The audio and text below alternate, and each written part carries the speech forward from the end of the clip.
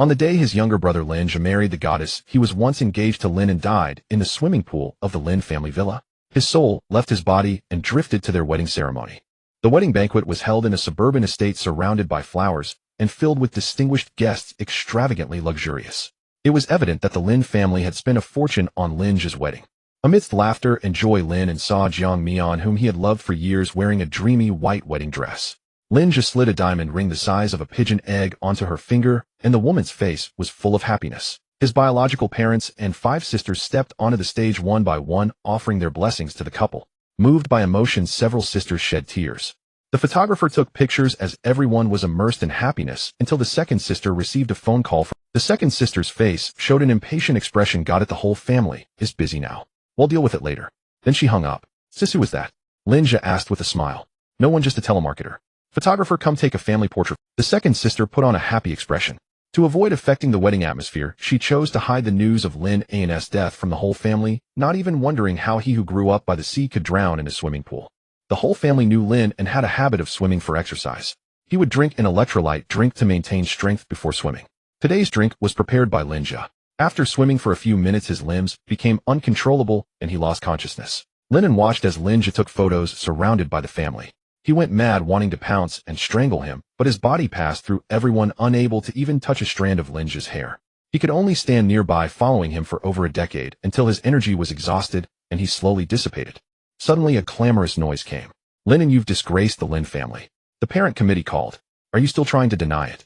Mom, he cheated on the exam. Everyone knows. I'm so embarrassed.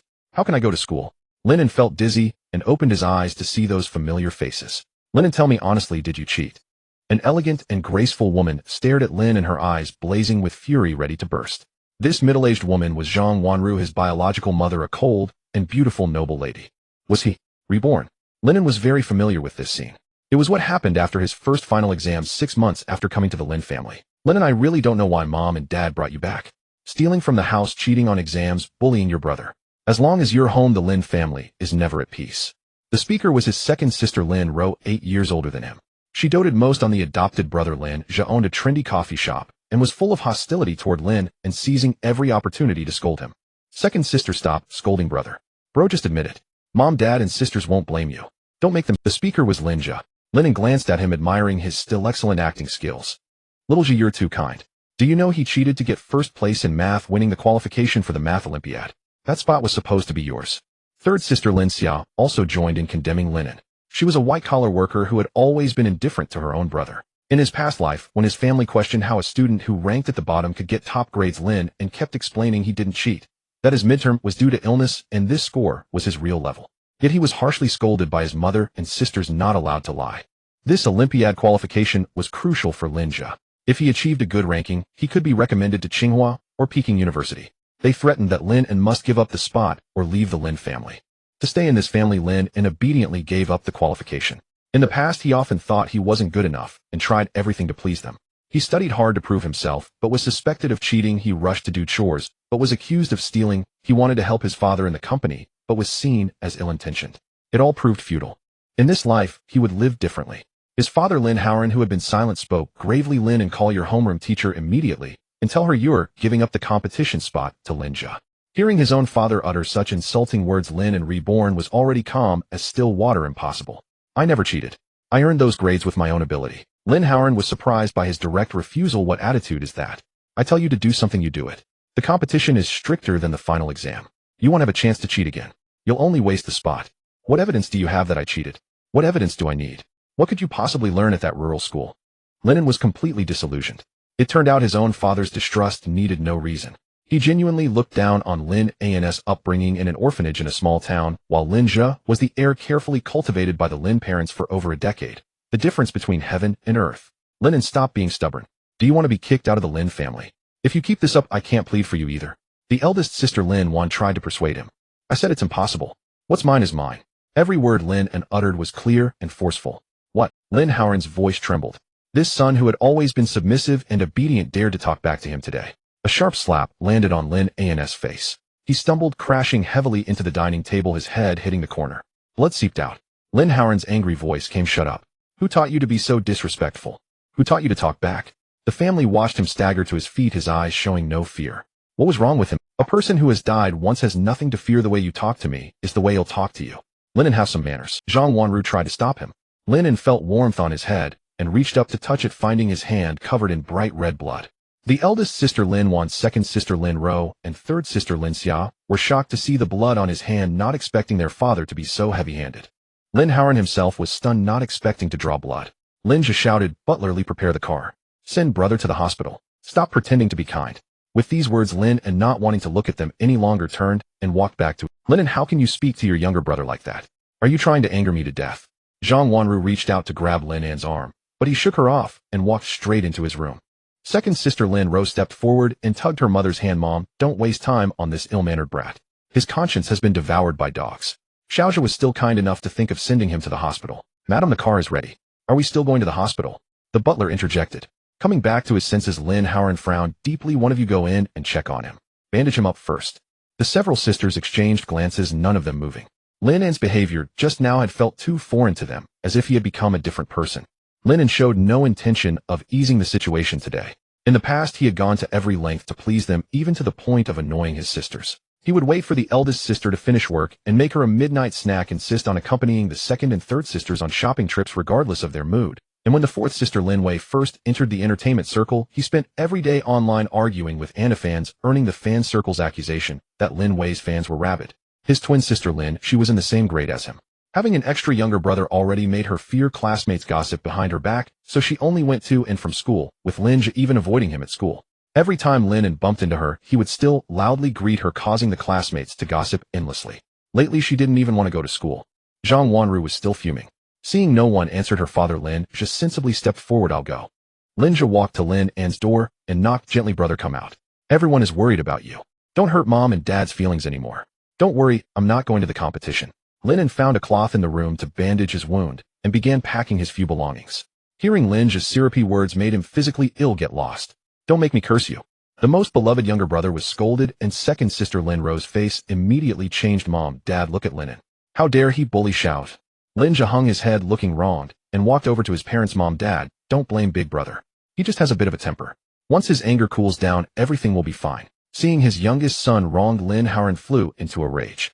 He strode directly to Lin An's door and pounded on it violently. "Get out here. Get out here." Seeing his provocation succeed, a hint of barely perceptible glee flickered in Lin Zhe's eye. Lin An suddenly pulled open the door. Lin Howard stumbled and nearly fell. His anger reached its peak. He pointed at Lin An's face and roared, "Apologize to your brother now. And if I don't apologize." Lin An's lips curved. "Then get out of the Lin family and never come back," Lin Howard said through gritted teeth. "Fine. Is this what you all want?" Lin An looked at his mother and sisters. "If you still refuse to be disciplined, I can't keep you either," Zhang Wanru said coldly. Lin An's face was expressionless as he uttered a single word: "Good." Reborn in this life, family bonds were still as fragile as ever. He had seen through it. If a home couldn't take him in, there was no need to force it. Leaving was the answer. Lin An pulled open the desk drawer, took out paper and pen, and walked out. "Lin An, what are you going to do?" "Apologize to Xiaozhe quickly." Third sister Lin Xia glanced at him. "I've thought it all through," Lin An said calmly. Under everyone's gaze, he wrote the renunciation agreement. Lin An and his biological father Lin Howard and biological mother Zhang Wanru mutually and voluntarily sever their relationship. Lin An signed his name without hesitation, then handed the agreement to his parents. "Lin An, what do you mean? Are you trying to threaten mom and dad?" Lin Ro stared at the agreement in disbelief. Zhang Wanru was so angry she couldn't speak, her whole body trembling. Lin Howard was about to explode. "Fine, Lin An. You've got nerve. I'll give you one last chance. Apologize to your brother, and I'll pretend I never saw this." Threatening me with— Lin An's voice was cold. "Mister Lin, I'm not trying to threaten you. Just sign it. From now on, I have nothing to do with—" The eldest sister Lin Wan sensed that Lin An was different this time. A vague unease settled in her heart. She took the agreement and tried to stop the situation from escalating. "Stop this. We'll talk about it tomorrow. I'll convince mom and dad to forgive you. Lin An, go back to your room." Lin An's face was icy. "I don't need forgiveness. Whether you sign or not, our relationship ends today." "Lin An, what has gotten into you? We're about to take the college entrance exam this year. Where can you go if you leave the Lin family? Transfer back to the countryside. Go back to your orphanage." The twin sister Lin, she could no longer sit still. "Don't worry about me. I have my own plans. Whether I drop out or become homeless, rest assured I will never set foot in the Lin family again." The usually elegant Zhang Wanru roared, "I gave birth to you and raised you, and this is how you repay me. If I had known, I would have aborted you. You lost me when I was 2 years old. Counting the half year I've been back, you've raised me for 2.5 years.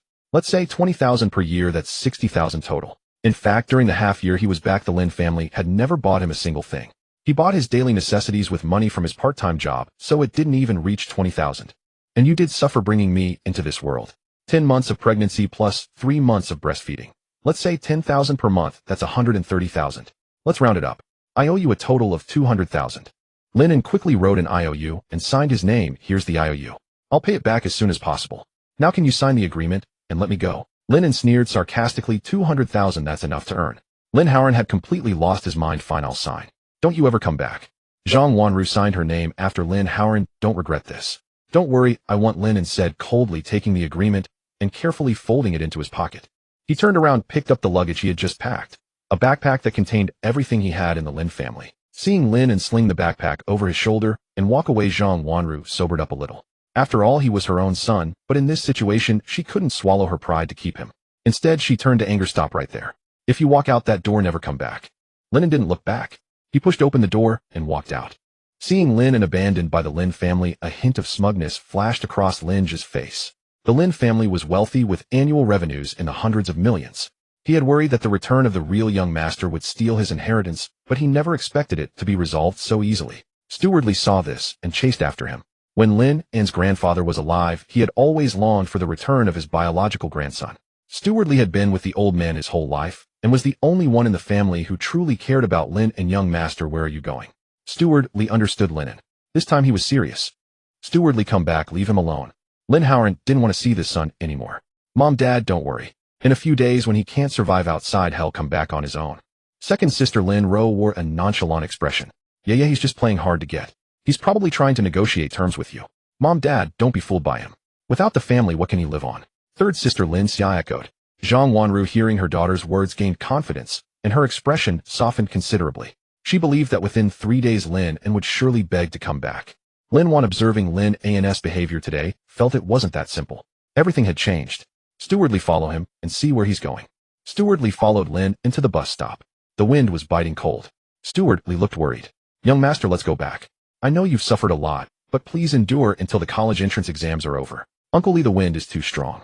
You should go back. Goodbye. Lin An's bus arrived. He waved at Uncle Li, signaling him not to follow any further, and got on the bus. Lin An had only a few hundred yuan on him. Renting a place was out of the question. The school was on break with over a week left until the holiday ended, so he couldn't stay in the dormitory. He had no choice but to seek help at the ramen shop near the school where he used to work. The ramen shop was a century-old establishment famous in City High. The boss and his wife were very fond of Lin An. Their daughter Lung Lin was Lin An's classmate. Poor in academics, but lively in personality. The shop staff had always been stable. They were willing to hire Lin An, whose schedule was irregular because their daughter often praised his talent in learning, hoping they could become good friends. It was 3 in the afternoon, past the meal rush. The shop had few customers. Lung Feng was surprised to see Lin An thinly dressed with a bandaged head. Kid, what brings you here? Lin An's face was red from the cold, his lips pale. Uncle Lung, can I stay here? I can work to pay for the— Lung Feng, seeing his awkwardness, understood the boy must be in trouble. He didn't ask further and set up a bed in the storage room. No one has ever stayed in the shop. Sorry for the inconvenience. Lin An, full of gratitude, said, Thank you, Uncle Lung. Please assign me any work. Lung Feng had a daughter in her final year of high school, so he knew how critical this period was. Stay here comfortably. You don't need to work. We'll talk after your exams. Lin An tidied up the bed in the storage room briefly, and then eagerly pulled out his exercise books. In his past life, he inexplicably fell ill before every exam, ending up in a mediocre school. Now he realized it must have been Lin Zhe's doing. Reborn, he didn't want to waste a single minute. He would devote himself entirely to studying. Fortunately, he still remembered the knowledge points from his previous life, so he just needed to reinforce them. After dying in his past life, he had unlocked a new skill, photographic memory. Now studying was a piece of— A knock came at the door. Thump, thump, thump. A cute face peeked from behind the door. It was Lung Lin, the boss daughter, with rosy lips and crescent-shaped eyes. She raised a lunchbox in her hand. Time to eat. Study after you finish. Lung Lin was the first classmate he met after transferring to this high school. When the school organized an autumn outing, and he couldn't afford the activity fee, she paid for him, and later introduced him to work at her family's shop. He took the lunchbox from Lung Lin and wolfed down the food. After eating, his stomach warmed, and his heart felt warm. Lung Lin, resting her chin on one hand, looked at him with admiration. Big study, God, tutor me please. I want to go to college too. She had only been able to attend high school because Lung Feng paid a hefty sponsorship fee. With her grades, dreaming of college was like a fool's fantasy. Lin An nodded. He couldn't stay for free, and she was the only one at school willing to help him. No problem. I can help you with whatever you need to catch up on. Really? Thank you so much. Lung Lin's face lit up with surprise. Lin An was the smartest person she had ever met. No matter how hard the teacher explained, she couldn't understand, but Lin An always found a clever way to make it clear. Before leaving, Lin left him her spare phone. At the Lin family, his sisters had only given him an old-fashioned phone for emergency calls, claiming his study habits were poor, even though Lin Zhe and Lin Zhe both used the latest fruit phones. Without a smartphone or a computer, it was hard for him to look up information or integrate with his classmates. Thinking about the tuition and material fees due after the break, Lin An knew he had to earn some money. With his memories from his past life, he knew many ways to make money, but he lacked startup capital. He recalled that at this time in his past life, a wealthy tycoon in City High named Zhou Shengren had gone missing during a forest hike. A month later, the rescue team found his body in a cave at the foot of Mingsha Peak, already decomposed. The news had made headlines across the city. He took out his phone and searched for social news. Soon he found the reward notice posted by the Zhou family. 1,000,000 yuan for finding the person, and even providing a clue would earn a reward of 50,000. Lin An had no car, so searching the mountains on his own was too difficult. He dialed the number on the webpage and chose to provide a clue. Hello, I'd like to offer a clue regarding Mr. Zhou's disappearance. A tired female voice answered. She was Zhou Shengren's youngest daughter, Zhouya. She had received dozens of calls in the past 2 days without a single useful piece of information. Go ahead. If the clue is genuine, I'll transfer the money to you immediately. Mr. Zhou is in a cave at the foot of Mingsha Peak. Zhouya found it unbelievable. Other callers could only provide a general direction. Why would this person give such an accurate location? How do you know that? She needed to know the source of the information to judge its credibility.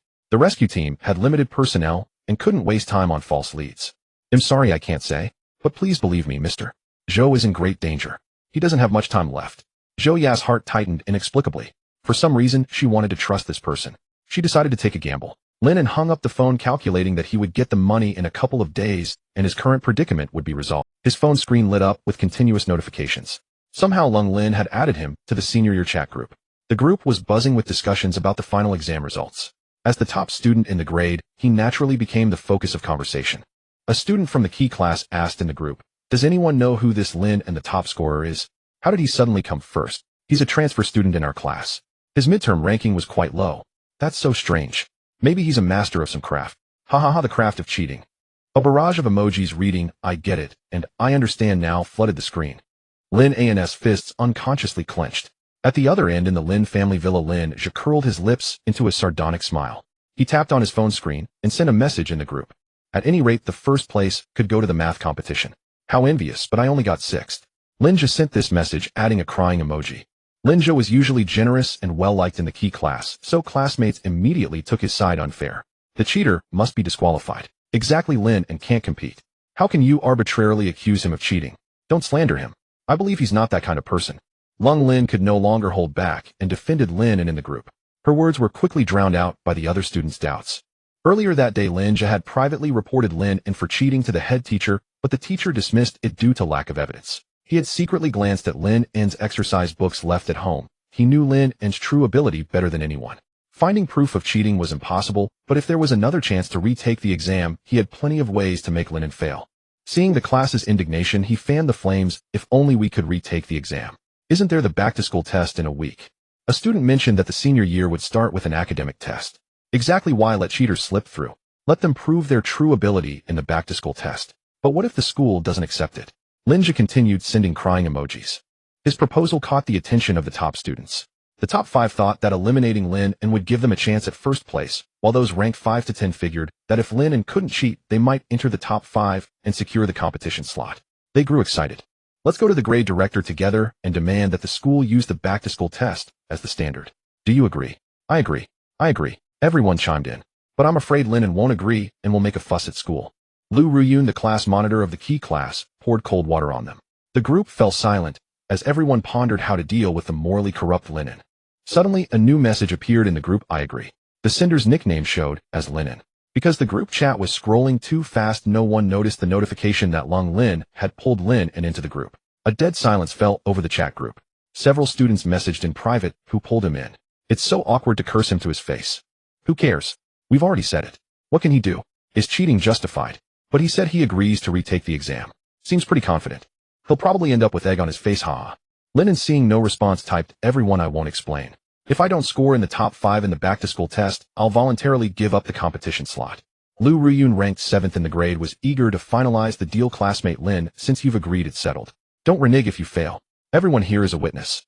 Lin An's expression turned cold as he sent an OK emoji. I suggest you spend your time studying instead of gossiping behind others' backs. Talk is cheap. See you all at the exam. With that, he left the chat group. Lung Lin watched the group chat unfold. She had always known Lin and was a proud person, but retaking the exam was clearly unwise. She quickly called him Lin and don't agree. I believe you didn't cheat. It's fine, I'll just retake it. Lin and I know you're a good student, but exams always involve luck. Just ignore these. Truth be told, Lung Lin thought he had talent in studies, but was still behind the top student. Scoring so high this time was largely due to luck. She feared he would lose the competition slot if he failed next time. Thank you for your concern. Don't worry. Unable to persuade him, Lung Lin could only pray for his good luck. In the Lin family villa, Zhang Wanru was still scolding Butler Li for losing track of the person. How could you lose him? It's already dark. Where could he go? Lin Wan, should we call the police? Lin Wan, her eldest daughter who managed the family affairs, was her pillar of support. The police won't take a case within 48 hours. Lin Zhe walked out of his room, saw Zhang Wanru pacing anxiously, and showed her the group chat. Mom, look, big brother is fine. He's chatting in the class group. I saw he left his old school phone at home. He must be using a new one, Lin Ro realized. Where did he get the money to buy Lin? She asked casually while munching snacks. Mom, well. Lin Zhe hesitated. What's wrong, Xiaozhe? Mom, the spare phone in my drawer is missing. I wonder if big brother took it. Lin Ro looked like she had figured it out. He must have taken it. I've always said he's dishonest. My Aurora pearl bracelet went missing in his first month here. We'll settle accounts when he comes home. Xiaozhe, send him a message to come back. Mom, I don't have him on my friends list. Lin Zhe looked embarrassed. Then call him. I don't have his number either. I used to see him every day, so I never thought to save it. Zhang Wanru turned to her daughters. Who has his number? Give him a call. The eldest, second, third, and fifth daughters exchanged glances. None of them had his number. Lin Wan sighed. He used to text me asking when I'd be home. I was so busy with work that it annoyed me, so I deleted his contact. The second and third sisters echoed, same here. He kept bothering me, so I deleted him. Lin, she said, how could I dare keep his contact? If my classmates found out, how would I explain having two brothers? Publicly, the Lin family only acknowledged Lin Zhe as their sole son and never mentioned Lin An's existence, leaving him in an awkward position. Zhang Wanru herself didn't have Lin An's contact information, so she could only fume in silence. The third sister, Lin Xia, seeing Zhang Wanru's grim expression, said, Mom, don't worry. Someone like him, who can't even show his face in public, is just using your concern to manipulate you. He'll probably show up in a few days to negotiate for benefits. Besides, he's good at stealing and cheating. He has plenty of survival skills. Zhang Wanru, realizing he could still reply in the group chat, and was at least safe for now, stopped obsessing over finding him. When he comes back, I'll make sure to cure him of these bad habits. He's just turned 18 and already like this. If I don't straighten him out now, he'll end up getting out of control. In the depths of the night, the sky was dark and a steady drizzle began to fall. In a clearing within the Phoenix Mountain scenic area, the headlights of a dozen parked Mercedes-Benz cars illuminated the grounds brilliantly. The slender secretary Zhao held an umbrella, persistently urging Zhouya, Miss, go back to the car and wait, it's too cold outside. Zhouya, turning a deaf ear, her weary eyes bloodshot, stared at the faint intermittent glimmers on the mountain, trying to gauge the search team's position. Miss, please get in the car and get some sleep. You haven't closed your eyes for 3 days. You can't afford to fall ill now. Zhouya's expression was blank. Dad, will he be found tonight? He has high blood pressure. After 72 hours, his chances of survival drop sharply. If he's not found tonight, will I no longer have a father? As Zhouya spoke, tears streamed down involuntarily. Secretary Zhao pulled out a tissue and wiped her tears. He will be found, he will be found. The mountain path was rugged and the rain made the search teams progress difficult and perilous, yet no one retreated. Every team member was anxious in their heart. As long as Boss Zhou was found alive, the Zhou family was willing to reward each of them with 500,000 yuan. The Zhou family was no ordinary wealthy household. Their economic strength ranked among the top in Haishur. Zhouya stood there until daylight began to break, the light in her eyes dimming bit by bit. Suddenly the walkie-talkie clutched in her hand crackled to life. Miss, we found him. The old master is still alive. Inside the cave of Mingsha Peak, Zhou Shengren had fallen into a coma, his breathing faint. His clothes and palms were torn, and one of his legs was broken. Judging from the traces inside the cave, he had, after being injured, crawled into the cave with tenacious willpower to shelter from the wind, rain, and wild animals. How is my dad? Is he okay? Zhou Ya's voice trembled. The old master is unconscious. Rest assured, miss, we've arranged a helicopter. He'll be sent to Jiren Hospital shortly. A dozen Mercedes-Benz cars drove in unison out of the scenic area, speeding toward the hospital. At dawn, the noodle shop was bustling with activity. Lin An ran to the kitchen to help, but Lung Feng shooed him out. You don't need to work. Eat quickly, then go study. With that, he handed Lin An a bowl of beef noodle soup with an added egg. Uncle Lung, I can't freeload. Who said you're freeloading? I'm keeping a tab for you. After the exams, you can work and pay off the debt. Lung Feng didn't care about the money, but considering the child's pride, he said it anyway. Lin An couldn't argue, so he ate in silence. No one saw the thin layer of mist that had risen in his eyes. The kindness of others touched the softest part of his heart. He had always been yearning for familial affection. After eating, Lin An plunged into a sea of practice problems. Only better grades could prove his innocence. At Jiren Hospital, after 6 hours of continuous four fluids, Zhou Shengren finally opened his eyes. Dad, you're awake. How do you feel? Zhouya held his hand, her expression worried. Not bad, just a bit of pain in my leg. Dad, your leg is fractured, but don't worry. The doctor said it'll heal in 3 months. There's nothing else seriously wrong. You just passed out from hunger. You can be discharged anytime. Please don't go hiking alone again. Zhou Shengren looked at his leg in a cast his tone light. I just wanted to get some exercise. I didn't expect to get lost. I won't do it again. Thank goodness for my precious daughter. Otherwise these old bones of mine would have been left in the mountains. Zhouya suddenly remembered that she hadn't yet sent the reward money to Lin An. The search team's bonus had been paid in full at the hospital that morning. Oh, I haven't transferred the money to my benefactor. What benefactor? How much money? The person who called with the tip. The reward is 50,000. From the voice it sounded like a teenager. But it was very strange. He accurately told us your location, so we found you. Did you see any young man when you went into the mountain? There were people at the start, but after I got lost and entered Mingsha Peak, I didn't see a single soul. Absolutely no young man. Then how did he know? Don't rush to transfer the money. Investigate first, find out who he is. After all, he saved my life.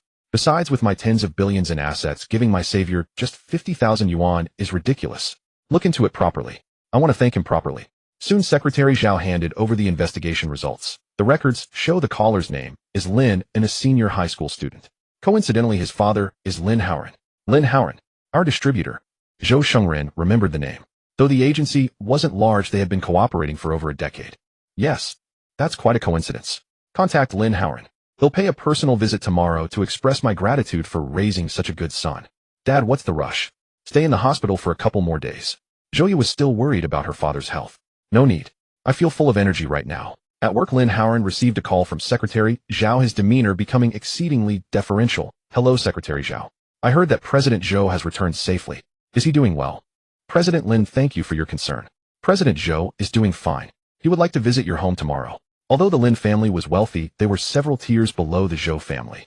In Haishi's business circles, no one would dare to slight the Zhou family. In fact, Lin Hauren's company had grown entirely by distributing Zhou's products. The Lin family's fortunes could be decided by a single word from Zhou Shengren. The thought of such a prominent figure visiting his home made Lin Hauren both honored and anxious. Really, I'm deeply honored. Good. We'll come around 9 or 10 tomorrow morning. After hanging up, Lin Hauren was thrilled. He excitedly dialed Zhang Wanru, the president of the Zhou Group, is coming to our house tomorrow. Have the servants decorate the place nicely and make sure all the children come home. They must dress appropriately.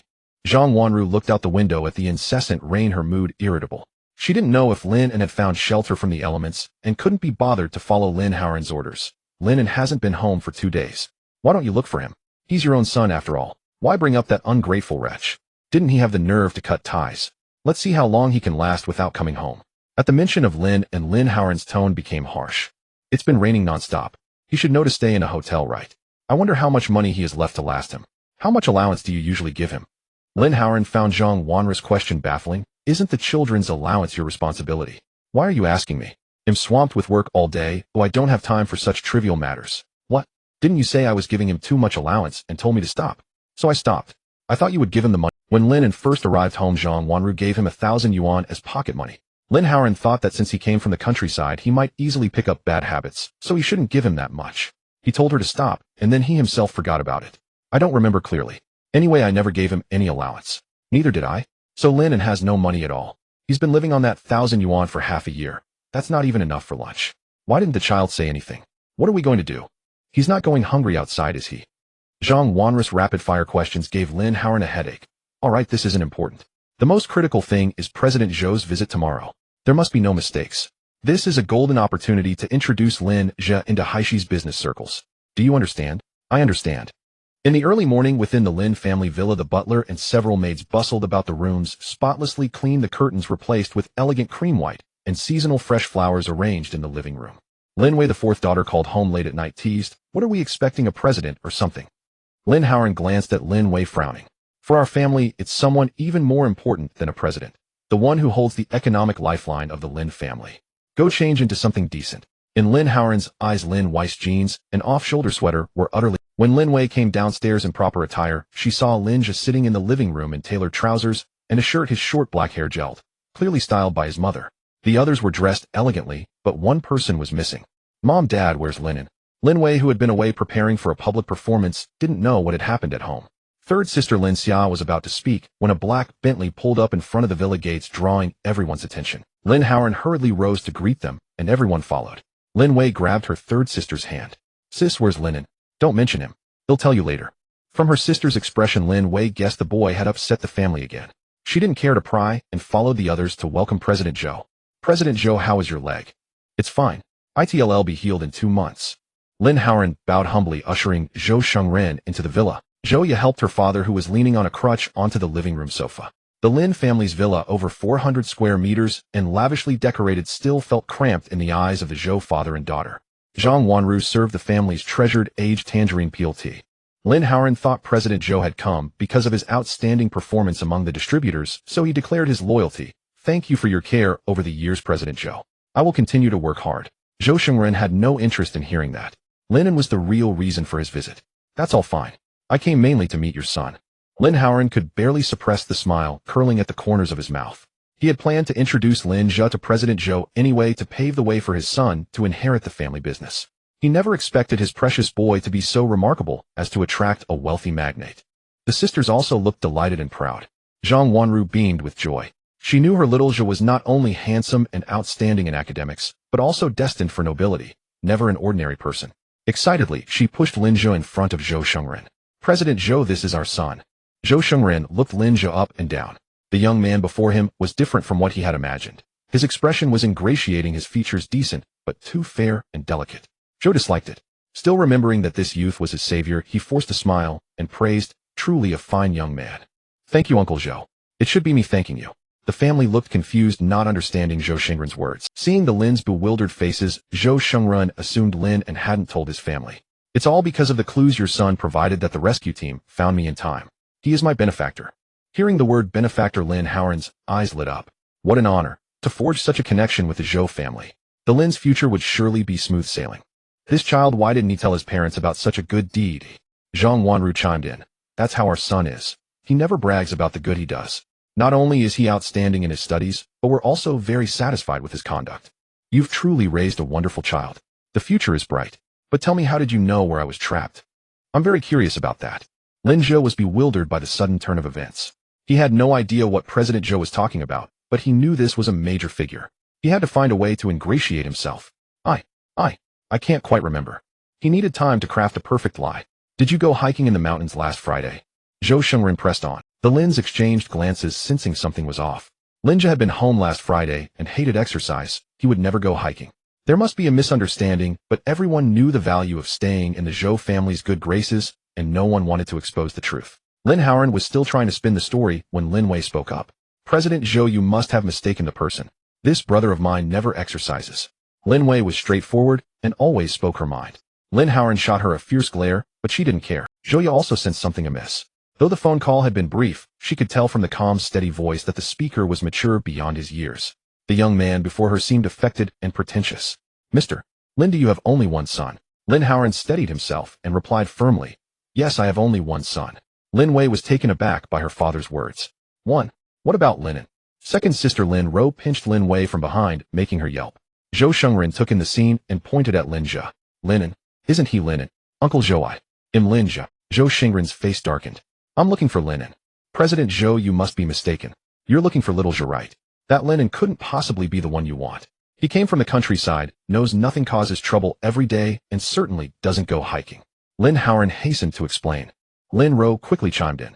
Yes, President Zhou, our little Zhe is exceptional. He must be the one you're looking. Seeing that the family had no intention of telling the truth, Zhou Ye pulled out her phone and dialed the number Lin An had used before. Hello, is this Lin An? Yes, Miss Zhou. Is President Zhou all right? Yes, thank you for the information. Is your father Lin Howard?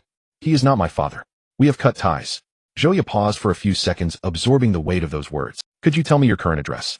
My father wants to meet you and thank you in person. I also want to give you the reward money. Lin An thought for a moment. Though staying in the noodle shop was inconvenient, the reward money would solve all his current problems and allow him to pay Uncle Long for room and board. His situation didn't allow for pride, so he gave her the name of the noodle shop. You're staying there. Zhou was surprised to hear it was a noodle shop. Yes. Lin An repeated the address. All right. My father and I will be there shortly. The Lin family listened silently as Zhou made a phone call, not daring to breathe. After the call ended, Zhou leaned close to Zhou Xingren's ear, Dad Lin, and said, he has already cut ties with the Lin family. What? He is now? Then let's go right now. Zhou Xingren's face turned grave. Mr. Lin, it seems I've come to the wrong place. Goodbye. Zhou helped him up and walked outside. Lin An sensed something was wrong. President Zhou, there must be some misunderstanding. How could you possibly look for Lin An? He's just a country boy, very ill-mannered. Zhou Xingren couldn't understand what kind of person would speak so poorly of a child related by blood. Is Lin An your biological son? Yes, but President Zhou, you don't know. That child is extremely unruly. I'm afraid he might offend you. Don't trouble yourself. Zhou Xingren's tone was icy. Lin An was so frightened, he dared not respond. The Lin family could only watch their own golden goose walk away helpless. The black Bentley started and drove toward the direction of the noodle shop. Lin An, having worked at the company for years and being composed, immediately drove to follow. Honey, is President Zhou angry? Will it affect the company? Zhang Wanru started worrying and asked many questions. Lin An was anxious inside. You ask me, who do I ask? It's all because of your good son. How did he manage to get involved with President Zhou? Lin Wei was tasting the imported fruits prepared for the distinguished guests, her voice indistinct. I heard President Zhou imply that Lin An saved him. That's a good thing. This good luck falling on Lin An, who had cut ties, might turn into bad luck for the Lin family. Eat, eat, eat, all you know is eating. If it weren't for your big mouth, this good fortune should have been Zaya's. Second sister Lin Ro reached out and took away the fruit plate. Sisters, don't argue over me. It's all my fault for being useless and not finding a chance to save President Zhou. Lin Zhe looked aggrieved. Zhang Wanru reluctantly took his hand. How can this be your fault? Good child who could know where President Zhou was missing. Third sister Lin Xia had a hateful look in her eyes. Thinking of that country boy Lin An made her angry. Exactly, it's too strange. How could Lin An possibly know such a thing? He must have used some underhanded method, or it was just a blind cat catching a dead mouse. Sheer luck that he fooled the Zhou family. At noon, the noodle shop was bustling with business. The restaurant, over 100 square meters, was full of customers, mostly locals who lived or worked nearby. The black Bentley parked in the space in front of the noodle shop, attracting the attention of many diners. Oh, now even rich people like to eat at small restaurants. Just for a change of taste. Exactly, this place is a century-old establishment with authentic flavor. Even rich people need to eat grains to live. Zhou helped Zhou Xingren into the noodle shop. Soon a staff member recognized the chairman Zhou, who had been on the wealth list, and took out his phone to compare with news photos. Brother Lung, this person looks like Zhou Xingren, the boss of Zhou Group. You must be mistaken. Is my noodle flavor so divine that even a big boss with a lame leg would come to eat? Lung Feng teased. The staff member came forward to greet them. How many? What kind of noodles would you like? Sorry, I'm not here to eat noodles. I'm looking for someone. Who are you looking for? Lin An. The staff member had worked with Lin An and knew him well. You're looking for him. He's in the back. Before he could finish, Lung Feng covered his mouth. Lung Feng thought about Lin An hiding here recently, afraid he might have offended some big shot, and his eyes were full of caution. What do you want with him? My father needs to thank him in person. Please don't be nervous. Zhou handed Lung Feng a pure gold business card. Zhou Xingren had always liked extravagant things. This sparked a buzz among the diners. Is that business card made of gold? Maybe it's brass. It looks like oh, if I got one of those, I'd be set. Lung Feng examined the card carefully, confirming that the other party was indeed Zhou Xingren, the head of Zhou Group. President Zhou, sorry about that. Xiaozhang, go call Lin An out. Lung Feng negotiated with a customer to vacate a small table and arranged for Zhou Xingren to sit down first. The diners were all waiting to see who Lin An was eating their noodles very slowly. Before being called out by Xiaozhang, Lin An was still doing practice problems. The storage room had no air conditioning, and in the drizzly, overcast winter, he was frozen pale with red hands. Hello, President Zhou, I'm Lin An. Zhou Xingren sized up the young man before him. He wore a faded school uniform, was thin, but had a heroic air with well-defined features, sword-like eyebrows, and starry eyes. Especially in his eyes there was a kind of unyielding determination, which Zhou Xingren admired most. Zhou Xingren nodded with satisfaction. Hello, young man. Thank you for saving me. Lin An, not used to being thanked in front of so many people, was a bit shy. It's nothing. It was my duty. How did you know my location? Just think of it as something I learned in a dream. Of course, he couldn't say he was reborn. Zhou Xingren was puzzled inside, but considering that he might have encountered a master, he didn't press further and signaled Secretary Zhao to bring the reward money. Secretary Zhao carried a briefcase, his arms sinking under its weight, indicating it was quite heavy. The small table in the noodle shop was not big. The briefcase filled it completely. Secretary Zhao opened the case, eliciting gasps from the diners. Neatly stacked pink banknotes, a full 2 million in cash. Oh my God, is that real money? I've never seen so much money. Who is this kid? Judging by his school uniform, he must be a student from No. 12 middle school. What kind of student is so amazing?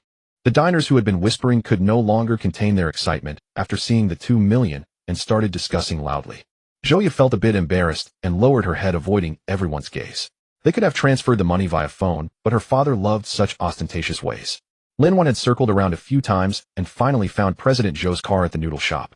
As soon as she entered, she saw this scene, Zhou Shengren pushing a box of money toward Lin An. This is a token of gratitude. Please accept it. Mr. Zhou, this is too much. The reward notice said 50,000. Just give me 50,000. Lin An was not a greedy person. He only wanted what was his due. 50,000. You underestimate the value of my life. If you're willing to be friends with me, take it. Seeing his expression that brooked no argument, Lin An had no choice but to accept.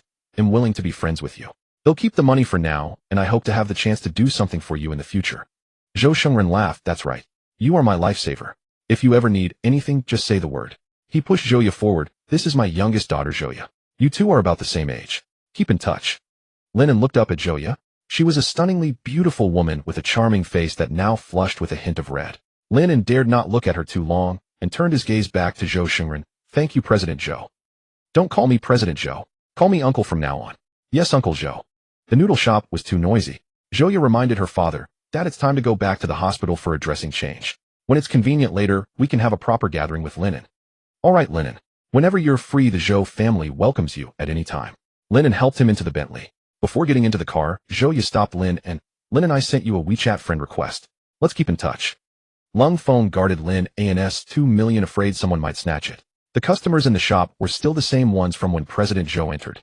Even though their noodle soup had gone cold, they refused to leave, discussing the young man's background. No matter what his background was, having connected with Zhou Shengren, his future was bound to be bright. The Bentley drove away. The eldest sister, Lin An, stepped forward and grabbed the young man, Lin An. Lin An looked at the impeccably dressed Lin An beside him, still wearing that cold, expressionless face, her brows slightly furrowed. What are you doing here? I came to find you.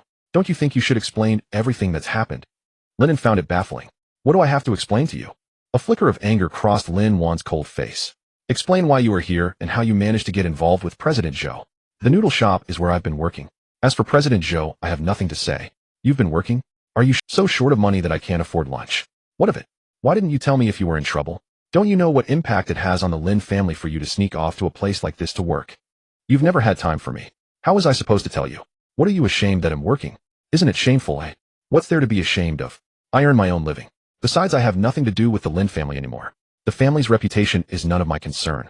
You needn't worry. The diners in the shop were still staring at Lin An. Lin An felt she had lost face. She had originally come chasing after President Zhou to ask what was going on between them, but she never expected this brat to be so rude. It made her angry. Are you done making a scene? Come home with me. Maybe we didn't think things through before, but your attitude is also a problem. Go home and apologize to your brother. He'll plead with Mom and Dad to forgive you. Lin An, I always thought you as the big sister at least weren't too biased. I was wrong about you. You're just like them. Lin An, know when to stop. If you come home now, Mom and Dad will still take you back. If you keep dragging this out, you'll lose your chance. I don't need it. Lin An, have you ever thought about what you'll do when the Zhou family finds out you've been deceiving them? Where will you go then? You think I deceived the Zhou family? What else could it be? How could you possibly know about President Zhou? Lin An's tone was certain. Think whatever you like. I'm no longer your brother. Please don't bother me. I don't want to see anyone from the Lin family. Lin An was furious. As the general manager of the company, she was used to having her word final. She never expected this brat to show her no respect at all. She growled, Lin An, you're hopeless.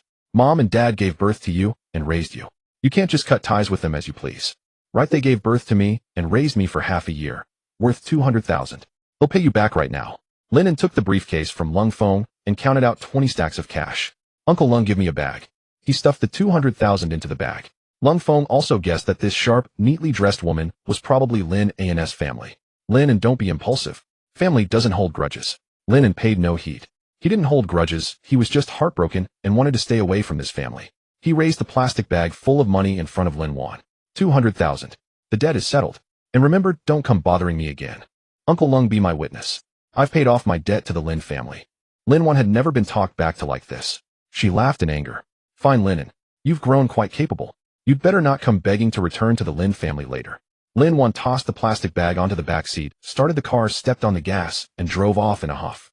Lung Feng patted Lin An on the back. Son, let me go with you to deposit the money first. Lin An took out a stack of cash and pressed it into his hand. Uncle Lung, take this. It's for my room and board.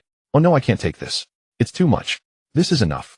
Lung Feng pushed the money back, shook the solid gold business card in his hand, and laughed hard. Lin An also laughed. Now he had won 8 million and no longer had to worry about money. He could focus wholeheartedly on preparing for the college entrance exam. With his past life experience, he knew that if he could get into Qingbei University, he would meet a group of insightful people and have more opportunities to create immense wealth. The Lin family watched as Lin Wan entered with a dark expression. Lin Howard couldn't help asking, well, is the person President Zhou was looking for really Lin An? Lin Wan nodded. It's Lin An. He didn't say anything bad about us in front of President Zhou, did he? No, he didn't say anything. President Zhou even gave him a whole case of money. This is the 200,000 Lin and returned to you. She handed the plastic bag to Lin Howard. Seeing the bag of money, Lin Howard was furious. Where did that brat learn to cheat and swindle? He dares to fool the Zhou family out of their money. He's asking for trouble. The Zhou family is not someone he can afford to offend. He doesn't know his place. It's good to cut ties with him, so he won't drag the Lin family down later. Lin Ro chimed in. Brother probably just wanted money too badly, that's why he did this. Mom, Dad, please don't blame him. Lin Zhe pretended to speak up for Lin An, but was secretly delighted. Offending the Zhou family was Lin An's own bad luck. Zhang Wanru wanted to ask about Lin and how he was, where he was living, but seeing the family's outrage, she chose to remain silent. Lin Wei, lounging on the sofa scrolling through her phone, asked casually, I think President Zhou seems to care quite a bit about Lin An. The Zhou family won't target our business because of him, will they? Lin Howard suddenly erupted in rage. If he harms the family business, I will never forgive him for the rest of my life. They'll make sure he gets what's coming to him. No, he's just a student. He helped President Zhou by accident once. He doesn't have that much influence. Besides, he's still our own flesh and blood. Seeing the head of the family furious, Zhang Wanru felt afraid. Lin Ro showed dissatisfaction. She couldn't understand why Zhang Wanru couldn't let go of that wild child from the countryside. Mommy's already returned the money. He wants to sever ties with you. Don't think about him anymore. Focus more on Xiaozhe. Do you know that tomorrow a few members of Xiaozhe's senior year parents committee plan to go to the school together to ask the principal to include the results of the opening exam in the criteria for selecting competition spots? Everyone is very unhappy about Lin An's cheating on the exam. I think our family should go too. Both Lin Howard and Zhang Wanru thought Lin An should give up his spot to Lin Zhe, but personally going to the school to report their own child for cheating felt too embarrassing. Lin Ro patted Lin Zhe on the head. If you want go, I will. Our Xiaozhe's future is the most important. Lin Zhe was extremely pleased. Since the person involved agreed, the school had no reason to oppose the wishes of the parents' committee members. Those parents were no ordinary people. They were rich and powerful. Their children's top 10 rankings in the grade were achieved by throwing resources at them. Their private tutors were top-notch. Lin Zhe opened his phone and sent a message to a contact nicknamed Toxic Master on QQ. Are you there? I want some goods. The next morning, Lin An, immersed in a sea of problems, was interrupted by a knock at the door. Lin An, are you up? May I come in? A crisp, youthful voice drifted in. It was Lung Lin. Come in. As soon as the girl entered, she leaned over his makeshift desk. I heard you came into some money. Treat me to bubble tea. Didn't you ask me to tutor you? At the mention of studying, Lung Lin's head ached. She pouted. We'll talk about that after. Lin An glanced at his watch. It was already past 9.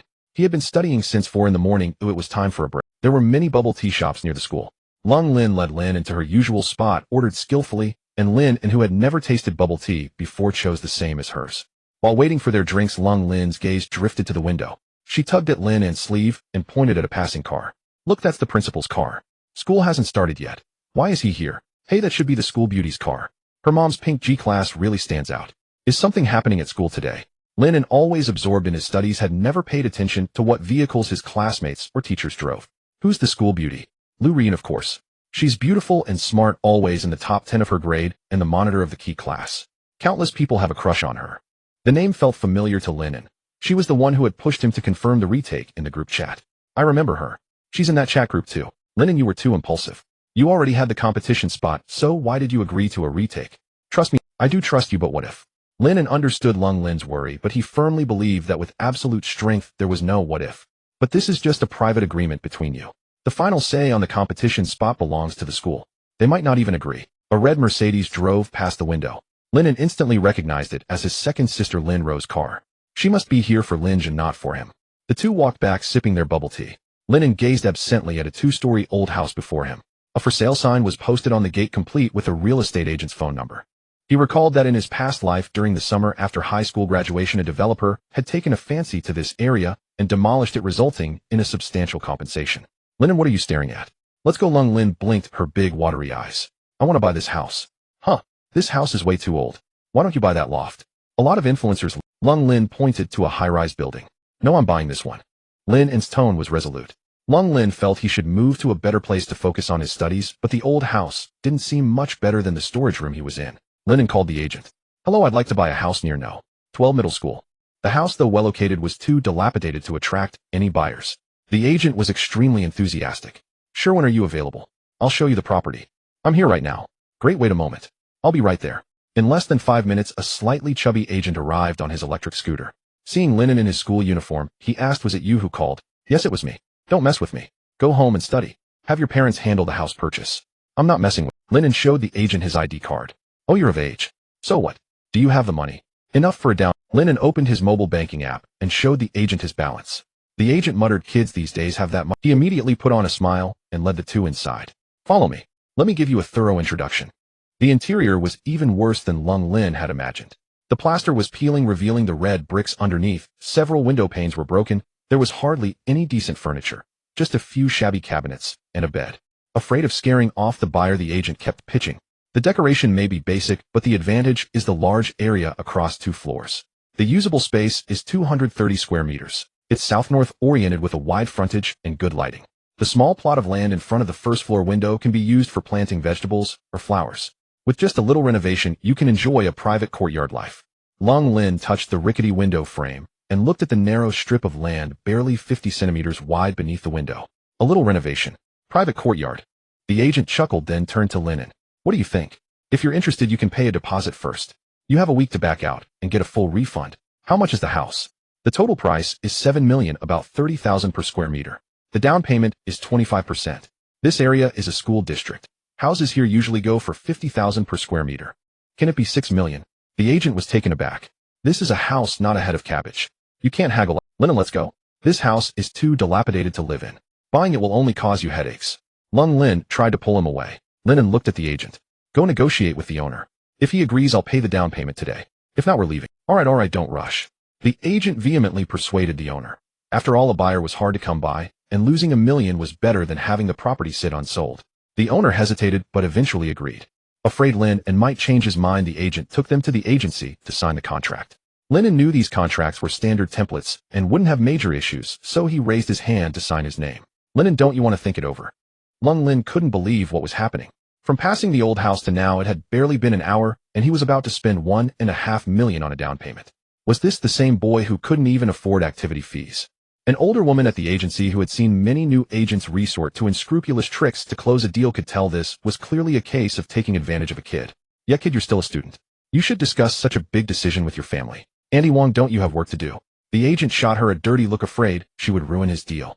I'm not busy cheating kids. How are you going to get a loan for him? He's a student. Don't worry about it. I have my ways. The agent's methods likely involve private banks with high interest rates, lax review processes, and high employee turnover. Hey, I'm just saying. Before Annie Wong could finish, the store manager interrupted. Annie Wong, come help me organize a file. After all, the deal contributed to the store's performance, so the manager wanted it to close as well. The agent turned to Lin and putting on a smile again. Sign quickly. I've already contacted the owner. After signing, we can go to the housing authority for the transfer this afternoon. Lin signed his name with a flourish. After they left the agency, Lin was still worried. Are we being scammed? If my dad finds out, will he scold me for not stopping you? Lin's phone rang. Hello, Lin. This is Teacher Lee. Yes, hello, Teacher Lee. I have something to tell you. Teacher Lee paused, carefully choosing his words. Lin and several parents have come to the school together, questioning the authenticity of your final exam results and demanding that your grades be annulled. I believe in you, and they indeed have no evidence, but these members of the parent committee are making such a fuss that they insist on including both the start-term exam results and the final exam scores in the evaluation for the competition quota. In the name of joint inclusion, the parents' real intention is to count whichever of their own children's exams went better, ultimately pushing Lin out. Lin, I'm sorry. I've tried my best to argue for you. Please prepare well for the start-term exam. It's okay, Teacher Lee. Let it be as decided. I believe you can still achieve such excellent results. Thank you, Teacher Lee. Hanging up the phone, Lin felt a chill run through his entire body. So Lin had gone to the school to report him for cheating.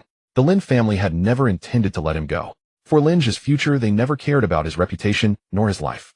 It was the same in both his past and present lives. At school, the other parents had gotten the answer they wanted and went home satisfied. Only Lin remained in the security booth, repeatedly watching the final exam surveillance footage, murmuring to herself, how is this possible? He really didn't cheat. In the video, Lin An sat quietly and focused at his desk answering questions without any unusual movements. Lin Rose scrutinized every move he made, trying to uncover any sophisticated cheating method he might have used. Lin Zhe called second sister. Did the school agree? Yes, they agreed. Don't worry. Great, thank you, sister. You are the one who loves me the most. It's good that you know I care for you. Do well next time, and make sure to get the competition quota. Mom, I will definitely get it. This time, to prevent Lin An from cheating, the math department requested an additional problem set. The principal agreed to have Professor Liang from the Peking University Mathematics Department set the questions. He'll arrange a tutor to teach you some advanced math in advance. With preparation, you'll have no problem. Lin Zhe carried the entire family's hopes. Since he started high school, Lin Ro had become close with the parent committee members. They shared tutoring resources, all from top graduates of Tsinghua and Peking University. Though expensive, costing over 1,000 yuan per hour, the tutoring results were indeed impressive. Sister, you're so good to me. I bought your favorite chestnut cake. When will you be home? All right, I'm coming back now. Lin Ro hurried back, but before leaving she glanced again at the surveillance screen. In the frame, Lin Zhe seemed to have accepted something passed by a classmate. Never mind, I must have seen it wrong. After watching the surveillance for hours, my eyes are tired. Xiaozhu is such a good boy, he couldn't have cheated. Lin Ro rubbed her eyes, left the security booth, and retrieved her car to go home. Since receiving teacher Li's call, Lin An had been grim-faced. He barely ate at lunch. Lung Lin grew worried. Lin An, it's okay if you don't do well. I heard that competition is extremely difficult. Although the school sends students every year, no one has ever placed, let alone secured, a recommendation to Tsinghua or Peking University. Going might just be a wasted effort. Lung Lin thought he was gloomy because he feared failing and losing face, so she tried to comfort him. In truth, what saddened him was that the family he once so desperately wanted kept stabbing him in the heart. Lin An's mouth twitched into a bitter smile. Don't worry, you'll do well. The agent contacted me. Oh, I need to go through the transfer and mortgage procedures. He'll go with you. Lung Feng watched the two leave, then turned to blame his wife Tong Jiaojiao. When you have time, keep an eye on Lin Lin. She doesn't study herself, and she drags Lin An along with her. Look at them running around all day. Am I free? The shop is so busy. If you have time, you can manage her yourself. Though Tong Jiaojiao was over 40, she still had a slender figure and smooth skin, maintaining an elegant demeanor despite years in the noodle shop. Scolded by his wife, Lung Feng sighed. Thinking of how his wife, a pampered rich girl, had endured so many hardships with him over the years, he fell silent and focused on arranging drinks on the counter for easy customer access. Lin An left the Housing Authority office looking at the property certificate in his hand. After 18 years of drifting, he finally had a home of his own. Let me touch the real estate certificate. I've never seen one. Lung Lin took the red booklet and examined it carefully. Lin An, you're amazing. You're the first among my friends to own a house. She took out her phone, snapped a photo, and posted it on her Moments with the caption, my classmate has a house now. Congratulations to him. She shared her joy at that moment. Soon a wave of comments from classmates arrived. Which classmate? Where's the house? Which wealthy young master? Tell us what kind of mansion. No wonder you stopped hanging out with me during the break. You're busy playing with your rich classmate, boohoo. The classmates had already started guessing which rich young master it was. At this age, anyone who could afford a house must come from a well-off family, and the house wouldn't be shabby. Lung Lin thought of Lin An's old dilapidated house and felt a bit embarrassed to say it. It would also cause trouble for Lin An, who was already in the spotlight. So she replied in Moments, secret everyone. On the way back, Lin An took Lung Lin to buy some household items, curtains, bedding pots, and pans. They hailed a taxi to transport the goods to the old house. Lin An, are you moving in now? Yeah. Lin An nodded. He didn't want to trouble Uncle Lung anymore, and the noodle shop was too noisy for studying. Preparing for exams was now his top priority. Okay, but don't tell my dad I knew about this. He'll blame me for not stopping you. Don't worry, you'll tell Uncle Lung it was. The two quickly cleaned the master bedroom on the second floor. Fortunately, the bathroom still worked. As long as he brought his luggage, he could move in. The conditions were Spartan, but the quiet was a blessing. When they returned to the noodle shop, it was evening. The place was bustling with business, but Lung Feng was standing at the door. Seeing her father's stern face, Lung Lin greeted him with a sheepish smile. Hey Dad, we're back. Lung Feng clicked on her Moments. What's this all about? What have you two been doing all day? Uncle, it has nothing to do with Lin Lin. I bought the house on my own. What? You bought it? Lung Feng's eyes widened, his mouth agape. Their current apartment had taken him and his wife half a year of visiting sales offices and comparing over a dozen properties before they made the decision. The night before buying, they were so excited they couldn't sleep. After all, spending millions had drained all their savings. Dad, are you okay? Lung Lin lifted his chin to close his mouth. In just one day you bought a house. Son, you weren't scammed, were you? After the two explained the situation, Lung Feng became even more convinced that Lin An had been tricked by the agent. That house had been on the market for 2 years without selling. He urged him to cancel the purchase. That's a 1.5 million down payment. With a monthly mortgage of 20 to 30,000, how long can your savings last? Uncle, don't worry. I just need to get through 6 months. Lung Feng was so anxious he stammered. Oh dear, you're a kid, you don't understand how serious this is. Come on, I'll take you to the agency to cancel it. It's too late. The transfer has already gone through. As night fell and the customers gradually left, the shop grew quiet. Lung Feng accepted the reality, but he felt a gnawing guilt. It was all his fault for being too busy to keep an eye on the kids, letting Lin An get scammed by the agent. Uncle Lung, I want to move in tonight. There's only a week until the start of the term, and I need to prepare for the exam. Alright, the shop is indeed too noisy. It's nearby, so come here for meals. Uncle, don't worry. There are plenty of places to eat near school. I have money now. Lung Feng escorted Lin into the old house and helped him settle in. Looking at the condition of the place, he couldn't help shaking his head. Early the next morning, he came again, fixing the light, replacing the broken window, and installing a new lock on the door. Before leaving, he handed the new key to Lin and reminding him, living alone, be sure to stay safe. Thank you, Uncle Lung. He'll definitely tutor Lin well. This was the only way Lin An could think of to repay Lung Feng. Lung Feng chuckled, focus on your own studies. As for her, she'll learn as much as she can. During the week before school started, Lin came to the old house every afternoon for tutoring. Every day, she marveled that even her resistant mind could absorb knowledge under Lin An's teaching. Lung Feng had once spent a fortune hiring famous tutors for her, but she felt none compared to Lin An's method. Lin An, if you became a tutor, you'd make a fortune. Lin An watched her serious expression, a hint of a smile curling at the corner of his mouth. Then please be more attentive. When your grades improve, others will believe in my tutoring abilities. Before they knew it, it was the day before the new semester. Thinking about the exam tomorrow, Lin was completely dejected. The notification sounds from both their phones rang simultaneously. Quick look. The teacher posted the exam room arrangement in the class group. You're in exam room 1, and I'm in the last one. Let me see. Lin An opened the message and glanced at it. The exam rooms were arranged by grades. Lin Zhe was in the same exam room as him. He was confident about the exam, but he was afraid that Lin Zhe would pull some tricks. Inside the Lin family villa, Lin Zhe had just finished reading the exam room information and started changing clothes to go out. Xiaozhe, where are you going? Dinner will be ready soon. Zhang Wanru, who was arranging flowers in the living room, saw his hurried expression and called him back.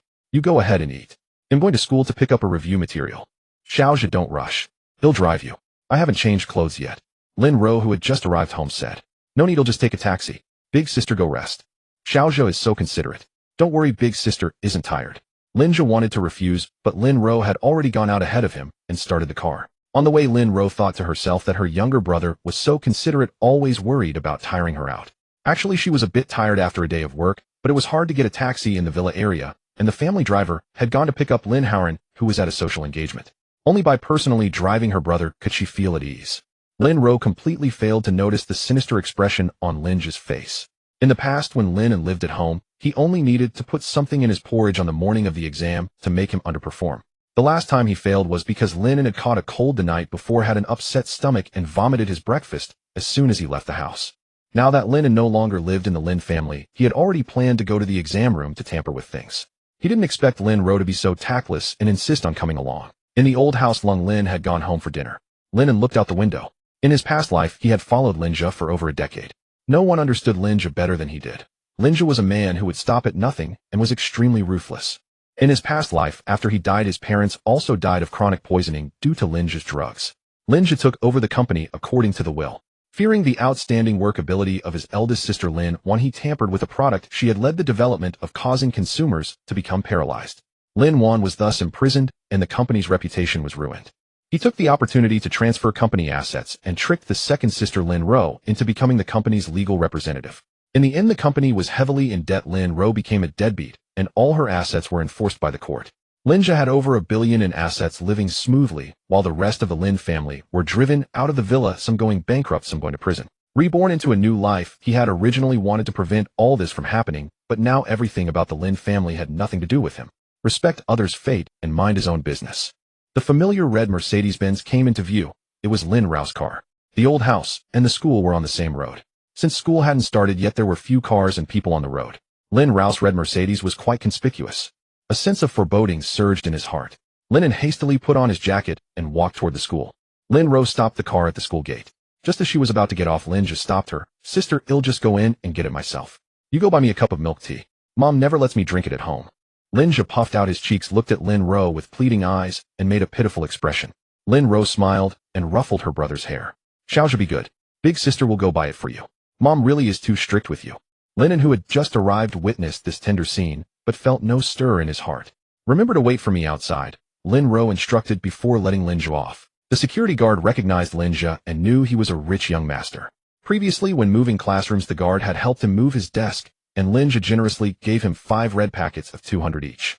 Seeing this generous young master, the guard quickly opened the door, nodded, and smiled through the window of the guard room, and let him into the campus.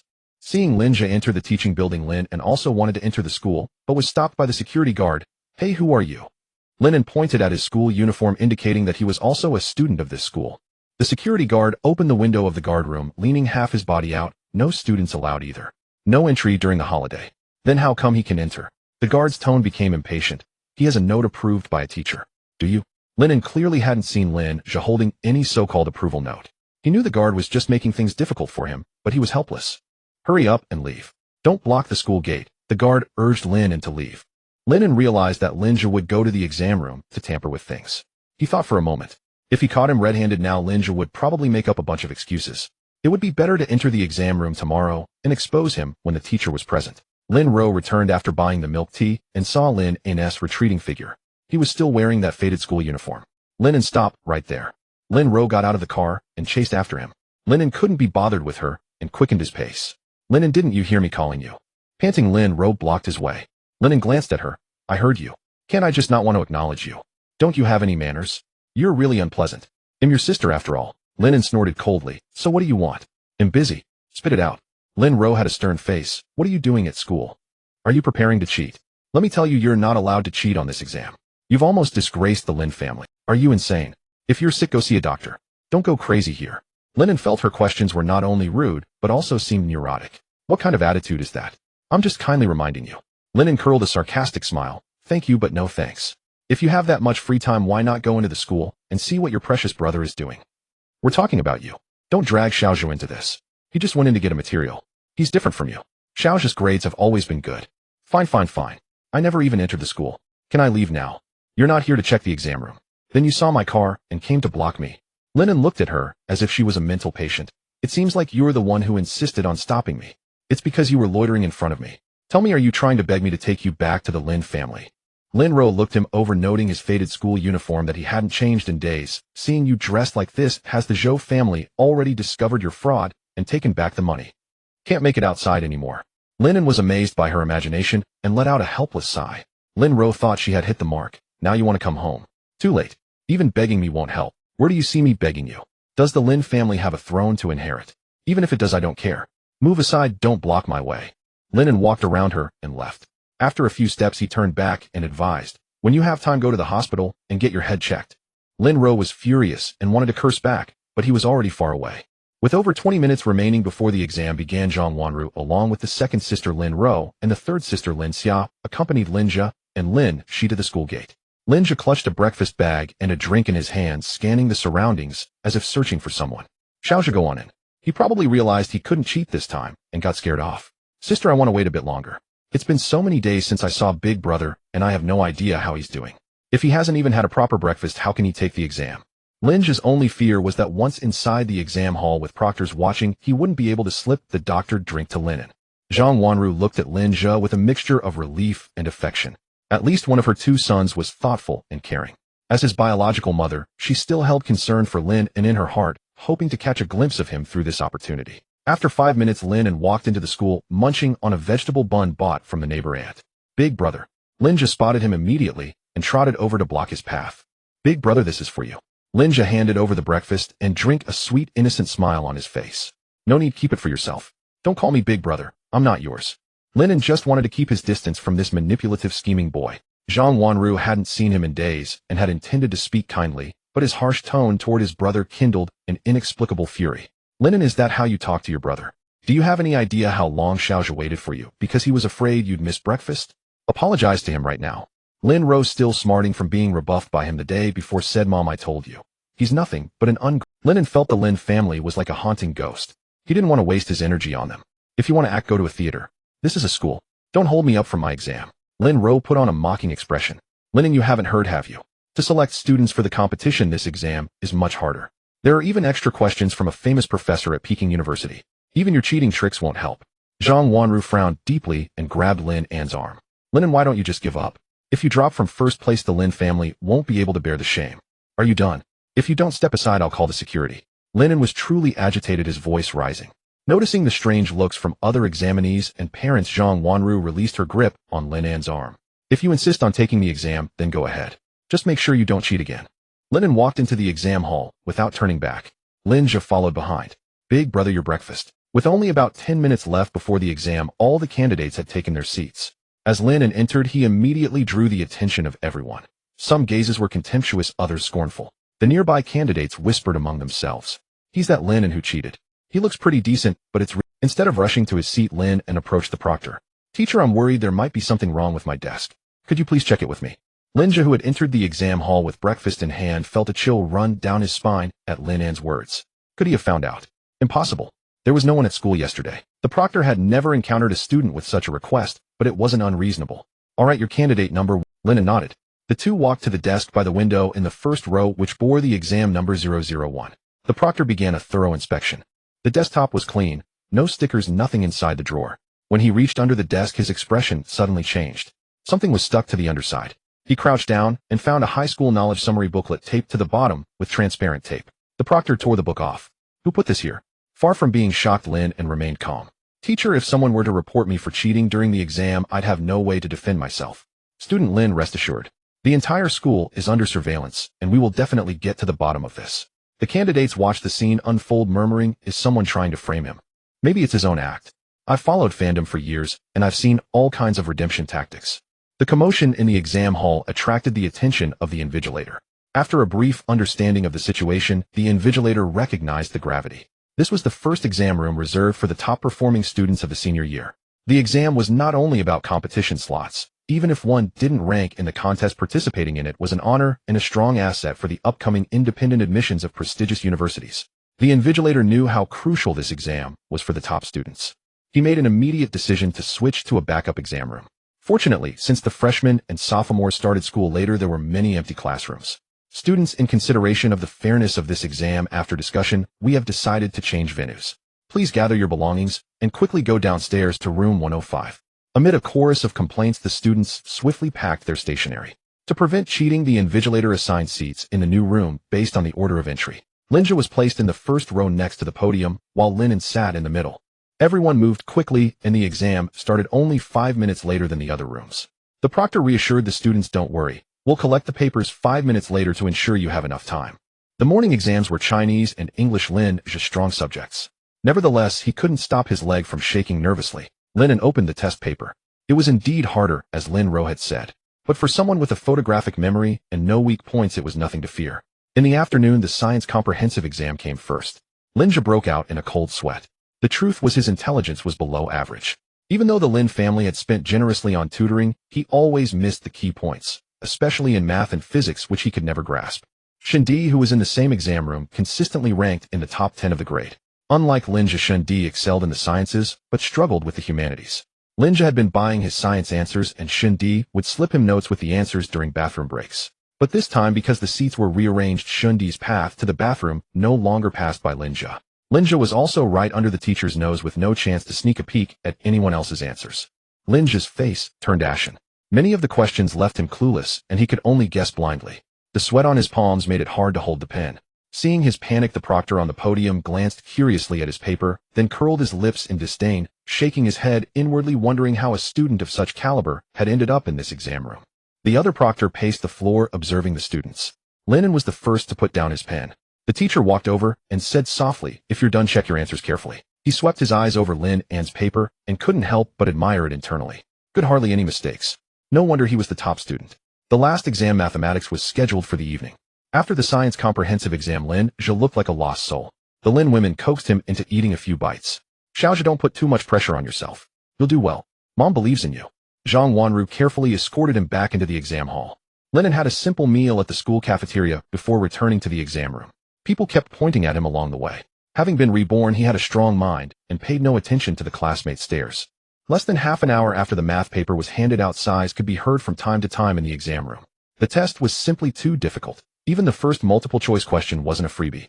After an hour, many students were still stuck on the choice and fill-in-the-blank sections. By then, Lin An had already finished the second page. Math was his strongest subject, and this paper was actually a bit easier than his usual practice sets. He pulled out the third sheet, which contained 4 extra credit questions. Scanning the problems, he realized that using college-level calculus would make them much simpler. He had self-studied advanced math, but since this was a high school exam, he wasn't sure if he could apply that knowledge.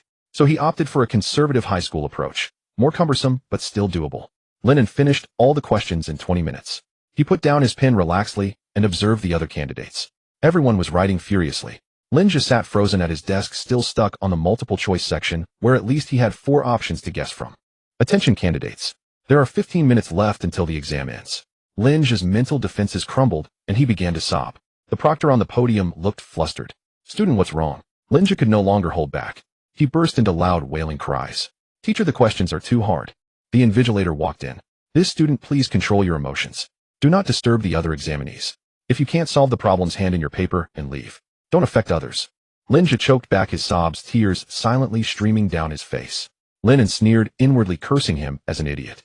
The next day in the school office, teachers from every subject were immersed in grading exam papers.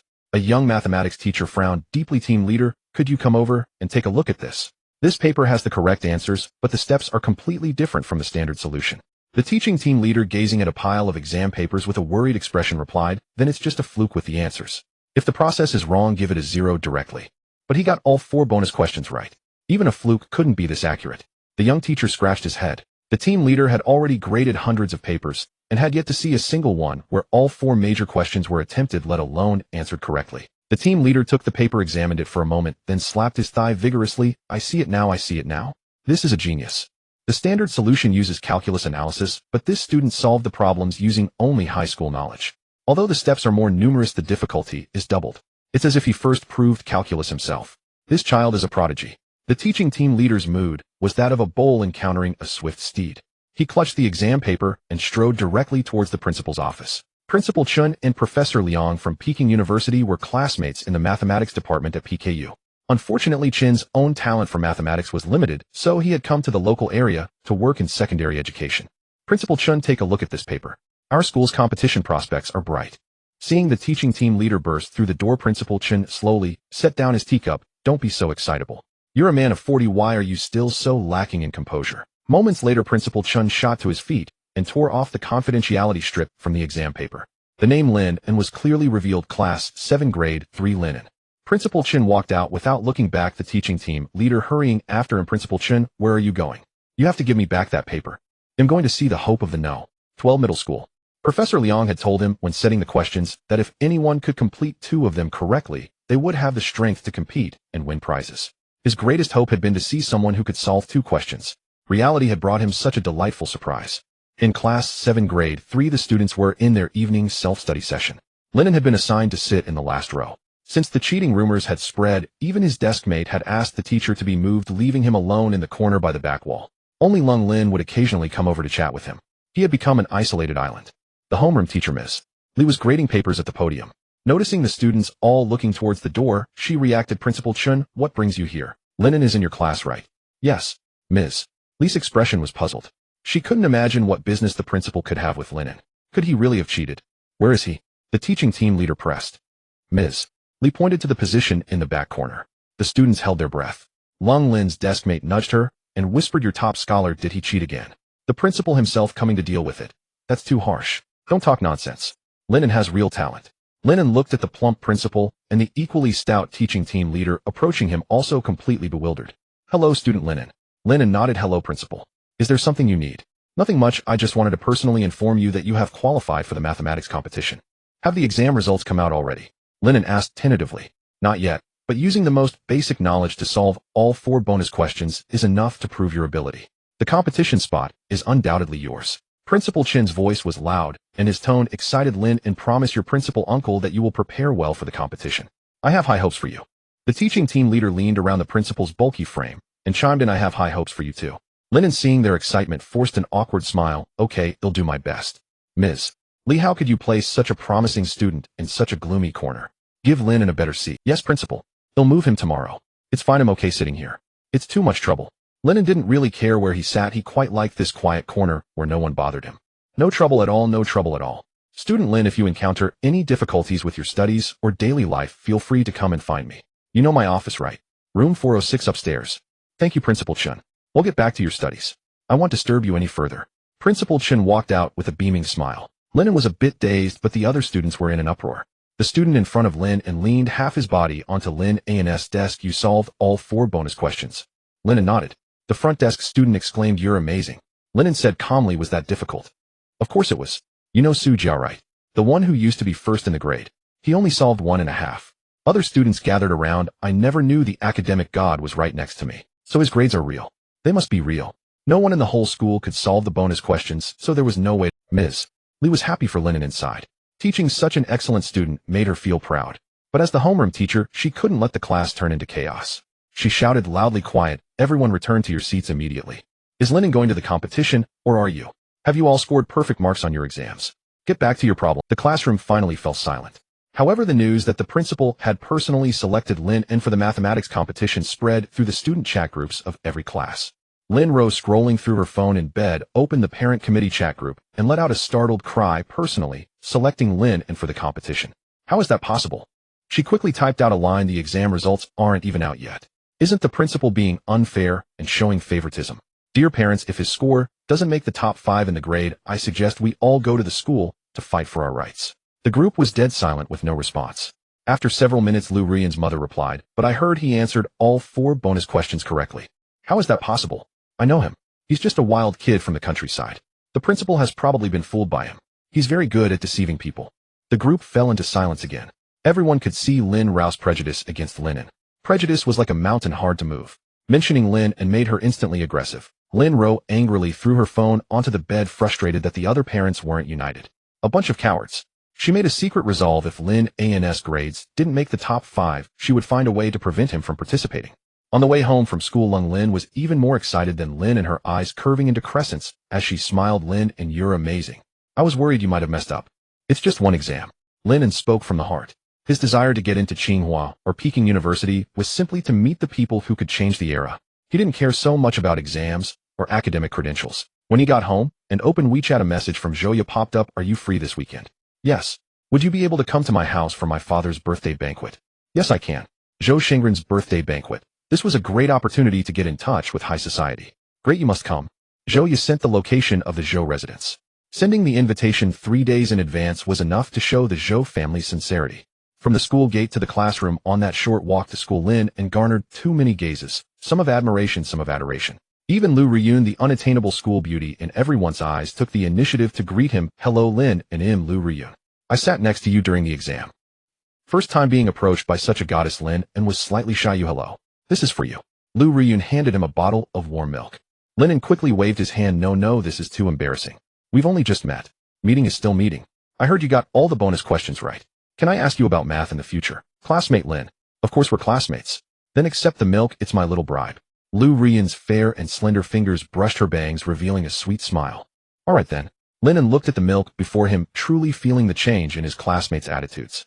Perhaps having been poisoned by Lin Zhe before, he was extremely cautious and did not choose to drink it, but quietly threw it into the trash. During morning self-study, teacher Li stood at the podium to rearrange seats. She pointed to the 4th row near the window. Lin An moved to sit there. The deskmate girl covered her mouth and snickered. "The study god is my deskmate now." Lung Lin in the front row secretly rejoiced as the two became front and back desks. Lin An silently packed his things and moved. "Lin An, come out for a moment."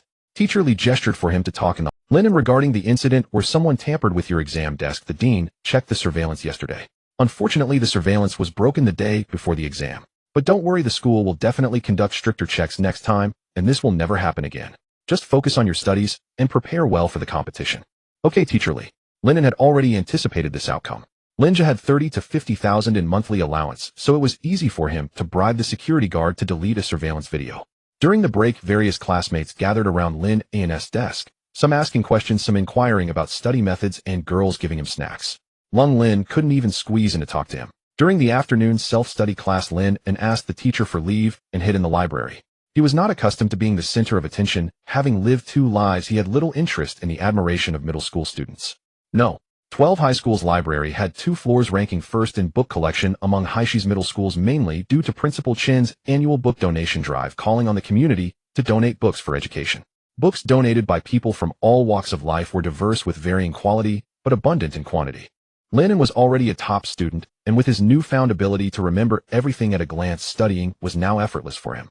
With his current knowledge reserve, he had absolute confidence in getting into Tsinghua and Peking University. He had long ceased to be confined to high school knowledge. First, he found a book on linear algebra to study. In just 1 hour, he felt he had fully grasped its essence, then continued to explore other books of interest. The inner bookshelf held popular science books. 2 cardboard boxes stacked beside the bookshelf caught Lin An's attention. A passing librarian, seeing someone rummaging through the books in the boxes, reminded student, "These are waste books collected from the donation point. Some don't even have publication numbers and don't meet the library standards. If you're looking for books, it's better to search on the shelves. Thank you. I find this book quite interesting. Can I take it home to read?" "Sure, take it if you like." It was going to be disposed. Lin An held a yellowed old book. The cover read Collection of Life Skills. The name is intriguing. I wonder what skills it contains.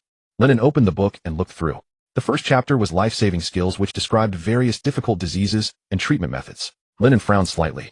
He had read several traditional Chinese medicine books and knew some theories, but the content recorded in this book was clearly far superior to mainstream medical treatments today. Some techniques were simply unheard of. Even at the end of this chapter, there were descriptions of Yinqing magic and talismans.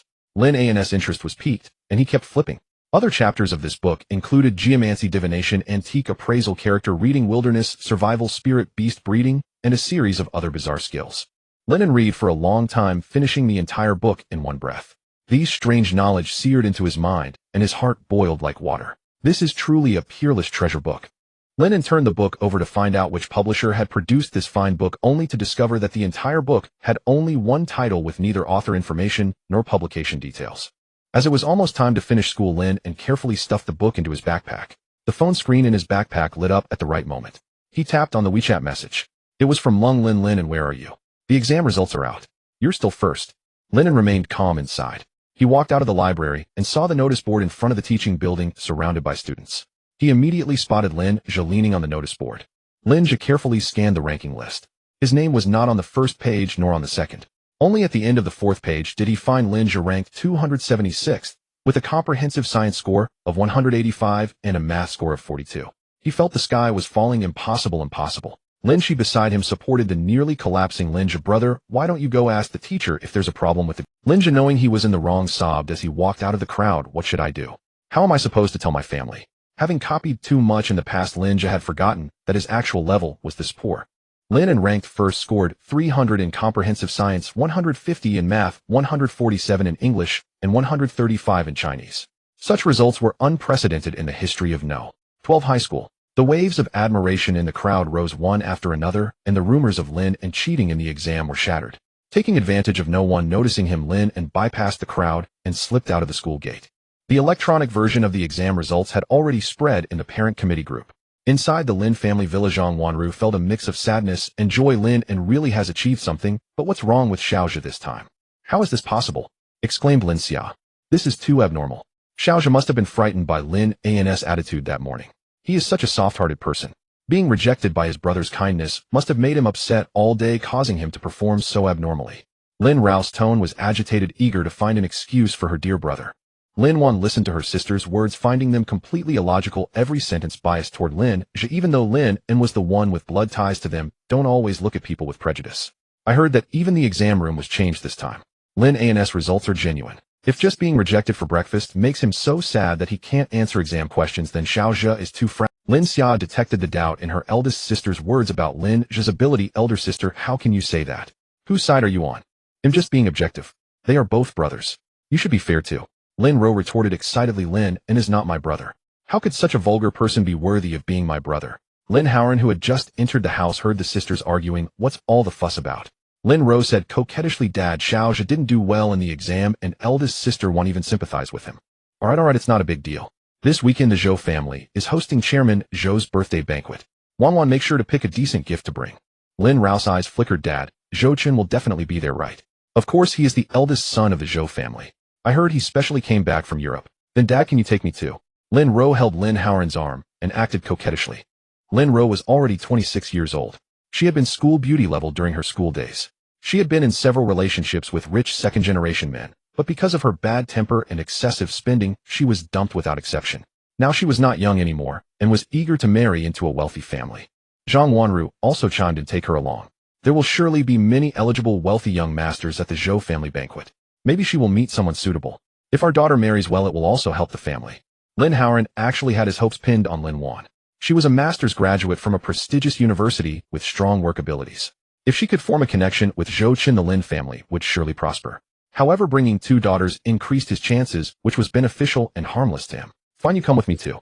On Saturday morning, Lin An woke up to a message from Lin. Don't buy lunch, my mom is stewing ribs, it'll bring. No need, I won't be home today. Then what are you going to do? Tomorrow I'm attending President Zhou's birthday banquet, so I'm going out to buy a gift. It's not polite to go empty-handed to someone's birthday. Oh, we'll go with you then. Lin An thought for a moment. Lin was articulate and outgoing, so it would be good to have her help with bargaining. He replied with a single word, okay. The 2 of them arrived at the antique street. With the guidance of the life skills collection, Lin An could now see through the items on the street, as if he had opened a third eye, easily distinguishing fakes, overpriced items, and bargains. They entered and exited several antique consignment shops. Lin was startled by the prices that often reached millions. Lin An, let's go somewhere else. Everything here is too expensive. It's okay if we keep looking, well, find something suitable. They entered a quiet shop, where only an elderly man over 50 was carefully examining a celadone bowl in his hands. Lin An immediately noticed the wooden box beside him. The box was elegantly styled with a dark base coat, and a circle of patterns carved on the bottom edge. The Life Skills collection recorded many auspicious totem patterns from ancient small kingdoms. From the simple pattern, Lin An deduced that it was from the Beech Kingdom of the Tang dynasty. Wooden items were difficult to preserve and rarity made them precious. The Beech Kingdom had perished centuries ago, so this box was of immeasurable value. The old man carefully placed the bowl he was holding into the wooden box.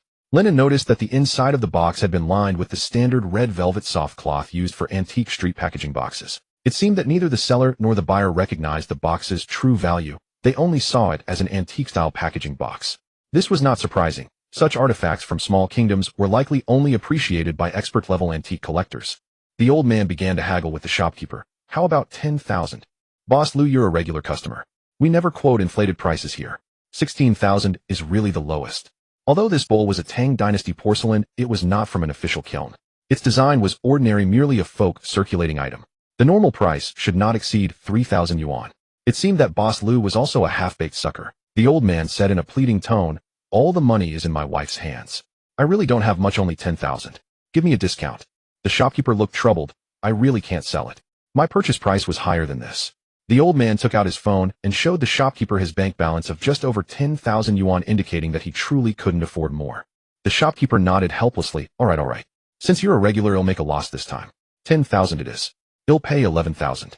Sell it to me. After a long silence, Lin An spoke up. Are you crazy? A broken bowl that expensive? It's not even nice as a gift. Might as well buy a golden bowl from the street stall. Lin muttered under her breath. Lin An leaned close to her ear and whispered, don't worry, this thing is worth. Hearing another sucker offering a higher price, the shopkeeper couldn't suppress his grin. All right, I'll write you the receipt. The old man flew into a rage, pointing at Lin An. You're just a student, what are you meddling for? Can you afford it? Do you even know porcelain? Lin An remained silent. The shopkeeper had already prepared the invoice. How would you like to pay? Alipay or WeChat? Hey, race our store's payment code. The old man grew anxious. Boss, I'm a regular customer. How can you do this? No way around it, the highest bidder wins. That's how antiques work. Lin An took out his phone and paid promptly. The shopkeeper moved swiftly, took out a gift bag, put the box inside, handed it to Lin An, and gestured him out the door, afraid that if he hesitated for a second, Lin An might change his mind. Lin An walked out with the item, and the old man pursued him relentlessly. He had coveted that bowl for months, and after finally saving up the money, someone else snatched it away. He was deeply upset. Hey, don't go. Do your parents know you're wasting money like this? You'll be crying when you get beaten at home. Kids these days are really something, spending their parents' money so lavishly. Seeing Lin An quicken his pace, the old man actually threw himself at Lin An's feet, hugging one of his legs and throwing a tantrum. Everyone come and see. Bullying an old man. I saw it first, and he snatched it away. Seeing more and more people gathering around Lin An initially felt sorry for the old man saving money only to be a sucker, but seeing his cursing attitude, he could only respect his fate. Do you really want this bowl that badly? Of course. I've been eyeing it for months. He'll sell it to you for 10,000 deal. The man's anger turned to joy. He dusted off his clothes and stood up. Great, I'll transfer the money right now. Actually, I like this box. The bowl is yours. Lin An took out the porcelain bowl and handed it to the man. The man carefully held the bowl as if it were a treasure, finally getting what he wanted. Crow's feet appeared around his eyes as he smiled, thinking to himself, this kid is such an idiot. He doesn't know anything. Spending money on a packaging box which is usually free. Lin An watched the man's retreating figure and sighed, idiot. Lin looked confused. What are you doing? Are you giving just a wooden box as a gift? Lin An said calmly, President Zhou will know its value. Besides, Zhou Xingren himself was a connoisseur of antiques with refined taste. He also ran an antique auction house, and the top appraisal expert Lei Dong served him exclusively. There was no way he wouldn't recognize the box's value. Hey look, isn't that the Lin family? Lung Lin had seen Lin Ro arguing with Lin An at the school gate, and remembered. Lin An looked in the direction Lung Lin pointed, and saw Lin Wan and Lin Ro selecting calligraphy and paintings in a high-end arts and crafts store. Both were dressed exquisitely, especially Lin Ro, who wore conspicuous jewelry on her wrists and neck, clearly a rich young lady. You really don't look like you're from the same family as them. In Lung Lin's memory, Lin An always wore his school uniform, washing it at night and wearing it during the day. She watched his uniform go from new to old, while his sisters, who once lived under the same roof, were always dressed in splendid, expensive clothes. I have nothing to do with them. Let's go. Lin An pulled Lung Lin away. Lin, and there will be many tycoons and celebrities at President Zhou's birthday banquet. You should buy some new clothes too. Lin An thought Lung Lin was right. Clothes make the man, and this was a good opportunity to network. The two went to the mall. Lin An bought 2 pairs of pants, 2 shirts, and 1 jacket, spending a total of 2,000 yuan. Although not luxurious, it was much better than his school uniform. Dressed in well-fitting clothes, he looked much more energetic and dashing. Lung Lin's big, watery eyes could hardly leave Lin An's figure. Lin An is so handsome. I shouldn't have suggested he buy clothes. He'll be even more popular at school. And at tomorrow's banquet, some rich girl might take a fancy to him. Lung Lin's mind wandered. Lin An looked up and met her eyes, catching her shy and timid gaze. Lung Lin's face flushed red, and she averted her eyes. Let's hurry back. Lin An felt the affection in the girl's eyes. He thought of his past life, where only Lung Lin had always cared for him. When he was dating Jiang Mian, according to the engagement arranged by his grandfather before his death, it was also Lung Lin who warned him that Jiang Mian had an unusual relationship with his younger brother Lin Zhe. Back then he was obsessed with worshipping Jiang Mian, the wealthy young lady, and mistakenly thought Lung Lin was acting out of jealousy, trying to sow discord. To please his fiancée, he even cut ties with Lung Lin. Lin An silently resolved that in this life, he would protect this friendship. At the entrance of the Zhou family mansion, Lin An stepped out of the taxi and saw a Porsche Cayenne parked right in front of him. He was quite familiar with this car. It was Lin Howren's usual vehicle. Lin Howren, dressed in a branded suit with his hair slicked back, got out of the car, followed by Lin Wan and Lin Ro. Lin Wan wore an elegant beige little dress, while Lin Rao's attire was strikingly conspicuous, a winered, backless, deep V-tight dress that flaunted her exquisite figure. Soon a receptionist from the Zhou mansion approached, and chose to attend to Lin Howren first. Lin Howren clearly noticed Lin, and this was the first time father and son had met since signing the severance agreement over half a month ago. Lin Howren looked him up and down, a hint of anger flashing in his eyes. Where did you buy those cheap clothes? Coming here to embarrass yourself. Lin An replied indifferently, what business is it of yours? I'm your father. Don't make me slap you here. Can you have some dignity? You took the 200,000. If you dare to act up again, I'll repay you 1,000-fold. Lin Howren's neck turned red with rage. Lin Wan, hoping to avoid escalating the conflict, said, Dad, today is President Zhou's birthday. Let's not cause trouble. Let's go in first, and we'll talk about other matters later. She pulled Lin Howren toward the interior of the mansion. Lin Ro didn't rush to follow. She glanced at the gift bag in Lin An's hand, curled her lips, and sneered. The Zhou family is no ordinary household.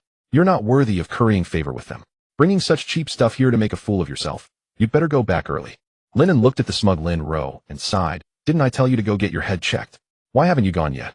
Lin An pulled out the invitation and handed it to the receptionist, then walked into the mansion without looking back. Lin Ro snorted coldly and followed him in. The Zhou mansion covered over 1,000 square meters, a 4-story villa resplendent and magnificent with various luxury cars parked in the courtyard. Lin An stepped into the hall where it was crowded with people. Zhouya, who had been staring at the entrance, locked her gaze on Lin An and smiled as she approached him. Today Zhouya was meticulously dressed. Amid the crowd she shone like a dazzling pearl, outshining even the celebrities attending the banquet. Lin An, you're here. Brother, come over here.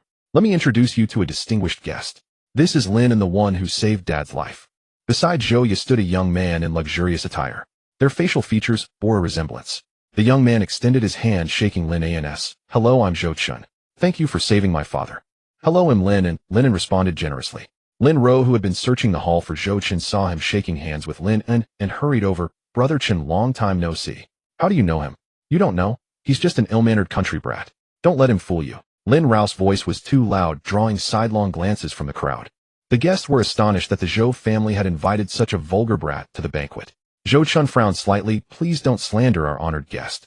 Lin Ro hurriedly explained, Brother Chun, it's not what you think. I know him very well. She wanted to say more, but Lin Wan, who had approached, pulled her arm, reminding her to pay attention to the stage. At that moment, Zhou Xingren, leaning on a cane, had already walked to the center of the stage.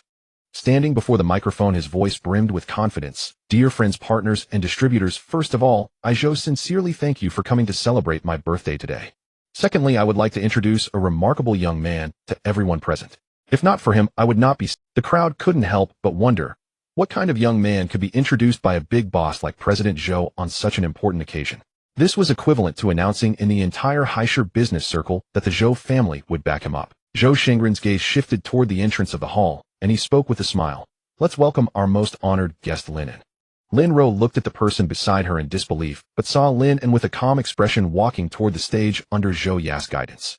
Lin An hadn't expected President Zhou to arrange such a segment, but it was certainly beneficial for his future development.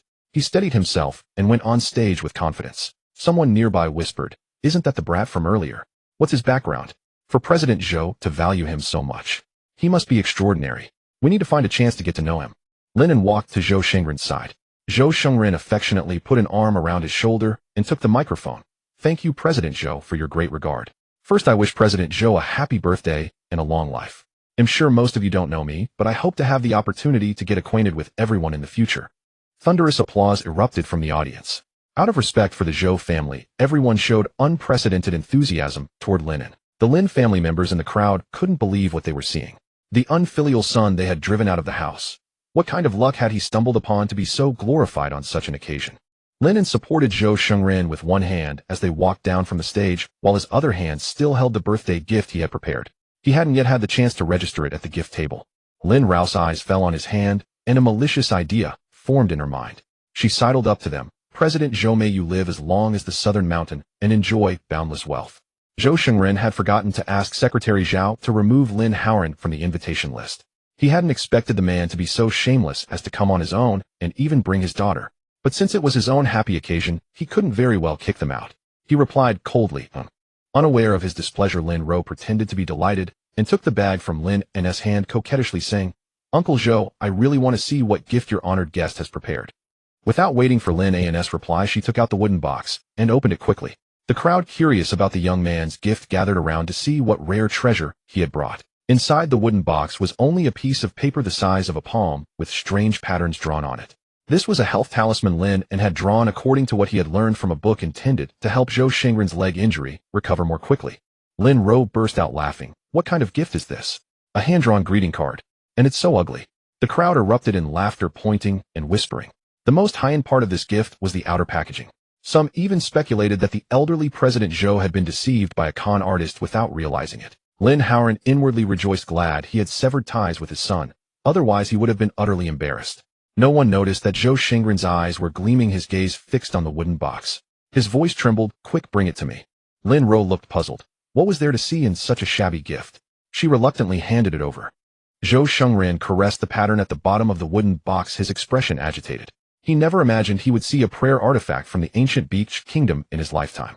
For a seasoned antique collector, this was a once-in-a-lifetime opportunity. "Master Lei. Where is Master Lei? Come and take a look." Lei Dong pushed through the crowd, his eyes lighting up. "Let me see it. Is it a prayer artifact from the Beach Kingdom?"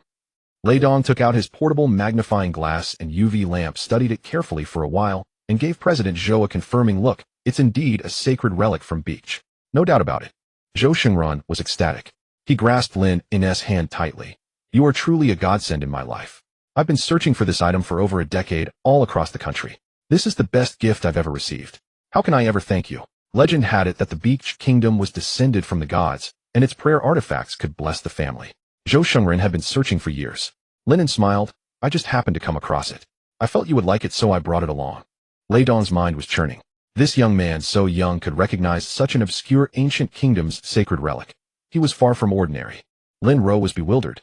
A broken box with a piece of paper scribbled with strange symbols had stirred President Zhou so much. What was Beach? Some small place she had never even heard of. If she took out the Qing Dynasty master's painting she and her sister had bought for over 200,000, President Zhou would surely be utterly captivated. She grabbed the scroll painting from the gift table that the Lin family had brought and proudly declared, "So President Zhou likes antiques. Take a look at this painting. It's an authentic work by a Qing Dynasty master. My sister and I specially chose it for you." Zhou Xingren glanced at it. It was indeed a famous painting, but too ordinary, not even worthy of entering the Zhou family storeroom. He sneered. "All right, put it down." Lin Ro, thinking he didn't understand its value, explained, President Zhou, this painting is worth a fortune. Please take a closer look. Zhou Shengren suppressed his anger and gave a look to Secretary Zhao, who had the woman pulled away. Hey, don't pull me. Let me explain the painting to President Zhou. Miss Lin, save your energy and go have some snacks in the courtyard.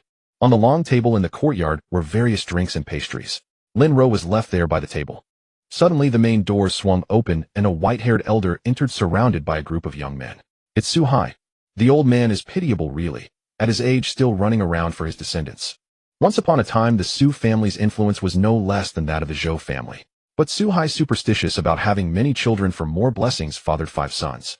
The sons constantly fought over the inheritance, causing the Su family's fortunes to decline. Su Hai brought his 9 grandsons to the Zhou family banquet because they were no longer young. It would be best if they could meet some business partners at the banquet or perhaps form a marriage alliance with a wealthy family's daughter. When his sons proved unreliable, he placed his hopes on the grandchildren. Lin An thought to himself that the old man might as well not have bothered. The sons' infighting merely shrank the Su family's assets, but the grandsons' efforts had plunged the family into debt. 6 of the 9 grandsons became Livian's sons-in-law, including his 3rd brother-in-law, Su Mo. Zhou Shengren had received help from Su Hai in business when he was young. He was a grateful man, so he limped over with his crutch to welcome Su Hai. Brother Su, long time no see. The two exchanged pleasantries while holding hands. Lin An tactfully stepped aside, took a drink from a waiter, and began sipping leisurely. Lei Dong seized the opportunity and approached. Young man, hello. I wonder if I might have the honor of making your acquaintance. My name is Lei Dong. Elder Lei, it's an honor to meet you. I've long admired your reputation. Lin An behaved very humbly. Elder Lei's power lay not in his wealth, but in his vast network of connections. Elder Lei handed over a business card. I usually spend my time at this antique shop owned by President Zhou. You're welcome to come by if you're free. I can see you have a sharp eye for things and we could exchange ideas. Lin An accepted the card with a smile. Thank you for your recognition, Elder Lei. I will definitely visit another day. After a few more pleasantries, Elder Lei was called away to appraise antiques. Then Lin An heard a familiar voice. Su Mo was on the phone by the window. I've already reviewed the proposal and am still quite impressed with your plan. Is it that urgent? Alright, I'll try to transfer the investment funds within the next couple of days. Lin An recalled that in his past life, Su Mo had invested in a chain restaurant project only to be cheated by his partner and lose everything. His father was so disappointed that he sent Su Mo to the Lin family as a Livian son-in-law, where he became an unpaid laborer in the Lin family's company. And Lin Xia married him because she was pregnant with another man's child and needed a fallback. In his past life, this secret remained undiscovered until Lin An's spirit dissipated. Su Mo hung up the phone and headed toward the hall when Lin An called out, "Excuse me." Su Mo smiled and asked, "Are you talking to me?" "Sorry, but I happen to know a little about physiognomy. I'd like to warn you. It's best not to invest in any physical businesses recently." Lin An made up a flimsy excuse. Su Mo felt the young man before him was rather odd. He made to leave, responding perfunctorily, "Okay, thanks for the heads up. Especially be wary of a partner with a scar on his face. You might end up losing everything." Hearing this, Su Mo's heart skipped a beat. He stopped in his tracks. How do you know that? His partner indeed had a moderate scar on his left cheek. But the partner had been doing business in Southeast Asia, and no one in High City would recognize him. Lin An regretted his loose tongue. He bluffed, "Nothing special. I just know a little about face reading and divination." Su Mo pondered the credibility of these words. He was a proper university graduate and couldn't be easily fooled. Moreover, he had personally investigated this project. It should be fine. He even hoped it would help his father turn the family's fortunes around. "Su Mo, you're here too." It was Lin Hauren's voice. Lin An recalled that in his past life around this time, Su Mo had started pursuing Lin Xia. To win her favor, he often tried to ingratiate himself with Lin Hauren. "Hello, Uncle Lin." Su Mo greeted with a smile. Seeing that Lin Wan and Lin Ro were following behind Lin Hauren, he felt relieved. His Lin Xia was so beautiful. It was safer for her not to attend such banquets. "How's your business going? Any progress?" Perhaps because Su Mo appeared too submissive, Lin Hauren's tone was overbearing. "I'm currently preparing a hotel project. If all goes well, it could open in 3 months. Su Mo was nervous, answering cautiously like a student being quizzed by an examiner, afraid of displeasing his future father-in-law. He truly wanted to marry Lin Xia. Lin Hauren smiled approvingly. "Young man, keep up the good work. Only then can I entrust my daughter to you." "Exactly. That's my sister, destined to marry into a wealthy family and live in luxury. Your current assets won't cut it. If you really like Lin Xia, work hard to make money." Lin Rao's grating voice made Lin An physically uncomfortable. Watching Su Mo's submissive demeanor, he sighed that a bootlicker was beyond saving and turned to leave. "Lin An, are you avoiding us?" "Yes. What's wrong with you? We're not even looking down on you, and you dare to avoid us. Just because President Zhou gave you some face, don't think you're some honored guest." Lin Ro was in a foul mood. She had thought she would dazzle all the men today, but not a single one had approached her. Even Zhou Chun was avoiding her. She planned to vent all her frustration on Lin An. I've told you many times don't bother me. If you keep verbally attacking me, you'll tear your mouth apart. Lin Ro could hardly breathe. After a moment, she finally reacted and shrieked. Lin An, what did you say? She lunged to hit Lin An, but her elder sister Lin An stopped her. Enough. Don't you see where we are? Sis, what are you doing? Shut up. Don't embarrass us at the shows. Lin Howren observed the reactions of those around them. Keep your voices down. Don't you know the saying, don't wash your dirty linen in public? Lin An couldn't be bothered with this family. He walked toward the poolside and Lin An followed. Lin An, let's talk properly. What's there to talk about? Don't always have that attitude. We're family. I'm your sister. You only have one brother, and his name is Lin Zhe, not Lin An. The agreement is signed. The 200,000 has been paid. Please just let me go, okay? The Lin family's presumptuous attitude left Lin An utterly exasperated. Lin An was furious. That brat always had this rebellious attitude. She took a deep breath, calmed herself, and said, after the banquet, come home with us. Lin An cut her off. Go home so Lin Ro can hit me. I'm not that pathetic. Lin An glared at him and said in a low voice, can you stop making a scene? Lin An felt utterly baffled. His features twisted with irritation. Who's making a scene? Are you people never going to stop? I just want to stay away from you. Why is that so hard? What? Do I have to get on my knees and beg you to let me come home? In your eyes, do I have to be unable to live without the Lin family? Lin An, I know you've been wronged. Come home with us today, and well, let bygones be bygones. Lin An laughed angrily. Let bygones be bygones. You have the nerve to say that. Tell me what gives you the right to blame me. Lin An was left speechless. Her lips trembled before she finally managed to say, Lin An, can you stop being stubborn? We're all family. I advise you to be magnanimous. You never treated me as family before, and you were never magnanimous toward me. Now you're asking it of me. I advise you to be less hypocritical. Lin An reflected on the past. Indeed, as Lin An said, the Lin family had treated him and Lin Zhe differently. He had always been an outsider. Only Lin Zhe was family. She was left speechless. After a moment of silence, she said, you are just being stubborn. When you've calmed down, we'll talk again. No need. Let's part on good terms. Lin An had no more patience to argue with the Lin family. Lin An assumed he was just sulking and would come around eventually, as she didn't realize he had already given up on them. He greeted Zhou. Miss Zhou, I'm sorry, but I have to go home and finish my homework. I'll take my leave now. I haven't even had a chance to properly entertain you. Can't you stay a little longer? Zhou Ya's eyes shimmered with expectation. She wanted to talk more with Lin An, but she and her brother had been too busy attending to the many guests. No, we'll see you another time. Lin An couldn't bear the Lin family's repeated harassment and just wanted to get away immediately. All right then. Zhou pressed her lips together, a hint of disappointment in her expression. Seeing Lin An about to leave, Lin Ro, who had been stifling her anger, turned her attention to Su Mo. If you truly want to marry my sister, then teach that rebellious brat a lesson. They'll put in a good word for you with the Lin family. Su Mo smiled awkwardly. After all, it was his second sister who had the closest relationship with Lin Xia, who spoke up. He felt embarrassed to refuse and bravely said, all right, I will educate him for you. Su Mo chased after him. Lin An had already walked out several dozen meters. Are you leaving? Then let me give you a ride. It's hard to get a taxi here. Wait for me a moment. Lin An didn't have time to refuse. Su Mo had already gone to get the car. A few minutes later, Su Mo parked an Audi in front of him and said, get in the car. Su Mo was a refined gentleman. In his view, Lin An had done nothing wrong in the previous situation. Instead, it was Lin Rao's attitude that was excessive. Seeing Lin An fasten his seatbelt, Su Mo forced a smile and said, Lin An, I apologize for not recognizing you earlier. Xiao Xia has only introduced me to Lin Zhe. It's okay, the Lin family has nothing to do with me. Su Mo tried to persuade him to achieve his educational goal. Don't think like that. We are all family, and it's inevitable to have some conflicts. The repeated harassment from the Lin family had worn down all of Lin An's patience. He sighed and said, if you are going to say these things, just drop me off at a bus stop. Su Mo noticed his bad mood, laughed awkwardly, and changed the topic to something lighter. Do you understand feng shui? Lin An had indeed read a few related books, and with insights from Life Skills compilation, he had some knowledge from my grandfather always feels that the feng shui of our old house is poor, which is why the family business keeps declining. If you have time, could you help me take a look? It will be compensated. Lin An wasn't particularly greedy for money, but he was interested in verifying his theoretical knowledge of feng shui. Sure, but I have school and don't have much time. You can take a video of your home's layout and send it to me. In his past life, Lin An thought his brother-in-law was a decent person with a gentle appearance and a kind demeanor. They chatted along the way, and he figured out why Su Mo was so persistent about the hotel project. It turned out the partner was introduced by Lin Xia. If he didn't show enthusiasm, Lin Xia might ignore him. Make sure to investigate the partner's background thoroughly, Lin An reminded him again before getting out of the car. He could only do so much. Lin An asked Su Mo to drop him off at the school gate. Last time he didn't have time to go through the 2 boxes of books, and he thought maybe there were still some hidden gems. Seeing the school gate open wide enough for 2 people to pass and students still playing soccer on the playground, Lin An felt relieved, realizing that he could enter the campus on weekends.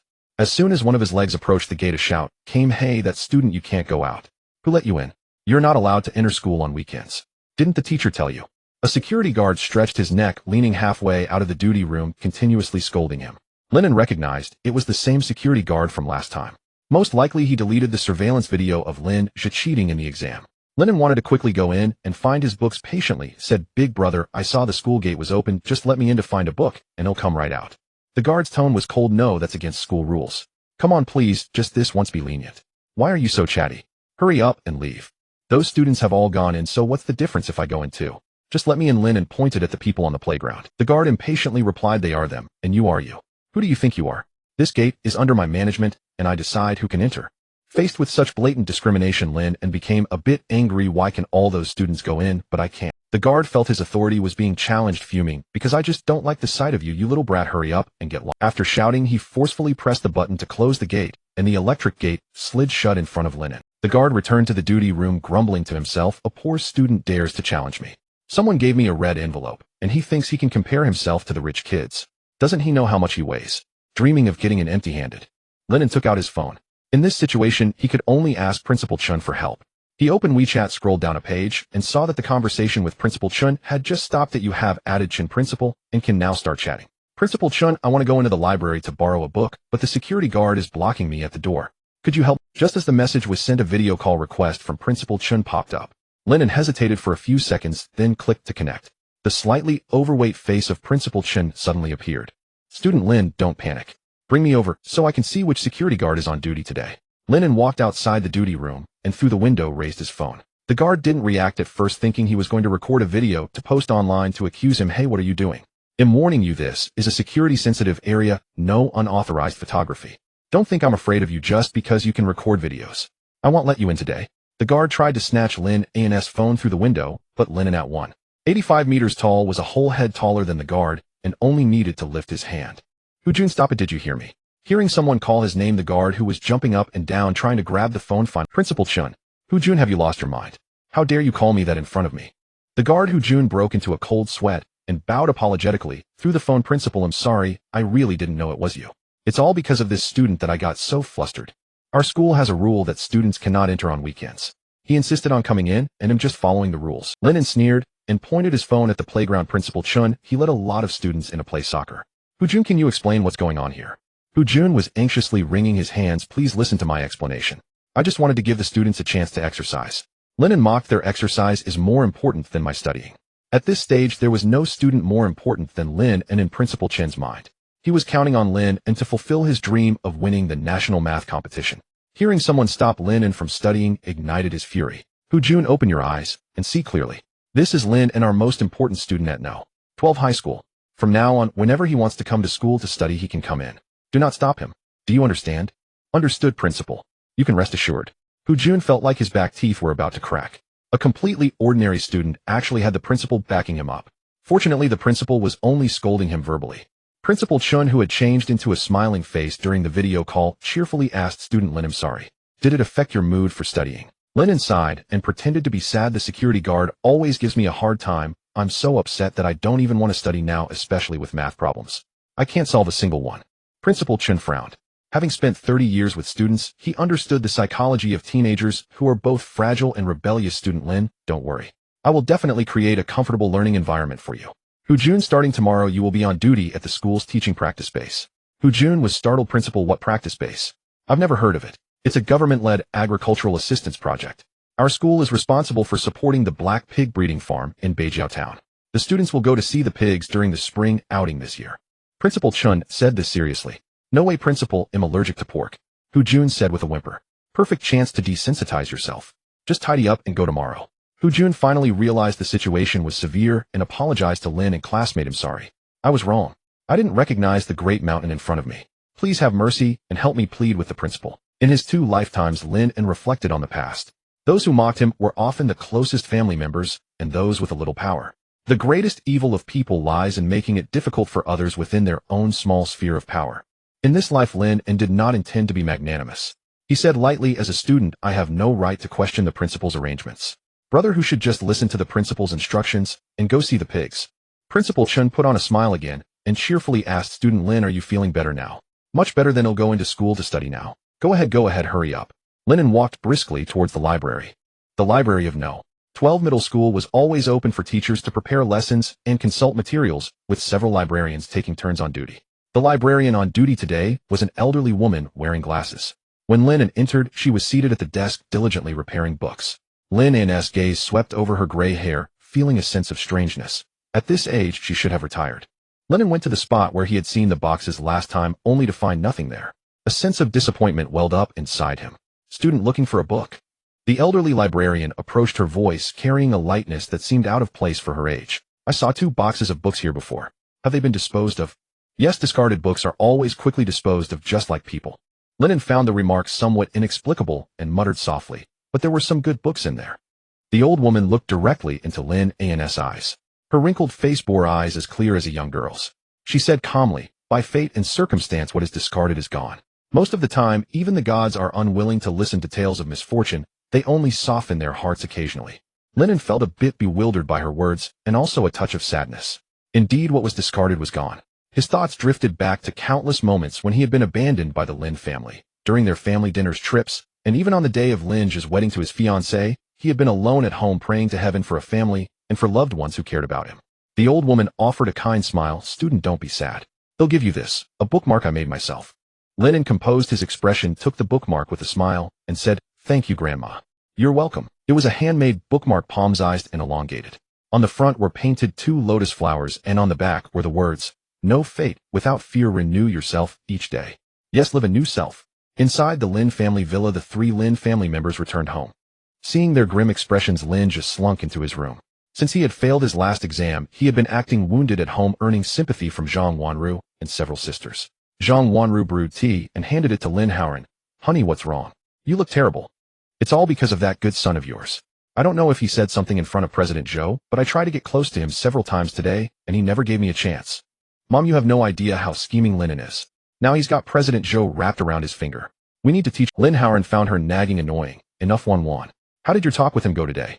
Did he admit his mistake and beg to come home? No, he doesn't want to come back at all. He just asked us to stop bothering him.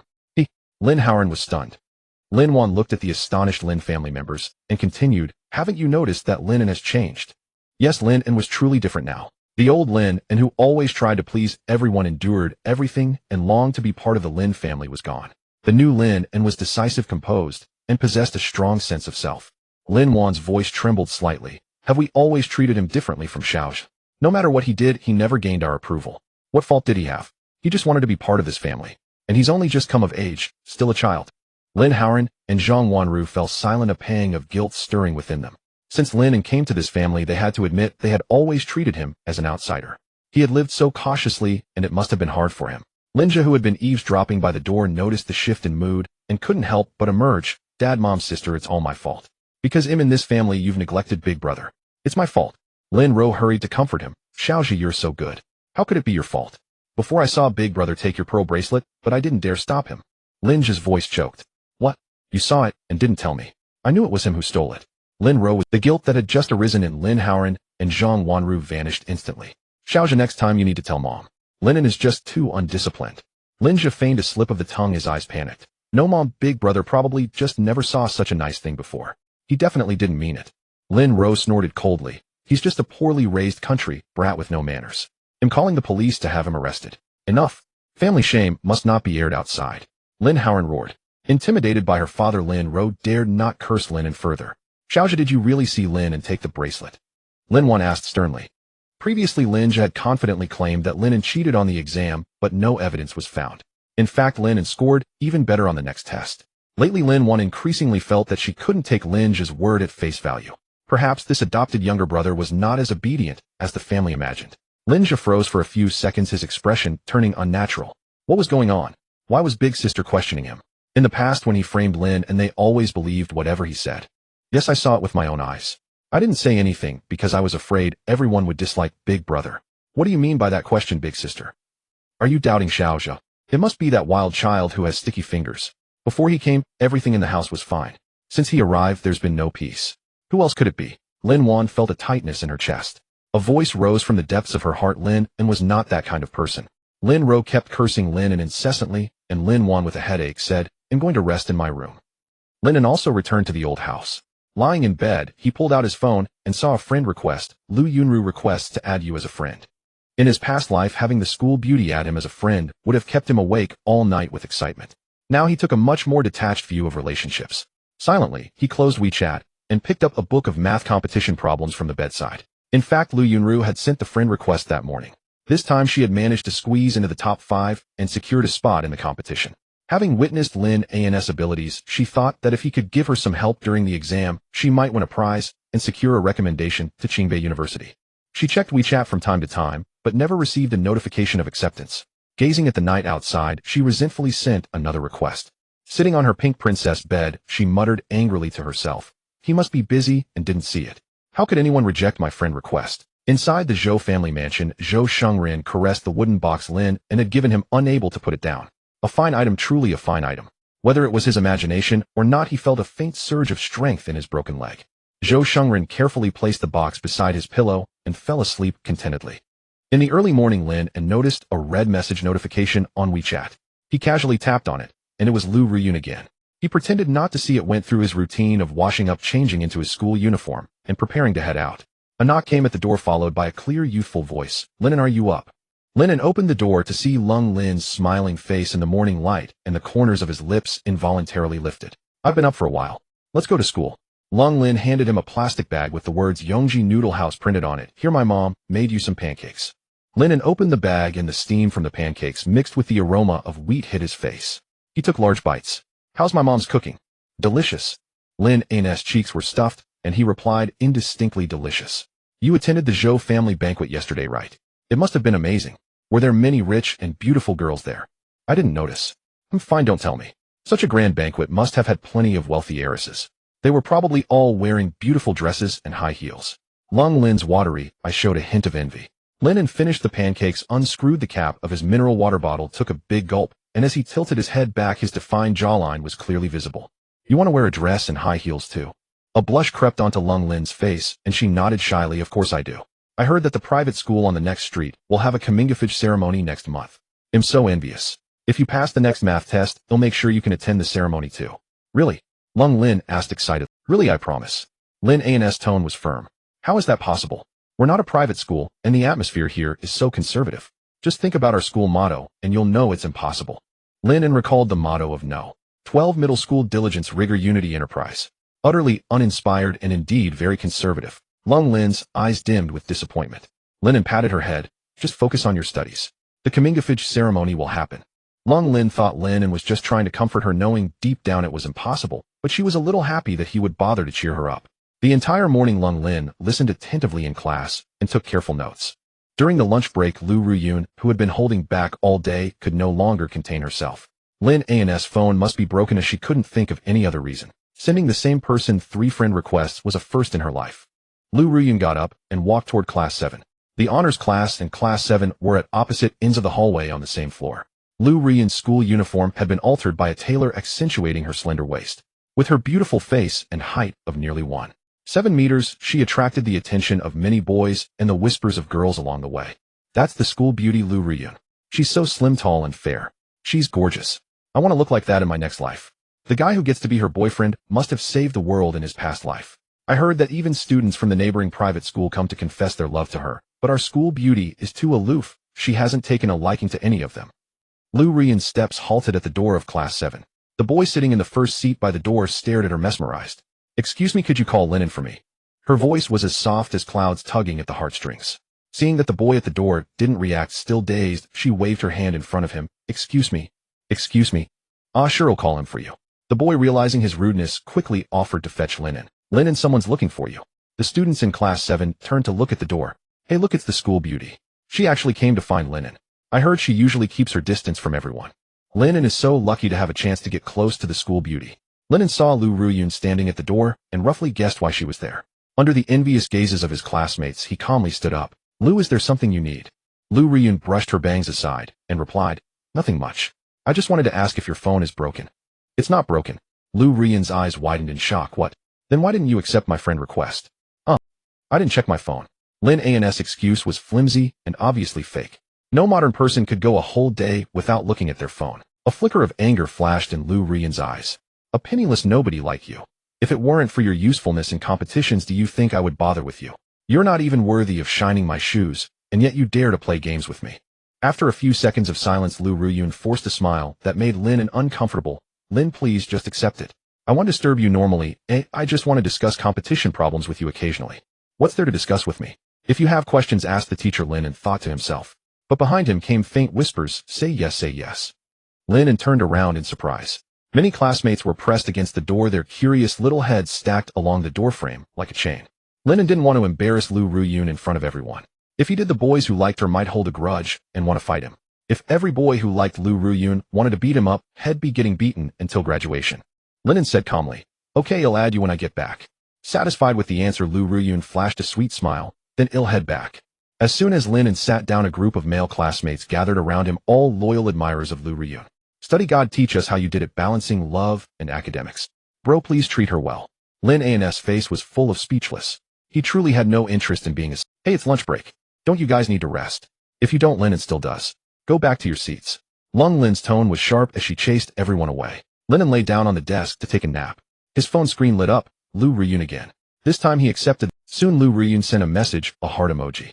At the same time, Su Mo sent a message, a video, showing the layout of a house. Lin An, this is the layout of my grandfather's house. What do you think? Lin An watched the video, his expression growing darker.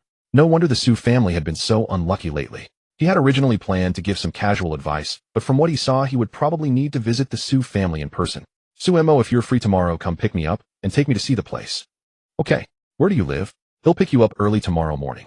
Lin An sent the location of his old house. Lin An took a day off. The next morning, Su Mo parked his car in front of the old house and called Lin An. Su Mo looked at the dilapidated old house before him. It seemed Lin An had not been living well after running away from home, even renting a place like this. Probably some kind of illegal group rental run by shady intermediaries.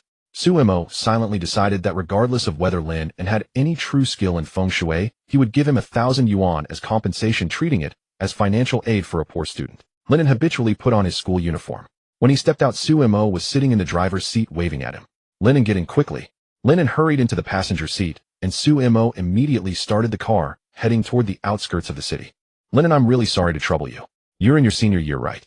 Is it easy to get leave? Lin An replied calmly, it's fine, no trouble. My grandfather's old house might really have some problems. Ever since 5 years ago, our family business started going downhill. The uncles who used to get along well began to clash. Grandfather's health has been deteriorating year by year, especially in the last 2 months. It's been incredibly unlucky. As he spoke, Su Mo added, grandfather has consulted many feng shui masters, but none could figure. He had turned to Lin An as a last resort, grasping at straws. After all, Lin An was just a high school student with no experience, his understanding of feng shui still purely theoretical. Lin An asked, tell me in detail about the recent bad luck. My grandfather has been getting injured frequently. Last month, he had 2 minor car accidents. Last week, he scalded his hand while pouring tea. The day before yesterday, right after returning from the Zhou family birthday banquet, he was bitten by the family dog he had raised for 10 years. Yesterday, while walking in the living room, he twisted his ankle and now can't even get up. Not only that, but the few remaining large orders of our Su family company have also been encountering problems, causing significant impact. Lin An's expression turned grave. It seems indeed a problem of feng shui and fortune. Hearing this, Su Mo stepped on the accelerator, speeding up. He was very worried about his grandfather. Su Hai lived in a villa area on the outskirts. The Su family, though a shadow of its former glory, still had greater wealth than the Lin family. But with too many descendants, the inheritance was insufficient. The Su family's 5 sons and 9 grandsons were scattered across the city. Su Mo had always been disapproved of by his grandfather for lacking decisiveness, making him the least favored among the grandchildren. He was content with that, visiting the villa at most 3 or 4 times a year, and each time he would leave after a short stay. Su Mo drove Lin An straight to the front of a Chinese-style detached villa. He pressed the doorbell. The butler, recognizing Su Mo, came to greet him. Young master, you're back. This friend of mine knows a bit about feng shui. I asked him to come and take a look. Take us to see The butler glanced at Lin An in his school uniform and showed a look of disdain. So many masters had come and failed, and now the young master was being unreliable, bringing a mere greenhorn. He said coldly, young master, your uncle has brought a time master to see the old man about feng shui. Perhaps you should take this young man back first. Hearing that a time master had arrived, Su Mo felt his own effort was redundant. But since he had already brought Lin An, courtesy demanded that at least let him have a look. He couldn't let Lin An come all the way for nothing. Uncle's son, my friend, is already here. At least he should take a look. The butler replied, since you insist, young master, then come in and wait. However, the master who came today is the heir of the Qin family of East Asia, inheriting the legacy of the feng shui authority Qin Lang. Your uncle traveled a long way and paid a hefty sum to invite him. He'll likely fix the old man's problem soon. I'm afraid you'll just be waiting in vain. Lin An knew of Qin Lang. He had read his feng shui monograph before. However, many of its arguments differed from those in the compendium of life skills. Lacking practical experience, Lin An was eager to observe. Lin An spoke up. Thank you for the reminder, Uncle Son. Since it's a grand master, I would like to learn from him as well. Please allow me to go and see. Seeing Lin An's humble attitude, the butler smiled and agreed. All right, I'll take you to the old master's bedroom. But the master is currently examining the feng shui and needs full concentration. Just watch quietly and don't disturb him. If the master solves the old master's problem after he finishes, then you need not interfere anymore. Young master, you can take your friend back then. Suemo glanced at Lin An and nodded. Don't worry, Uncle Son. We won't cause any trouble. The butler led them to the second floor of the villa, stopped in front of a room, knocked softly, and entered. Suhai's bedroom was spacious, nearly 50 square meters. A middle-aged man in a white Chinese-style tunic was carefully examining the room with a luo pan. Suhai, lying in bed, frowned at the three entering. Xiao Mo, you're here. And this is A. He had arrived late at the Zhou family banquet and didn't know Lin and was an honored guest of the Zhou family. The butler quickly explained for Suemo, young master was worried about you. He happened to have a friend who knows a bit of feng shui, so he brought him along. It's a sign of his filial piety. Suhai looked displeased. This kid was as unreliable as his father Su Wei, bringing a student to fool him. He said coldly, fine, wait over there. Don't disturb the master's work. Sumo's uncle Su Ji sidled up to them and sneered. Nephew, are you bringing a brat like this to fool your grandfather? Are you hoping he dies sooner? If you really want to show filial piety, learn from your uncle. Do something substantial. I paid 200,000 yuan to invite this master. When it comes to filial piety, don't be stingy. You get what you pay for. Sumo's face flushed. He retorted, we've called so many masters before. Each time they said they could fix it, but nothing ever improved. Don't be too smug, uncle. Su Ji sneered. You really think some random person can compare to Master Qin? Just watch. Today your grandfather's problem will be solved. Lin An paid no attention to their exchange. He looked at Suhai, who appeared much more haggard than 2 days ago. His brow was deeply darkened, and his face showed signs of fortune leaking outward. The problem was clearly severe. At that moment, Master Qin slowly turned around. Seeing the two outsiders, his expression turned cold. Master Su, the ritual I perform is a secret art of the Qin family. I cannot proceed with peers present. Moreover, this young man doesn't seem to be here to help with feng shui. He looks more like a spy trying to steal my techniques. Suhai found the master's words reasonable. Xiao Mo, take your friend downstairs and wait. Lin An smiled faintly. He had originally hoped to witness the master's skill, but upon seeing the man's face, he couldn't help but laugh inwardly. What a fraud. This so-called master couldn't even see his own impending calamity. Master Qin, I think it's better if I stay here. I might even be able to read your fortune for you. Qin Feng was enraged. Ridiculous. What standing do I have in the feng shui world? I need your fortune-telling. A mere whelp dares to come out and practice feng shui. Master Su, could it be that your grandson has brought you a charlatan? Lin An remained unruffled. Master Qin, I'm only giving you a friendly warning. I see black chi swirling around your forehead, and your brows are about to connect. A sign of impending bloodshed. Qin Feng was amused into anger. Ha ha ha. You dare curse me. At such a young age you're incredibly arrogant. Lin An countered, Master Qin, if you take remedial measures quickly you might still avoid disaster. Qin Feng snorted coldly. Who do you think you are? I am the heir of the feng shui authority Qin Lang. Stop spouting nonsense in front of me. Today I'll show you the power of the Qin family's secret art. Su Ji chimed in. Yes, yes, master, please perform the ritual. Don't lower yourself to the level of this little brat. Master Qin produced a brand new copper coin, waved it in the air a few times, then took out a talisman paper and ignited it, muttering incantations. Heaven is round, earth is square, the laws are decreed in 9 chapters. As urgent as the decree. With that, the master placed the burnt talisman ashes into water, gazed at the surface for a moment, then revealed an expression of sudden enlightenment, and said, Master Su, I have found the problem. Your 5 elements have an excess of wood. Metal restrains wood, and the issue lies with the golden toad ornament on your bedside. The toad's strong devouring power amplifies the metal attribute, clashing with your fortune and causing your continuous misfortune. Suhai, upon hearing that the master had identified the root cause, grew excited and hurriedly asked, Master Qin, if I remove this golden toad, will I get better? Master Qin showed a troubled expression. I'm afraid it's difficult. Its influence has become deeply ingrained. Removing it now won't restore your fortune to its former state. How can this be? Master Qin, you are a true master. You must help me find a way. Master Qin replied, you should place something that nurtures and strengthens you in the same position. By balancing the forces you can ensure smooth fortune. Then what should I place? Master Qin fell silent for a moment, feigning deep thought, then rummaged through his toolbox and produced a fist-sized blue crystal raw stone. Master Su, this item is perfect. Blue crystal possesses strong water attribute, and water nurtures wood, which suits you precisely.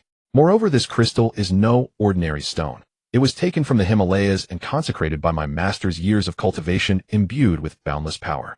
With this stone placed, you will surely enjoy boundless fortune and auspicious energy. Su Hai decided immediately. Master Qin, how much for this crystal? He'll buy it. Master Qin, however, appeared reluctant. The price is hard to estimate. After all, it was consecrated by my master Qin Lang while he was alive. Su Hai, impatient and pleading, begged, Master, please sell it to me. Have pity on this old man. Qin Feng sighed. Ah, very well. I see you are a kind-hearted person with a fateful connection to me. He'll let you have this crystal at a bargain. Just 2 million. Although the Su family had declined, they could still afford 2 million. Su Hai waved his hand grandly. I'll take it. Master, go ahead and set up the arrangement. As long as the problem is solved, money is no issue. A flicker of glee passed through Qin Feng's eyes. Old master, rest assured. With this crystal raw stone, your luck will turn around tomorrow, and you will personally feel the reversal of fortune. Hearing the master's confident guarantee, Su Hai's anxious heart relaxed. He only wanted to reverse his misfortune as quickly as possible. He didn't care much about his minor physical injuries, but the successive problems with the Su family's business partners kept him awake at night. If this continued, the Su family would eventually go bankrupt, leaving nothing for his children after a lifetime of hard work. A shame even before his ancestors in the grave. Yesterday, a European merchant who had cooperated with the Su family for many years suddenly announced the cancellation of previously signed orders, stating that this shipment would be the last, and that cooperation would be suspended indefinitely. This was a devastating blow to the already precarious Su family. If 2 million could resolve all these troubles, it would be a great bargain. Su Hai unhesitatingly signed a check for 2 million and handed it to Qin Feng. After receiving the check, Master Qin's joy was unmistakable. Master Qin first instructed the butler to remove the golden toad, then placed the crystal raw stone in its position. He rested one hand on the stone and began chanting. After a moment, Master Qin raised his hand, smiled, and said, Master Su, I have altered the feng shui arrangement of this room. All you need to do is wait until tomorrow and await good news. Master Qin, I am so grateful to you. Su Hai, visibly moved, grasped Qin Feng's hand, repeatedly expressing his thanks. Lin An, who had observed everything, sneered inwardly. This Master Qin was nothing but a fraud, daring to call himself Qin Lang's successor. He hadn't even grasped the basic principles of Qin Lang's feng shui treatises. Moreover, his pretentiousness and clumsy attempt to sell his worthless stone had inadvertently created an extremely inauspicious formation. Lin An had been shocked yesterday when he saw the video Su Mo sent. The room was excessively large with an odd layout that perfectly matched the Qin-Su clash formation recorded in the Compendium of Life Skills. Qin represents the water reservoir, Su represents the fire reservoir.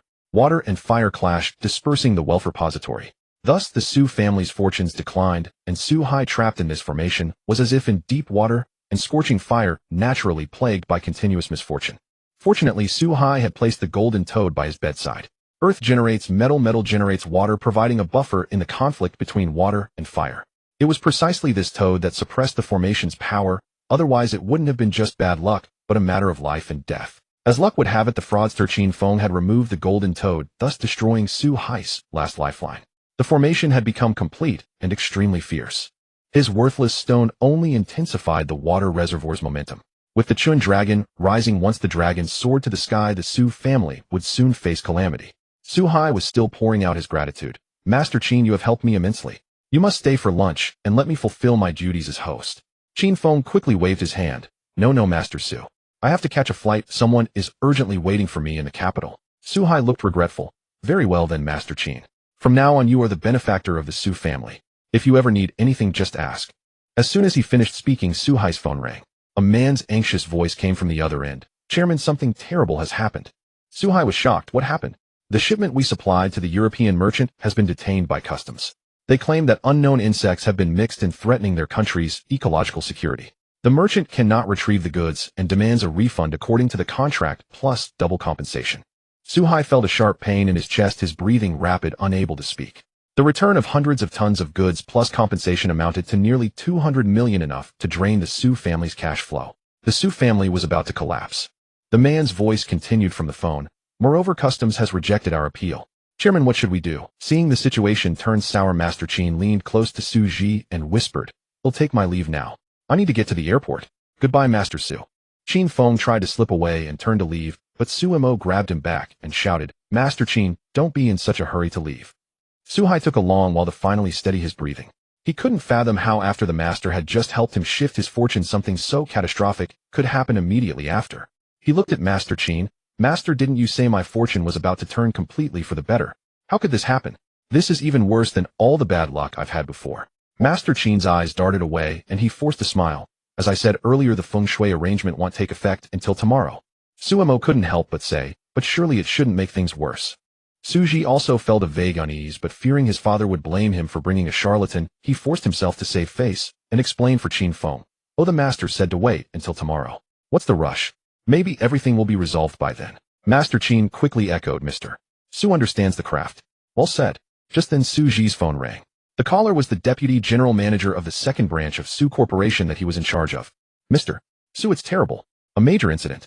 The roof water tank at the factory just burst, and the production machines inside were flooded and damaged. Production has stopped. The service provider says all their repair experts are unavailable. It'll be at least 3 days before someone can come. But our delivery deadline is tomorrow. What do we do?" Suji's voice trembled. "What? The machines are flooded." The other party continued, "Yes, it's strange. I've worked here for over a decade, and I've never seen a water tank burst. Unheard of. Keep contacting the repair crew."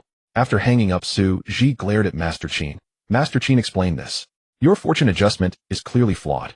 If you don't come clean today, you're not leaving." As Suji spoke, the Buddhist prayer beads on Su Hai's wrist suddenly snapped. One of the turquoise beads shattered and a fragment flew into his forehead, leaving a cut from which red blood seeped. Su Hai touched the blood on his forehead, his heart tightening. This string of beads had been with him for 30 years. He and his late wife had personally obtained it from Lin An temple. A strong, ominous premonition surged within him. Seeing this, Suji lost his temper in fury and grabbed Master Qin by the collar. "Damn it! What have you done? How dare you swindle my father's money? Do you have any idea this could ruin the Su family?" Master Qin begged for mercy. "Mr. Su, I didn't do anything. I just set up a feng shui arrangement."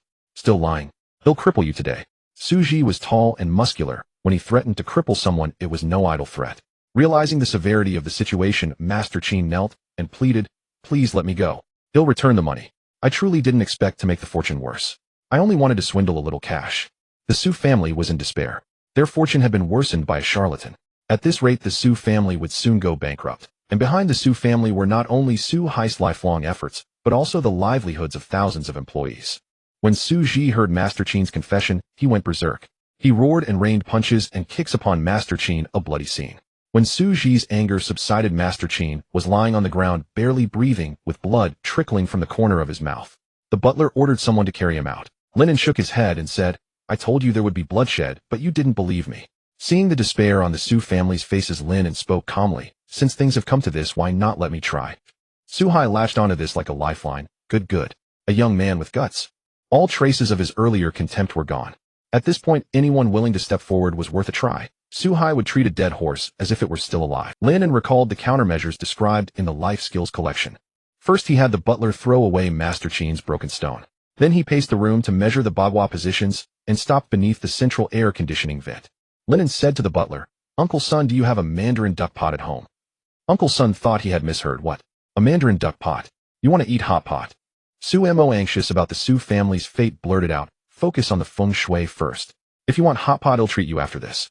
Eat as much as you like, I'm paying." "No, I'm asking if you have a pot like those used for mandarin duck hot pot. One with a divider in the middle." Su Mo was puzzled. "What do you need a pot for?" Lin An patiently explained, "This room has formed a Qin Su clash malignant array. The golden toad that could suppress the array was thrown away, so the array's effect has manifested, causing this terrible luck. But as they say, fortune favors the bold. A treasury cannot be opened without impact. The Qin Su clash is dangerous, yet it holds a hidden opportunity. We just need a container to catch the wealth from the treasury, and a mandarin duck pot is perfect." Su Hai's eyes suddenly lit up, "So we can sweep away the bad luck, and also attract endless wealth." Lin An nodded. "That should be the case." Su Hai ordered the butler, "Go get the mandarin duck pot at once." Moments later, the butler brought the pot. "Young Master Lin, here you are." Unconsciously, Uncle Son had changed his address, respectfully calling Lin An young master. "Master Su, I'm afraid we need to remove the vent cover here. This is the center of the array, and we need to place the pot on it." "No problem, he'll do it." Without waiting for Su Hai's approval, Suji volunteered and rolled up his sleeves. Su Hai naturally agreed. "Take it apart, take anything apart." "Master, go ahead." The butler brought a ladder. Suji climbed up and quickly removed the vent cover. However, the pot's diameter was larger than the vent opening, so it wouldn't fit.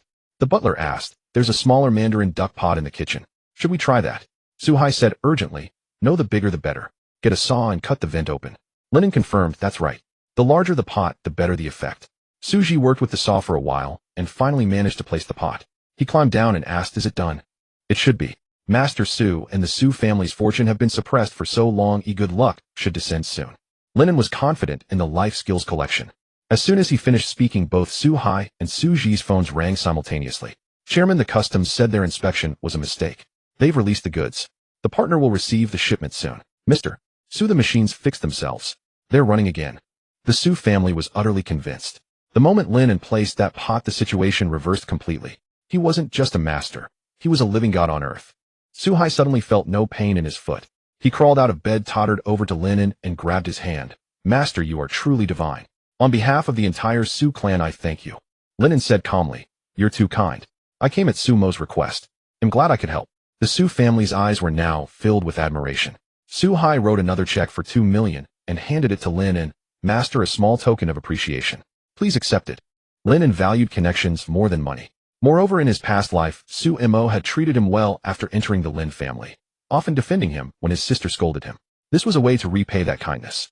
Lin An quickly waved his hand. "You're too kind. Keep the money. I may need to trouble you in the future. There's plenty of time ahead, so let's not be so precise." Su-hai thought for a few seconds and felt it made sense. Since they were both in high city, there was no need to be distant. "Then I'll obey your wish. From now on, master, just let me know if there's anything." Lin An enjoyed a sumptuous lunch at the Su residence before Su-mo drove him home. On the way, Su-mo expressed his endless gratitude to Lin An, but was also puzzled how could someone with such great skill live in such a shabby place. Could it be that true masters disdain money?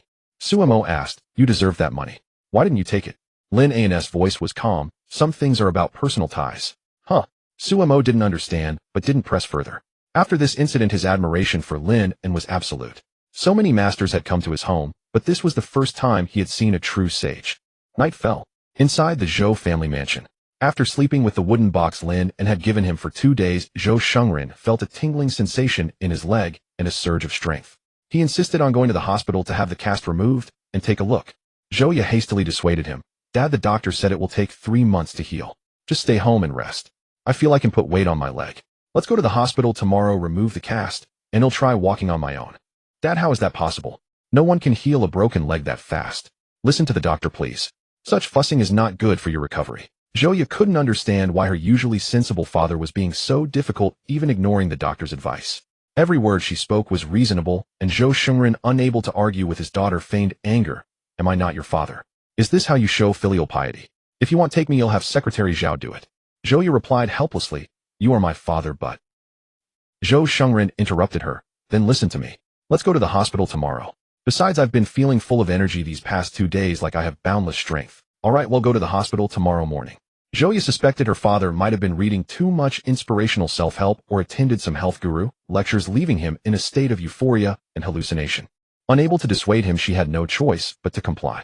If the orthopedist couldn't help, she could at least take him to see a psychiatrist on the way. Su-mo lived in an apartment in the city center. Lying in bed, he recalled the day's events, his heart surging with emotion. Lin An indeed possessed genuine ability. He had advised him earlier not to invest in physical businesses, and Su-mo realized he couldn't take that lightly. However, the partner was strongly recommended by Lin Xia, and abruptly rejecting him would risk displeasing her. Even if he made little or no profit, it might still be acceptable to invest a bit. His heart churned with anxiety and indecision. He decided to consult Lin An again. The next day at noon, Su-mo parked his car near the No. 12 middle school. Seeing students streaming out of the teaching building toward the cafeteria, he dialed Lin An's number. "Lin and near the school. Would you like to have lunch together?" Lin An roughly guessed the reason for his visit. "Sure, where are you?" "They'll come over."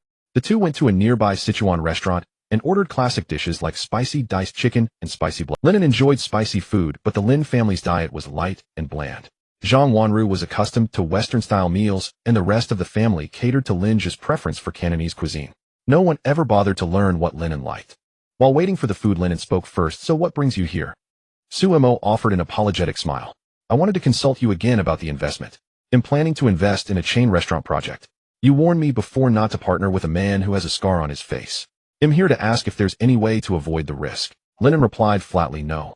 Is there really no way? I know investing is a matter of luck. I don't necessarily need to make money, Just not losing it would be fine. You're so talented, please help me out. Sumo's words were earnest.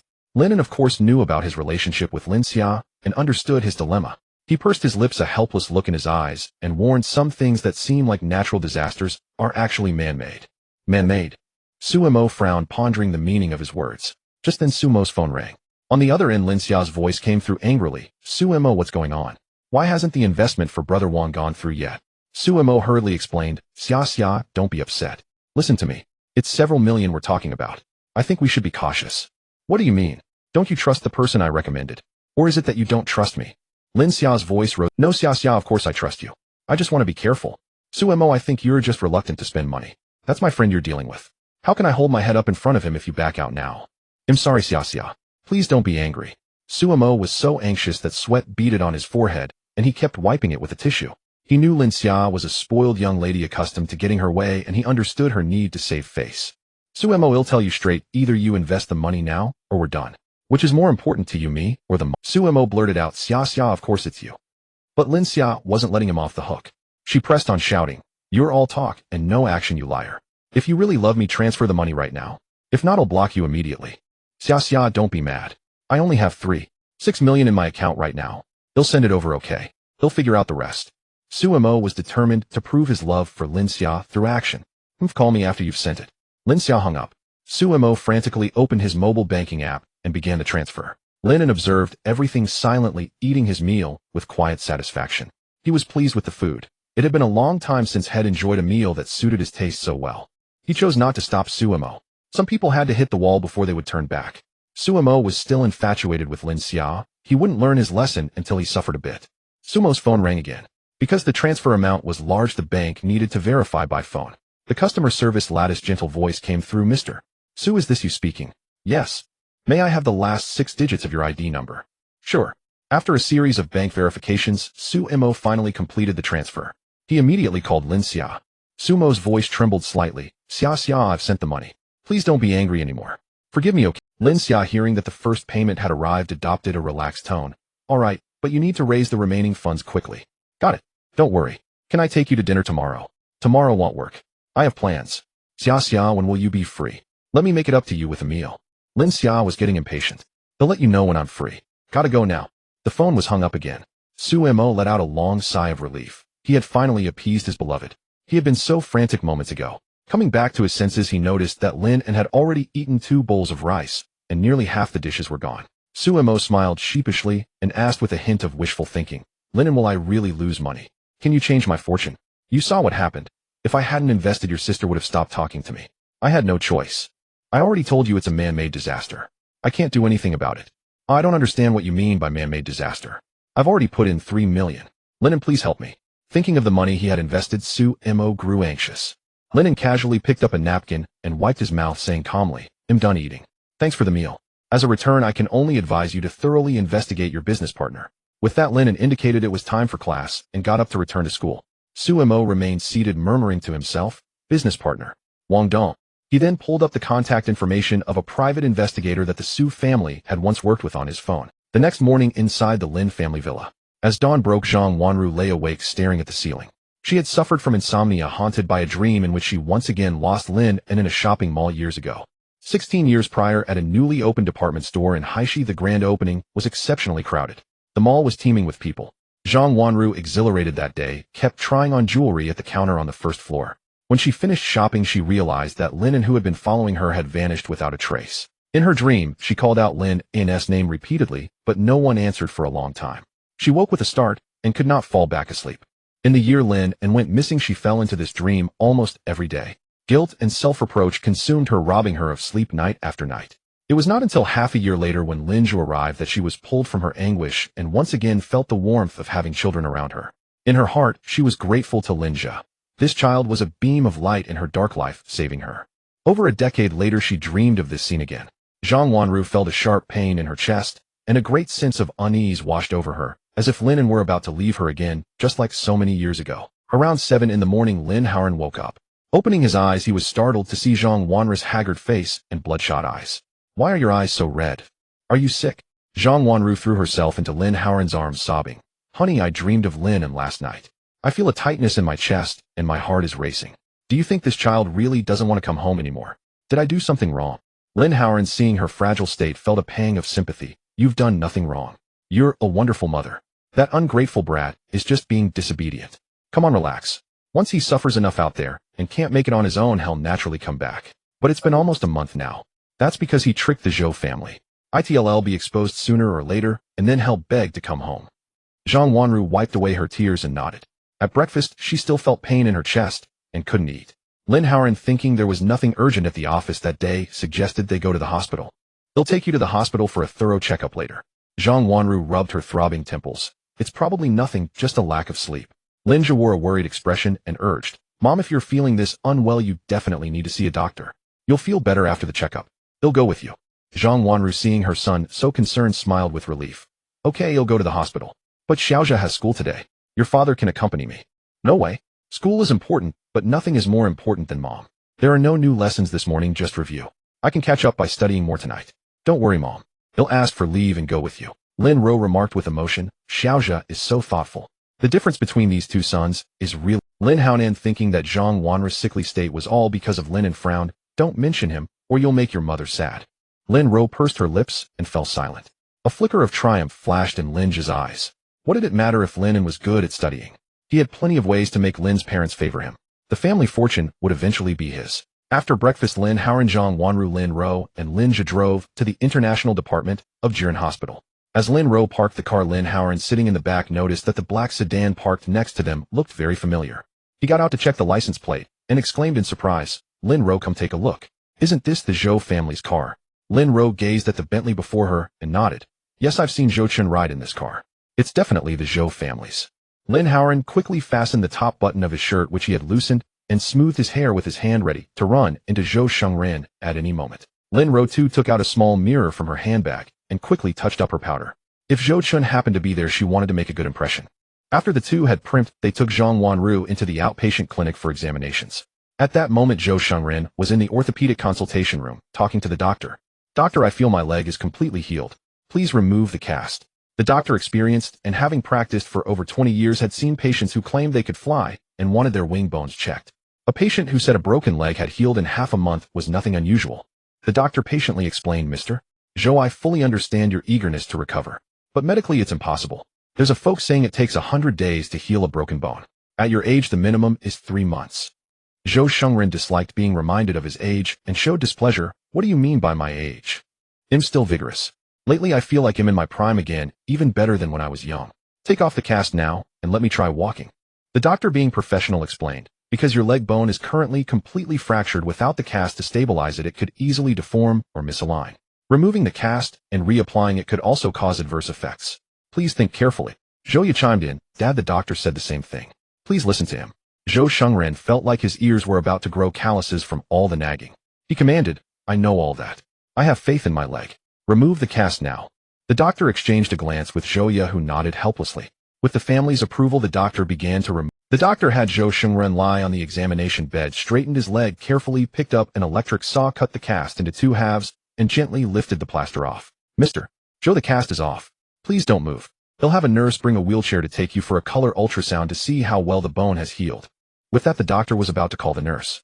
But Zhou Shengren suddenly sat up, ready to get down and take a few steps. The doctor was startled by his move and quickly pressed down on his shoulder. Mr. Zhou, please don't move. It could misalign. Once the bone is misaligned, it won't heal properly. Zhou came forward to help the doctor hold Zhou Shengren's thigh. Dad, stop it. Do you want to lose this leg? Oh, shut up. Let go of me. I know my own leg. Zhou Shengren barked. But neither of them heeded his words. They both thought he was being irrational and increased the pressure on his shoulder. Zhou Shengren could no longer endure it. He felt his strength had returned to that of his youth. With a slight effort, he broke free from their grip. The 40-year-old doctor, in the prime of his life, was nearly thrown off balance by the force of Zhou Shengren's push and staggered several times before steadying himself. Zhou, bracing herself against a nearby chair, was also shaken. Shock ran through her. How had her father's strength suddenly become so immense? What happened next was even more astonishing. Zhou Shengren swung his legs off the bed and stood up.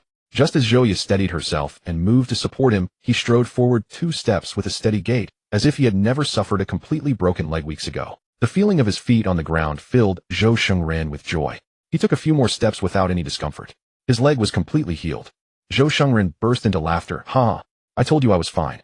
You ignorant people even said it was impossible. The doctor stared in disbelief, his eyes wide. He couldn't believe what he was seeing. In 20 years of practice, this was a miracle. How could it be possible? Under the astonished gazes of the doctor, and Zhou Shengren proudly displayed his confident stride, even hopping a couple of times to show he was fully recovered. The doctor rubbed his eyes, confirming it wasn't an illusion, then picked up the desk phone and dialed the dean. Director, Lee, what's the matter? Dean, a miracle. An old man in his 60s with a fractured leg recovered to the point of walking in less than a month. I'm not sure. Could you come take a look? Zhou Shengren waved his hand impatiently. What's there to see? I'm very busy. Xiaoya, let's go. Zhouya couldn't believe what she was seeing either, as she hoped the hospital could provide a scientific explanation. Dad, let the dean have a look first. That way we can go home at ease. A few minutes later, the dean in his 60s entered the orthopedics clinic with several medical experts. The dean knew Zhou Shengren and immediately greeted him. Mr. Zhou, I heard you've recovered. Congratulations. Let me examine you again. Zhou Shengren replied reluctantly. All right. He sat down as instructed, and the dean crouched, carefully feeling Zhou Shengren's leg bone, murmuring, "It's indeed healed, no abnormalities." The dean stood up and asked, Mr. Zhou, aside from the treatment here, have you undergone any other therapy? Zhouya answered, No, we only received treatment here.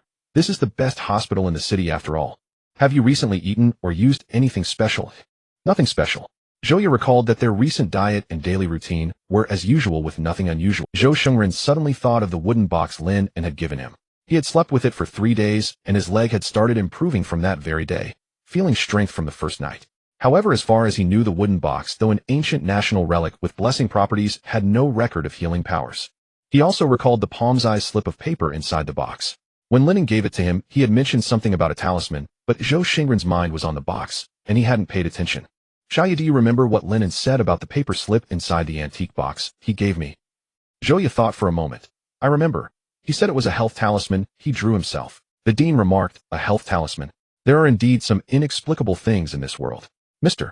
Zhou is blessed. Perhaps you've encountered a true master. Zhou Shengren stood up excitedly. Lin An. It must be Lin An. He is my destined benefactor. Xiaoya, which school does Lin An attend? It should be the 12th middle school. Zhou Shengren found the name familiar. Is that the middle school where we donated the library? Yes, the group headquarters donated it 8 years ago. I remember now. The principal's surname is Chun. Xiaoya, let's go to the school now to thank Lin An.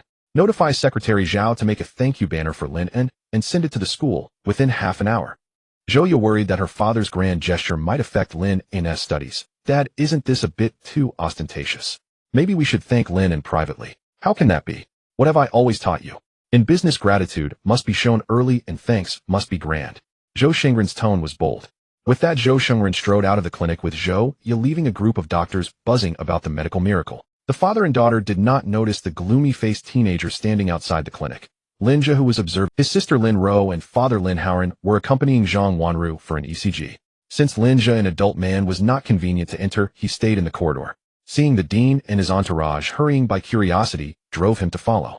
He discovered it was President Zhou, so he eavesdropped at the door, never expecting to hear about Lin An. Watching Zhou Shengren's retreating figure, Lin Zhe's face twisted into a cruel expression.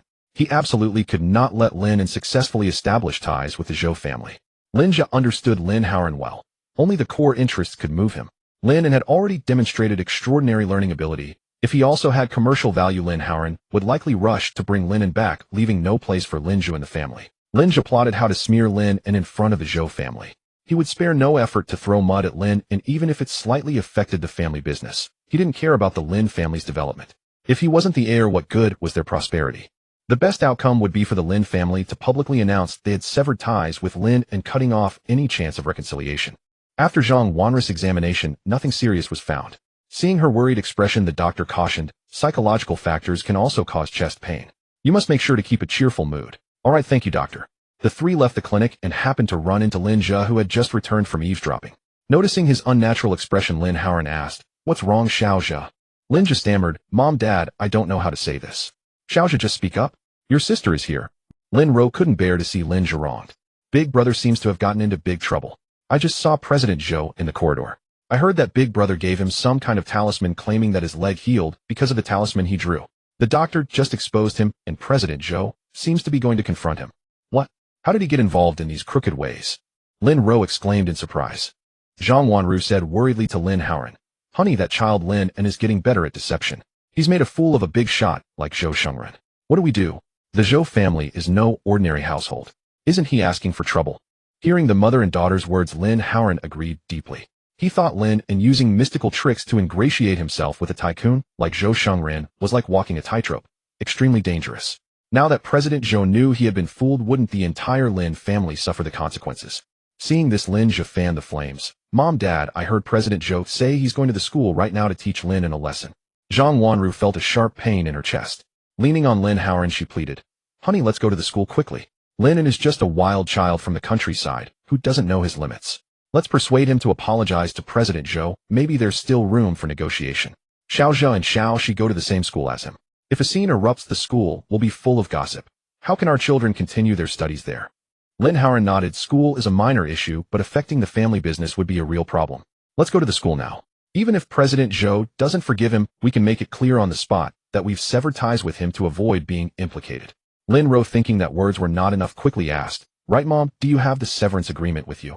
I don't have it. I left it at home. Zhang Wanru looked bewildered. Why would she carry such a thing? Lin Zhe interjected, Mom, Dad, it's okay. I have a photo of the agreement on my phone. Oh, it's the same. Good, let's hurry. Lin An urged. No one noticed why Lin Zhe kept such a thing on his phone.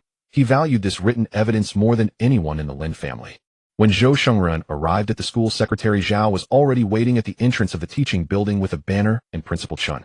The black Bentley slowly came to a stop.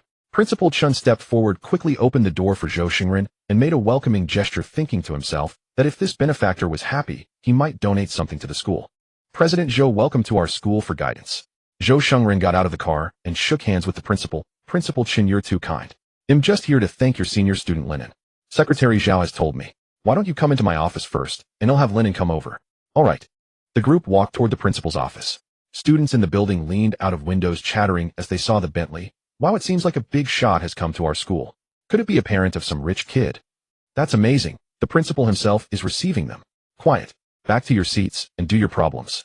Teacher Li of Class 7, Grade 12, was busy maintaining classroom discipline. Just as she finished speaking, her phone vibrated. She answered, and Principal Chen's voice came through, Send Lin into my office. The principal's voice was loud enough for the first 2 rows of students to hear clearly. Lin An, Principal Chun wants you in his office. Go quickly. Lin An reluctantly put down the book he was reading. Lately, people kept looking for him, preventing him from focusing on his studies. Amidst the chatter of his classmates, he walked out of the classroom while the students behind him speculated about the Bentley owner's relationship with him. Could Lin An be the son of a wealthy family? Seeing the school gate wide open, Lin Ro parked her Porsche directly beside the Bentley at the entrance of the teaching building. The security guard mistakenly thought they were with the distinguished guest the principal had mentioned and didn't stop their family. After parking the car, Lin Ro said, President Zhou has already arrived. Let's go find Lin An first. He's in Class 7. He'll take you there. Lin Zhe quickly replied. The Lin family hurried up to the 3rd floor, just catching sight of Lin An's departing figure at the end of the corridor. They chased after him and arrived at the principal's office. Zhang Wanru called out breathlessly, Lin An, Lin An. Just as Lin An was about to knock on the door, he saw the 4 members of the Lin family approaching him. His brows furrowed tightly and irritation was written all over his face. Why couldn't these Lin people just leave him alone? He said impatiently, What do you want? Zhang Wanru, who hadn't seen Lin An for days, spoke with a trembling voice. Lin An, do you have any idea how much trouble you've caused? You'd better confess and apologize now, and your mom and dad might still help you plead for leniency. Lin An found it baffling. What did I do wrong? Lin An, who was recently trying to secure a first-tier dealership with the Zhou Group, said urgently, What did you do wrong? You dare to deceive President Zhou, and you're messing around with mystical talismans. Have you lost your mind? Hearing the word talisman, Lin An recalled the health talisman he had given to Zhou Shengren. Seeing the panic on the Lin family's faces, he wondered if the talisman had produced some adverse effect. But the skills from the Life Skills Compendium had been verified by him and shouldn't be problematic. Lin An steadied himself and said, What I do has nothing to do with you. Can you just stop bothering me? You little brat, don't you realize that your actions will drag the Lin family down? Now go in and confess the truth to President Zhou. Kneel down and apologize, and don't bring trouble to the family business. Lin An scolded angrily. Lin An let out a cold snort. Lin Ro, who hated his rebellious attitude the most, said, Lin An, I'm telling you, you'd better personally tell President Zhou that you cut ties with us long ago. As for severing ties, even if you don't say it today, we will. We've even brought the severance agreement. Don't think you can cling to the Lin family. Hearing the argument outside, Principal Chun stood up and opened the door. Seeing so many people standing outside, he looked puzzled. Lin An, why haven't you come in yet? And who are you? Lin Zhe replied with a fake obedient tone, Hello, Principal Chun. I'm Lin Zhe from the top 3rd year class. These are my parents and my sister. Lin An is my estranged brother. Principal Chun was a bit confused but understood that they were Lin An's not-so-close family members. Then you can come in too. Lin An saw Zhou Shengren sitting on the sofa and immediately bowed to greet him. Hello, President Zhou. What are you doing here? Zhou Shengren's face showed displeasure. Seeing President Zhou's bad mood, Lin An was nervous. I came to apologize to you. What? I heard that Lin An used some street tricks to fool you. I came to persuade him to confess and apologize, but this kid is stubborn and won't listen. We can't do anything about it. But President Zhou, I swear to heaven that the Lin family knew nothing about what Lin An did. He grew up in an orphanage in the countryside and has many bad habits. We can't help it. Please don't take it out on the Lin family. Moreover, we severed ties with him last month. If you don't believe me, look. Lin An reached out and took the phone from Lin Zhe, which displayed a photo of the severance agreement. Lin An blurted out all the excuses he had prepared on the way. Zhou Shengren and Zhou Ye tried to interrupt several times, but couldn't get a word in. The Zhou family looked at each other, puzzled about what Lin An was trying to achieve by staging this oath drama here. Lin An had long given up on the Lin family. Watching them desperately distance themselves from him, afraid of being implicated, he only felt like laughing. Zhou Shengren looked at the photo on the phone, which clearly stated that Lin An had severed ties with them. He had been uncertain about their relationship before, thinking that family matters were hard to judge. After all, it was understandable for a high school student to run away in a fit of pique. Now he felt relieved he no longer needed to consider Lin An's feelings and could deal with the Lin family freely. Zhou Shengren's face turned cold. So Lin An's actions have nothing to do with the Lin family. Lin An raised his arm and extended 3 fingers. I swear on behalf of the entire Lin family that Lin An has nothing to do with us. We knew nothing about it. Lin Ro quickly added, President Zhou, Lin An's deception was all his own doing. If you want to settle accounts, just go after him. We won't interfere at all. Feel free to punish him.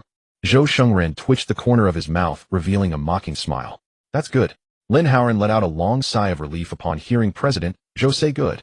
Finally, he had distanced himself from Lin An. Zhou Shengren looked at Lin An, who stood expressionless, and walked toward him. The 3 Lin family members thought Zhou Shengren was going to deal with Lin An on the spot, holding their breath in fear. Zhang Wanru's lips moved as if she wanted to say something, but in the end, she chose to remain silent.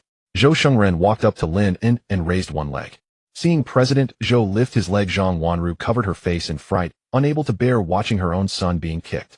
Lin An himself was unsure what this was about. Zhou Shengren raised his leg high, patted it twice, and laughed heartily. Lin An, look, my leg is healed. Thanks to you. Your health talisman is a divine charm. My leg recovered in 3 days. Lin An was also surprised by the power of his talisman, healed in 3 days. Yes, just 3 days. And now I feel full of energy, as if I've become 30 years younger. Lin An looked at the ecstatic Zhou Shengren and smiled. I'm glad you've recovered. Lin An listened to their exchange, frozen in place. Could it be that President Zhou had come to repay a favor, not to settle a score? Then he had just committed a colossal blunder. Zhou Shengren took Lin An's hands in his and asked sincerely, You've helped me so much. How can I thank you? No need, no need. It was originally a birthday gift for you.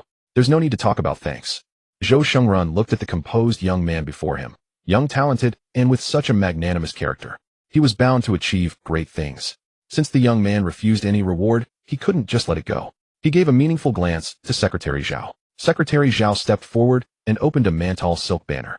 8 golden characters reading, Promising Youth, deep as a mountain, leaped out. Lin An was stunned by this extravagant way of showing gratitude, his mouth half open, unsure what to say. Zhou Shengren showed a satisfied smile and said, Principal Chun, I recall that the Zhou group previously donated a library. This time I've decided to donate another 100 books in Lin An's name. Let's hang this banner in the library. Is that okay? Principal Chun quickly expressed his gratitude. Of course, no problem. Thank you, President Zhou. On behalf of all the teachers and students of No. 12 High School, I thank you. Now he no longer had to beg for book donations on social media like an electronic beggar. I should be thanking you for cultivating such an outstanding person. Principal Chun replied, having a student like Lin An is an honor for No. 12 High School. He is not only noble in character and always willing to help others, but also excels academically, ranking first in the grade. Next week, he will represent the school in the national mathematics competition. Having lived 2 lives, Lin An heard someone praising him so unreservedly for the first time. He scratched his head in embarrassment. Zhou Shengren hadn't expected Lin An to be so outstanding. He couldn't stop smiling and pulled Zhou Ye beside Lin An. Our Xiaoya was also an excellent student when she studied. She was in a gifted youth program and graduated from university at 18. You two should exchange ideas when you have time. Zhou Ye at 21 was 3 years older than Lin An. She naturally understood her father's intention. Her beautiful cheeks flushed with embarrassment. Dad, you've expressed your gratitude. Let Lin An go back to class now. Don't delay his studies. Zhou Shengren thought his daughter was right. Alright, I'll be going now. Lin An, I wish you victory in the competition. Thank you, President Zhou. I'll do my best. Seeing that Zhou Shengren was about to leave, Lin An, who had been frozen in place, finally snapped out of it. He had to do something to make up for his mistake today and latch onto the relationship between Lin An and the Zhou family. President Zhou, wait. Lin An called out to Zhou Shengren, who was about to leave, with a flattering expression. President Zhou, Lin An is indeed a good child. I've been having terrible sleep lately, and what I said just now was nonsense. A great man doesn't hold a petty man's faults against him. Please don't take it to heart. I recall you just called Lin An a wild child full of flaws, and haven't you already severed ties with him? Lin An wiped the sweat from his forehead, pointing at Lin Zhe and stammering, a slip of the tongue, President Zhou. It's all because this boy misreported things. I was afraid you might be misled. It's all a misunderstanding. Let me explain. Zhou Shengren glanced at the aggrieved Lin Zhe and said coldly, there's nothing to explain. President Lin, you've raised your son well. I have no interest in your family affairs. With that, Zhou Shengren turned and walked away. Lin An chased him down a flight of stairs, pleading, President Zhou, please give me another chance to explain. Annoyed by the persistence, Zhou Shengren stopped. I said no need for explanations. Also, I see your family is quite busy, so you probably don't have much time for business. Your Lin family company will be downgraded to a third-tier agent. Lin An's head buzzed as if it would explode. After years of hard work, the Lin family company was being downgraded. He wanted to beg for leniency, but Zhou Shengren glared at him and said icily, if President Lin is dissatisfied, it can be downgraded to fourth tier. Frightened, Lin An dared not pursue further and slumped to the ground in silence. Zhang Wanru, seeing him like this, grew worried. Honey, let's go home. We'll figure out the business matters slowly. Lin Zhe approached tearfully, trying to help him up. Dad, it's all my fault. I didn't hear President Zhou clearly. I never expected things to turn out like this. Useless. Lin An roared in fury, stood up, and slapped Lin Zhe across the face, the sound echoing through the corridor. But the one hit was Zhang Wanru, who had thrown herself in front. Having devoted all her efforts to raising Lin Zhe, she instinctively shielded him when she saw Lin An about to strike. Seeing her mother's swollen face, Lin Ro choked up and reproached her father. Xiao Zhou is still a child. How could he understand the implications of a big boss like President Zhou? Besides, those talismans are inherently deceptive. Isn't Dad at fault too? When things go wrong, do you take it out on your wife and children? And today you've already declared in front of others that you've severed ties with Lin An. He must hate us now. We only have Xiao Zhou left as our son. Do you want to beat him to death too? Zhang Wanru, still dizzy from the slap, recovered and pleaded. Honey, we've watched Xiao Zhou grow up. He's such a good boy. Please forgive him. Lin Zhe supported Zhang Wanru, his expression remorseful, tears already streaming down his cheeks. Mom, sis, don't blame Dad anymore.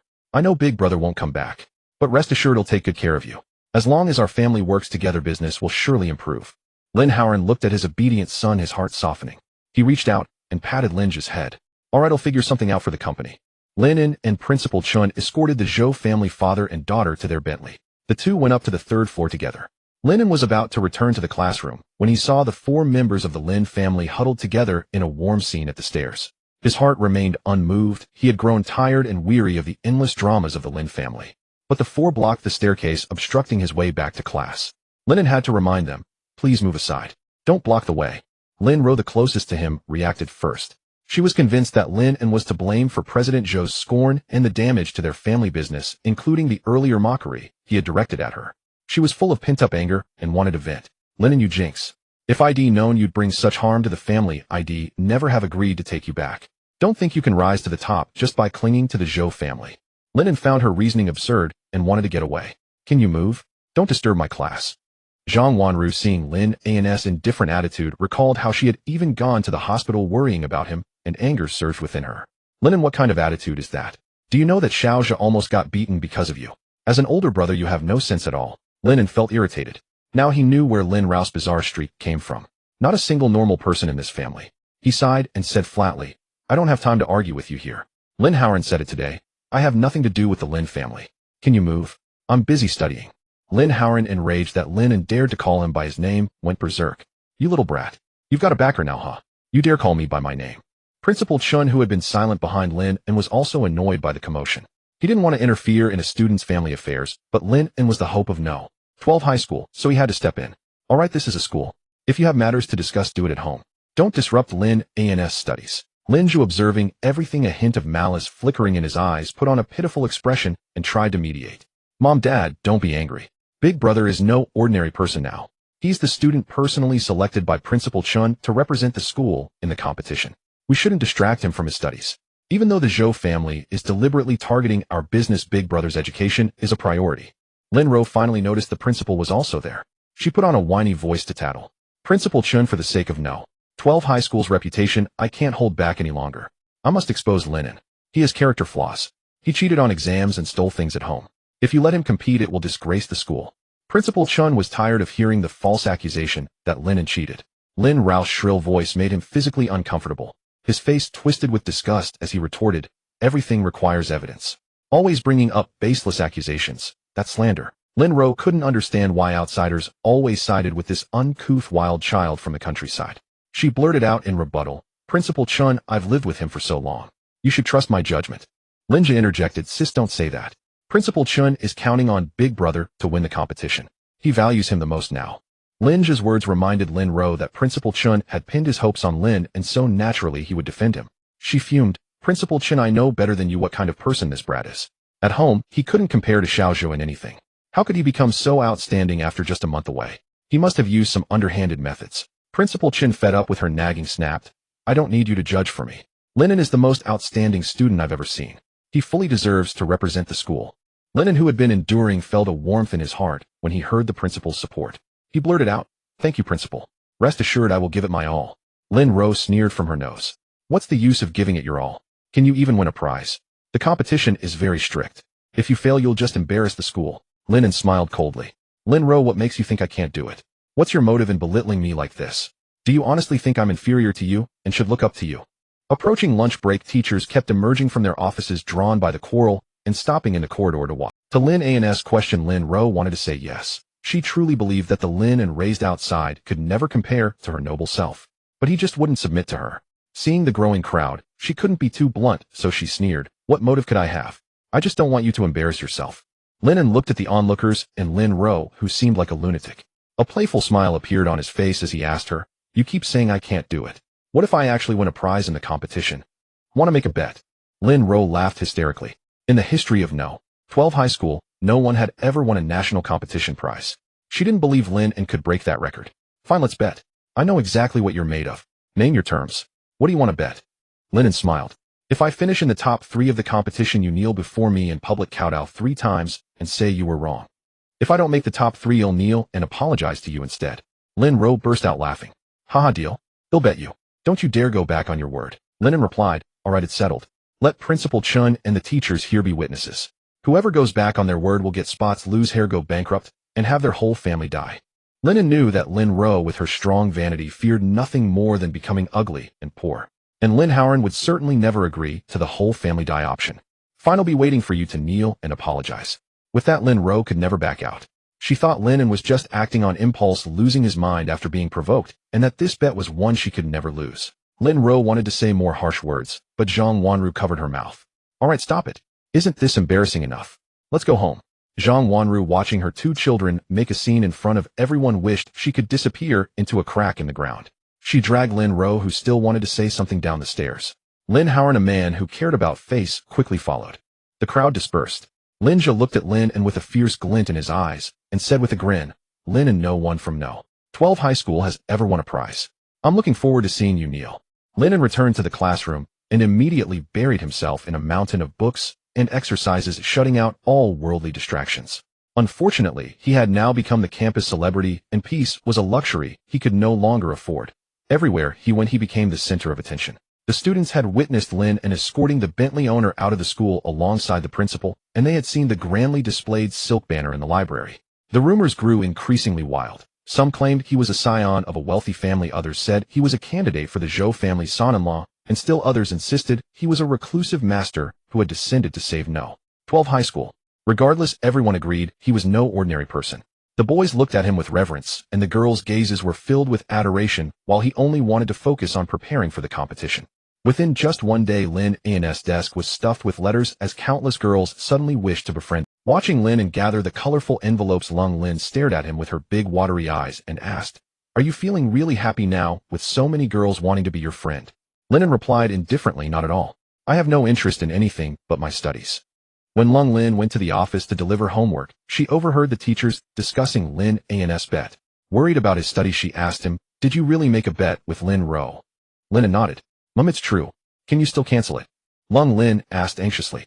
Of course not. But do you know that in the history of No. 12 High School, no one has ever won a place? Seeing her troubled expression, Lin An comforted her. I know all that. Don't worry, I have confidence. All right, then do your best. To keep you from getting distracted from now on, if anyone sends you letters, they'll keep them. A smile involuntarily tugged at the corner of Lin An's mouth, and his gaze toward Lung Lin softened with affection. All right, you should also prepare well for the monthly exam. Seeing Lin An agree, Lung Lin beamed sweetly. The rumors about Lin An soon reached the advanced class. Lin Zhe noticed Lu Ruiyun's distracted demeanor, a sly smile curling at the corner of his lips as a malicious glint flickered in his eyes. Class monitor, why do you look so pale today? Lu Ruiyun touched her face. Do I? The rumor that Lin An might become the Zhou family's son-in-law gnawed at Lu Ruiyun's nerves. She had believed that with her outstanding appearance, she could easily captivate Lin An, but he proved utterly indifferent. After they added each other on WeChat, he hadn't even sent her a single message. Sitting by the window, Lu Ruiyun had witnessed Lin An seeing off the Zhou father and daughter yesterday. In particular, Zhou Ya's stunning beauty made even her, the acknowledged school beauty, feel somewhat inferior. Faced with such a formidable rival, her mind began to churn with doubts. Would she be outshone? Seeing her vacant gaze, Lin Zhe cut straight to the chase. Beautiful, are you worried about the competition? Lu Ruiyun sighed. A little, it's the national competition after all. With your looks, you'll dazzle all the competitors once you step into the exam hall. Lu Ruiyun blushed coyly. Well, stop teasing. I'm being sincere. Just crook your finger, and your rivals will obediently hand you the answers. Lu Ruiyun, buoyed by Lin Zhe's flattery, regained her former confidence. She reasoned that her failure to win over Lin An earlier was simply because he was too dense to understand. With a little clever maneuvering, she could surely make him help her during the exam. Only 4 days remained until the competition, and time was running out. After a moment's thought, Lu Ruiyun sent Lin An a message. Lin, let me treat you to dinner tonight. In her mind, issuing such an invitation was an immense honor. After all, the number of suitors in her entire grade could stretch all the way to the neighboring school. She expected Lin An to be flattered to accept without hesitation and to trail after her like all the other boys, doing everything to earn a smile from her. But once again he caught her off guard. Lin An replied with only 2 words, no thanks. There were no punctuation marks, no emojis, just those 2 cold, stark words. Lu Ruiyun sat stunned for several minutes before she realized she had been rejected. As the acknowledged school beauty, she had never experienced such cold treatment, especially when she was the one offering to treat him to a meal. Being so blatantly disregarded for the first time, Lu Ruiyun felt a bitter churn in her stomach. Her face flushed from pale to red, seething with indignation. No matter what, the competition was imminent. Lu Ruiyun refused to believe she couldn't win Lin An over. It seemed she would have to resort to some unconventional methods. Lu Ruiyun sent a message to her mother. I might come home a bit later today. I'm going to a classmate's house to do homework. Lu Ruiyun had always been diligent about her studies, often returning home late after consulting on academic questions, so her mother didn't think twice and simply replied with a okay. That evening, Lu Ruiyun was indeed going to a classmate's house to do homework, but not to her mother's familiar best friend's home. Instead, she was heading to Lin An's house. After school, Lu Ruiyun waited at the school gate. When she saw Lin An coming out, she followed him. Lin An and Lung Lin walked home together. Lung Lin chattered about interesting school gossip. Lin An, you know what? You're now the #1 male idol on the school forum poll. Lin An chuckled. Haha, our school has such a thing. It's held every month. You got 130 votes this month. Surprised? Over 100 people in this school have a secret crush on you. Everyone's just messing around. So are you the #1 goddess? Me? I can't even get on the short list. The top spot is undoubtedly Lu Ruiyun. She's been dominating the list for years. Lung Lin said this with an envious look. But Lin An disagreed and replied seriously, I think you're pretty. Lung Lin still had a bit of baby fat, and she was more tan from the sun, unlike Lu Ruiyun's fair skin. That's why people hadn't noticed her beauty. However, Lung Lin's facial features were superior to Lu Ruiyun's. Hearing Lin An praise her like that, Lung Lin laughed. Shallow dimples appeared on her face, looking especially lovely in the sunset glow. Haha, Lin An, you've become sweet-tongued. Lu Ruiyun, following behind, heard Lin An say she was inferior to this little country bumpkin. She was fuming and secretly resolved to make Lin An kneel at her feet today. After the competition, she would dump him mercilessly no matter how much he begged to stay to vent her anger. Lin An waved goodbye to Lung Lin at the entrance of his old house, took out his key, opened the door, and went inside. Lu Ruiyun looked at the dilapidated house with contempt. She couldn't believe Lin An was so poor that he lived in such a shabby place. After watching Lung Lin walk away, Lu Ruiyun pressed the doorbell. She pressed it a few times before realizing it was broken, so she switched to knocking. Who is it? Lin An thought it was Lung Lin coming back for something. Lin An, it's me. A sweet, coquettish voice came from outside, but Lin An had never really taken her to heart, and had already forgotten her voice. He asked doubtfully, who are you? Suppressing her anger, Lu Ruiyun spoke in a syrupy tone. I'm Lu Ruiyun. We exchanged contact info. Lin An remembered. She had sent him a message in the afternoon asking to treat him to dinner. Having lived 2 lives, Lin An could guess a woman's intentions fairly well. He said coldly, what do you want? Classmate Lin, I have a few math problems I'd like to ask you about. Would you mind letting me in? Lu Riyun believed that such a beautiful girl as herself condescending to visit him personally would be welcomed by anyone. She underestimated the resolve of the person inside. Ask me at school tomorrow. I'm busy right now. Lin An's indifferent tone made Lu Riyun feel chilled to the bone. She hesitated for a few seconds, then decided to try again. Classmate Lin will be quick. Please let me in. No, it's not convenient since I'm the only one here. Please leave now. Hearing that he was alone, a glimmer flashed in Lu Riyun's eyes. She urged, Classmate Lin, it's fine. I don't mind. I mind. Don't bother me. In her 18 years, Lu Riyun had never been spoken to like that. She clenched her fists, her long nails digging into her palms. Since he had put it that way, if she persisted, she would be shameless. But if she just left like this, what about the competition? If Lin An could help her get guaranteed admission to Qingbei University combined with her superior looks and decent family background, she could surely marry into a super-rich family. With such a bright future, could she give up so easily? Suppressing her frustration, Lu Riyun knocked a few more times, squeezed out a few tears, and spoke in a pitiful tone. Classmate Lin, I really can't solve these problems. I'm so anxious. Please let me in. Lu Riyun waited for Lin An's reply. There was only silence. Lin An, are you there? Still no response. By then Lin An had already changed clothes, gone upstairs, put on earphones, and was reading a math textbook. Lu Riyun grew desperate. She pounded on the door in a rage. Lin An, open the door. I know you're in there. Her frantic behavior quickly drew the attention of passing students. Isn't that the school beauty, Lu Riyun? What's she doing? She seems to be calling for Lin An. The Lin An on the library banner. Damn, even the school beauty is throwing herself at him. Hearing the murmurs behind her, Lu Riyun stopped. She glanced around. Fortunately, no one she knew was there. She wiped her tears. If her peers found out that the school beauty was chasing after a boy, she'd become a laughingstock. She hurriedly hailed a taxi and fled. At night, after finishing his reading, Lin An took out his brush and ink. Recalling the method for drawing the Wenxiu talisman from the life skills collection, he drew one for himself. He was fairly confident about the national math competition. Drawing this talisman was to ensure absolute success, so that Lin Ro would have to kneel and admit her mistake. Also, he wanted to experience the feeling of having a talisman on him. Zhou Shengren said that carrying a health talisman made him feel energetic and full of strength. What about the Wenxiu talisman? He already had a photographic memory. What more could it do? Lin An placed the talisman under his pillow and went to sleep out of curiosity. The next morning he arrived at the classroom early, opened an abstract algebra textbook, and immersed himself in it. After a while, Lin An muttered to himself, so that's how it is. Was this the feeling of the legendary Wenxiu star descending to the mortal world? The effect of the talisman was astonishing. In just one night, his perception of reading had completely changed. Previously, he only had an incredible memory. Now he could more easily grasp the deeper meaning of knowledge. His level of comprehension had taken a qualitative leap. The words before his eyes effortlessly connected with the knowledge stored in his mind, forming a knowledge web that was interlinked and deeply layered. This feeling of effortlessly mastering knowledge in his mind was exhilarating. Soon it was the day before the competition. During the afternoon self-study session, Principal Chun came to class 7, grade 12. Lin An, come with me. Principal Chun smiled warmly. He wanted to remind Lin An of some details before the big day. Hello, Principal Chun. Tomorrow's the competition. How are you feeling? Nervous? Lin An replied calmly, not too bad. Principal Chun patted Lin An on the shoulder and said with expectant eyes, I have confidence in your abilities. I believe that as long as you perform at your normal level, you'll rank among the top. Lin An, no. 12 High School is counting on you. Rest assured, Principal. I'll do my best. Good. Send me your address. They'll come to take you to the exam tomorrow morning. Prepare your test supplies today, and remember to go to bed early tonight. As per tradition, the national math competition alternates between Beijing and Haishur. This year it happened to be in Lin An was a bit touched. Lin Howren and Zhang Wanru had never taken him to the exam hall. Thank you, Principal. The other 4 participating students from No. 12 High School were all in the key class, and their homeroom teacher, Mr.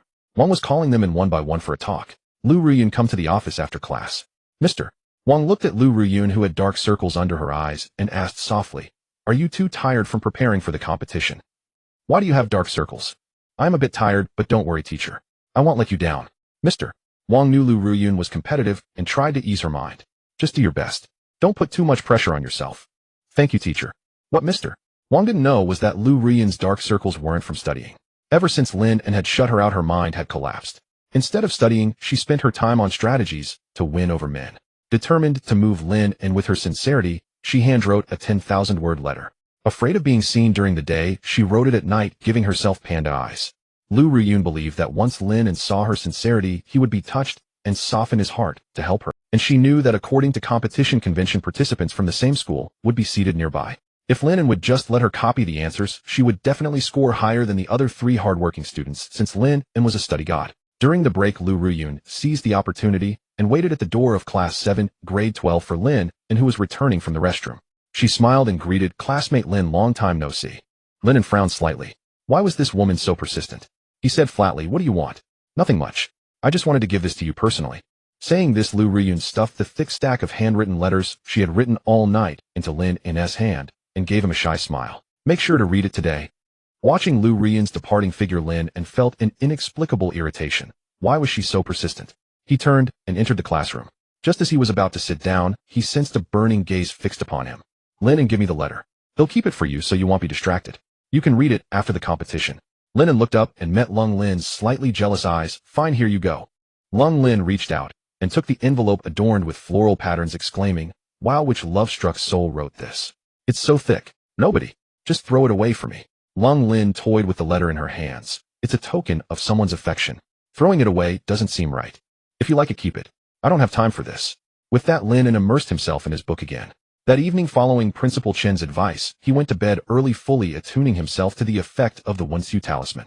The next morning, Principal Chen drove to the old house to pick up Lin An as promised. As soon as Lin An settled into the passenger seat, a steaming bag of food was handed to him. Principal Chen said with a warm smile, soy milk and fried dough sticks. I didn't dare buy you steamed buns. If the filling wasn't clean, it could ruin everything. Thank you, Principal. Don't keep thanking me. Outside school, I'm your Uncle Chen. No need to be formal.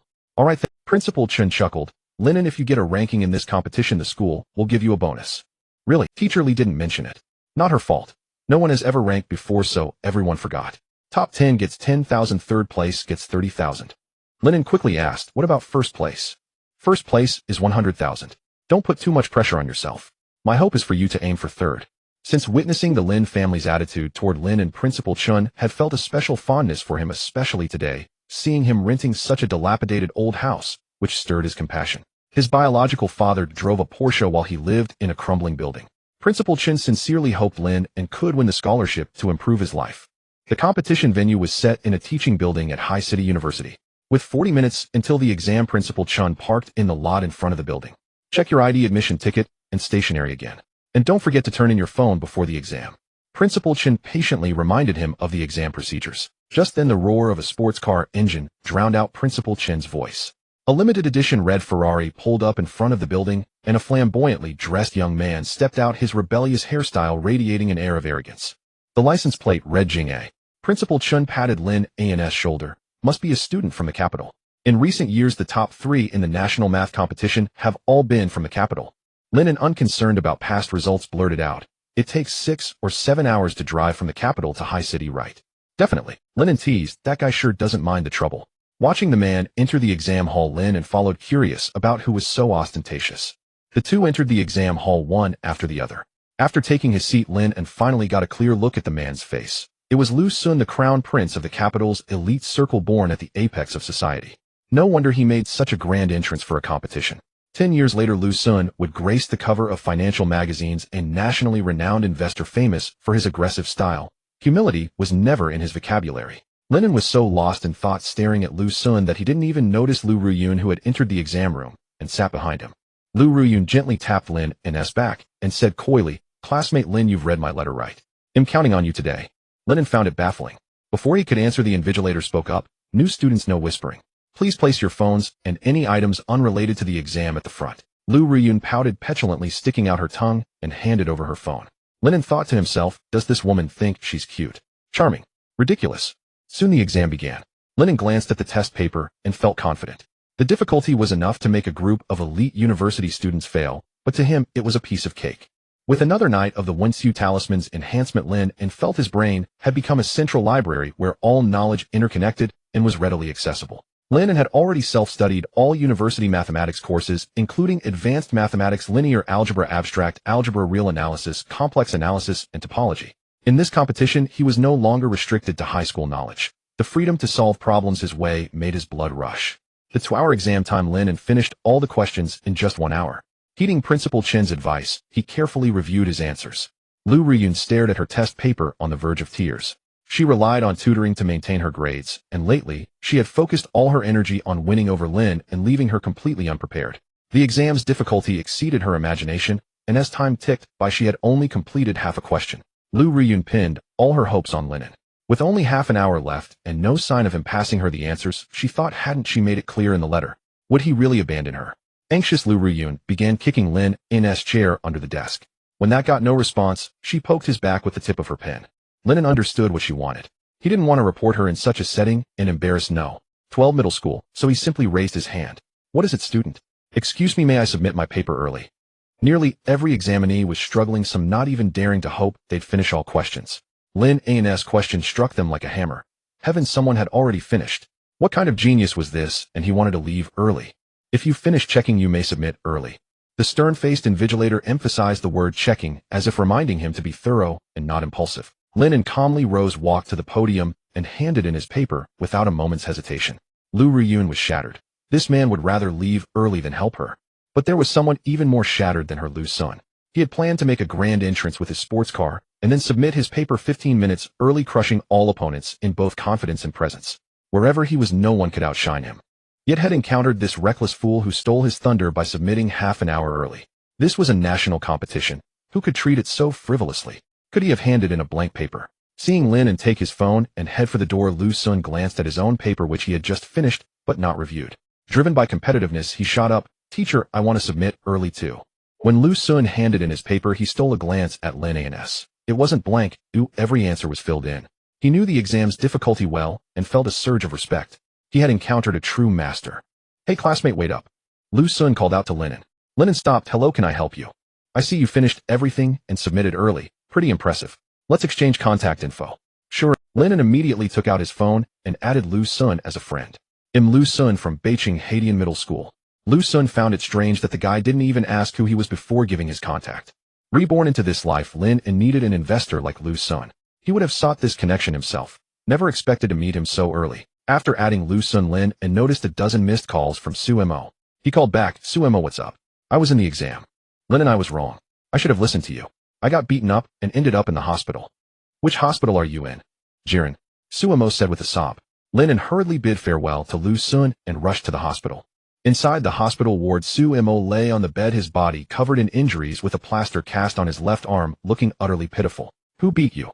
Sumo pressed his lips together, unable to utter the words. He had been cuckolded and beaten half to death by that adulterous pair. Silently, he pulled out his phone and handed it to Lin An. "Take a look yourself. This was taken by a private investigator I hired." The phone screen was paused on a short video. Lin An tapped the screen, and the video began to play. The footage showed Lin Zhe arm in arm with a man viewing apartments at a sales office. Lin Zhe pointed at the building model, her expression affectionate and flirtatious, cooing. "Honey, once the money comes through, let's buy this place, okay?" Seeing Lin Zhe in such a wanton state, Lin An felt a surge of fury. Having lived two lives, he despised nothing more than those who coveted what they had while eyeing the next, who had no moral boundaries and were unfaithful in love. The man beside Lin Zhe was lean with a lecherous expression. He reached out and pinched Lin Zhe's waist, saying, "That depends on your skills. The final payment hasn't come through yet. Can you stop mentioning that loser? Just thinking about him makes me sick.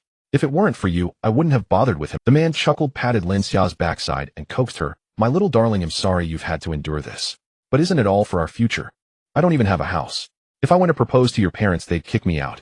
Lin Zhe said aggrievedly, "Brother Dong, I'd do anything for you." The man greedily inhaled the scent of Lin Zhe's hair and asked, "Did you do everything with that loser too?" Lin Zhe made a disgusted face. "How could that be? That boring honest man is the kind I hate most. I never let him touch me. I think he's dirty. If it weren't for the few stinking coins he has, I wouldn't even want to eat with him." Wang Dong laughed heartily and urged her, "See him more often lately. Sweet talk him into transferring the final payment. Once the money is in, you can break up with him and he'll marry you." Hearing the man's promise, Lin Zhe leaned against him, looking obedient. "All right, Brother Dong. Good girl. He'll reward you well today and fill you up." The man's expression was utterly lascivious. Lin Zhe playfully pinched his cheek. "Brother Dong, you're so—" Then the video image shook violently. The two reappeared in the lobby of a hotel, produced their IDs to check in, and entered the elevator. The video ended. The thought that he and Lin Zhe shared some genetic connection made Lin An want to vomit. Lin Howren and Zhang Wanru had poured all their efforts into educating Lin Zhe, never imagining their own daughter would turn out so depraved. He looked at Sumo lying on the hospital bed, shattered in body and spirit, and asked, "Did that Brother Dong beat you?" And Lin Zhe, "They both did. I got the video, went mad, and rushed to the hotel to catch them in the act. I kicked open the door and saw them naked together. I tried to go after Wang Dong, but Lin Zhe actually held me down so Wang Dong could hit me with a chair. Suemo couldn't control his sobs. Lin An stepped forward and handed him a tissue. Suemo choked out, Lin An, you don't know. I chased Lin Zhe for a year, spent 300,000 or 400,000 on gifts before she agreed to be my girlfriend. I thought ID finally moved her, that if you grovel enough you get everything. But it turns out she was just after my money for some other man. Lin An blurted out, enough. She's not worth your grief. What matters now is getting back the 3 million yuan. That bitch not only wants to break up with me, but refuses to return the money. That's my entire life savings. I really regret not listening to you and giving all that money to that venomous woman. Sumo's voice broke with agitation as he sobbed uncontrollably. Hearing that the money might not be recoverable, Lin An suggested, your Su family isn't just any ordinary family in High City. If you tell your grandfather about this, he'll surely find a way to get the money back. Lin An, you don't know? My grandfather already thinks I'm useless and looks down on me. If he finds out I was scammed by a woman, he'll probably disown me outright. Lin An understood his concerns. If this happened to him, and he went to Lin Howard for help, the most likely outcome would be a torrent of abuse and being thrown out of the house. People who look down on you want help. They'll only blame you for bringing shame to the family and causing trouble. Suemo sobbed, but I've already called the police. I hope it turns out well. Lin An comforted him, don't worry. They'll find a way to get your money back no matter what. Rest now and let your injuries heal. You haven't eaten yet, have you? They'll go get you some food. Trembling with emotion, Suemo said, thank you, Lin An. You're the only one I can trust now. Though Lin An was just a high school senior, the steady, cool aura he exuded made people want to rely on him. Suemo had seen Lin An's capabilities and believed that if he was willing to help, the money might indeed be recovered. Come on, no need for thanks. I told you you're my friend, Lin An. With that, Lin An left the ward. After getting a meal from the hospital cafeteria, Lin An returned to find the door of Sumo's room pushed open. He walked to the door and saw Lin Zhe arm in arm with Wang Dong arguing next to Sumo's hospital bed. Sumo's eyes were bloodshot and he glared at the two, roaring, what are you two doing here? Get the hell out. Lin Zhe snorted coldly. You think I want to look at you? You loser. After spitting out that remark, she continued in a venomous tone, the police came to see us this morning. How dare you report us for fraud? Did you forget you signed a contract with Brother Dong? Did you even read the terms? According to the contract, Brother Dong has the right to handle all investors' funds as he sees fit. The police have already confirmed we're in the clear. The contract had been drafted by Wang Dong and Lin Zhe had brought it to Suemo. He had initially wanted to study the terms carefully, but Lin Zhe had accused him of being hesitant and unmanly. Under her angry pressure, he had signed his name. After signing, Lin Zhe had taken both copies, and he had thought at the time that her willingness to handle business matters for him showed how virtuous she was. But reality slapped him in the face. Suemo roared, you two set me up together. There was never any food and beverage project. Lin Zhe sneered mockingly. So what? You signed the contract yourself. It's all there in black and white. And you still dared to call the police. I warn you, pay the remaining 5 million as per the contract, or it'll take you to court for breach of contract and demand triple damages. Suemo couldn't believe that a girl from a respectable family could be so shameless. He was so furious he could barely breathe. Lin Zhe, don't push me too far.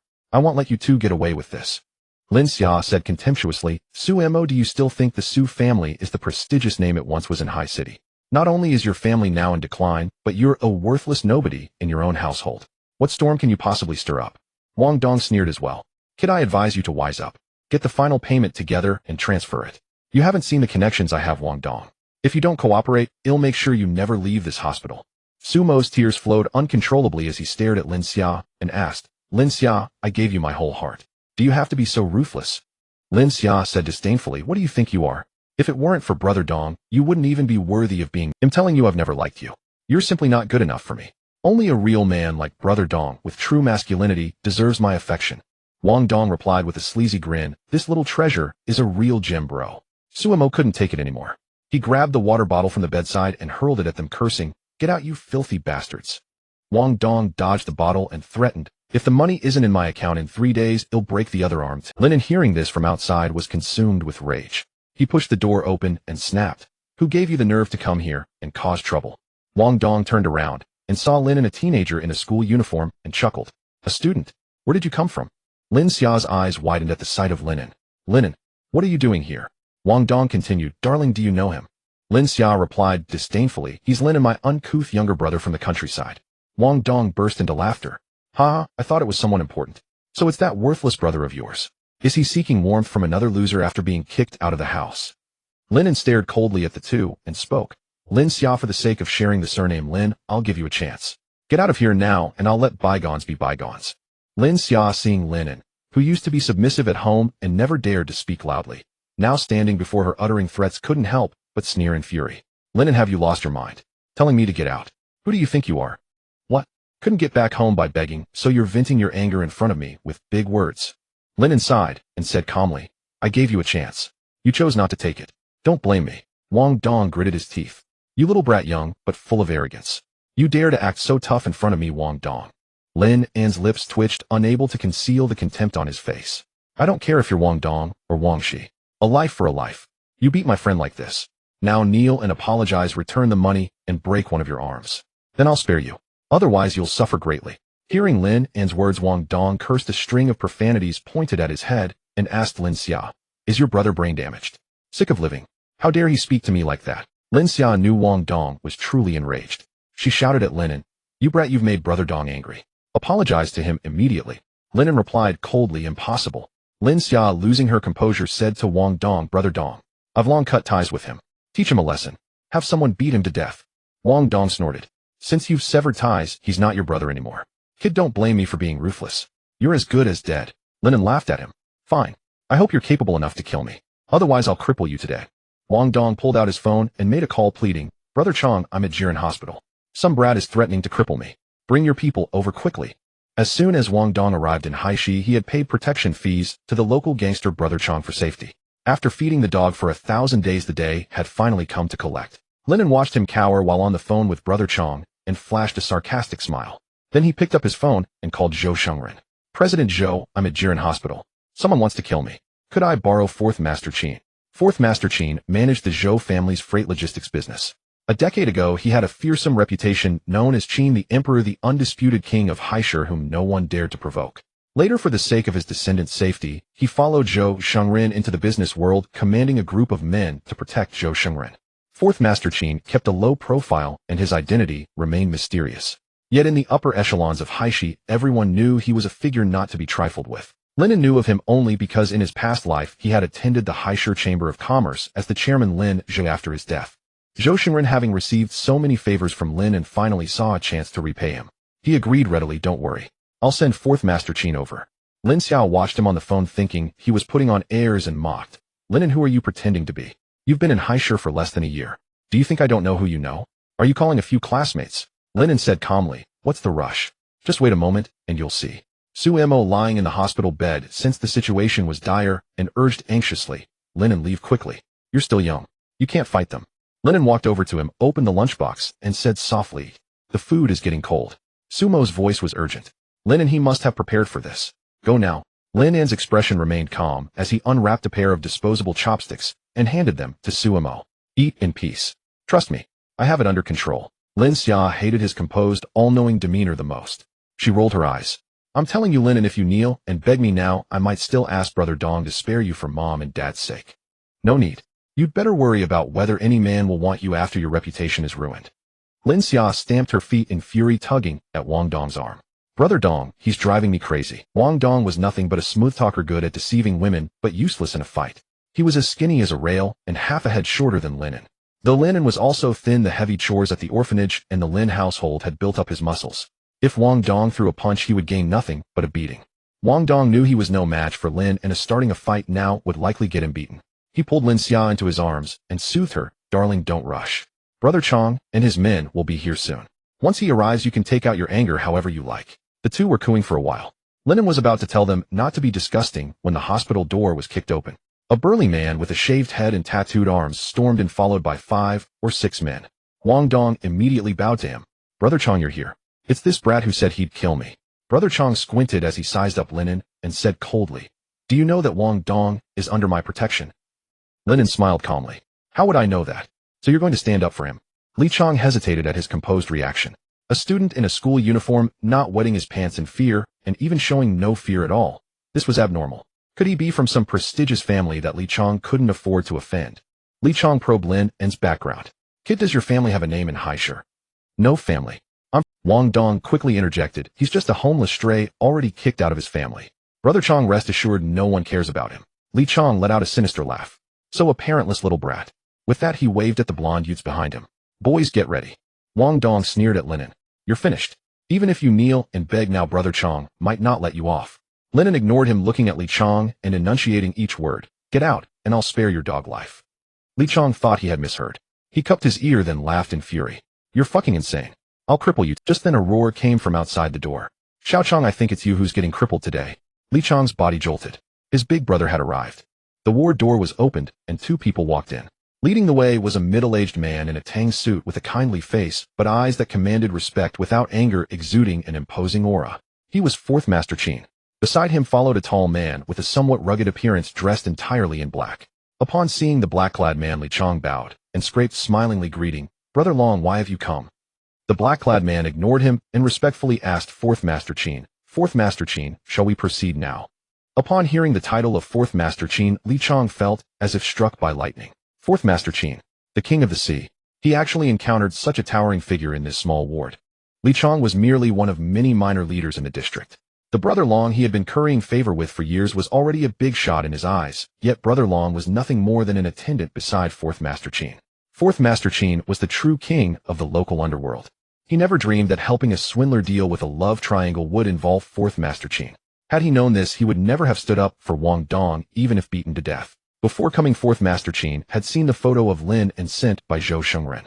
Looking at Lin An, he said calmly, that depends on Mr. Lin's arrangements. Wang Dong did not know who the newcomers were. Seeing they were only two people, he wore a contemptuous expression. After all this effort, Lin An had only managed to summon two people, one of whom was an old man. Showing off like this was just embarrassing. Wang Dong sneered, Brother Chong, hurry up and strike. Hit this old man first. Hearing this, Brother Chong wished he could kill Wang Dong. He grabbed Wang Dong by the collar, slapped him back and forth across the face a few times, then threw the scrawny Wang Dong to the ground and kicked him fiercely. In no time, Wang Dong was beaten black and blue, blood streaming. Terrified Lin Xia screamed, repeatedly retreating behind the curtain and covering her eyes. Li Chong ground his teeth and said, if you want to die, don't drag me with you. This is Fourth Master Qin. Wang Dong had indeed never heard of Fourth Master Qin. He struggled to get up from the ground, his voice trembling. Brother Chong, I can pay more. Li Chong was furious. Wang Dong was determined to drag him to hell. Mustering his strength, he delivered a flying kick. Shut up. Lin Xia was stunned with fear, curling up on the ground and not daring to move. Brother Long approached with a dark face and punched Li Chong fiercely in the face. Instantly, blood gushed from his nose. Li Chong dared not resist.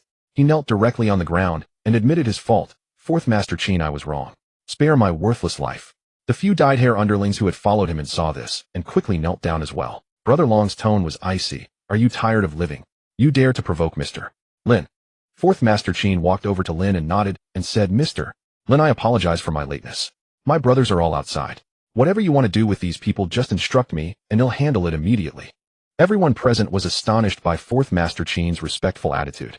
Wang Dong finally realized that he had messed with the wrong person. Lin An, who had remained silent until now, first greeted Fourth Master Qin. Fourth Master Qin, I've long admired your name. These people are scum of society. They said they would cripple me, so please take action and cripple them for me. Brother Chong was instantly terrified out of his wits. If Fourth Master Qin took action, would he survive? He couldn't end his life here. He crawled on his knees to Lin An's feet, weeping bitterly. Mr. Lin, you are magnanimous. He'll never dare again. Spare me this once. He'll be your dog if you wish. Having said that, Li Chong vigorously kowtowed to Lin An with thud, thud, thud.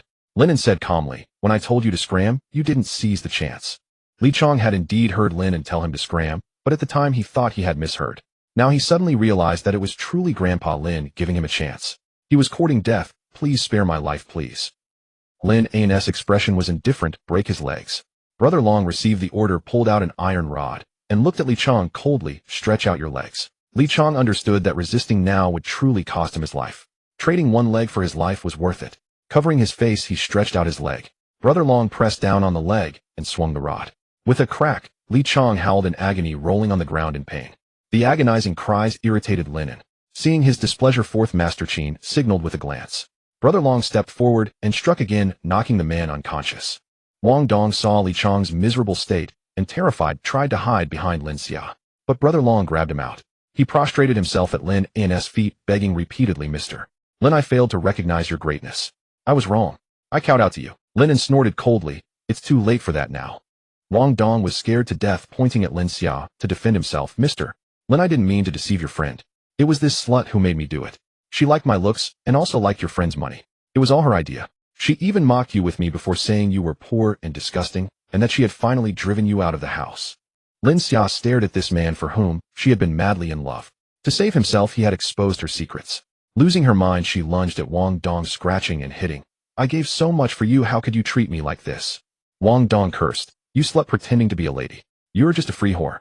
You added me on WeChat, first seduced me, and even booked the room for me. He didn't stop his hand, slapping Lin Zhe several times. When Brother Long pulled them apart, Wang Dong's face had been scratched into a bloody mess, and the red handprint on Lin Zhe's face was clearly visible. Wang Dong had struck ruthlessly. Lin An looked at the chaotic scene, frowned, and said, he broke my friend's arm. Fourth Master Qin said calmly, Ilong, go break both his arms. The kneeling dyed-hair punks were very sensible and immediately pinned down Wang Dong's arms. Brother Long had intended to call in his subordinates from outside, but now it seemed unnecessary. Brother Long did not hesitate. With a few strikes of the rod, Wang Dong's arms were completely shattered. He was in so much pain he wished he could die, rolling continuously on the ground. Lin An looked down at Wang Dong, writhing in pain on the ground. Where's my friend's money? Wang Dong said tremblingly, it's in my account. I deserve to die. He'll transfer it back now. Grandpa Lin, please spare my life. Brother Long picked up Wang Dong's phone that had fallen on the ground and opened the mobile banking app. Mr. Lin, there are 3.76 million here. Should I transfer it all? Lin An realized that this was more than Su Mo had invested by over 100,000. It would be just right to compensate Su Mo for medical expenses and emotional damages. Transfer it all to my friend's account. Su Mo, what's your account number? Su Mo was stunned by the situation, dumbfounded. After a few seconds, he blurted out, 6220. Wang Dong quickly gave the transfer password. Compared to his life, money meant nothing. Besides the extra 100,000 or so he had was pocket money swindled from Lin Zhe. Wang Dong, with his arms broken, struggled to kneel, his arms dangling at his sides. He cried and begged, Grandpa, I deserve to die. I'm not human. Now I've returned all the money. Please spare my life. Lin An recalled his past life. After Su Mo married into the family, he unknowingly raised Wang Dong and Lin Zhe's child. The adulterous couple never stopped their affair after marriage. Moreover, Wang Dong was a gigolo who lived off women. Some women had even been swindled out of all their money and jumped to their deaths. Today, breaking Wang Dong's arms would heal in a few months. He had to find a way to make him unable to deceive people anymore. Lin An looked at Fourth Master Qin and asked, Fourth Master, do you have a way to keep him from getting close to women? Fourth Master Qin was a professional when it came to dealing with people. He smiled slightly. That's easy. Just make him no longer a man. Brother Long heard Fourth Master's words. His body trembled, and a flicker of fear crossed his face.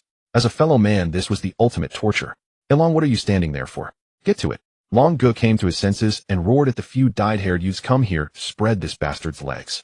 Wang Dong, utterly desperate with his broken arms and unable to resist, cried out loudly, no, please no. Wang Dong watched helplessly as Long Ge swung an iron rod between his legs, ending his gender forever and reducing him to a true cripple. Pain and despair drove him into unconsciousness. All those who needed to be dealt with had been handled, leaving only Lin Zhe, who remained unharmed. Long Ge walked over to Lin Zhe, who was huddled beneath the window, and dragged her over. A stench of urine filled the air. A puddle of pale yellow liquid stained the floor beneath the window. Lin Zhe had long since wet herself in terror. Master Qin covered his nose, a look of disgust on his face, and asked, Mr. Lin, how shall we handle this one? Lin Zhe was nearly driven mad by fear, her blank face devoid of any expression. Lin An knew her well. Unlike Lin Ro, who was thoroughly evil, Lin Zhe was irredeemably foolish. Lin Zhe was foolish, vain, and indifferent to the dignity of others. In her mind, only those she deemed worthy were considered human. Those she looked down upon were not even counted as people. The Lin family were as tenacious as sticky plasters, and Lin An genuinely did not want to bother with her. He said flatly, I'll give you an address. Just throw her over there. Master Qin nodded. Li Chong, who had fainted, now came to. Master Qin spoke, if anyone here dares to leak even a fraction of what happened today, they will be crossing me. Understood. Everyone present nodded frantically, having learned the lesson of Master Qin's methods. Survival was paramount. No one dared to utter a word. Master Qin smiled with satisfaction and instructed Long Ge, Along, clean this place up. Long Ge opened the hospital room door and gestured. A dozen men in black suits surged in, swiftly lifting Li Chong, Wang Dong, and Lin Zhe, who were sprawled on the floor, and carried them out. Long Ge glared at the kneeling dyed-haired youths and shouted, get lost. What are you waiting for? The youths, upon receiving the order, scrambled out of the hospital room in a panic. The room finally fell silent. Lin An said to Master Qin, thank you, Master Qin, for coming to my rescue. I have nothing to offer you in return right now, but I will remember this debt of gratitude. Master Qin quickly replied, Mr. Lin, you're too kind. The benefactor of President Zhou is my benefactor. It is my honor to handle your problems. Master Qin knew that Zhou Shengren had a sharp eye for talent. The person he valued was no ordinary individual. Lin An, though young, remained composed in the face of crisis and was bound to achieve great things in the future. By extending a favor now, he might one day ride on Lin An's coattails to prosperity. A man in his line of work rarely earned the trust of aristocratic families. They feared his methods, but were unwilling to let him profit alongside them. Only Zhou Shengren, fearless and bold, was willing to lend him a hand. He had to repay President Zhou's kindness and seize every opportunity to rise. Master Qin proactively added Lin An's contact information. Mr. Lin, if you ever need anything in the future, feel free to contact me directly. Lin An saw him to the door, watched him and his entourage of black-clad men disappear down the staircase, then turned and returned to Su Mo's bedside. He sat down beside the bed and asked calmly, "So are you satisfied with how this was handled?" Su Mo was speechless with shock. How could Lin An, a man barely of age, be so decisive and ruthless with connections so vast that even Master Qin, a figure he had only heard of in his grandfather's stories, treated him with such deference? He was stunned for a long moment before finally replying, "Satisfied, very satisfied." Lin An curled his lips into a smile. "Good. Take care of your injuries. I need to head back to school." Su Mo sat up straight and quickly said, "Lin An, wait. I can never repay your kindness. From now on, you are my big brother. I'm at your command anytime." You're older than me. Let's ignore that. You're my big brother." Having witnessed Lin An's capabilities, Su Mo was determined to follow him. Lin An didn't know whether to laugh or cry. "Fine, whatever you say. I'll arrange a caregiver for you. I'm leaving now." At the gate of the Lin family villa, Lin Xia was dumped there by Long Go. Hearing the doorbell, stewardly opened the gate and was startled to see Lin Xia sitting on the ground with vacant eyes. "Third Miss, what happened to you? Why won't you speak?" Lin Xia seemed to have lost her soul. No matter how stewardly shook her, she showed no "Third Miss, don't scare me." Not knowing what to do, Steward Li could only carry her into the villa and set her down on the living room sofa. Zhang Wanru and Lin Ro, hearing the commotion downstairs, both came out of their second-floor bedrooms. Steward Li hurriedly reported, "Madam, the third miss seems to have suffered some shock. She was lying at the gate, and when I asked her anything, she wouldn't answer." Lin Ro looked at her sister's disheveled hair, her face swollen like a pig's head, her pants wet, and her expression vacant, and blurted out, "Mom, was she raped?" Zhang Wanru panicked. One misfortune after another in this household, never a good thing. She rushed forward crying and hugged Lin Xia. "Xiara, what happened? Speak, who did this to you?" Seeing her daughter in such a dazed state, Zhang Wanru's tears poured down like rain. Hearing her mother's voice, Lin Xia finally came to her senses and burst into tears. "Mom, it was Lin and that beast Lin An." Lin Ro shrieked, What did he do to you?" Lin Xia sobbed uncontrollably as if she had suffered a tremendous injustice. "Mom, I just got a boyfriend. Lin An found out, and he colluded with a bunch of thugs to beat my boyfriend crippled." She didn't mention a word about her own scam. Lin Ro acted as if she had obtained irrefutable evidence. "Mom, see, I told you Lin An was worse than a beast. You still had illusions about him. Now he's ruined our family's business and turned Xiara into this. He's a scourge. Why did you ever bring him back?"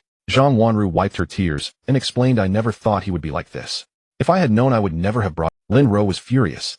She had to teach Lin An a lesson. She said coldly, "Mom, we can't just let him off. I'm going to the company now to find Dad and Big Sister and figure out what to do." Lin Ro stormed out of the house in a huff, got into her car, and drove to Lin Corporation.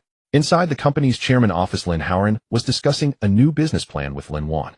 Lin Howren had set his sights on a baby moisturizing cream and was eager to promote it. "Xiao Wan, go to the factory as soon as possible to finalize the contract. If possible, put it on the shelves immediately, no delays." Ever since their agency level was downgraded, the Lin family company had lost the rights to distribute premium products from the Zhou Group. Revenue had plummeted, and Lin Howren was desperate to find a replacement before the company's cash flow dried up entirely. Lin Wan felt her father was being too hasty. She advised, "Dad, I don't think we need to rush. Let's be more cautious and do more research and gather user feedback." "Wait, how long do you think this company can afford to wait?" Lin Howren shouted. But what? What era are we in now? A single step late, and you miss the window. Besides, you know the cash in the company's accounts is running low." As their heated discussion continued, the office door suddenly swung open and Lin Ro walked in. Lin Howren furrowed his brow and asked impatiently, "What are you doing here?" Among his daughters, Lin Howren found Lin Ro the most irksome. She lacked the intelligence of her eldest sister, the beauty of her fourth sister, and the charm of her youngest. She was nothing but melodramatic and troublesome. Lin Ro put on a worried expression. "Dad, something terrible has happened at home. You need to do something." Lin Howren's heart jolted. There was never a peaceful day in this household. "What happened?" "It's Lin An. He's been hanging around with thugs and beat up Xiao Xia and her boyfriend." Xiao Xia is terrified. Her whole face is swollen. Lin Wan found Lin Rao's account illogical and asked, "Since when did Xiao Xia have a boyfriend? How come we—" "Oh, big sister, don't worry about those details now. Let's go find Lin An and settle this." Having learned from his own impulsive mistakes, Lin Howren said coldly, "Lin An isn't a mad dog. Why would he attack Xiao Xia's boyfriend for no reason?" Lin Ro hadn't expected such indifference from her father and eldest sister. She exclaimed frantically, "Dad, is Xiao Xia even your daughter?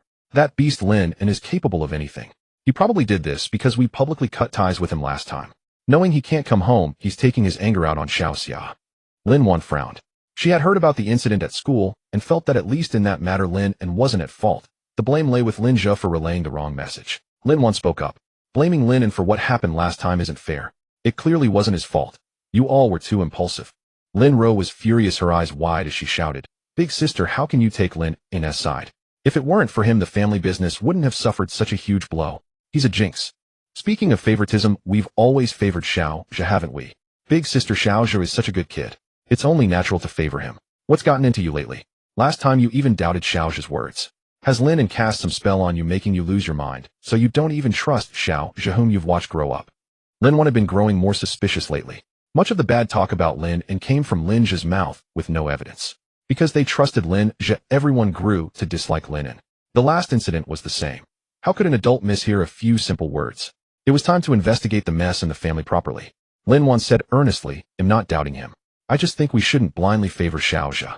Lin Ro shouted in exasperation, "I don't care. Xiao Xia has been wrong today. Dad, big sister, are you going to confront Lin An or not?" Lin Howren's head throbbed from her noise. He rubbed his pulsating temples. "Stop shouting. This is a company. You're always causing trouble for me. It seems you just want chaos." Lin Howren cared more about the company's business than his daughter's. He just wanted to find a new profitable product quickly. Scolded by her father, Lin Ro dared not say more and began to sob. After a moment of thought, Lin Wan proposed a compromise. "It's Friday today. It's not appropriate to go to the school to see Lin An now. How about this? I'll go find him tonight and arrange a meeting with the whole family tomorrow. We can talk things out and see if there's a misunderstanding." Lin Howren just wanted to get rid of Lin Ro quickly. Seeing Lin An might also give him a chance to ask for the Zhou Group's help in restoring their agency level, a win-win. He immediately said, "Fine, it's settled. Xiao Ro, go home now." Lin Ro wiped her tears and stood up. "All right, but Dad, you must be fair tomorrow." I know. Now, Lin Ro wanted to say more, but hearing her father's impatient tone, she dared not push her luck and left the office. Ostensibly, Lin Ro owned a sizable coffee shop, but it never made a profit and relied on family subsidies. Unable to live independently, she knew her limits with her father, the controller of the family's finances, and tried to avoid doing things he disliked. Even her favoritism toward Lin Zhe stemmed from her belief that he would become the family heir. By treating him well, she secured her own future. She was like a pet cat, always searching for a master, often acting capriciously, baring her claws and fangs, yet always hoping to find a good owner to support her. After school, Lin An arrived at his doorstep and froze at the sight of a familiar figure. It was Lin Wan, staring blankly at the old house before her. Lin An frowned and asked, "How did you find this place?" Lin Wan turned to face him, irritated by his cold demeanor. "I asked the boss at the noodle shop for your address and contact info. You live here." Lin An said flatly, "What's wrong with here? I'm living just fine. This rundown house could collapse any day. How can it compare to the comfort of home? I like it. It's none of your business." Lin Wan felt her concern was met with ingratitude, which annoyed her. She took a deep breath, silently telling herself, "Don't stoop to his level. I'm here to make peace." Steadying her voice, she said, "I know you were upset about Mom and Dad coming to the school last time, but we're still family, bound by blood. No matter what, you shouldn't take it out on Lin Xia. Is that what Lin Xia told you when she got home?" Lin An laughed bitterly. He had let her off the hook, and now she was Lin Wan caught the disdain in his tone. "Lin An, don't be so emotional. Meet the family tomorrow. We'll clear things." Lin An couldn't understand. He had made his stance clear, and the Lin family had publicly severed ties. Why were they still dragging him into this? Were they setting a trap? He was about to refuse. Before he could speak, Lin Wan thrust an elegantly wrapped box of pastries into his hands. "Here, these are your favorites." Lin An found it bizarre. Why was she suddenly being so nice? He instinctively stepped back. Were the pastries poisoned? In his past life, he had witnessed the Lin family's ruthless methods. They wouldn't hesitate to kill him. Seeing his wary expression, Lin Wan felt at a loss. Lately, she had been thinking about how she hadn't treated him and Lin Zhe equally, and it weighed on her. She had gone out of her way to buy his favorite snacks, hoping to make amends. Lin Wan stepped forward, took his hand, and pressed the box into it. "Lin An, take it. See you at the restaurant tomorrow. They'll send you the address." With that, Lin Wan turned and got into her car. "I don't want it. Take it back." Inside the Lin family villa, everyone gathered around Lin Xia to comfort her. Lin Zhe was particularly attentive, still haunted by his previous lie about miscommunicating. He had been acting more considerate at home lately. Lin Zhe brought an ice pack to Lin Xia. "Third sister, apply this to your face. It will heal faster." Zhang Wanru watched Lin Zhe's obedient behavior with relief. She truly regretted bringing Lin An back. Without him, she would still be the enviable noblewoman with a harmonious family and affluent life in others' eyes. But because of Lin An, everything was now crumbling. Zhang Wanru sighed and blurted out, If only I had Xiaozhu alone. Lin Zhe understood his mother's implication. Mom, maybe brother has his reasons. He might be trying to get our attention, and perhaps he was in a bad mood because he did poorly in the math competition, so he took it out on third sister. Lin Ro heard him mention Lin Zhe's exam failure, unable to hide the joy on her face, and quickly asked, he failed. Seems so. I heard it from Xiaoxi. Lin Zhe chimed in, definitely. I heard from classmates that the principal personally escorted him to the exam, but someone saw the principal abandon him and drive back alone ahead of time, and Principal Chun looked extremely grim. Rumor has it that Lin An couldn't answer a single question, turned in a blank paper, and left early. Principal Chun is now regretting supporting Lin An so publicly only to have Lin An embarrass him with his incompetence. Lin Zhe added, even in our honors class the rumor is that Principal Chun was about to cry. Lin Zhe shrugged. Seems like Lin An is about to fall from grace. Life at school won't be easy for him from now on. The school rumors were not without basis. When Principal Chun saw Lin An leave the exam hall half an hour early, his heart sank. After returning to school, he tried to compose himself alone in the car, but was seen looking worried by some students who were skipping class. Hearing this, Lin Xia felt a thrill of revenge. Ignoring the pain on her face, she let out a snicker. Haha, I knew he was a waste. He would show his true colors sooner or later. He won't come to any good end. Lin Ro was overjoyed. Remembering the bet she made with Lin, and she laughed along. Finally, she had a chance to turn the tables. This time she had won big, and she was just waiting for Lin An to kneel and apologize. At that moment the door opened, and Lin An arrived home. Hearing their laughter, she was puzzled. Wasn't Lin Xia just slapped? What are you chatting about so happy? Big sister Lin An turned in a blank paper in the competition. Let's see how he denies it this time, haha. Lin Wan was inwardly skeptical. Could Lin An's previous grades really have been obtained through cheating? But she felt that Lin Rao's laughter was too exaggerated, making her uncomfortable. She said calmly, let's wait until the results come out before talking. Also, you all know that we're having lunch with Lin An tomorrow noon, right? Lin Ro had already mentioned this when she came home, but none of them regarded the meal as a family dinner. It was just a closed-door meeting, a multi-person criticism session against one.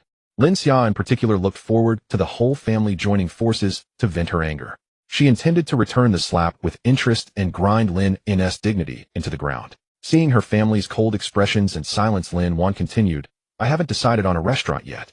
I called several restaurants today to book a private room, but they all said they were fully booked due to high demand. Do any of you have connections to book a decent restaurant?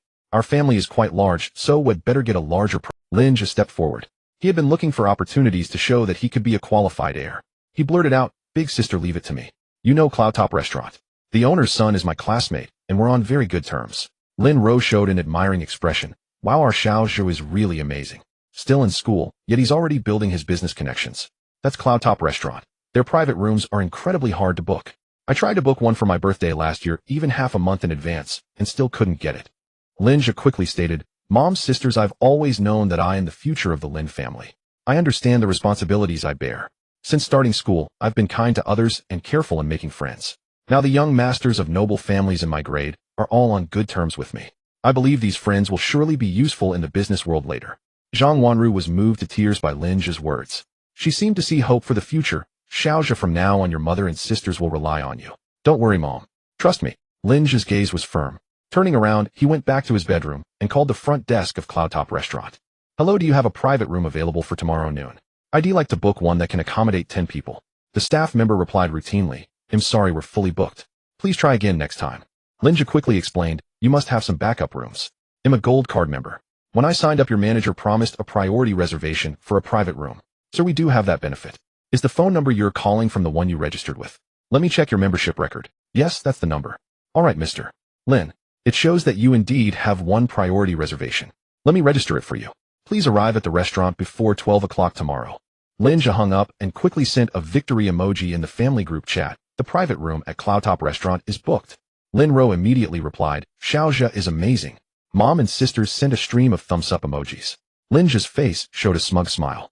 It seemed that spending 2,000 to get the card was a wise move. The first mock exam was just a week away. Lin Zhe was determined to get his grades back to the top. He planned to use his old method of finding helpers to cheat, and also prepare for cheating in the college entrance exam. He found 2 students who were short on money but excelled academically. To make them believe in his wealth and become his loyal followers, he spent a large sum to treat them to dinner at Cloud Top Restaurant. When they finished eating and paid the bill, the manager casually asked if they needed to sign up for membership. Not wanting to lose face in front of his underlings, Lin Zhe gritted his teeth and paid for a gold card. He used the supplementary card of Zhang Wanru's credit card, which she had left him for emergencies. She had no idea he had spent such a large amount. The next morning Lin An woke up and saw a message from an unknown number. Lin An B at Cloudtop Restaurant at 12 noon. We'll be waiting for you. Lin An frowned and tossed his phone aside. The pastries that Lin An had brought him yesterday were still on the table. He planned to throw them away when he went out.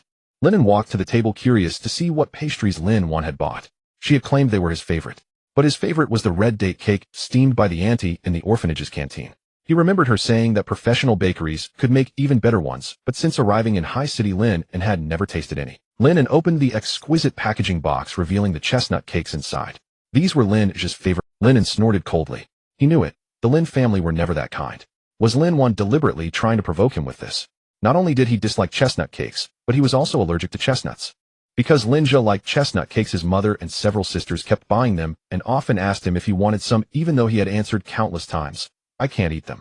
I'm allergic to chestnuts. They still asked him tirelessly, Lin An, do you want some chestnut cake? Probably his words had never carried any weight in the Lin family's hearts. Lin An threw the pastries into the trash, not wanting to let the Lin family affect his mood anymore. Just then his phone beeped. He picked it up and saw another message from an unknown number. Lin An, if you have the guts, show up on time. I want the whole family to see your true colors. Lin Xia, this idiot even signed her name. Lin An regretted letting her off. Fine as you wish. I spared you once, but there won't be a second time. Lin An sent a message to Su Mo, send me the video the detective recorded. Su Mo received Lin An's message and quickly sent the video over along with a few photos he had taken when he entered the hotel to catch the affair. Su Mo, being quite sharp, knew that Lin An wanted these to deal with Lin Xia. Recalling Lin Xia's venomous demeanor, he said excitedly, brother, don't let her off easily. Don't worry, just rest well. Lin An browsed through the messages from Lin An, finding the name, Yunding Hotel, vaguely familiar. He remembered it was one of Su Hai's hidden assets. In his later years, Su Hai had entrusted his businesses to his 5 sons, concealing only the Yunding Hotel as his last resort. After his sudden death, the hidden property surfaced, leading to a bitter struggle among his sons that became a public spectacle on trending searches. Lin An knew that facing the Lin family alone was unwise. He had already been beaten bloody by Lin Howren, and Lin Xia now wished him dead. Lin Ro and Lin Zhe were no better. He had to prepare to ensure his safety. Lin An dialed Su Hai's number. Master Lin, what brings you to call me? Su Hai's warm voice came through the phone. Since Lin An's last visit, the Su family had secured several major deals, and their business was thriving. Su Hai always spoke of Lin An with immense gratitude. Master Su, I have a favor to ask. What are you saying? Your matters are my own. Just tell me, and I'll do it, even if it means braving fire and water. Su Hai's words were sincere, his gaze resolute, ready to go all out for Lin An. Lin An quickly explained, it's nothing major. Is the Yunding Hotel yours? Su Hai was startled inwardly. Lin An truly was a master to know this. The hotel was held by a proxy. Even a business registry search wouldn't reveal his ownership, unknown to his children and grandchildren. Su Hai dared not deceive Lin An. Yes, it's mine. Someone is treating me to lunch there today. I'm a bit concerned about safety. Could you ask the staff to keep an eye on our table? No problem, rest assured. Every spot in Yunding Hotel has surveillance. I'll arrange the finest private room and dispatch a security team to ensure your safety. Lin An had only hoped for a few waiters to monitor the room's activity and help if a fight broke out, but Su Hai's generosity moved him. He said sheepishly, thank you, Master Su. Su Hai felt flattered, eager to curry favor with a master like Lin An. Please don't be polite. By the way, Master Lin, I have a question to ask. Go ahead. Lin An was willing to help, knowing relationships are built on mutual assistance. You placed a cauldron in my bedroom and said bigger was better. I'm now planning to custom make an oversized one from a steel factory. Is there any size limit? It won't backfire, will it? Having witnessed the power of Lin An's formation, Su Hai considered enlarging the cauldron to enhance its effect, even thinking of making it as large as the villa's roof. Lin An suppressed his urge to laugh and said calmly, you can make it slightly bigger, but the maximum size is the distance from the air vent to your bedside. All right, Master Lin, I understand. This was much smaller than Su Hai had imagined, but he trusted Lin An's expertise in feng shui arrangements. Lin An's reasoning was simple. He feared that if the cauldron were too large and placed in the bedroom, it might fall and crush someone in bed. Keeping it farther from the bed was safer. Urged by Lin An, the Lin family arrived at Yunding Hotel half an hour early. The Yunding Hotel was a neo-Chinese style establishment, elegantly decorated with exquisite materials and opulent furnishings. Rosewood pieces were everywhere, and even the front desk ornament was made of century-old agarwood, filling the restaurant with a subtle woody fragrance. Though the Lin family were seasoned, they were still impressed by the hotel's decor, understanding why top-tier families chose this venue for banquets. Zhang Wanru exclaimed, Yunding Hotel truly lives up to its reputation. Several of my girlfriends have checked in here. I've always wanted to come, and thanks to Xiaozhe, I can dine in a private room and take photos. In reality, the main hall wasn't that hard to book, but in Zhang Wanru's mind, only the refined ambience of a private room was worth posting on social media to flaunt her status as a true lady. Lin Zhe said proudly, "Mom, Dad, booking a private room is nothing. You've worked hard all these years. From now on, I'll do my best to share the burden."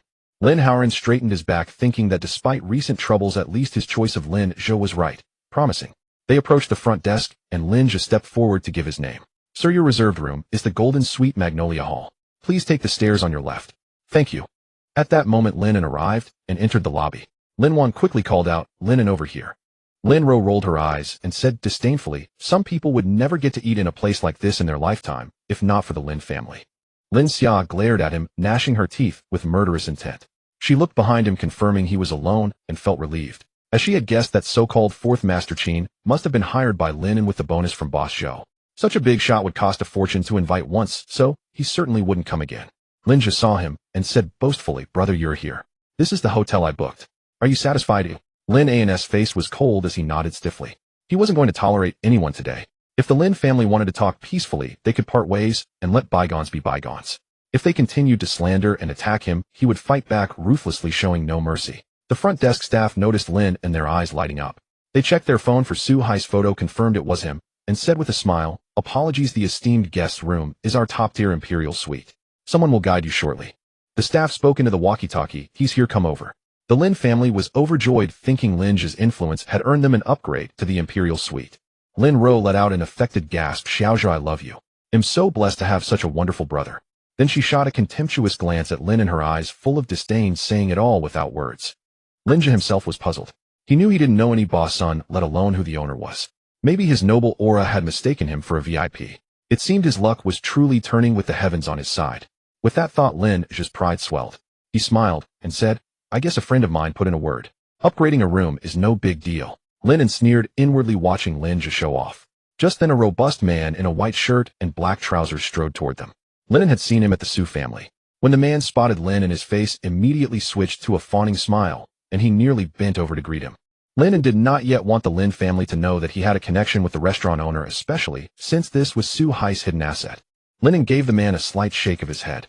The man understood tacitly. Having been around important figures for long, he knew they usually kept a low profile. The man hurriedly stopped himself from bending down and instead made an inviting gesture. "Distinguished guests, please follow me upstairs. The private room is already prepared." The Lin family members were particularly pleased with this special reception. Zhang Wanru, as if she hadn't seen Lin and had eyes only for Lin Zhe, and exclaimed, "Xiaozhe, with such impressive connections, you never mentioned it. You're just too low-key." Lin Xia seized the opportunity to mock. "Well-bred children are like this. Those without breeding can't stop bragging about even a little achievement."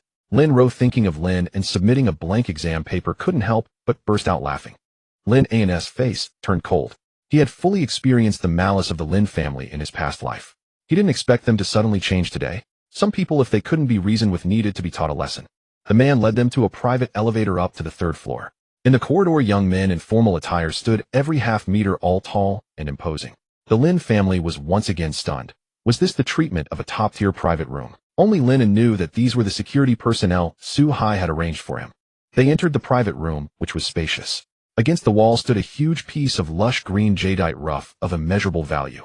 This was Su Hai's most treasured life-saving asset. The Lin family members instinctively sat around Lin An, leaving the seats on both sides of Lin An empty. Soon exquisite dishes were brought up. The Lin family noticed that besides the dishes they had ordered, many expensive items were also served. A salad covered with a thick layer of black truffle, a jumbo king crab, premium lobsters, one after another. Lin Wan, worried about exceeding the budget since the family's financial situation was not optimistic, quickly reminded, "It seems our ordered dishes don't include these." The waiter smiled and replied, "These are complimentary, ordered by our boss. Please enjoy." Everyone's faces lit up with joy, amazed by the extravagance of the meal. It was truly royal treatment. Lin Zhe's face lifted proudly, as if reaching the sky. Zhang Wanru, Lin Ro, and Lin Xia, the three mother and daughters, took out their phones and kept snapping photos of the dishes. While taking photos, Lin Ro didn't forget to mock Lin, and some people really can only eat such good food by basking in Xiaozhe's glory, otherwise they'd never taste it in a lifetime. Lin An snorted. Was this family's confidence a gift from nature, inexhaustible and endless? After all the dishes were served, Lin An cleared his throat, and as the head of the family spoke first, "We haven't had a meal together as a family for a long time. Lin and I called you here today to give you a chance to speak frankly." Lin An felt puzzled. Lin An started with the posture of a traditional patriarch. He had severed ties. What right did he have to give him a chance? Lin An noticed the anger in Lin An's eyes and wanted to ease the tension. She said, "This is a family dinner. Let's eat while we talk." She turned a plate of braised chicken with chestnuts in front of Lin An and smiled. "Lin An, this was ordered especially for you. Please eat."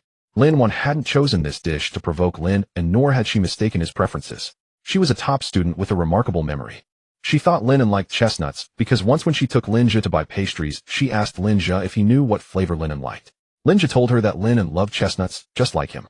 So for today's dinner, she had specially arranged the braised chicken with chestnuts dish. The only person in the family who remembered that Lin An was allergic to chestnuts was actually Lin Zhe. Lin An looked at the chestnuts before him and felt as nauseated as if he had swallowed a fly.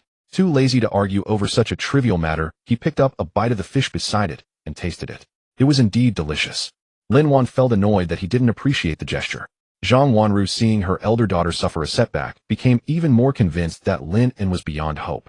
Lin Zhe wore an expression of watching the show. Lin An, anxious about the family business, spoke again. Lin An found time to explain properly to manager Zhou and beg him to restore the company's agency level. Seeing Lin An silently eating without any intention of agreeing, Lin An continued, as if making a great resolution. That incident at the school was a misunderstanding. We impulsively announced we were severing ties with you. As long as you can make manager Zhou change his mind, we are still willing to take you back. Lin Zhe was alarmed inwardly. This Lin An was truly shameless. He had sworn to heaven to sever ties with Lin An and have no further involvement, then turned around and went back on his word for the sake of business. It seemed his path to inheritance was destined to be rough. Lin Xia was even more dissatisfied with her father's statement. Weren't they supposed to have invited Lin An to settle accounts? How could he not even mention it? Lin An was laughed out of anger by Lin An. Did he think that lowering his posture was a favor to him? That with just a slight beckon of his finger, Lin An would come running like a wagging lapdog? Having been reborn once, Lin An could no longer beg for mercy. He said coldly, "I remember you swore to heaven in front of everyone that you were cutting ties with me. Of course that's nothing. What you said is true. Anyway, the Lin family's affairs have nothing to do with me. If you want to find manager Zhou, go by yourselves." Lin An burned with rage. He had already admitted defeat and offered Lin An a way out, yet he dared to put on airs. He growled, "Enough. Lin An, are you sure about this?" Lin An unhurriedly swallowed the delicious food in his mouth, looked straight at Lin An, and answered word by word, "I'm sure." The atmosphere fell into a stalemate. Several Lin family members waited for Lin An's signal, ready to attack in a group. Only Lin An looked anxious, wanting to mediate. A flicker of relief flashed across Lin Zhe's face, and a smile reached his eyes. He had overestimated Lin An's fighting ability. Competing for the air position against him, crushing Lin An would be a piece of cake. Seeing Lin An's face flushed red with anger, Lin Xia felt the opportunity had come. She said, "Dad, I told you he's worse than a beast, just a thug, and you still want to reconcile with him. Look at my face. I'm your daughter too, Dad. You have to stand up for me. My boyfriend was beaten up by him." Lin Xia became more and more agitated, distorting the truth and viciously accusing Lin An. She was confident that the Lin family would only believe her. Without substantial evidence, no one would believe anything Lin An said. With the Lin family backing her today, she was afraid of nothing. Lin An watched Lin Xia crying and complaining as if it were true, vividly portraying him as a jealous and crazy thug. He curled the corner of his mouth and sneered. "Can you first tell me, is your boyfriend called Wang Dong or Su Mo?" Lin Xia nervously pressed her lips together and said, "Of course it's Wang Dong." Wang Dong had hit her due to circumstances, and she could understand him. Lin An laughed heartily. This fool deserved a beating. Her face was swollen from Wang Dong's slaps, yet she still acknowledged him and spoke for him. Lin An stopped laughing, looked at Lin An, and said, "You have a WeChat group, right? Can you add me in? I want to send you something to see." He couldn't wait to send out the things in his hand and see the reaction of the self-proclaimed noble Lin family members. Lin Ro snorted coldly, assuming that Lin An was merely trying to save face by weaseling his way into the Lin family group chat. Lin An, sensing a turn of events, quickly pulled out her phone and sent Lin An a friend request. Lin An accepted the friend request and was added to the Lin family group. Meanwhile, Lin Xia continued mocking him. "What now, you suddenly remember to reconnect with your family? Trying to curry favor with us? Too late. I warn you not to harbor any delusions. If you want to apologize, kneel down and slap yourself 20 times, or else don't even think about it." Lin An said nothing, opened his chat with Su Mo and forwarded the received videos and images one by one into the family group. Since the images were smaller in memory than the videos, they popped up first. A series of notification chimes filled the private room as everyone picked up their phones and opened WeChat. Lin An pushed his bowl forward, leaned back leisurely in his chair, and savored the expressions on the Lin family's faces. Lin Zhe, who had just come of age, instinctively screamed at the sight of the images and flung her phone onto the table. In the frame, a naked Lin Zhe was tangled up with a dark, skinny man. Lin Zhe realized these must have been taken by Su Mo during the affair exposure. Back then she was in such a panic, only focusing on joining Wang Dong and beating up Su Mo, that she never checked his phone. Lin Zhe shrieked, "Lin An, you bastard, delete them now." Images kept coming in, 5 or 6 of them, each more obscene than the last. Lin An watched as Lin Haoran's face shifted from red to green. Zhang Wanru was horrified. How could anyone spread such photos of her precious daughter? In this day and age, a little intimacy between lovers wasn't a big deal. The one spreading the photos was the despicable one. She roared furiously, "Enough! Lin An, withdraw them." As soon as she spoke, the video finished uploading and appeared in the family group. Lin Ro immediately tapped on it, and Lin Xia's saccharine voice rang out. Words like loser, disgusting, and break up once the money hits echoed through the imperial private room. Even a fool could tell that Lin Zhe was running a romance scam. When the video reached the part where Brother Dong was about to take Lin Zhe to a hotel, she couldn't bear it anymore. She hadn't known such a video existed. With a scream, she lunged at Lin Ro beside her, grabbing for her phone. "Turn it off. Turn it off now." Lin Rao's phone was knocked to the ground, but the video kept playing, Lin Zhe and Wang Dong's flirtatious voices continuing. Lin Zhe dropped to the floor, crawled under the table, and shut off the video. Lin An smirked. Watching the self-proclaimed noble lady Lin Zhe now acting like a mad dog, he found it merely laughable. "You brought this upon yourself." Lin Haoran's rage reached its peak, his eyes bloodshot. He hurled the rice bowl in his hand at Lin Zhe, who was crawling out from under the table. "You slut! You've disgraced the Lin family." Lin Zhe was struck on the head. She let out a shriek, her forehead already red and swollen from the impact. Zhang Wanru, pained to see her daughter hit, quickly stood up and shielded Lin Zhe behind her. "Dear, the child is still young and doesn't know better. Let's ask her first." Lin An took it all in. So when someone was about to be hit, the person who gave birth to him would also step forward to protect her child, would shield Lin Zhe from slaps, would pull Lin Zhe behind her. Only he had to pick himself up off the ground, bandage his own bleeding head. He had never really had a mother. Reborn into this life, Lin An felt no anger, no jealousy, and no longer yearned for those elusive loves. There was only a faint melancholy. If love wasn't meant to be, he wouldn't force it. He would love himself a little more. Lin Haoran's furious roar interrupted Lin An's thoughts. What else is there to ask? The facts are crystal clear. She committed fraud, used her body to swindle money. If news of this gets out, my daughter Lin Zhe will be labeled a con artist. Who in the business world will want to cooperate with me then? Zhang Wanru rushed to defend her daughter. No, there must be some misunderstanding. We've never withheld money from her. Why would she do such a thing? Lin An said coldly, "There's no misunderstanding. The other party has already reported it to the police. If you don't believe me, go to the police station and ask about the details. Moreover, she and her accomplice beat up my friend." Zhang Wanru glared at Lin and then turned anxiously to Lin Zhe, hoping she could provide a plausible explanation. I was forced. That loser insisted on being with me, and if I didn't go along, he would beat me to death. And I gave the money back to him. What more does he want?" Lin Xia's voice trembled, but she spouted nonsense with an air of self-righteousness. Lin An was amused by her illogical reasoning. "Haha, so he forced you to scam him. Do you think I wouldn't have taken Wang Dong down and made him return the money?" He turned to Lin Haoran and said flatly, "And that loser she mentioned is Su Mo, the grandson of Su Hai. I hear the Su family is thriving lately.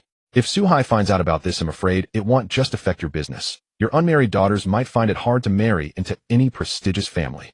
Lin Haoran had indeed been hearing frequent reports of the Su family's resurgence. He didn't know that Su Mo was the grandson Su Hai valued the least, so he couldn't help but feel afraid. "Lin, in this matter must be kept absolutely confidential. And you've already avenged your friend. Lin Zhe has been beaten too. Let's just let it go." Lin Haoran wanted to downplay the whole affair. He had recently been looking for an opportunity to curry favor with Su Hai. "I didn't hit Lin Zhe.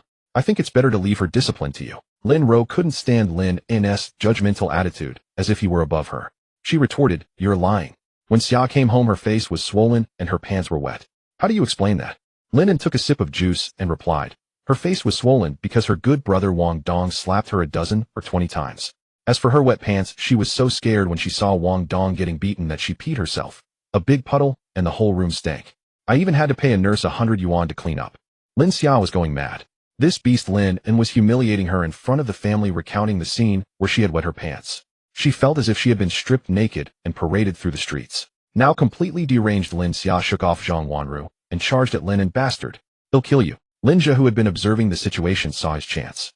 "Sister, no." He stood up as well, pretending to reach out and stop Lin Xia, but his arm swung toward Lin An. Lin An was quick and agile, far superior to the pampered young master Lin Zhe. He leaned back, causing Lin Zhe's swing to miss. Lin Zhe lost his balance, and with Lin Xia flailing behind him, he staggered as if about to fall. Lin An watched his face swaying in front of him. This damned green tea male trying to sneak an attack. There was no one more wicked. He roared, "Get the hell away from me." As he spoke, Lin An suddenly raised his arm, mustering all his strength, and delivered a fierce slap to Lin Zhe's face. Smack! The sound was loud and clear, and Lin Zhe fell to the ground. On his fair face, 5 bright red finger marks instantly appeared. Lin Zhe sat on the floor, feeling a burning sting on his face, his head dizzy, and spinning stars flashing before his eyes.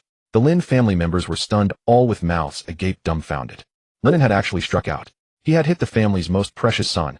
This Lin An, who had once been submissive, ingratiating, and lived cautiously in the household, dared to raise his hand against Lin Zhe. Lin Ro was the first to react. "Lin An, you're asking for death."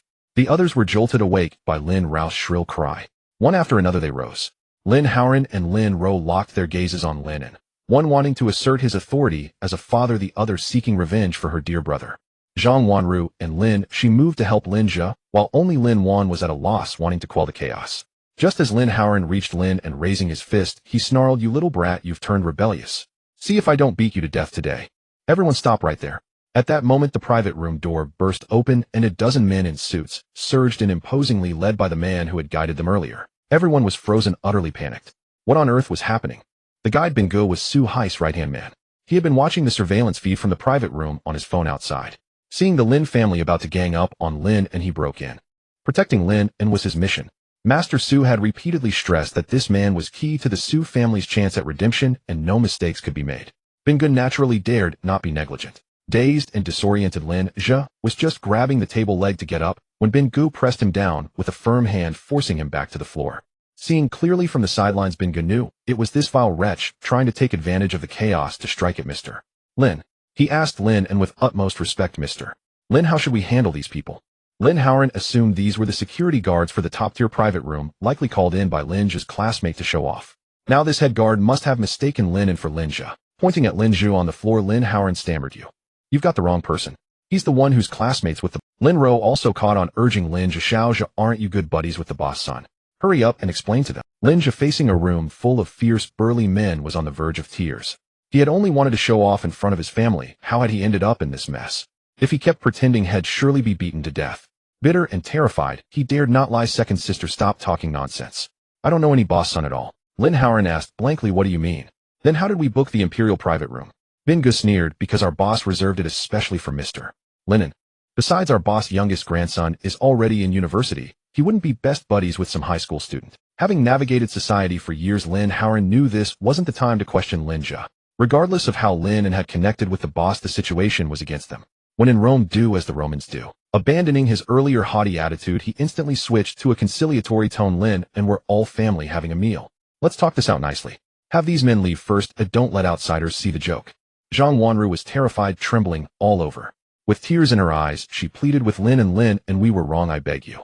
Let them go first. What happened with Xiaoxia was indeed her fault. Well, discipline her." Lin An sneered inwardly.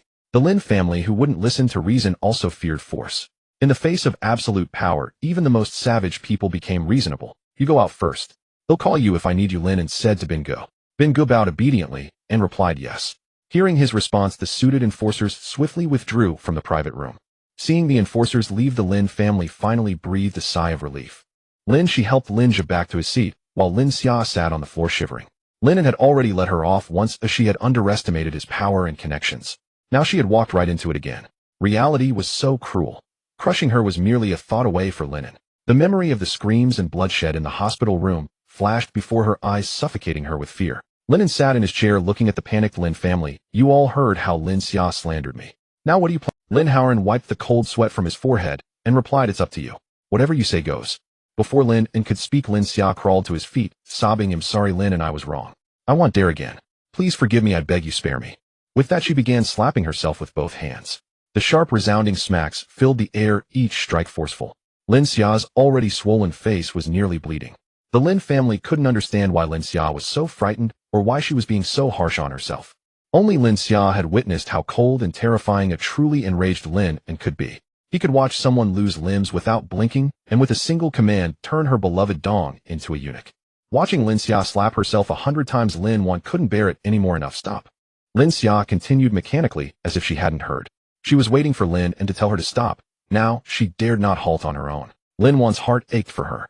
She knew the power now rested with Lin An tell her to stop. Lin An was not a man who enjoyed violence, but some scum just couldn't stop spewing filth. Feeling it was enough, he said calmly, "Stop." Lin Zhe halted. Her face was a mess, so swollen her eyes were nearly shut. Lin Ro screamed in fright, "A ghost!" Lin An watched as Lin Wan helped the woman aside, then said coldly, "I've finished my meal. Before I go, let me make things clear. We are completely estranged both publicly and privately. I have nothing to do with the Lin family. Don't bother me again. And I warn you, if anyone dares to slander me again, I won't be so lenient. Understood?" Lin An's expression was fierce. The Lin family had never seen him like this, so imposing, inspiring awe and fear. With that, Lin An rose and walked out of the private room, hoping this experience would temper the Lin family's behavior. Outside, he saw Bin Gu waiting and smiled. "Sorry for the trouble today. The meal is over. Thank Master Su for me." "Yes." Bin Gu, a disciplined bodyguard, did not explain or chatter, only followed orders. He bowed to Lin An and withdrew with his men. The course of events had completely derailed from Lin Wan's original intention for the family dinner. She went out to chase Lin An. "Wait, Lin An." Lin An was exasperated. "Didn't you understand what I just said?" Lin Wan quickly explained, "No, it's not like that. I didn't expect things to turn out this way. I just wanted a chance to clear the air and bring you home. Don't pretend to be kind, it's disgusting." Lin Wan couldn't hide her disappointment at being treated this way despite her good intentions. "Lin, and what do you mean by that? Did you know I'm allergic to chestnuts? Yet you sent chestnut cake and ordered chestnut chicken. What, not satisfied until I'm in the hospital? Don't you know a severe allergy can kill?" Lin Wan was stunned. "No, Xiao Zhe told me you love chestnuts." Lin An thought of that wretch Lin Zhe. It was exactly the kind of thing he would do. But everything about the Lin family was none of his concern. "Whatever. Just leave me alone." With that, Lin An strode away quickly. As he reached the restaurant entrance, his phone rang. The caller was Principal Chun. Lin An answered. Principal Chen's excited voice came through the line. "Lin An, #1 in the nation. You're #1 in the nation." Lin An remembered his bet with Lin Ro. Looking up at the third floor of the restaurant, he thought, "Your turn, Lin Ro." Principal Chen's voice trembled with excitement. "Lin An, I knew I wasn't mistaken. I have tread carefully throughout my life, and to cultivate a student who achieved first place in the national math competition is my ultimate satisfaction." Lin An was not surprised. He had told Principal Chun after leaving the exam room that there was no need to worry. However, Principal Chun had never seen anyone submit their exam paper early, leaving him anxious, unable to eat for the past 2 days. "Principal Chun, what score did I achieve?" Lin An estimated he had scored full marks when he submitted his paper. "You missed full marks by just 1 point. Lin An, you are amazing. This is the highest score in history. You can choose any major at Qingbei." Lin An was puzzled to learn he had not received full marks. He then asked Principal Chun, "Do you know how Lu Sun performed?" "I can't say for sure. You are first. The math competition committee called me specifically to congratulate you. Generally, the official rankings are announced at 2 o'clock in the afternoon. You can keep an eye on that." "All right, I understand." Lin Wan finished paying and walked out of the restaurant, noticing Lin An a few meters away on the phone. Hearing him talk about the competition, she saw him wearing a look of joy. Could it be that the rumor about him submitting a blank paper was false? As he hung up, Lin Wan approached cautiously and asked, "Did the competition results come out?" Lin An nodded, keeping a distance of about a meter from her. "Did you place?" "Yes, first." Lin An replied nonchalantly, making it sound extremely easy. Lin Wan was utterly shocked. As a master's student from a prestigious school, she understood the value of this competition. Achieving first place nationally not only meant he could secure a spot at Qingbei, but also served as a golden ticket that would command respect from any prominent family. Lin An paid no attention to Lin Wan's reaction, scanning the surroundings. Perfect. The entrance of the Yunding restaurant was filled with luxury cars. It was just past 1 in the afternoon, and people were gradually finishing their meals. Those dining here were either wealthy or prominent individuals. The very crowd Lin Ro cared about, suitable for her to apologize to. Lin An was very satisfied with this location and planned to wait for Lin Ro here. Inside the emperor's private room, Lin Zhe was apologizing profusely to Lin's parents. Lin Zhe's eyes were red as he spoke softly. "Mom and Dad, I never intended to deceive you. I just wanted to help lighten your burden and spare you some trouble." "Don't say that. Didn't you say you booked a private room? What happened there?" Lin An shouted angrily. He had just rekindled hope for the future only to have it cruelly extinguished by the harsh reality. His business was stagnant, and the air was so unreliable. Zhang Wanru said with concern, "Don't shout, you're scaring the child." Lin Zhe looked aggrieved, saying, "Mom and Dad, I really did book a private room. I used my saved pocket money to buy a gold card membership at Yunding restaurant, which entitled me to 1 private room reservation benefit. I meant well, it was my savings from a whole year. I knew it." Little Zhe is always so selfless, thinking of how to make things better for the family, unlike some who act like a rogue. Lin Ro quickly defended her good brother. Lin Haoran's heart tightened. Although Lin Zhe didn't have the extensive connections he had imagined, he was a good child with filial piety. He realized he had wronged him. Sighing, he said, "All right, let's head home. We can discuss everything at home." The Lin family exited the private room, and saw that the thugs outside had already left, allowing them to relax. As they walked out of the restaurant to retrieve their car, they saw Lin An and Lin An standing together, a bit puzzled. Lin An wore a playful expression, his gaze sweeping past the crowd and locking onto Lin Ro. Lin Ro also sensed his intense gaze. Cautiously surveying her surroundings, she confirmed that the group of thugs was not near Lin An and immediately felt emboldened. She glared at Lin An and questioned, "Why are you looking at me like that? You said you didn't want to be associated with me and you were going to leave. Why haven't you left?" Lin An smiled and replied, "I just remembered we have a bet. It's time to fulfill that promise." Before Lin An could finish speaking, Lin Ro burst into laughter, saying, "What? Are you eager to kneel and apologize? Find this place is pretty good. Come on." Upon hearing this, Lin An immediately frowned. She and Lin Zhe were truly good sisters, both lacking common sense, not letting anyone finish speaking, and not even asking about the exam results, yet they were gloating, but soon she would be the one kneeling. Once Lin An waited for her laughter to subside, he spoke, "The competition results are out. I scored first in the nation." "What? You are first in the nation? Haha." Lin Ro laughed even harder upon hearing this. She had long heard that he submitted a blank paper and left early, yet he still dared to act pretentious. Lin Ro mocked, "Lin An, do you think we would believe you? You didn't mistake the last place for the first, did you?" Lin Zhe, seeing Lin An, felt a slight pain on his face and said in a tone filled with sarcasm, "Oh dear, even though my brother hit me, I can still understand his desire to prove himself academically. But brother, do you know that no one from the 12th middle school has ever made it into the top 10 of the national competition?" Zhang Wanru looked at Lin An with disappointment written all over her face. This child had no self-awareness. "Lin An, even if you lie, there should be a limit. This is a national competition. First place isn't something you can just claim." Lin An, not having heard what Principal Chen said on the phone, was also skeptical. Faced with their doubts and ridicule, Lin An took out his phone and pointed to the recent call log, saying, "Principal Chen just called to inform me. If you don't believe me, you can call Principal Chen yourself. Lin Ro, as a member of the parent committee, you must have Principal Chen's number, right?" Lin Ro still did not believe him, shouting loudly, "How do we know you two aren't in cahoots? I noticed last time at school that he was particularly biased towards you." Lin Zhe chimed in, "Principal Chen really likes my brother. He has given him many privileges at school. I heard he can come and go freely at any time." "I've heard that too, Lin," she corroborated. At this moment, some diners who had finished their meals gathered curiously. Gaining affirmation from her family, Lin Ro felt emboldened. Looking around at the crowd, she intentionally raised her voice. "Lin An, tell me what you think. Are you trying to make a fool of our family? Claiming to be first in the nation, everyone already knows you submitted a blank paper. You're useless at everything, yet you lie and claim first place." The onlookers began to murmur among themselves. Most came from decent backgrounds and cared about their children's education. Many knew about this competition, with someone whispering, "I know about this competition, or it seems the students from Haishur haven't even ranked in the top 3 for years." "Exactly, it's always dominated by students from the capital. Which school is this student from? How dare he boast like this? Look at the logo on those pants he's wearing. It should be from the 12th middle school." Lin An was wearing a shirt he had bought himself, and he still had on his school uniform pants. Lin Ro became even more pleased with herself and said cheerfully, "I won't hold it against you for those things, but since we made a bet last time, and everyone swore, you can't go back on it. If you lose, you must kneel and knock your head 3 times admitting you're wrong." Lin Zhe, having experienced a grander spectacle, understood Lin An's capabilities better than anyone else in the Lin family. She tugged at Lin Ro, attempting to dissuade her from provoking Lin An, for he was an unfathomable force. Lin Ro watched her sister, whose face was hideously swollen like a specter, as her mouth opened and closed, emitting indistinct sounds. Lin Zhe had struck herself too harshly. Her cheeks were so puffed that there was no room left in her mouth for normal speech. Noticing the surrounding crowd pointing and whispering, Lin Ro said with disdain, "What are you trying to do? Get in the car quickly and stop disgracing us here." Lin Zhe gesticulated frantically, pointing at Lin An and waving her hands in front of her chest, signaling emphatically not to provoke him.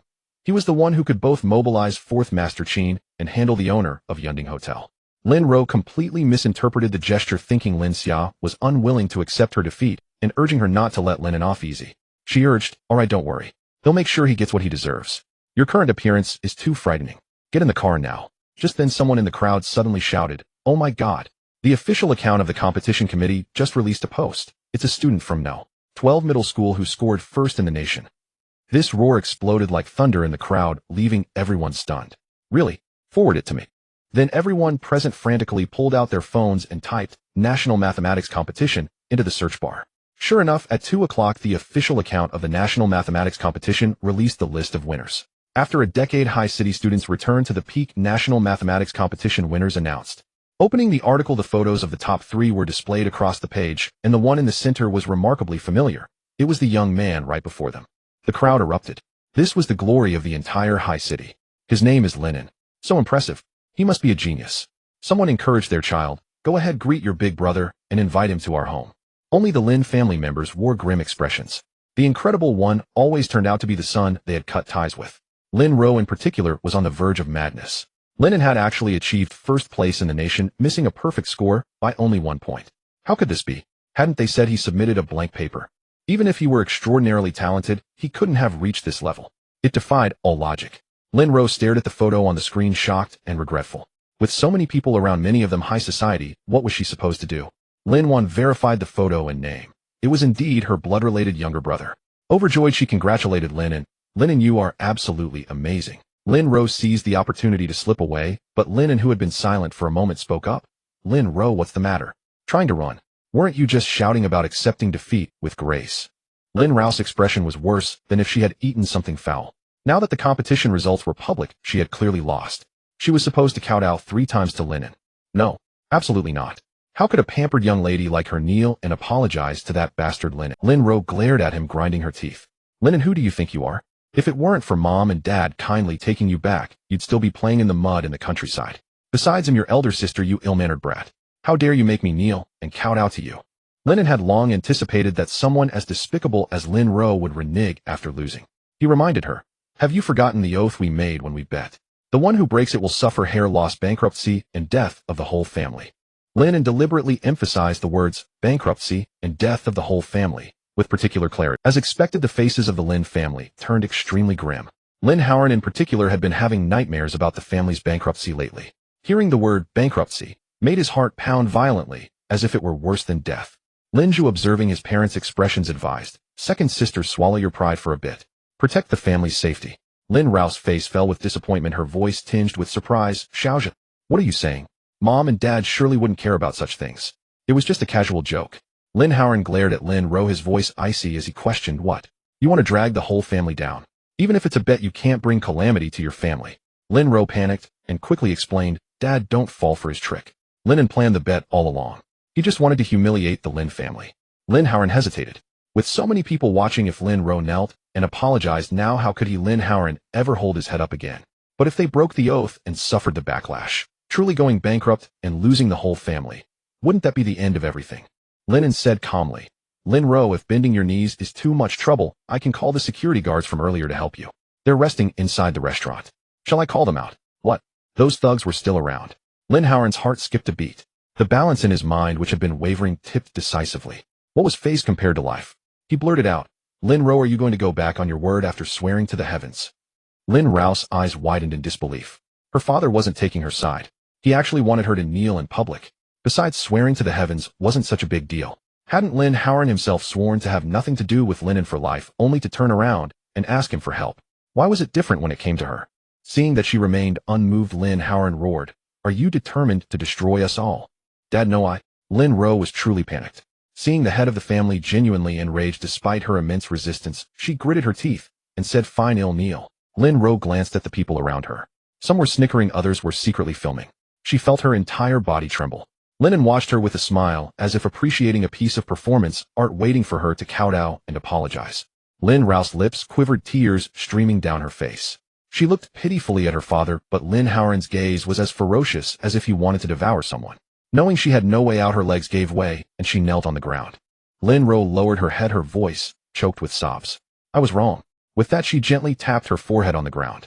Lin An sneered, "No sincerity. Be careful of the oath's backlash. Kowtow properly." Lin An's furious roar came. Since she was already kneeling, how dare she try to fool them? Lin Zhe swallowed her humiliation and with a loud thud knocked her head again. "I was wrong." This time the knock was forceful, producing a satisfying sound. Lin An nodded approvingly. Lin Zhe wished she could kill him, but circumstances forced her to knock her head once more, loud and clear. "I was wrong." Having lived 2 lives, Lin An felt an unprecedented sense of exhilaration. In both lives, Lin Zhe had never shown him the slightest kindness, constantly suppressing, insulting, and even framing him. Finally finding an opportunity to make her kowtow and confess her wrongs. This feeling was truly satisfying. Lin An, watching Lin An, began to wonder, why was he so certain he could achieve such a ranking? How could he be? Did he possess some extraordinary ability? Lin An felt content and hailed a taxi home. Lin Zhe, who had collapsed on the ground, was helped up by Lin Zhe. She had never suffered such humiliation in her life and silently vowed to find an opportunity to make Lin An kneel and kowtow 100,000 times to her. Lin An urged with a look of disgust, "Get in the car quickly, don't embarrass us here." After getting into the car, Lin Ro saw Lin Zhe gesturing frantically and said irritably, "I know, stop waving. They'll get my revenge sooner or later."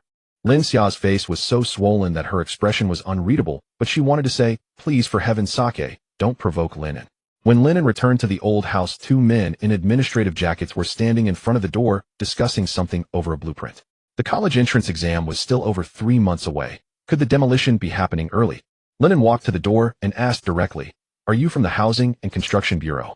The two men were startled. This young man knew quite a bit. "Yes, are you a member of this household?" Lin An nodded. "Yes, I am." "When will your parents be home? We need to discuss something with them." "My parents passed away. I'm an orphan and live alone. If there's anything you can talk to me directly." Lin An couldn't be bothered to explain the whole estrangement story, so he decided it was simpler to just say his parents were dead. As expected, the man who asked was taken aback, a flicker of guilt crossing his face. He shouldn't have asked an orphan about his parents. He said softly, "All right then, we'll talk to you." Lin An invited the two men inside. Seeing the dilapidated state of the house, and recalling his orphan status, they exchanged a glance, understanding that this was a pitiable child. One of them asked a series of questions. "Son, are you an adult? Is the house under your name? Is it solely owned by—" "Yes, I'm 18, just came of age, and the property deed only has my name." The man visibly relaxed. What he dreaded most was unclear ownership, which often led to a swarm of relatives swooping in to grab compensation from an orphan. "Hey, race the situation. A developer has set its sights on the land under this house. They've already submitted the land use pre-review materials, and they're in a great hurry. We're here to conduct a land acquisition survey and ask for your consent. Do you agree to the land acquisition?" Lin An had bought this old house precisely for this day, so of course he agreed. He quickly replied, "I agree to the land acquisition as long as the demolition compensation is reasonable." The man immediately assured him, "Don't worry. We'll hold a consultation meeting later, inviting both you and the developer to discuss the compensation standards together. We'll be there, so we won't let the developer bully you." The other person also spoke up. "This developer is from Jingsheng and has deep pockets. When negotiating the compensation, you can be bold without any worries." The two men practically told him outright not to be polite and to ask for as much money as possible. They pitted Lin An for being an orphan and wanted to help him secure more compensation within their power. After seeing the two men off, Lin An fell into deep thought. This world wasn't entirely following the course of his previous life. Was it his own actions that caused a butterfly effect, or was this simply a parallel world? He couldn't figure it out, but since the demolition had come earlier, it meant other things could also deviate from his memory. He would have to be more cautious in the future to avoid stumbling. Lin An's thoughts were interrupted by a notification sound from his phone. Lung Lin had sent a WeChat message, a crying emoji. "What's wrong? Did the monthly test results come out?" The day Lin An participated in the competition the senior year had their monthly test, as usual. It wasn't a formal exam, just a small test to check students' progress. Failed again. "How many subjects did you pass?" "Just one, Chinese. My parents are holding a criticism session right now." After over a month of tutoring from Lin and Lung, Lin's grades had indeed improved. For example, math had gone from 20 to 40 points, a full doubling. Lin An could only comfort her. "It's okay, try harder next time. My mom is crying in anger. Please come to the noodle shop and help calm her down." "All right, I'm on my way." When Lin An arrived, Lung Lin's mother, Tong Jiao, was sitting in the shop wiping her tears, while Lung Feng sat beside her constantly, drying her tears. He tried to console her. "Honey, don't cry. There are many paths to success. Studying isn't the only way out. She's a girl. If she doesn't study, what else can she do? Go out and do manual labor?" "Of course not. Our family has this century-old shop with good business. She can just inherit it and never worry about food or clothing." Tong Jiao, who had worked in the shop for half her life, burst into even louder tears when she heard her husband's words. She didn't want her daughter to end up like her, spinning like a top between the kitchen and the dining hall, never resting, not even on holidays. Lung Lin apologized pitifully. "Mom, I promise I'll study hard. Please don't cry. It hurts me to see you like this." Lin An quickly chimed in. "Aunt Tong, don't worry. He'll double my efforts tutoring Lin Lin." Only then did Lung Feng notice Lin An had arrived. "Son, you're here. Have a seat. Have you eaten?" Tong Jiao wiped the tears from her face and said, "Thank you, Lin An. If it weren't for your tutoring, she wouldn't have even scored 300 points. I'm just anxious. The first mock exam is coming up, and what will this child do?" Lin An thought to himself, what else?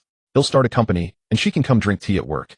But it wasn't the right time to. Tong Jiao didn't want her bad mood to affect the two kids. Lin An was still a high school senior. What could he solve? She quickly added, "All right, stop thinking about it. Everything will work out in the end.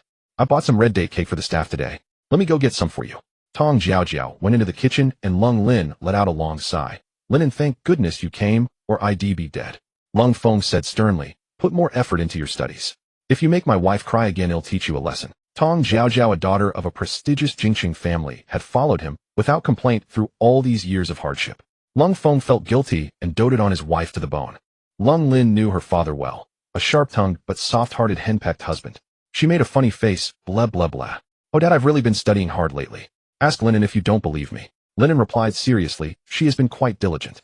But somehow whenever I encounter concepts that need understanding I recognize every word, but when they're put together I can't make sense of them. And for the things that need memorization they're like water. I try to cram them into my head, but they just evaporate without me noticing.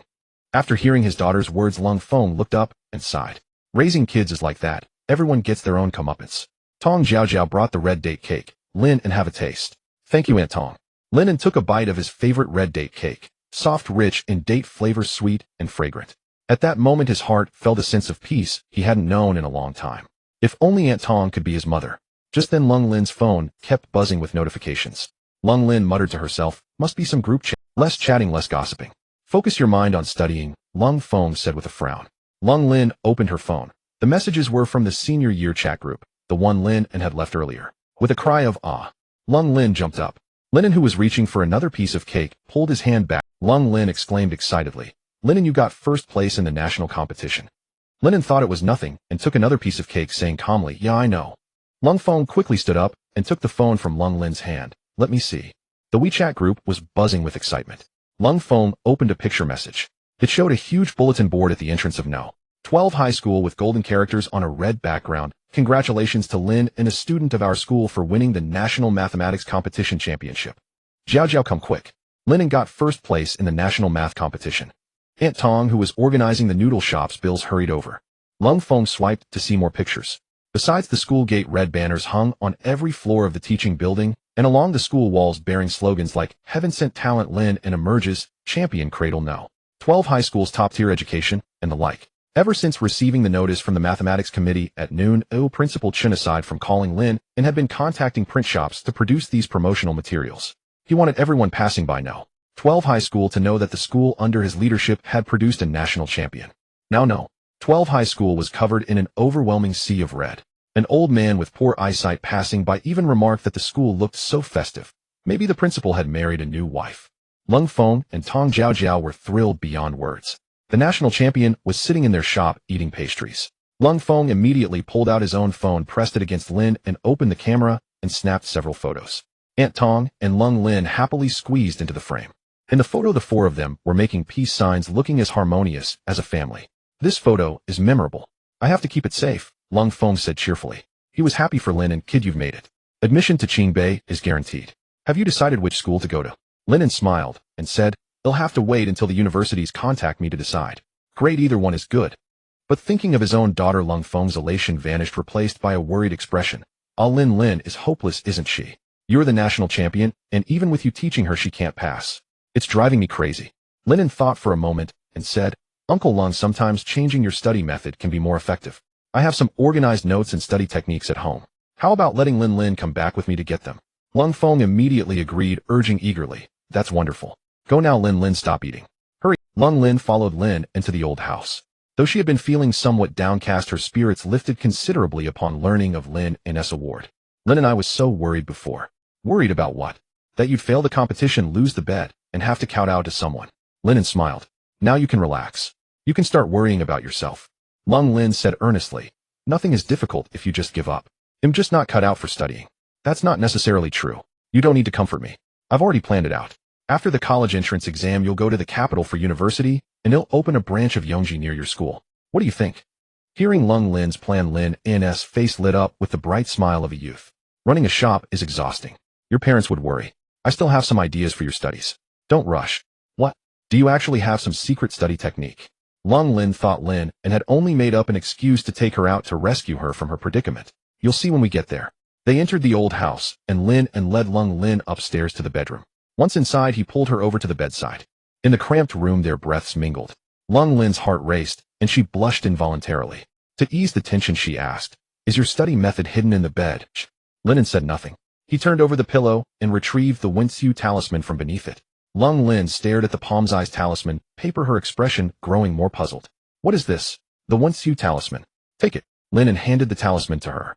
He chose to give her this talisman he had used before rather than draw a new one because he had verified its effectiveness.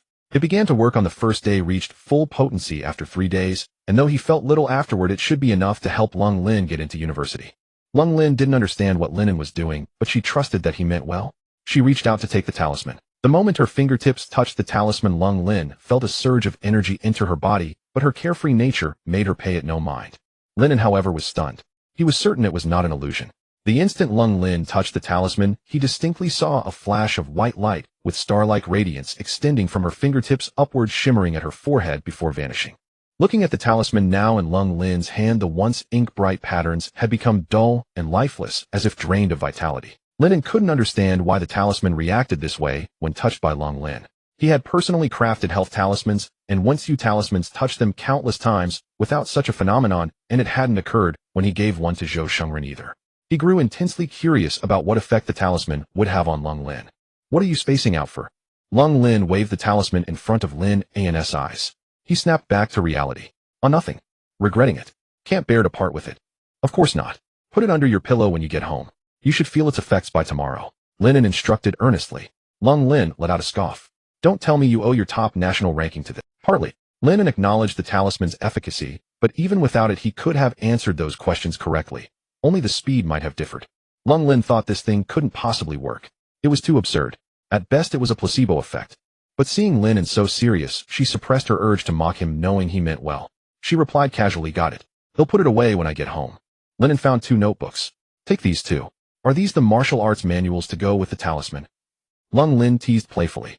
As she spoke, she pressed 2 fingers together and mimicked the gestures from a fantasy drama, then covered her mouth. Lin An laughed along. All right, these are for you to show your parents. Don't tell them you got a talisman from me. Lung Lin nodded. She was astute enough in social matters. Why would someone who could be a genius scholar want to be known? After seeing Lung Lin off, Lin An hurried to the bookshelf. He remembered putting the life skills compendium there after retrieving it. He needed to check if he had missed something. He quickly found the book and eagerly flipped it open. The pages were blank, not a single word. He turned more pages, still blank. He frantically went through the entire book. All the characters had vanished, leaving only the 5 characters on the cover, life skills compendium. At the Lin family villa, the family was having dinner. The atmosphere at the table was oppressive. The day had been long and humiliating. Lin An felt the tide turning before Lin, and he seemed to have lost the authority to act as a father. What worried Lin An most was his business. His confidence was propped up by money. As long as his career thrived, countless people would flock to him. What did a schoolboy in a uniform matter? Wan, go to the factory tomorrow about the baby moisturizer. You have 3 days to sign the contract. Dad, I still think we should be cautious. It's a product for infants. We can't afford mistakes. That's exactly why it commands a premium. Parents will pay anything if it's labeled for babies. We need to seize this opportunity. If someone else signs it first, we'll lose out. A slurping sound interrupted Lin An.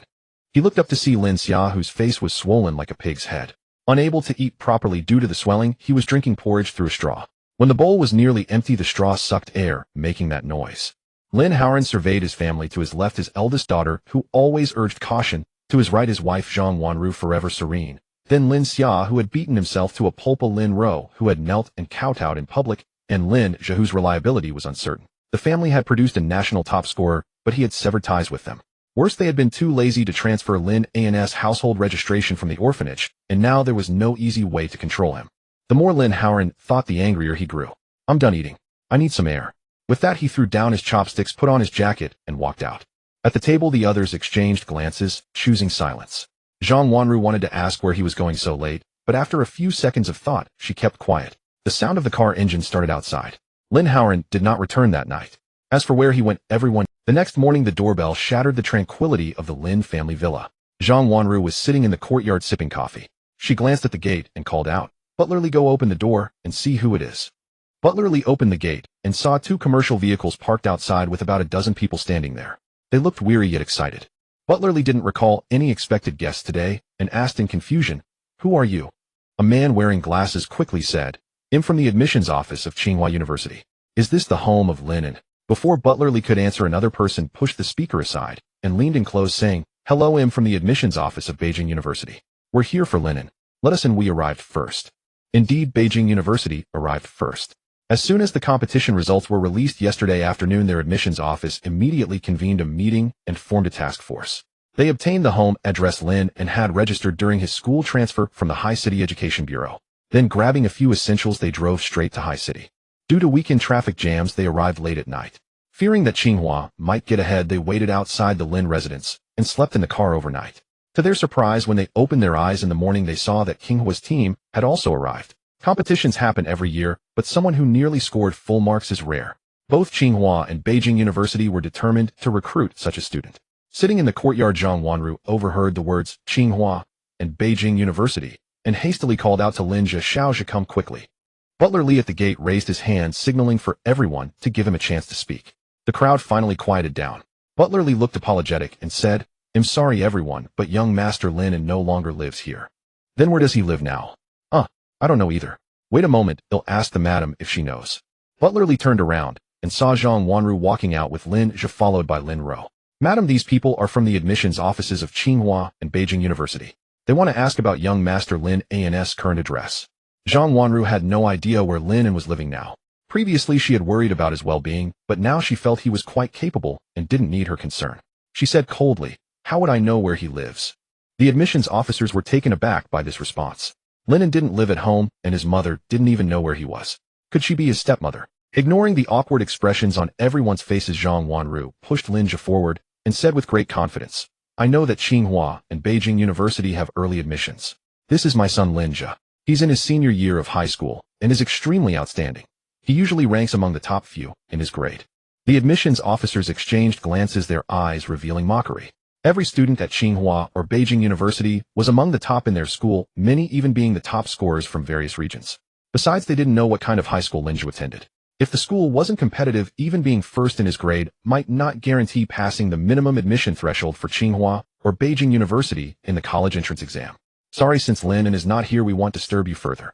Seeing that they were about to leave, Zhang Wanru quickly urged, "Come in for some tea. Our Xiao Zhe is truly exceptional." Lin Ro chimed in, "You don't know the truth. He is far more outstanding than Lin An."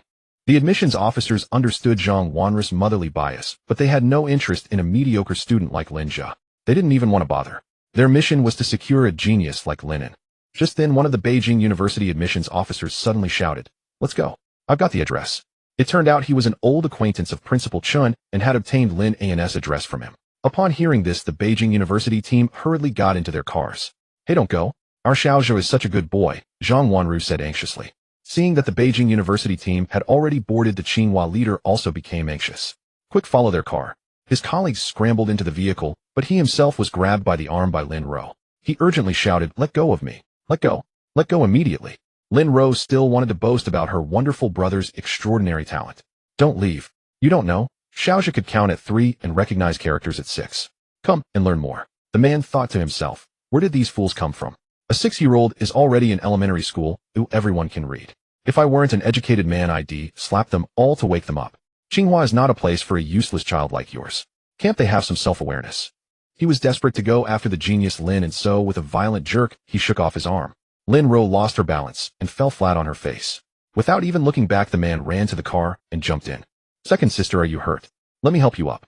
Xiao Zhe, be good." The mother and her 2 children huddled together, comforting each other. Butler Li turned around, made a vomiting gesture, and walked into the house, muttering to himself, "The Lin family is finished." The admissions officers soon arrived at the door of Lin An's old house. The dilapidated old house before them stood in stark contrast to the luxurious Lin family villa they had just seen. Mixed emotions surged within them. They couldn't imagine what Lin An had gone through. A genius life is indeed full of twists, yet despite poverty, his ambition remained undimmed. This was the true pillar of the nation. Their determination to win Lin An grew even stronger. Lin An heard a knock at the door and went to open it.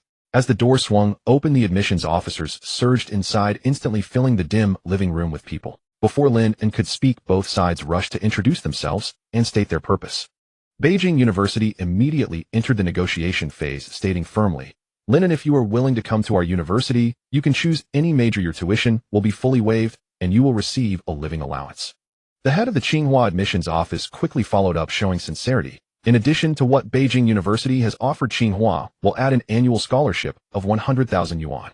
The Beijing University head then said, "Beijing University offers 200,000.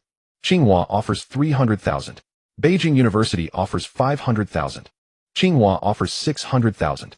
The living room of the old house seemed to have turned into an auction scene, with Lin An's college choice as the item up for bid. Due to his poor living conditions, they mistakenly believed he was in dire need of money. Thus, they unanimously adopted a strategy of monetary enticement, each willing to offer as much scholarship as possible to demonstrate their sincerity. The Beijing University head's authority allowed him to offer a maximum of 500,000 yuan in scholarship. He dared not continue the bidding war, and looked at Lin and saying, "Lin, don't rush. They'll consult my superiors and come back with a figure that will satisfy you." Lin An suppressed a smile and said, "There's no need. I don't need money. Leave the scholarship for students who Everyone was taken aback. Lin An, despite his difficult circumstances, displayed such noble integrity, treating money as dirt. He was truly a chosen one. The Tsinghua team was the first to react. "Lin, what do you need? Just name it. Any condition is acceptable. For example, Tsinghua can help you renovate this house. Our Academy of Arts and Design is top-notch in the country. You'll be satisfied. Or if you have a girlfriend, we can also admit her." Lin An thought of Lung Lin, the underachiever, and asked, "Can I bring my girlfriend?" Sensing an opportunity, Tsinghua immediately affirmed, "Absolutely." The Beijing University team felt they were falling behind, and quickly said, "We can do that too." Lin An pondered for a moment. Given Lung Lin's academic ability, it would be nearly impossible for her to graduate from Tsinghua or Beijing University. Moreover, being surrounded by so many top students would likely make her feel inferior, which might not be good for her mental health. Under the eager gazes of both Tsinghua and Beijing University teams, Lin An said calmly, "I've decided to go to the mathematics department at Beijing University." As soon as Lin An uttered these words, the admissions staff from Peking University erupted in cheers. "Lin, you truly have exceptional insight. Peking University will never disappoint you." The Tsinghua University admissions team wore dejected expressions, having made the trip for nothing and lost a talent. The team leader even pleaded pitifully for Lin An to reconsider. "Lin, such an important decision doesn't necessarily have to be made today. Please consider Tsinghua again. Compared to Peking University, our campus is larger and the environment more beautiful." The Peking University team leader, upon hearing such unscrupulous tactics, not only poaching right in front of him, but also daring to disparage his own school, retorted, "We have more girls at Peking University. Our Tsinghua canteen is more delicious. We have more girls at Peking University. Our Tsinghua dormitories are better. We have more girls at Peking University." No matter what the other side said, the Peking University team leader kept repeating this same line. The Tsinghua team leader was furious and demanded, "Are you a broken record?" The Peking University team leader put on an expression that said, "What can you do about it?" and replied, "So what? Lin has already chosen Peking University. That's the power of strength." Seeing the other's smug demeanor, the Tsinghua team leader was consumed with rage. Eyes wide, he rolled up his sleeves, planted his hands on his hips, and roared, "What do you mean? Who are you saying has no strength?" Sensing the escalating tension, Lin An quickly stepped between them to mediate. "Calm down, both of you.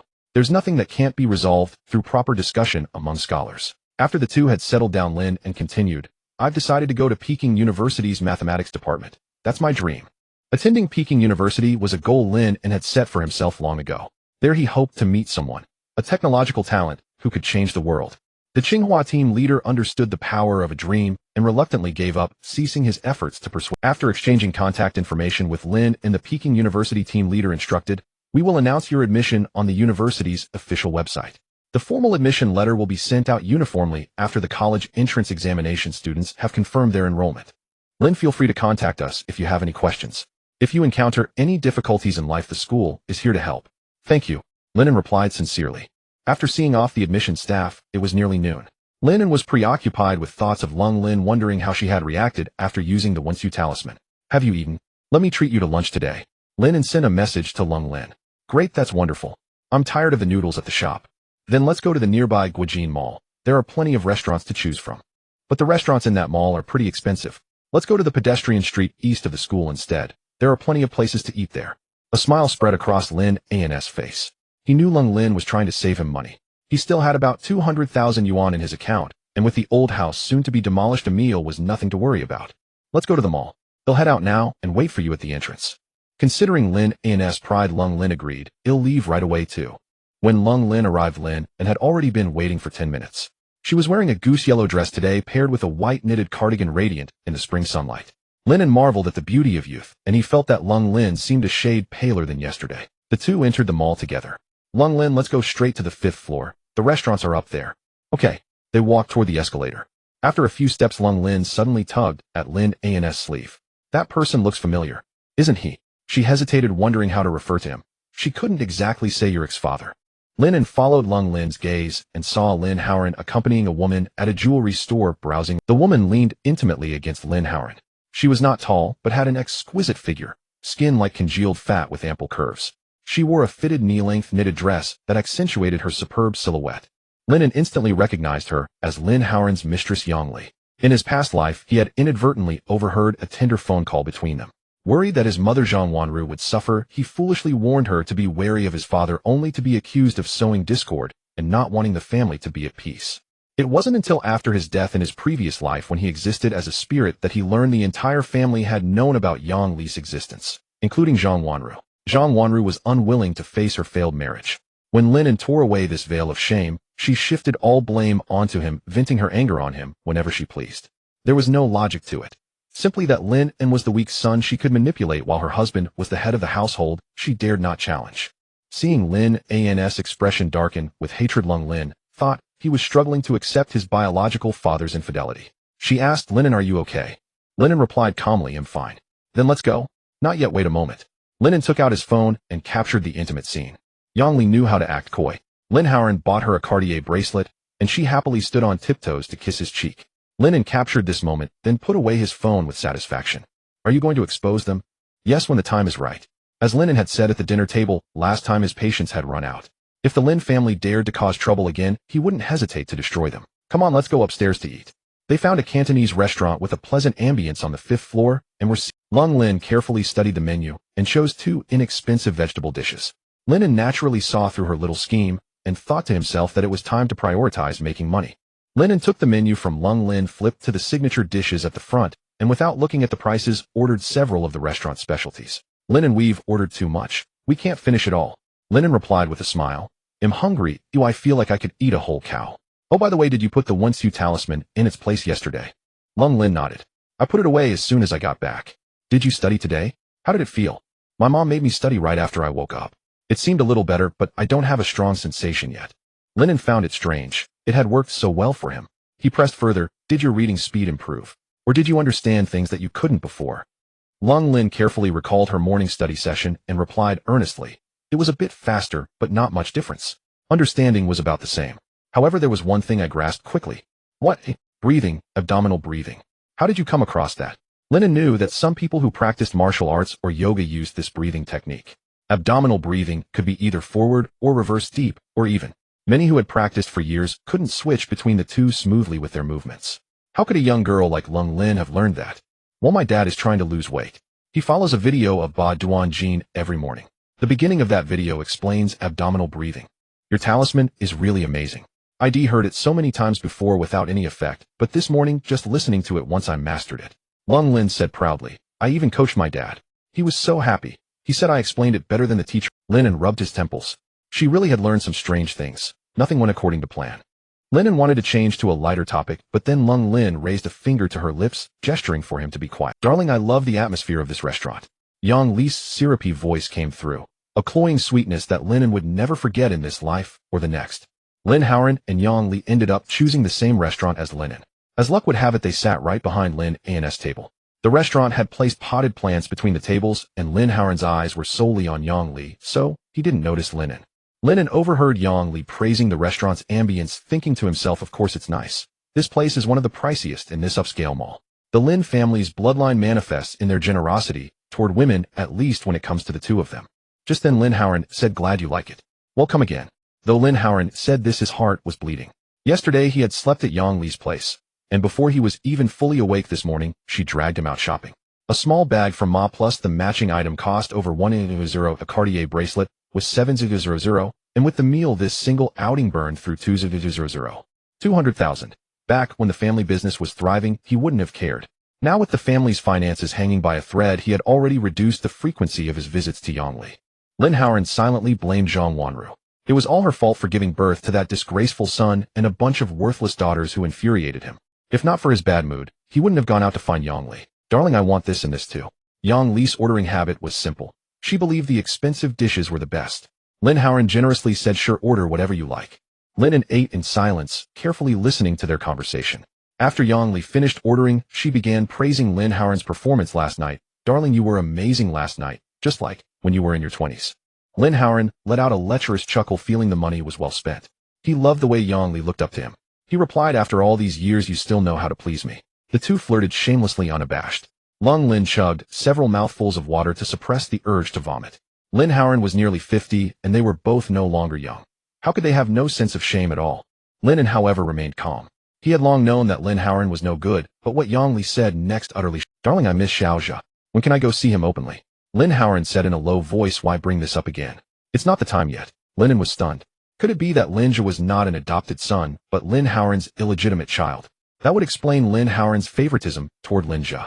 Lin An had read a psychology book that mentioned only a few evolutionarily superior males possess paternal instinct. Many men lack it, and their love for their children is merely an extension of their love for the child's mother. They only love the children born by the woman they adore. Seeing Lin and frozen Lin thought he was shocked into numbness. Anyone in his shoes would be devastated. Her eyes filled with pity as she looked at him, silently accompanying him. At that moment Lin An's mind was racing. This didn't add up at all. Lin An remembered that Yang Li had died even before Lin's parents around the same time as him. Moreover, she had been killed by Lin Zhe. As a spirit, he had witnessed Lin Zhe deliberately run over Yang Li, the vicious expression on his face as he floored the accelerator still vivid in Lin An's memory. Afterward, Lin Zhe had calmly paid someone to take the blame, showing no trace of remorse. At the time, Lin An had thought Lin Zhe killed Yang Li out of fear that she might bear another child for Lin An. But from Yang Li's words, it seemed she and Lin Zhe had met before. Could Lin Zhe have become so deranged that he would even kill his own mother? Lin gently tapped Lin An's hand on the table. He snapped back to reality and forced a smile that was uglier than tears, trying to reassure her. Then Yang Li coquettishly said, "Why are you so harsh? I just missed the child. You haven't come to see me in so long, and I don't even know how Xiaozhe is doing lately." Lin An snorted coldly and blurted out him. "He's getting careless. If I hadn't spent money to delete the surveillance footage from his last exam, he would have been caught cheating. If that reputation gets out, how can he inherit the Lin family? He's still too green." Lin An felt a chill run through his entire body, as if plunged into an ice cave. A sharp pain stabbed his heart. His past life seemed like a joke. Yearning for family in the orphanage, craving a sliver of affection in the Lin household, desperately explaining himself when framed. All of it became laughable. He had naively believed that it was Lin Zhe, that scheming bastard who had blinded his parents. He had also wondered how a teenager like Lin Zhe could repeatedly fool Lin An, a man who had weathered the storms of society for years. Now the brutal truth was laid bare before him. It was merely the arrogant disregard of those in power. So Lin An had known everything all along. He simply didn't care about the truth. Lin An's grievances and pain were invisible to him. Yang Li added, "He's still young. We only have this one son. Just nurture him well. You're not counting on that brat from Zhongwanru, are you?" Mentioning Lin An immediately fumed. "Of course not. That kid is a lost cause. I was going to throw him a bone, let him behave, and help Xiaozhe, but he's turned out to be such a rebellious ingrate." Hearing how Lin An had planned to use him, Lin An actually felt relieved. "If you show no mercy, don't blame me for being unrighteous." "Exactly. Well, rely on Xiaozhe in the future. Just forget about that foolish woman Zhang Wanru's children. Enough. Business is already stressful enough. Ooh, I don't need trouble at home too." The thought of all this vexed Lin An. Seeing his displeasure, Yang Li quickly flattered him. "Darling, you're the smartest man I've ever met. Handling business is a breeze for you. No one can compare." Lin An perked up, boasting, "Have you heard of Celine Biotechnology? They've just launched a new baby moisturizer and started mass production. I'm about to secure the primary distribution rights. The profit margin is huge. Once it hits the shelves and makes money, I'll buy you whatever you want." Confident he would make a fortune, Lin An made grand promises to Yang Li. "Really, darling? You're amazing. I love it." Yang Li put on an expression of surprise and utmost adoration, cooing in praise.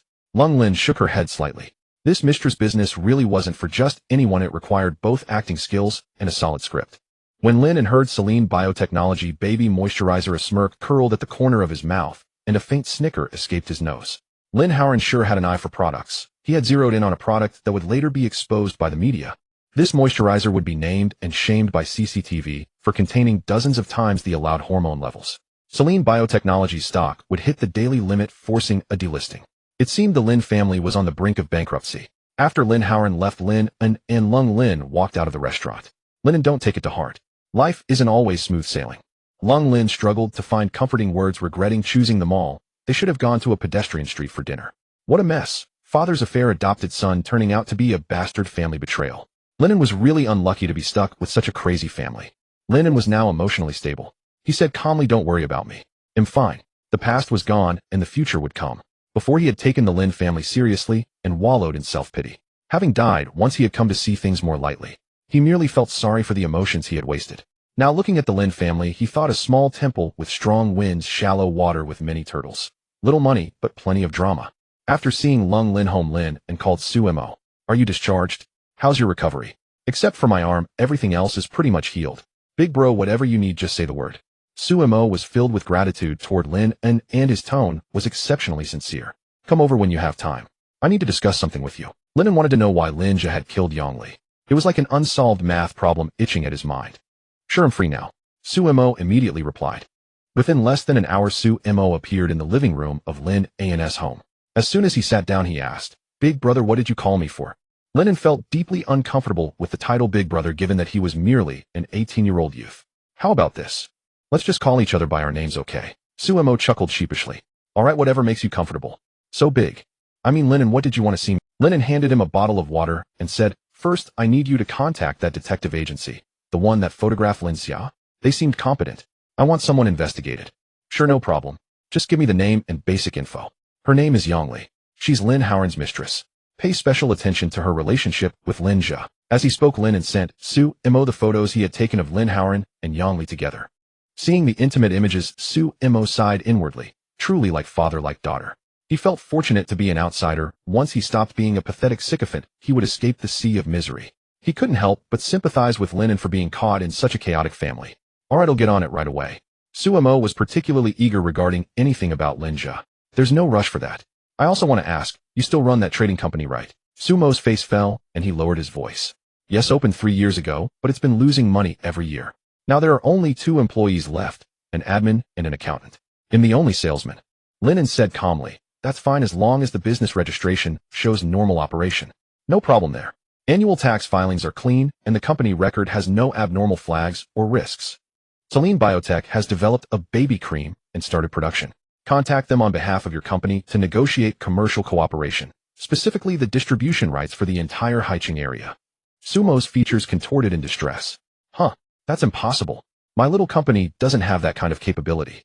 You don't need to sign a contract. Just go there, get a feel for the situation, and show strong interest. Don't worry, someone else is more anxious than you. Lin An spoke with such composure that Su Mo felt a momentary disorientation.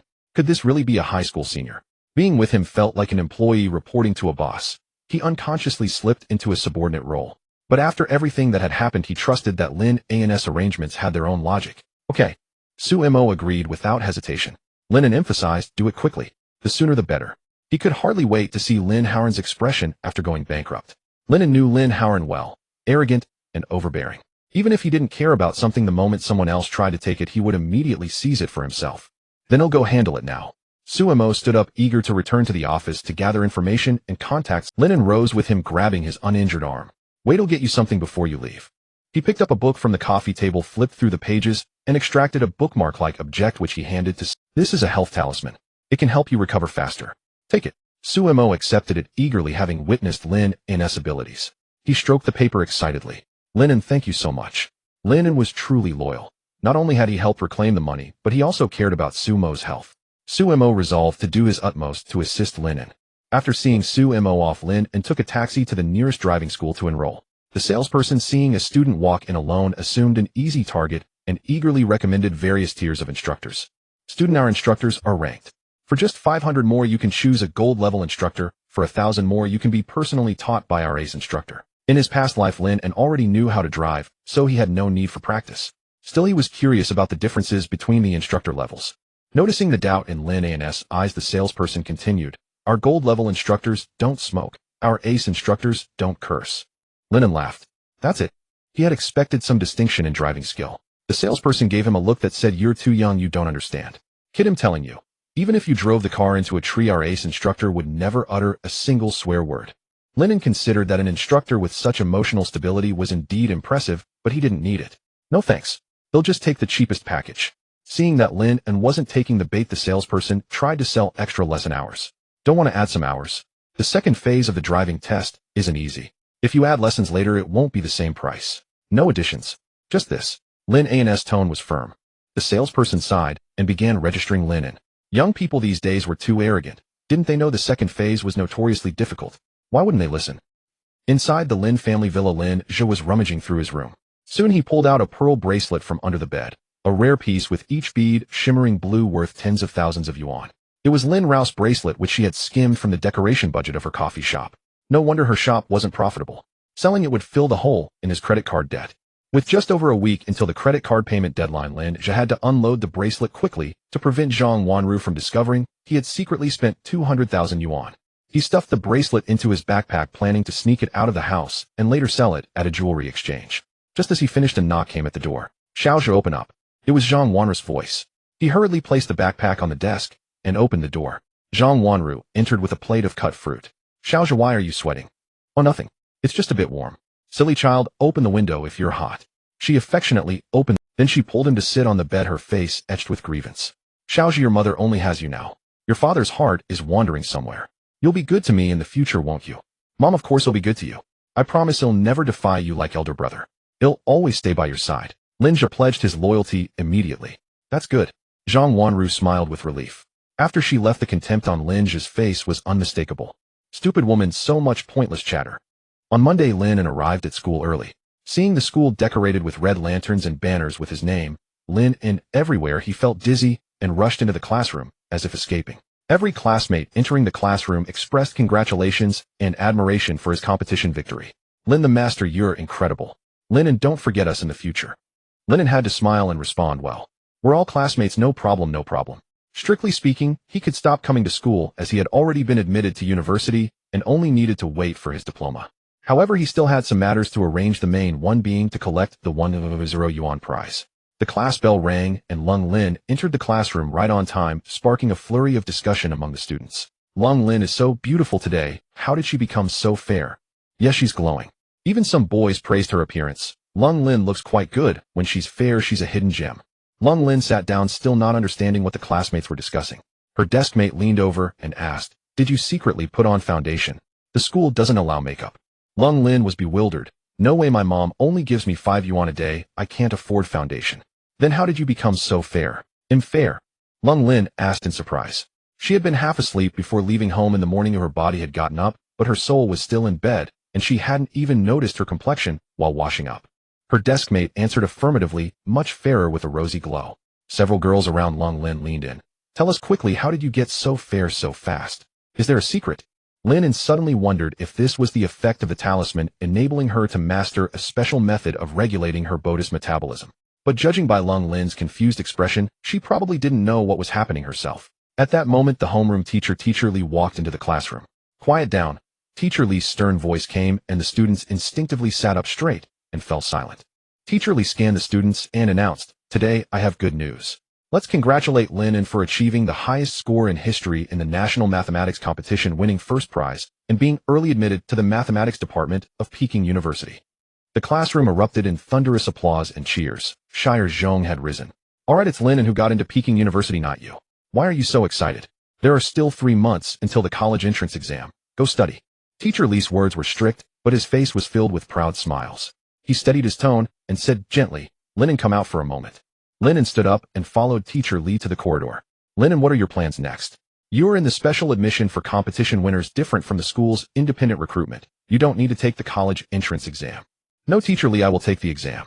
Lin An knew that without a family background, having the title of top scorer in the exam would be beneficial for future business fundraising, as almost all tech tycoons came from prestigious schools. Teacher Li was overjoyed. "That's great, Lin An. With your academic level, I think you can aim for first place in the city." Lin An blurted out, "I will work hard, but Teacher, I'd like to arrange my study time freely and not come to school on a regular schedule." "That's no problem. If you feel the need to attend school lectures, you can just manage your own time." Teacher Li readily agreed. After finishing the conversation, Teacher Li said, "Lin An, there's nothing else. Go to the first floor hall now. Principal Chun is waiting for you." "Okay." When Lin An arrived at the first floor hall, he saw Principal Chun being interviewed, with several people carrying cameras filming seriously. Principal Chun's eyes caught Lin An, and he immediately announced loudly, "This is Lin An." Lin An smiled sheepishly and greeted, "Hello. Lin, you achieved such excellent results in the mathematics competition. Is there anyone you'd like to thank?" The reporter pushed the microphone toward Lin An, asking a routine question. "I thank Principal Chun for his guidance and the teachers and classmates for their help," Lin An replied. "What about your family?" Lin An was momentarily speechless, not knowing what to say. Principal Chun quickly interjected, "Lin An has always been on his own. Let's not ask about family matters. Let's move on to the next part." Principal Chun waved his hand, and a school worker trotted over carrying a large sign. The red sign read, "Prize 100 yuan." Such an ostentatious style was unmistakably Principal Chen's doing. In front of the cameras, Principal Chen struck a pose and personally handed the sign to Lin An. The two held the sign together for a photo. Principal Chen said, "Don't worry, the prize money will be transferred to your card today." Lin An murmured, "Is that enough? I have something to do later." Principal Chen said, "Don't rush. This is the only time in my life I can hold my head high." Some of Principal Chen's classmates had become renowned professors, other scientists valued by the nation. And he, at an age nearing retirement, had finally cultivated a national mathematics competition champion. Finally, the filming ended. "Well, Principal Chen, he'll be going now." As Lin An went downstairs, he received a message from the Government Housing and Construction Department asking him to come and discuss demolition compensation. "Wait," Principal Chen called him back. Principal Chen opened his arms and hugged Lin An. His plump body felt like a huge sponge, soft and warm. "Child, thank you." Lin An was suddenly stunned at a loss for a moment, just letting himself be held. Principal Chen released his arms, his eyes reddening, and patted Lin An's shoulder. "Child, go ahead." Lin An nodded, stiffly turned and left. He took a taxi to the Housing and Construction Bureau office. Government staff and real estate company people were already in place. Before entering, Lin An heard people inside exchanging pleasantries. "Boss Lou, why did you come in person?" "Just taking my son around, high, sure, to familiarize him with the family business, so I came from the capital." "I heard the young master is very accomplished. He even won an award in the national competition." "Just third place, nothing worth mentioning, haha." Then Lin An knocked on the meeting room door. "Come in." Lin An entered and saw, besides the two staff members from last time, a middle-aged man in an administrative jacket sitting in the center seat, likely a senior official. On his right sat a man who looked in his 40s, dressed luxuriously with an extraordinary demeanor. The Rolex watch on his wrist alone was worth $1 million. The senior official extended his hand, gesturing for Lin An to sit. "Take a seat. You're Lin An, right?" "Yes, I'm Lin An. This is Boss Liu Jing from Green City Group. We called you here today to discuss the demolition compensation." Lin An's face lit up with surprise. It was actually Liu Jing, father of Liu's son. However, this man was quite low-key and rarely appeared in the media, so Lin An hadn't recognized him when he entered. Liu Jing gave a subtle nod to the project manager beside him. The project manager glanced at Lin An, a mere student, and spoke with confidence. "We've already checked. This house of yours was bought less than 2 months ago for $6 million, averaging less than 30,000 per square meter. But we understand your personal circumstances aren't great. Our boss, Mr. Liu, is kind-hearted and willing to compensate you at 50,000 per square meter. What do you think?" The staff member who had visited Lin An's home before kept glancing at him, fearing he might agree on the spot. Lin An remembered that the compensation for this house was supposed to be 100,000 per square meter. Calling it kindness was more like taking advantage of him being alone. Truly no businessman without cunning. Lin An remained calm and said flatly, "That price seems a bit low." The project manager put on a pained expression. "This is really Mr. Liu's generous offer. We don't necessarily need this land. All the surrounding houses are old and dilapidated. Everyone wants to be requisitioned. I advise you to think it over carefully. Don't miss this opportunity and regret it later with nowhere to cry." Lin An smiled faintly and replied, "The houses here are indeed old, but my property is in a different location. I've seen the latest detailed regulatory plan for the block. Behind my house is a newly planned commercial area. Green City Group surely knows the commercial value of that land." The project manager didn't expect the student to understand regulatory plans. He retorted, "So what? Your house is separated by a road. What does that have to do with you?" "Exactly. That road, the 4-lane road, is obviously insufficient. My land becomes very useful whether it's converted into a service road or a parking lot to ease future traffic pressure." Lin An replied. Liu Jing, who had been leisurely scrolling through his phone, was startled by this remark. Who was this young man? How could he guess the business plan he had personally devised? Indeed, without good transportation, even the best commercial land wouldn't realize its value. Liu Jing's goal was to build a shopping mall even more impressive than the International Financial Center. No matter the cost, he would clear all obstacles. The project manager began to panic. This student was no ordinary sharp-witted. He softened his tone and asked, "Then how much do you want?" Lin An held up 2 fingers and said, 200,000 per square meter. That amount was insignificant compared to Green City's estimated 10 billion investment, but it far exceeded the project manager's expectations. He had assured Liu Jing he could get it for under 80,000. He had thought a mere orphan couldn't cause any trouble. The project manager jumped up and shouted, "You're dreaming. This is extortion. An orphan dared to ask for such a huge sum. How could he ever get a promotion and raise?" The senior executive frowned and said to the project manager, "What's this? Sit down and talk properly." Then he turned to Lin An. "The price you mentioned is indeed too high. Both sides should show some sincerity." The project manager quickly smiled obsequiously at the executive and said, "We are very sincere. We can add a little more, 80,000 per square meter, how about that? We can't go higher. We can't be taken advantage of just because Mr. Liu is kind-hearted."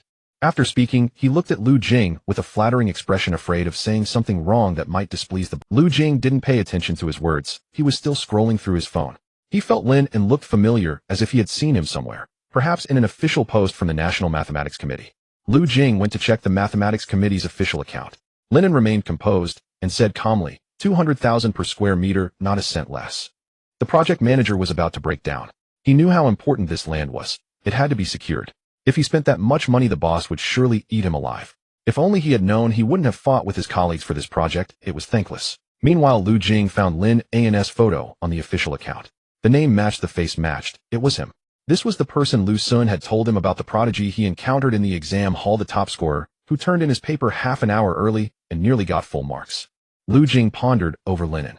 Not only was he a genius in academics, but he also had the foresight to buy this land at the optimal time, understood urban planning, and saw through his business intentions. This young man was extraordinary, with a promising future, even more outstanding than his own son Lu Sun. Such a talent should be the kind of friend Lu Sun befriended, not those spoiled brats obsessed with sports cars and beauties. Lu Jing waved his hand grandly. 200,000 it is. Consider it making a friend. The project manager was astonished. Before leaving, the boss had warned him not to exceed 80,000. How could he change his mind so quickly? And a big boss like Lu Jing making friends with an orphan? Ridiculous. He reminded Mr. Lu, that's 200,000 per square meter. Are you sure? Lu Jing's face darkened, and he said coldly, I'm sure. His expression seemed to say, do I need your opinion on my decisions? The project manager wisely shut up. Lin An saw the deal was done and felt joy inside, but his face remained calm as he replied, thank you, Mr. Lu. Lu Jing smiled and asked, I'm planning a small banquet in High City for young people like you in a couple of days. Everyone will be around your age. Would you do me the honor of attending? Of course, Lin An agreed without hesitation. The banquet Lu Jing hosted was not for just anyone, and he also wanted to get to know Lu Sun better. At Lin Corporation, in the chairman's office, Lin Howard was furious at Lin Wan. He sat in his chair and interrogated Lin Wan. It's been days.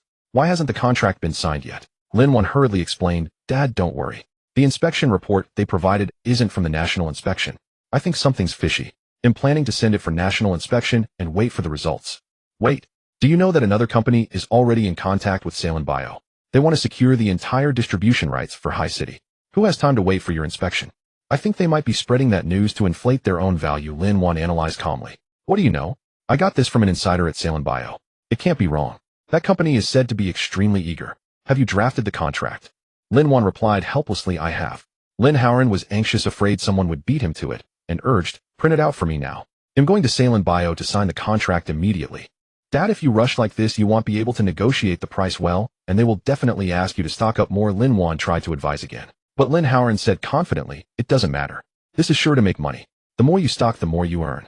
He took the contract and left, ordering Lin Wan to stay at the company, afraid she might say more. Watching her father's retreating figure, Lin Wan felt a sense of unease. After being scolded by Lin Howard, Lin Wan grew increasingly despondent in her office. She grabbed her car keys and left the company. Driving aimlessly through the streets, a familiar figure suddenly caught her eye. Xiaozhe, shouldn't you be in class right now? What are you doing here? A flicker of doubt crossed Lin Wan's mind as she wondered why Lin Zhe was not at school. She wanted to call out to him and demand an explanation, but recalling the recent strange occurrences at home, she chose to remain silent. Lately, she had sensed something off about Lin Zhe. He always played the part of the obedient child at home, yet here, he was skipping class. Perhaps her younger brother was not as innocent as the family believed. Lin Wan parked her car to the side and decided to follow him discreetly. After about 15 minutes of walking, Lin Zhe swiftly slipped into a pawn shop. Xiaozhe pawning something. That's impossible. He should have plenty of allowance. Fearing that entering immediately would alert him, she planned to wait a few minutes before catching him in the act. Inside the pawn shop, the owner spotted a student and greeted him eagerly. Hello, what can I help you pawn?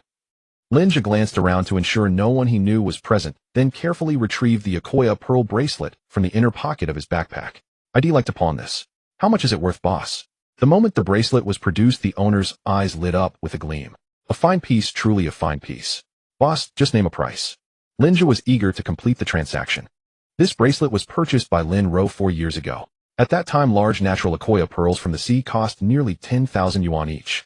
Now, with market demand soaring, the price had doubled, and the bracelet was conservatively worth 300,000 to 400,000 yuan. The owner cleared his throat. And business prices were negotiated. Seeing Lin Zhe was young and still a student, he deliberately lowballed 15,000. That's a fair price. Usually customers would double the price and haggle. The owner braced himself for Lin Zhe to demand 30,000. Lin Zhe's face fell. 15,000 was not enough. He needed 20,000 to pay off his credit card. Timidly he replied, "How about 20,000? The owner barely contained his elation, having encountered a naive novice. He smiled and agreed. "All right, since you're a student and clearly in urgent need of money, I'll make an exception." "Thank you, boss. You're a good man." Lin Zhe was equally thrilled that the money was secured, and he hurriedly expressed his gratitude. The owner was overjoyed by Lin Zhe's thanks. Such a big fool was a rare find. Only a few a year. Today was his lucky day. He laughed heartily and replied, "I'm just soft-hearted. I can't bear to see young people suffer. I'll register it now." Both of them, lost in their excitement, failed to notice Lin An entering. Lin An could hardly believe her eyes. The very pearl bracelet that had nailed Lin into the pillar of shame was here. She shouted, "Lin Zhe, what are you doing?" Big sister." Lin Zhe startled, his voice trembling. Lin An snatched the bracelet from the owner's hands, her fury blazing. "You took Lin Rao's bracelet, and you framed Lin An for stealing it. I was so wrong about you." The owner, unaware of the situation, saw his prize slipping away and cried out, "Who are you? That's my customer's property. Give it back. I'm his sister. This is stolen. We're not selling it. Come, let's go home and sort this out." With that, Lin An dragged Lin Zhe out of the shop. Lin Zhe panicked, seeing his carefully cultivated image of an obedient child crumbling. He sobbed, "Big sister, I'm sorry. Please don't tell mom and dad. No, you're still young. If I cover for you now, I'd only be hurting you." As the firstborn, Lin An had spent much of her childhood with her grandfather, who taught her to be upright and to correct mistakes. She believed that pruning the crooked branches in time was essential for a tree to grow tall and strong. As the saying goes, a sapling must be straightened while young. Lin Zhe's lies, false accusations, and theft to sell the bracelet required a good lesson. At the Lin family villa, Lin An was sharing his joy over a successful contract signing. Lin An, brimming with excitement, said animatedly, "I signed a major deal today. The entire high-city agency for the newly developed baby moisturizer from Celine Bio." Lin Rose seized the chance to flatter him. "Wow, the famous Celine Bio. I use their face masks often, and they're always in high demand. Are they launching baby products now?" "Yes, Celine Bio is a core tech company. I predict that once their baby moisturizer hits the market, it will be a huge hit." Lin An said proudly, "Dad, you're amazing. Are we going to make a fortune?" Lin Rose asked. Lin An confidently replied, "Of course. Just wait a while, and we'll be counting the money." Seizing the opportunity while Lin An was in high spirits, Lin Rose asked, "Then Daddy, can you help renovate my cafe? The last renovation was 4 years ago. Internet famous shops update quickly now. If the decor is outdated, no one will want to visit." To secure the contract, Lin An had poured all the money from the company account and his personal account into stockpiling inventory. Now his hands were empty. Frowning, he said, "Let's talk about that after we start making money. All the family's funds are tied up in the business now. We'll have to tighten our belts for a while. All invested. What if we lose money?" Zhang Wanru, a timid woman, asked worriedly. Lin An had staked everything on this venture and could not stand anyone questioning his decision. He glared at Zhang Wanru and said coldly, "What? Are you doubting my judgment? Are you doubting my judgment?" Lin An detested Zhang Wanru's pessimistic remarks when he was in high spirits. Zhang Wanru's parents had long passed away, and her brother lived far away in the capital, unable to look after her. With no family to rely on, she had some savings of her own, but if Lin An cut off her living expenses, those savings would never sustain her lavish lifestyle. Money was her backbone, and now Zhang Wanru felt utterly powerless. Under Lin An's glare, Zhang Wanru flinched and forced a smile. "No, I just worry something might go wrong and the family might suffer." Lin An suddenly changed the subject. "If you're really worried about the family, then do something practical. Didn't your parents leave you a set of jadeite jewelry? Sell it now to help the family. Once we make money, I'll buy you an even better set." Zhang Wanru's family had once been well off, but her parents died young. Over the years, Lin An had found various excuses to take control of her inheritance, money, properties, and jewelry. As her disposable assets diminished, his attitude grew increasingly impatient. Zhang Wanru knew well the hardship of having to beg for money. She wanted to hold on to her last possessions and prevaricated, "That set of jewelry is in the bank's safe deposit box. I need to apply in advance to retrieve it. Since the family will soon be making a fortune, we can just be frugal for now and get through it." "You refuse to help the family?" Lin An demanded. Zhang Wanru, her conscience pricking her, dared not meet his gaze, rendered speechless by the accusation. Seeing that Zhang Wanru was unwilling to part with her jewelry to support the household, Lin An calculated the remaining assets she held, estimating they were not much. He felt a pang of regret for marrying Zhang Wanru. Back then he had many choices, families far more prosperous than the Zhangs. But his father was stubborn, insisting that the Zhangs had once helped the Lin family, so he must marry Zhang Wanru or else be stripped of his inheritance. Had it not been for the inheritance, Lin An would never have chosen Zhang Wanru, a woman with no ambition, content to idle away her days at home. She brought neither the backing of her maiden family nor outstanding personal abilities, could not assist with company affairs, and had only borne him one son after many years. a son who was a rebellious good-for-nothing. Lin Howard's discontent was written all over his face. Seeing this, Lin Ro tried to appease him. Dad, we're about to make a fortune. Let's not dwell on family squabbles. Just then the door burst open. Lin Wan entered dragging a sobbing Lin Zhe. Lin Howard, seeing his most cherished son in such a state, berated Lin Wan. What have you done? Scared Xiao Zhe like this? Lin Wan placed the pearl bracelet on the coffee table. I found him trying to sell this at a pawn shop. Isn't this my bracelet? How did it get here? Lin Ro rejoiced at the recovery of her lost bracelet. He stole it, of course, and then tried to frame Lin An, Lin Wan said indignantly. The Lin family was stunned by the explosive revelation. The bracelet had been stolen by the most obedient child. The air in the living room seemed to freeze, punctuated only by Lin Zhe's sobs. After a long silence, Zhang Wanru murmured, how could this be? Xiao Zhe is such a good child. Clutching the bracelet, Lin Ro was at a loss, offering a feeble explanation. Xiao Zhe must have been afraid that Lin An would take away everyone's love for him. That must be it. Lin Wan marveled at Lin Rao's mental gymnastics. Even this could be excused. She blurted out, but he not only stole it, he tried to sell it for money. How do you explain that? Calling him a thief. How can you speak of your own brother like that? Lin Howard thundered. Lin Wan was stunned. Why was her father reacting this way? When they had accused Lin An of theft, the word thief was used freely. Now that it was Lin Zhe, even the word steal was forbidden. Yes, he must have his reasons. Xiao Zhe, tell us yourself, Zhang Wanru chimed in. Mom and Dad, last time I used my credit card to pay for the membership at Cloud Top Restaurant. I know the family is tight on money lately, and I didn't want to burden you. I don't know how the bracelet ended up in my room, so I thought I'd sell it to help out. Lin Zhe sobbed, uncontrollably spinning a clumsy excuse. I suspect you spent that money to maintain your pristine image. Lin Wan cut to the chase. Lin Ro defended him. Xiao Zhe is still young, a little mistake is inevitable. Besides, maybe Lin An planted the bracelet in his room to frame him. Lin's parents remained silent. Unable to bear it any longer, Lin Wan looked Lin Howard straight in the eye. Dad, you must discipline Lin Zhe properly. He lied, stole, and framed Lin An, causing us to drive Lin An out of the house. If we let this slide, it's too unfair to Lin An. Mom, Dad, I know I was wrong. Lin Zhe kept apologizing. Zhang Wanru's heart ached as she recalled the day Lin An was driven out, bloodied and bruised. But it was too late. Lin An had made it clear he would never return. She could not afford to lose another son. Lin Howard glared at the furious Lin Wan. What do you want? To announce to the world that your brother is a liar and a thief. Lin Wan was momentarily speechless. Lin Howard continued. Let me tell you, if Lin An doesn't change his attitude, I won't let him come back. When Xiao Zhe inherits the company, he'll be your boss. He needs to save face. This matter ends here. No one is to bring it up again. Lin Wan's eyes reddened, tears betraying her. It dawned on her that in her father's eyes she was merely a subordinate to the heir. She had personally caught Lin Zhe stealing and attempting to sell the item, yet the entire family scrambled to find excuses for him. As for Lin, and even knowing he was innocent, no one was willing to clear his name, let alone apologize to him. Their only concern was preserving Lin Zhe's dignity. But it was Lin An who carried the Lin blood, who was bound to her by blood. Had her family fallen under some spell? Lin Wan's gaze swept over every member of the Lin family. Lin Zhe was nothing but a scheming hypocrite, yet her family was ready to let him off so easily. She was utterly disillusioned. You're only hurting him by doing this, she said, and with tears streaming down her face, she fled out the door. Lin Wan started the car, floored the accelerator, and sped toward the old house. Regardless of her family's attitude, she would clear Lin An's name and apologize to him.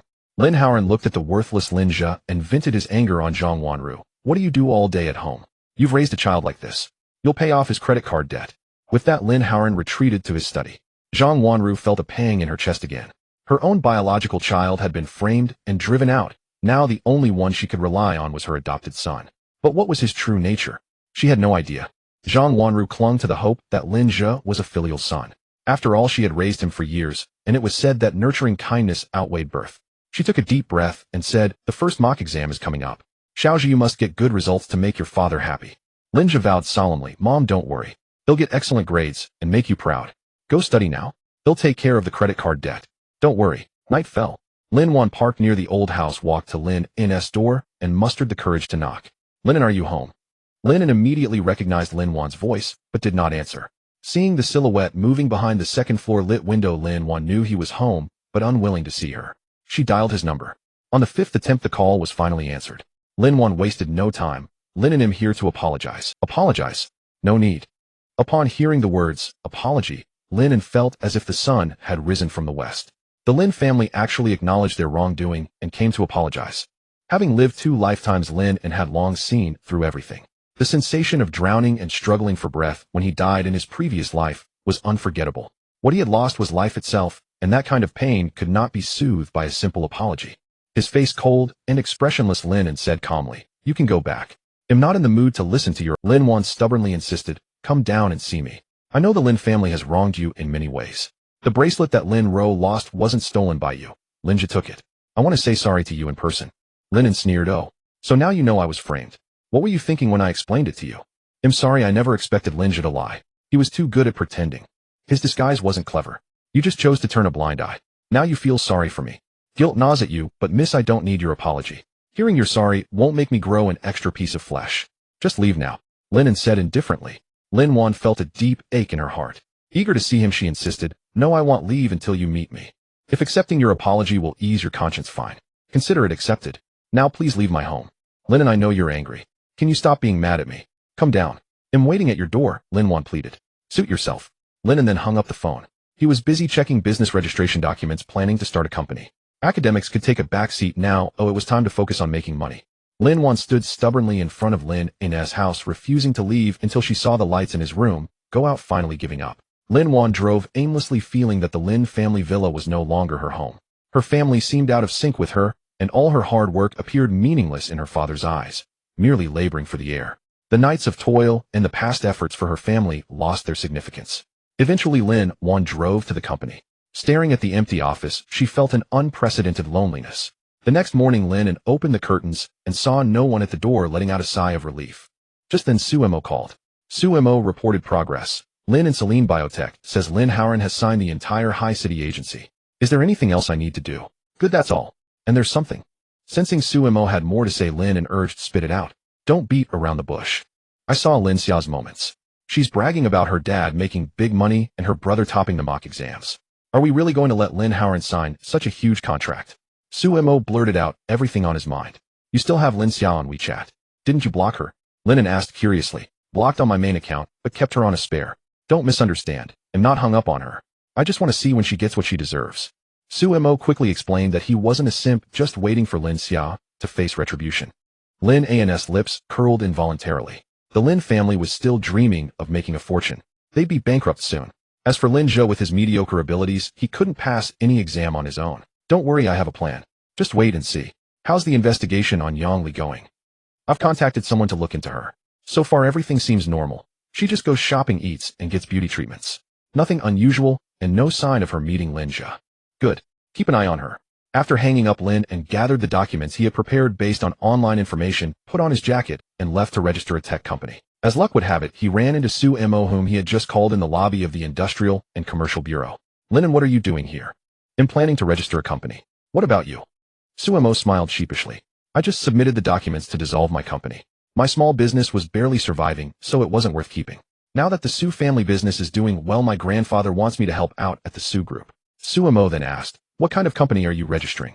"A tech company mainly focused on internet technology." Sumo had a background in business and knew little about internet tech, but he trusted Lin An's judgment completely. He tentatively asked, "Do you need any help? Can I join your company?" Lin An knew Sumo's character well and recognized his competence. In his previous life, after his death, the Lin family business had been sustained largely by Lin An and Sumo. Lin An readily agreed. "It would be great if you're willing to help." The two hit it off immediately. Sumo felt relieved. Returning to the Su family would mean dealing with Su Haiskal, something he was reluctant to do. He had been struggling to find a good excuse to refuse his grandfather's arrangement. Now if his boss was Lin and Su Hai naturally wouldn't dare to object. Familiar with the procedures at the Industrial and Commercial Bureau, Sumo quickly guided Lin An through the registration process. The two left the bureau and found a tea house to discuss business plans. Sumo poured tea for Lin An and asked, "What exactly will our business be?" "We don't have much capital right now. I want to accumulate funds quickly, so I plan to mine and trade cryptocurrency." "Mining?" Sumo looked puzzled. "Yes. Using open source software and computing power, we can obtain virtual currencies. The most common is Bitcoin, which offers huge profit margins. Moreover, the technical barrier for mining is low. As long as we have sufficient energy and proper computer setups, just a few technicians can operate hundreds of machines to mine. Can we really make money that easily?" Sumo had heard about crypto trading, but he thought the stock market at least had the Securities Regulatory Commission overseeing it. Virtual currencies, on the other hand, were poorly regulated and riskier than stocks. Lin An patiently explained, "This is a trend that meets the global demand for currency circulation. Besides Bitcoin, there are Dogecoin, Ethereum, and others.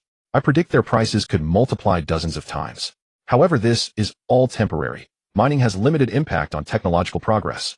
Once we accumulate initial capital, we'll pivot to more meaningful endeavors. If anyone else had said this to Su Mo, he wouldn't have believed it. But Lin An was different. Since he knew feng shui, maybe he could also tell fortunes.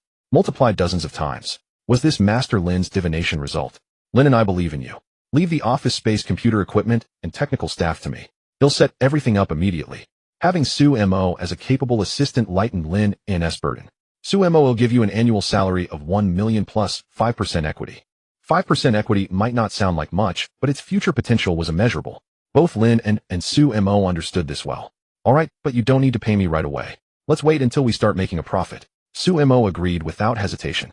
Lin An was about to explain that he currently had no funds and would need to wait a few days for the money to arrive when a bank SMS notification chimed showing over 40 million yuan deposited into his account. So the demolition compensation had arrived. Boss Lu was indeed generous and efficient. Su Mo will inject 10 million into the company account first. Go ahead and prepare for the company's operations. Take your salary as agreed. Su Mo was stunned. In his impression, Lin An dressed simply and lived in a shabby old house. He probably didn't have much money, maybe even struggled financially. Su Mo had even been planning to contribute his own savings of over 3 million as startup capital. But Lin An casually mentioned 10 million. A high school senior with such substantial cash reserves. Su Mo was sure he had chosen the right boss. Seeing Su Mo speechless, Lin An added, "Go ahead boldly. If you need more money, I can invest more." Enough. Definitely enough. Along with the bank transfer notification came an invitation from Lu Jing. "Lin and I've arranged a place for you young people. Please do me the honor. My son Lu Sun will host you tonight on my behalf."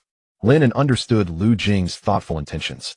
He and Lu Sun had just come of age, and presumably the other invitees were also second-generation members of prominent families around the same age. Lu Jing was probably worried that if elders were present, the young people wouldn't feel free to socialize. Lin An bid farewell to Su Mo and arrived at the agreed location on time.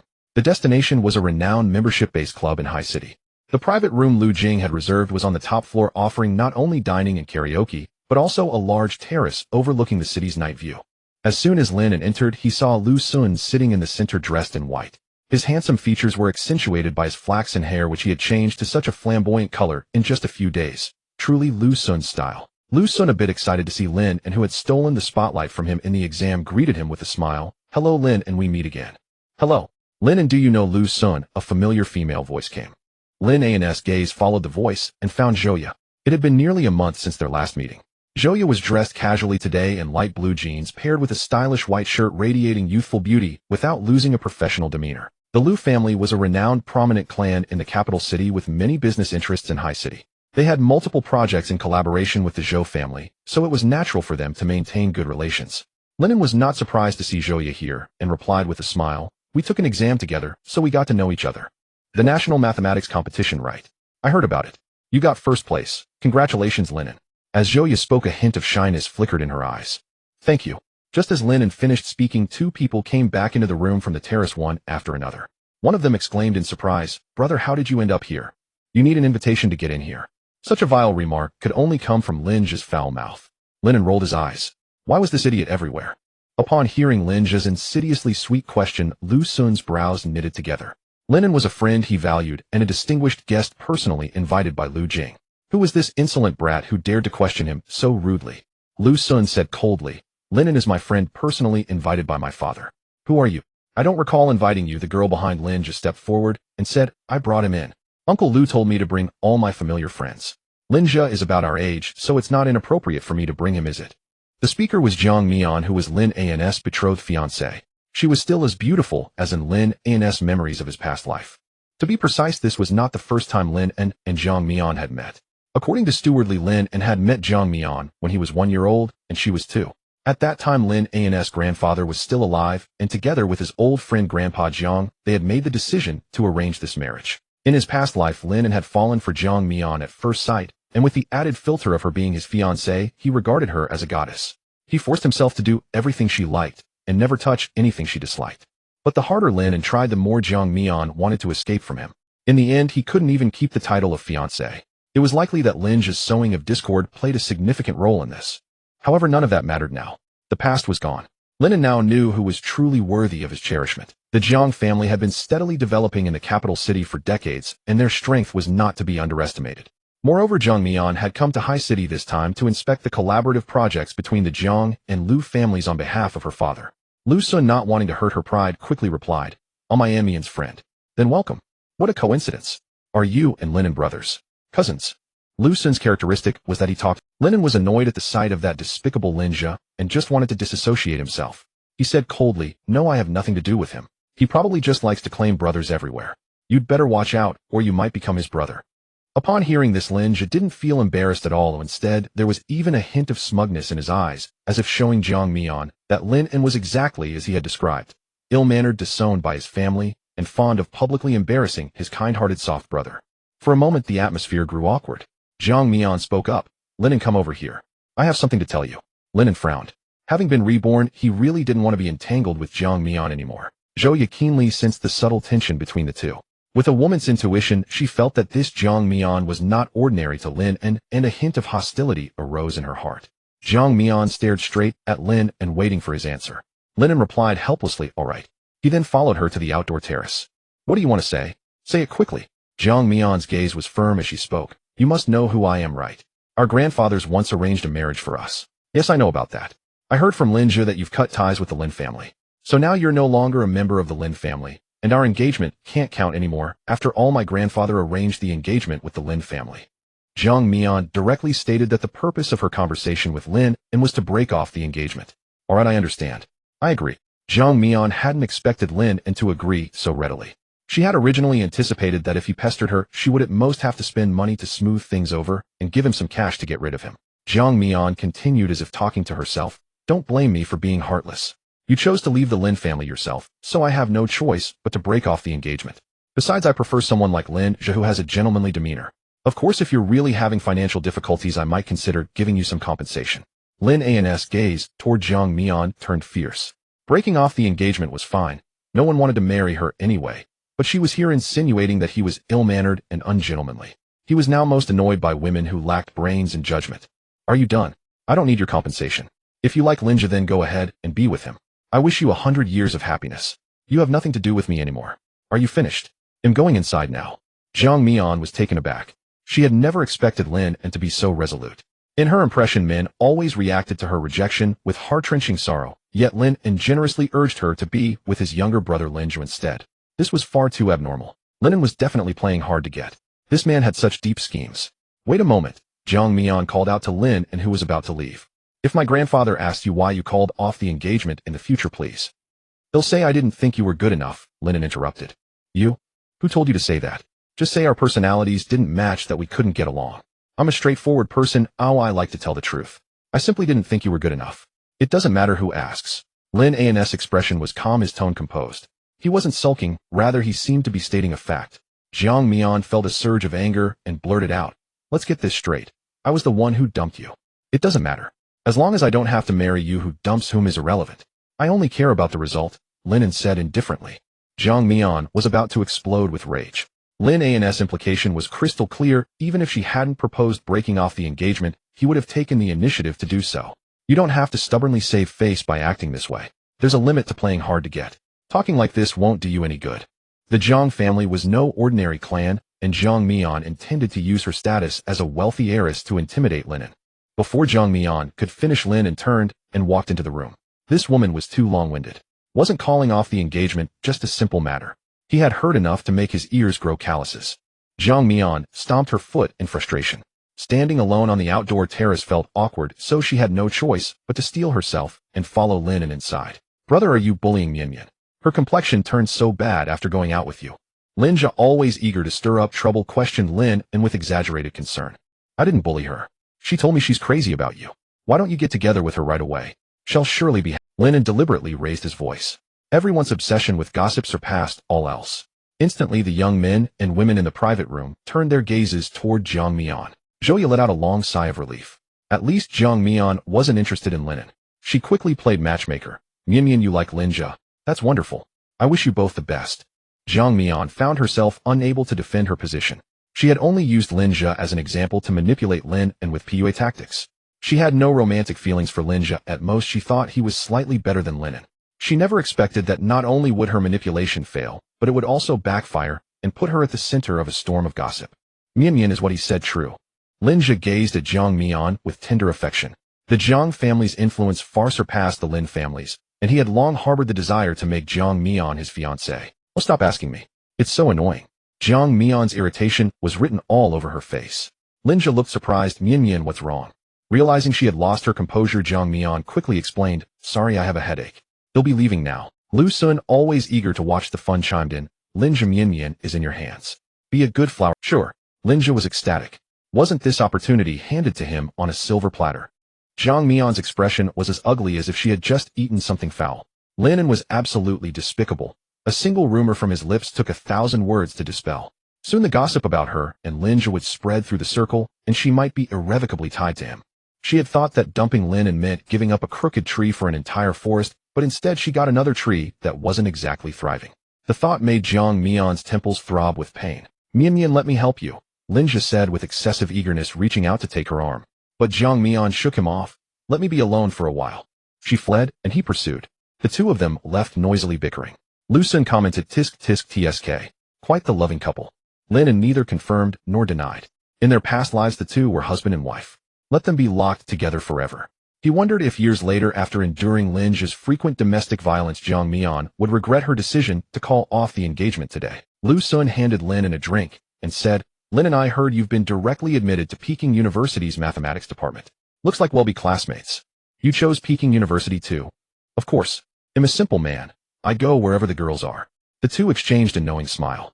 Lu Sun leaned in and whispered, "Does Zhouya like you? She was so nervous when Jiang Mian called you out early." "Don't talk nonsense," Lu Sun said confidently.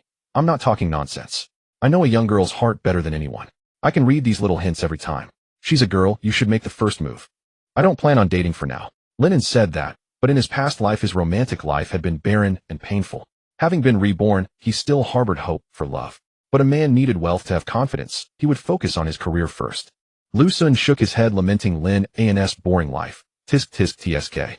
No sense of fun." Zhouya, worried that Lin An might feel out of place in this setting, kept an eye on him.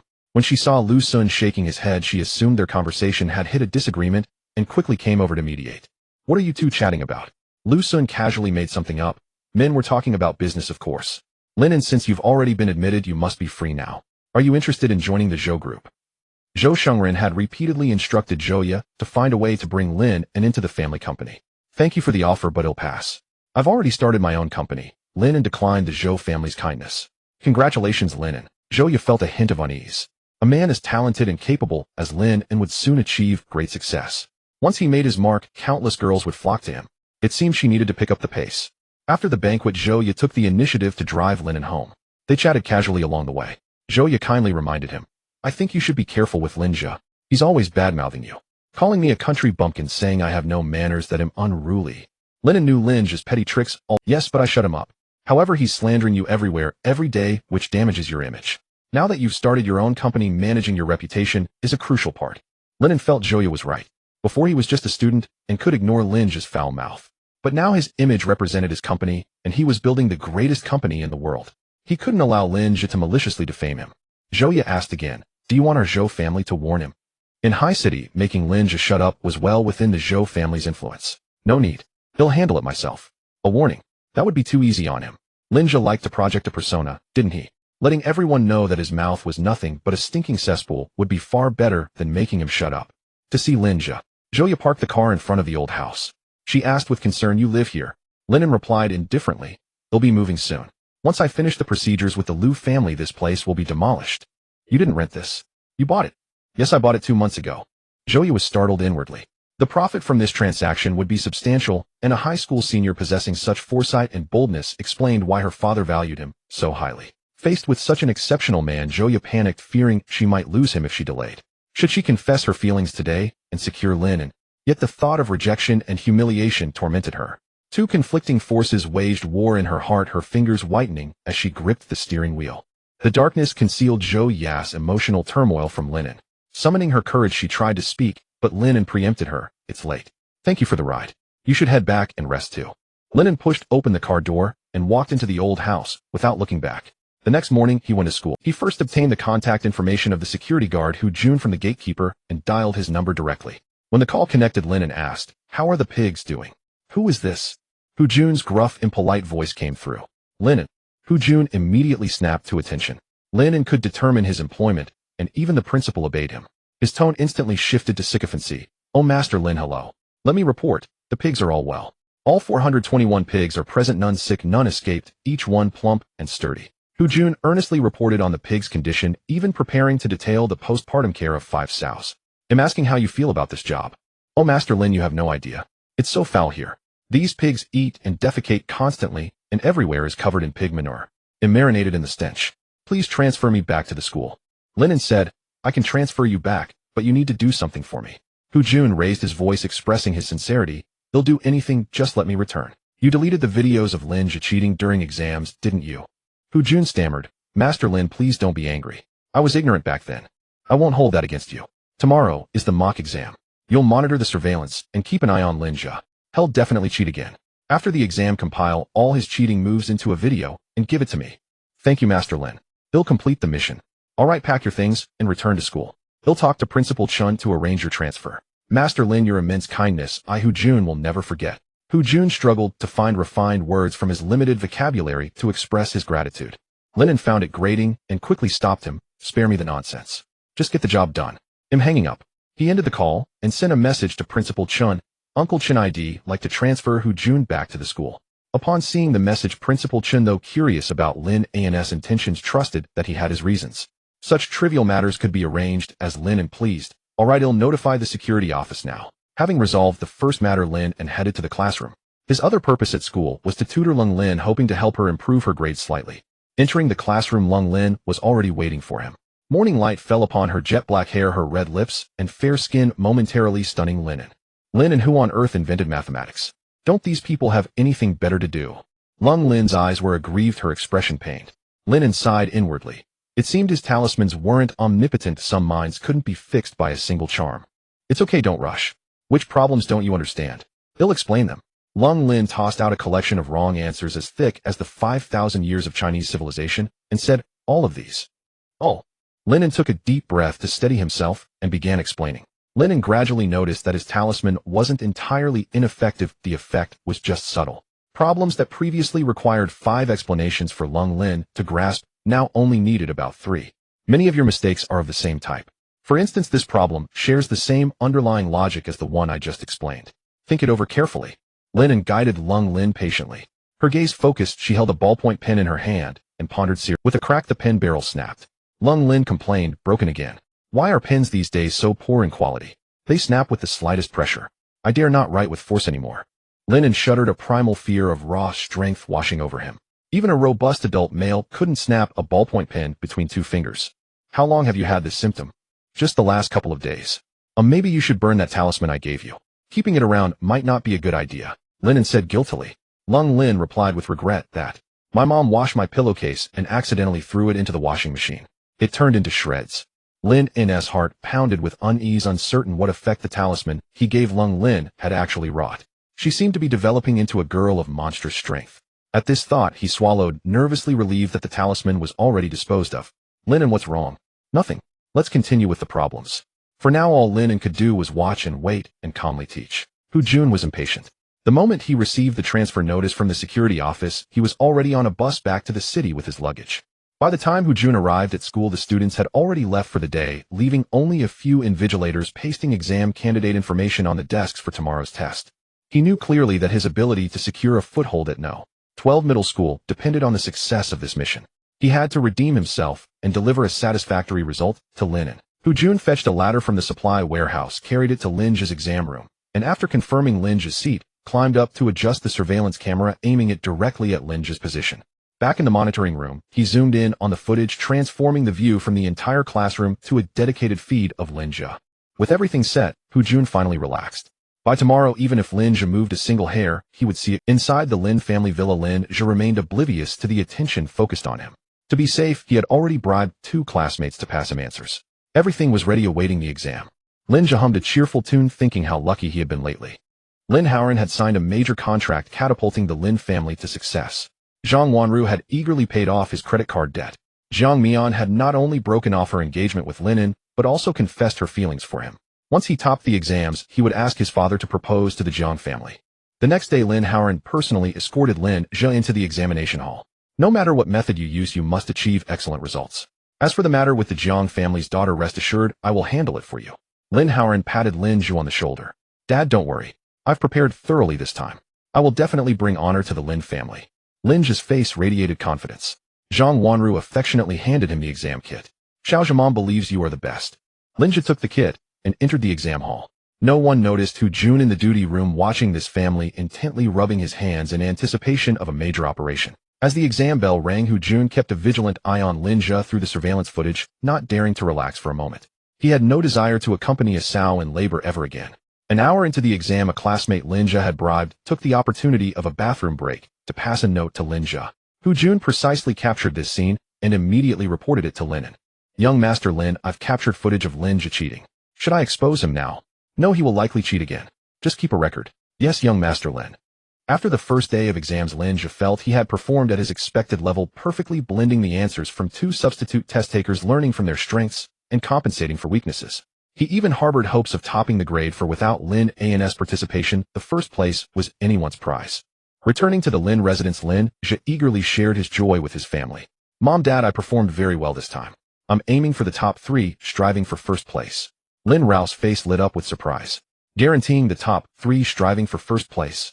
Yes, the top 3 in the grade is definitely achievable. Zhang Wanru pressed a hand to her chest, comforted. That's wonderful. Our Xiao Zhou is truly ambitious. A satisfied smile spread across Lin Haoran's face. He was naturally aware that Lin Zhe had cheated again, but he didn't care. A true man does not dwell on trivial details. Behind many a glamorous facade lies a sordid, unseen reality. He had long grown accustomed to it. Lin Rao mused. No wonder Zhang Mian insisted on calling off the engagement with Lin An and goes around saying she likes Xiao Zhe. She must have seen how outstanding Xiao Zhe is and couldn't help herself. Mom, Dad, I think there's no need to go to the Jiang family to propose marriage anymore. Zhang Mian will come crawling to Xiao Zhe herself. Lin Xiao's face had completely healed, and she was much more talkative. Hearing this, the Lin family members burst into laughter. At that moment, in a 5-star hotel in the Haisher business district, Zhang Mian, lounging on a sofa and scrolling through her phone, sneezed. Who's thinking of me? Her phone rang. The caller was her mother, Sun Yun. Did you call off the engagement with Lin An? Zhang Mian felt a pang of guilt. Mom, you already know. The circle is small. Did you think you could hide it from us? Who gave you the authority to act on your own? Sensing the reproach in her mother's tone, Zhang Mian quickly explained, Mom, you have no idea how insufferable that Lin An is. He's ridiculously poor. At young Master Lu's banquet, his clothes were all cheap stuff. I was embarrassed just looking at him. Not only that, he grew up in an orphanage full of bad habits. He doesn't have a shred of manners when speaking to me. How could you let me marry someone like that? It's like pushing me into a pit of fire. Zhang Mian poured out all her criticisms of Lin An in one breath. Sun Yun wasn't entirely convinced by her daughter's words. She said coldly, Your father is very angry. We've already booked tickets for tomorrow morning. You can explain all this when you see us in person. Zhang Mian's heart was filled with anxiety. Jiang Cheng and Sun Yun had only her as their daughter, and they had high expectations for her. She couldn't let them down. It was all Lin An's fault. If he were a noble son like Lu Sun, she wouldn't be unwilling to marry him. Zhang Mian's phone lit up with a message from Lin Zhe. Mian Mian, if I come first in the mock exam, will you take me as your fiancée instead? Zhang Mian tossed her phone aside. Lin Zhe was too childish. What did it matter if he got first place? His brain was addled. The point was that the Lin family wasn't as wealthy as the Jiang family. She reconsidered. At least Lin Zhe was better than Lin An. He was at least a young master with decent taste in clothes and wouldn't embarrass her in public. If her father insisted she marry into the Lin family, then she would choose Lin Zhe. She couldn't burn bridges with Lin Zhe now. Having a backup plan meant having a way out. So she replied, Let's talk after you get first place. All right, wait for my good news. Lin Zhe held his phone, a smile curling his lips. He thought Zhang Mian was just shy, as girls often are, and was probably already smitten with him. The next day, on the way from Haisher Airport to the hotel, Jiang Cheng's face was stern.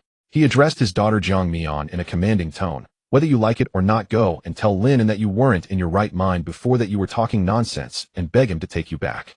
Zhang Mian looked defiant. Bowing her head to Lin An was utterly impossible. Dad, how can you do this? Am I not your own daughter?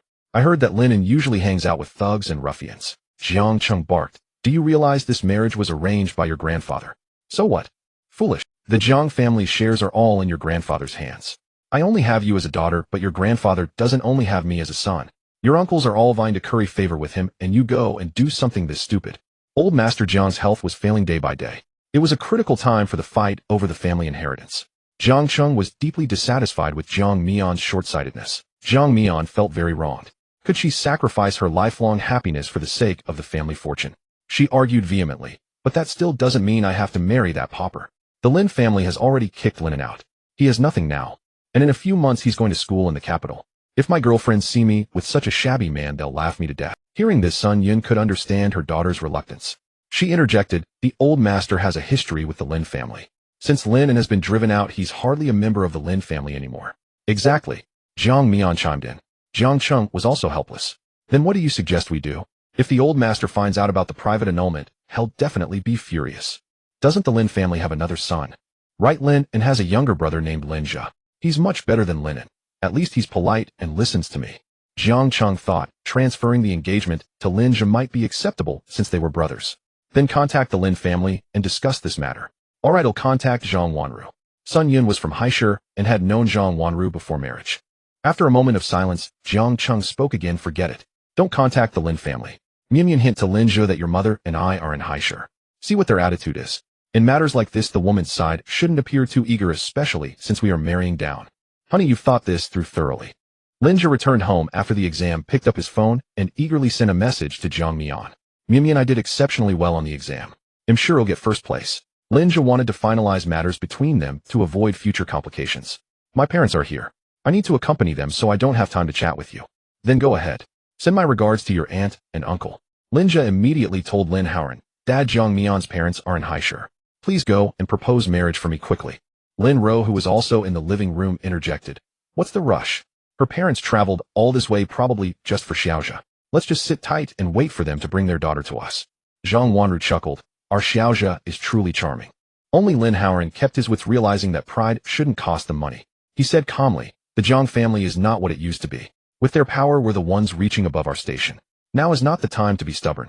We must secure the children's engagement as soon as possible to be safe. Zhang Wanru nodded. Right, secure it quickly before she slips away. Wan book a high-end restaurant. We'll host the Jiang family for lunch tomorrow. Lin Howren instructed. Since the last incident, Lin Wan had become reticent at home. Hearing her father address her, Lin Wan spoke up. Jiang Mian was grandfather's betrothed for Lin An. He was the one who got dumped. Isn't it too much for us to gleefully switch his marriage to Lin Zhe? Considering Lin An's feelings was a perspective that didn't exist in the Lin family. The others looked at her with disdain, annoyed that she was spoiling the mood and pouring cold water at such a moment. Lin Howren's face turned icy as he scolded, Don't mention that unfilial son. Just do as you're told and keep your mouth shut. Lin Wan gradually realized that in Lin Howren's eyes she was nothing more than a hired hand, steady, loyal, and capable. Fine, Lin Wan responded dismissively. About 10 minutes later, Jiang Cheng's phone rang. Seeing the caller was Lin Howren, he smiled knowingly. It seemed the Lin family knew how to behave. President Jiang, I heard you and your wife have arrived in Haisher. Yes, we came today to inspect a project, Jiang Cheng replied in a casual tone. President Jiang, I'm sure you've heard about Mian and Lin An. It was all Lin An's fault. We failed in raising such an unfilial son. I've specially booked a dinner to make amends. Lin Howren kept his posture humble. You're very thoughtful, President Lin. I'm honored you'd grace us with your presence. I also have another son I'd like you to meet. He'll send you the address. At this, both men shared a knowing laugh. Some things needed no explicit words, each understood the other's intentions clearly. Alright, well, be there. Jiang Cheng hung up and praised Lin Howren to Sun Yun. At least he knows how to behave. Meanwhile, Lin An was busy distributing the video Hu Jun had sent him to various online content creators. With the college entrance exams approaching, topics related to senior year exams frequently trended. These creators were desperate for material, and Lin An generously provided not only edited clips, but also payment, even setting a trending reward of 10,000 yuan. In the footage, Lin Zhe cheated in various ways, passing notes, swapping answer sheets. Lin An willingly spent money to make Lin Zhe infamous. Such was true love, tirelessly contacting over 100 creators. The next day, in a private room at an upscale restaurant, the Jiang family of 3 and the Lin family gathered in joyful harmony. Lin Howren raised his glass with a smile. I'll drink this as a penalty. It's my fault that the Lin family produced a scoundrel like Lin An. Jiang Cheng also raised his glass. How could this be your fault, President Lin? Those were bad habits he picked up at the orphanage. I trust in the Lin family's upbringing. How else could you have raised such an outstanding child as Lin Zhe? Jiang Cheng subtly expressed his satisfaction with Lin Zhe. The two families tacitly agreed that enough criticism of Lin An had been made. Lin Howren got to the point. Our families have been friends for generations. Such a bond shouldn't be broken because of a rogue like Lin An. Well said, Jiang Cheng agreed. President Jiang, what do you think of Xiaozhe? He's about the same age as Mian. Why don't we settle the matter between the two children today and remain in-laws? After saying this, Lin Howren gave Lin Zhe a meaningful look. Lin Zhe stood up and declared, Uncle Auntie, although I'm still a student, and though I have excellent grades, am determined to get first place in the mock exam. None of that matters. What matters most is that I have a kind and sincere heart and good upbringing. Am confident I can make Mian Mian as happy and content as my mother for a lifetime. Sun Yan looked pleasantly surprised. Is Xiaozhe such a good student? First place in the mock exam. Why are you so modest? You never mentioned it. Zhang Wanru raised her head proudly. Xiaozhe has always been at the top of his class. We're used to it. Lin Ro added. If it weren't for Lin An's sabotage, Xiaozhe would have gotten the spot for the math competition. Had already be guaranteed admission to Qingbei by now. But it's fine. Our Xiaozhe doesn't need shortcuts. He'll get in on his own merit. The Lin family sang in unison, crafting a genius image for Lin Zhe before the Jiang family. A smile spread across Jiang Mian's face. Apologizing to that penniless Lin An and begging him to take her back was worse than death. In comparison, Lin Zhe looked much more appealing. Besides, with his excellent grades, attending a prestigious university and backed by the Jiang family's support, success wouldn't be hard to achieve. Seeing his daughter smile, Jiang Cheng asked, Mian Mian, are you willing? Jiang Mian's tone was firm. I am. Jiang Cheng looked at Lin Haoran and laughed. The children are willing, and we parents think they're a good match. Let's settle it today. Our families will remain in-laws. Ha ha ha. Lin Haoran burst into laughter. Everyone stood and raised their glasses. May our families' bond endure forever, united in harmony. The atmosphere reached its peak. Overjoyed, Lin Haoran called the waiter to open another bottle of French red wine. Joy made him generous. Even if he had to max out his credit card to host the banquet, he spent lavishly now. Soon he'd be making big money, and the wealth the Jiang family could bring to the Lin family was immeasurable. Through the Jiang family as a springboard, he hoped to expand his business to the capital. At the thought, Lin Haoran's grin nearly reached the sky. The waiter serving wine to Lin Haoran and Jiang Cheng paused as he passed Lin Zhe. Wasn't this the person from the video had just seen? How did he end up here? The waiter couldn't help but stare at Lin Zhe, nearly spilling the wine. He apologized hurriedly. I'm sorry, sir. It's fine, Jiang Cheng replied politely. All eyes were on the waiter. He steadied the bottle and turned to leave, but as he looked up, his gaze met Lin Zhe's. In his mind, he recalled the meme video a comedy creator had made about Lin Zhe's cheating scandal. Unable to contain himself, the waiter let out a snort, then burst into laughter. The diners were stunned. Covering his mouth, the waiter ran out, still laughing. What was going on? This was a high-end restaurant. Manager, call your manager over. The restaurant manager, a young man, was gathered with two beautiful waitresses in a corner of the dining area, watching a hilarious video of Lin Zhe on their phones. The waitresses were laughing so hard they were shaking with mirth.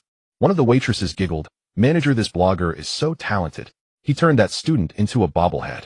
Another waitress asked, did the blogger write waiting for me at Tsinghua and peeking for him? No, he screenshotted it from the student's social page. Ambitious, huh? He plans to get into those top schools through cheating. The manager sighed. If I had that skill back in my school days, I wouldn't be working here. A waitress teased, 12 high school is a good school, but they still manage to swap answer sheets. That student must be rich to bribe his classmates into swapping sheets. Look at the comments below. Someone claims to be his classmate. His name is Lin Zhe, and his parents drove a Porsche to drop him off at the exam. Plus, he's usually top of his grade and often posts on his personal page torn over whether to choose Tsinghua or Peking University. Tisk tisk tsk. The life of the rich is so easy. A little sneaky hand here, a little sneaky hand there, and high scores come rolling in. Revolutionary little hands get whatever they want. I'm done with these rich folks. Is there no fairness in this world? The manager let out a long sigh. Just then the manager's walkie-talkie crackled. Manager, the guests in room 204 are asking for you. They're very angry. Come quick. The waiter's anxious voice came through. The manager frowned slightly. Patrons of this restaurant were usually high class and didn't cause trouble for no reason. Why are they angry? Xiaoli went crazy. He walked into the room to pour drinks and couldn't stop laughing. The guests felt insulted. Please come and apologize. All right, I'm on my way. The manager hurried upstairs, knocked on the door of room 204A, and entered with a deep bow of apology. In his 5 years of service, his professionalism was well known. Dear guests, I sincerely apologize for our inadequate service that has affected your dining experience. We deeply regret this. Lin Zhe, as the guest of honor at today's banquet, wanted to display his magnanimity in front of Jiang Mian. He smiled and said, it's all right. I believe it wasn't intentional, and you've already apologized. The manager breathed a sigh of relief, straightened up, and prepared to thank the understanding guest. Thank you for your... He looked up to find the speaker. The young man looked so familiar. The image of the bobblehead Lin Zhe flashed in his mind with a catchy BGM looping in his head. Oh no, he wanted to laugh. The manager thought of every sad moment in his life. To suppress his laughter, he pursed his lips and mumbled through the rest of his sentence. Thank you for your understanding. Enjoy your meal. After saying this, he quickly slipped out of the room, bent over, and burst into laughter, clutching his stomach. He was a professional. He usually didn't laugh, unless he couldn't help it. Xiaoli waiting outside joined in the laugh. Xiaoli mimicked the bobblehead's swaying movements from the video along with the quick hand motion of pulling out a slip. Manager just admit it's funny. That Lin Zhe was in there saying he's determined to be top of the grade. Another waiter chimed in. I heard it too. That young girl was so smitten she said she had to marry him. Ha ha ha, that's incredible. And even more incredible, their families are planning to unite forever. The two beautiful waitresses who had watched the video earlier with the manager were just passing by from a nearby room. They gossiped. What are you laughing about? That Lin Zhe from the trending topic is in room 204, Xiaoli replied. One waitress exclaimed in delight. Really? Manager, I want to go in and see. Don't be silly. If the guests complain, we'll get fined. The manager was professional after all. Yet getting fined for a laugh would be so embarrassing. The group laughed heartily in the corridor, but no one noticed that in his haste the manager had left the door of room 204 slightly ajar. Their conversation was clearly audible inside. The three members of the Jiang family exchanged bewildered glances. Video. Trending topic. What are they talking about? The others at the table pulled out their phones. The top trending post on Weibo read, the most skilled craftsman appears at Haishur City's mock exam. The fourth trending topic was, what's Lin Zhe's background? Among the top 20 trending topics, 4 or 5 mention Lin Zhe's name with a variety of viral videos. Major bloggers were showcasing their talents, each with a unique style, and the content was spreading everywhere. There were parody videos from comedy bloggers, educational videos about cheating laws from science bloggers, emotional videos lamenting stolen youth from relationship bloggers, and a flood of essays from writers reflecting on class divides and the unchecked power of the wealthy. The people at the table casually clicked on a video and clearly saw Lin Zhe cheating. It wasn't just one subject, he was cheating in almost every exam. The college entrance exam was arguably the fairest chance for ordinary people. In the comments, netizens were furious, demanding that the school and education authorities severely punish the cheater. Lin Zhe felt a chill run through him, as if plunged into an icy abyss. His head seemed to explode. The image he had meticulously cultivated for years was shattered. Now he was being mocked across the entire internet. His academic career, future, and reputation were all ruined beyond repair. This was not just a matter of being cast out by the Lin family. With a sharp crack, Jiang Cheng slammed his fist on the table, his face twisted in rage, and stood up. Lin Howard, you dare to toy with me? What kind of mongrel have you raised, and you still want him to marry my daughter?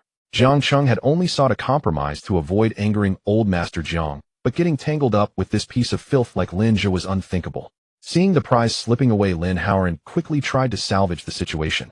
In-laws, what are you saying? Don't be angry. It's all a misunderstanding. I'll investigate immediately. These online workers are getting out of hand. Jiang Cheng, who considered himself thick-skinned, was nevertheless humbled by Lin Howard's audacity. He roared in fury, a misunderstanding. Do you think I'm blind? Lin Zhe was cheating, and the video shows it clearly. What is there to investigate? Lin Howard was left speechless.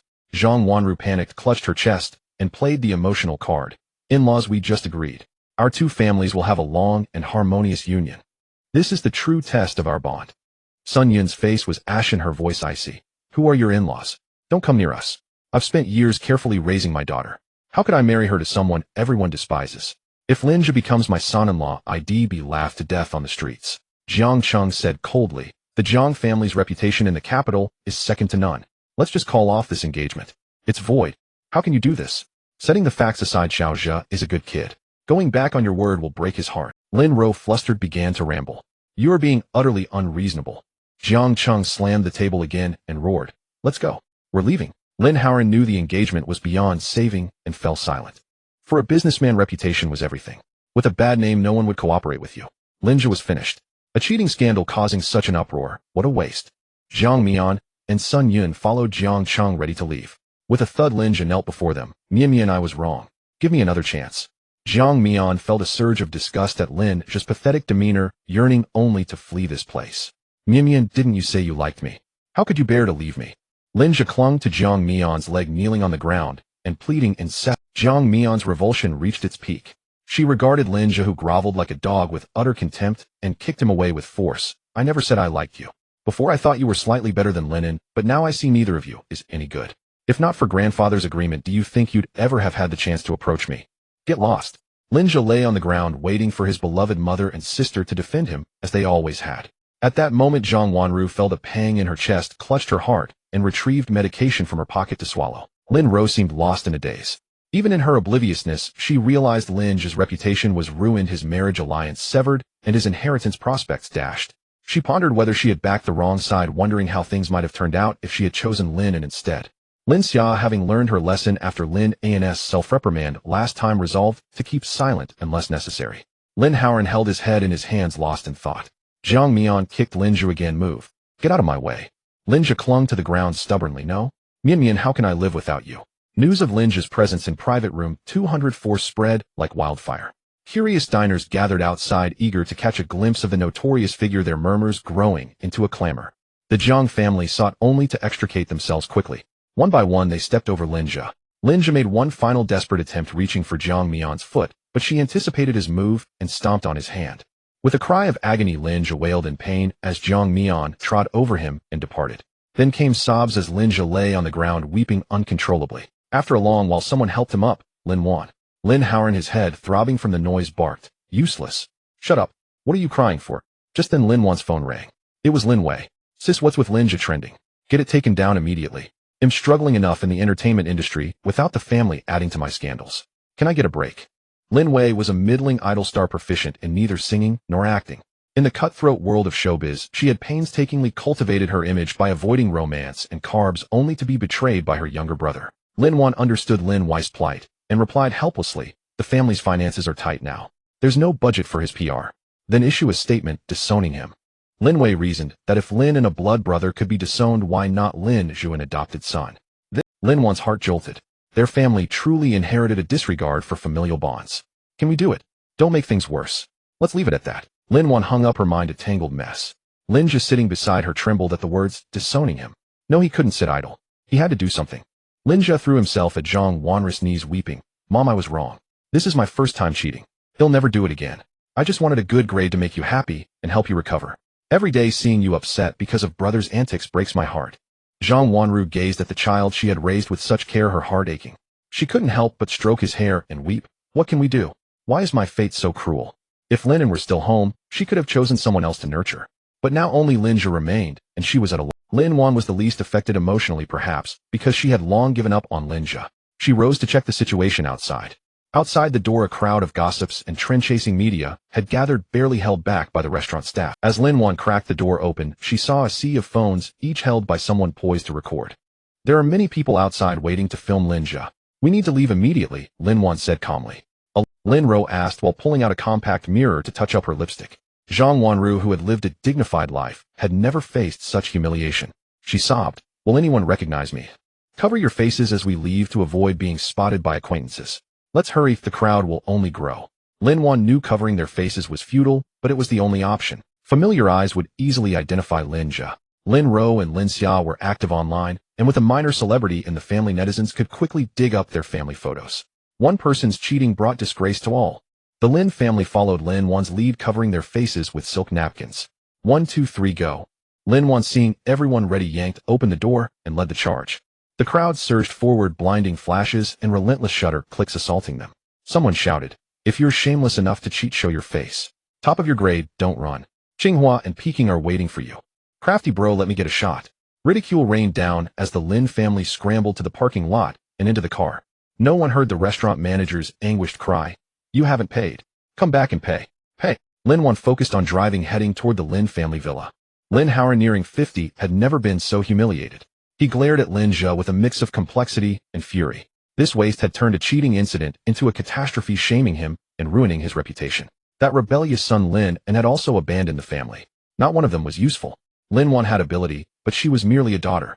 After a moment, Lin An's emotions steadied. He studied Jiang Wanru beside him. Though in her 40s, she was well-preserved and looked youthful. He asked softly, "Are you still menstruating?" Jiang Wanru clutched her chest, staring out the window with tears streaming. She didn't understand why Lin An would ask this now. Yes, why? Lin Zhe's heart tightened. He sensed disaster. Was Lin An planning to have another child to replace him? Inside the principal's office at High City No. 12 middle school, Principal Chun was berating the security guard Hu Jun. "Who allowed you to upload that video to the internet?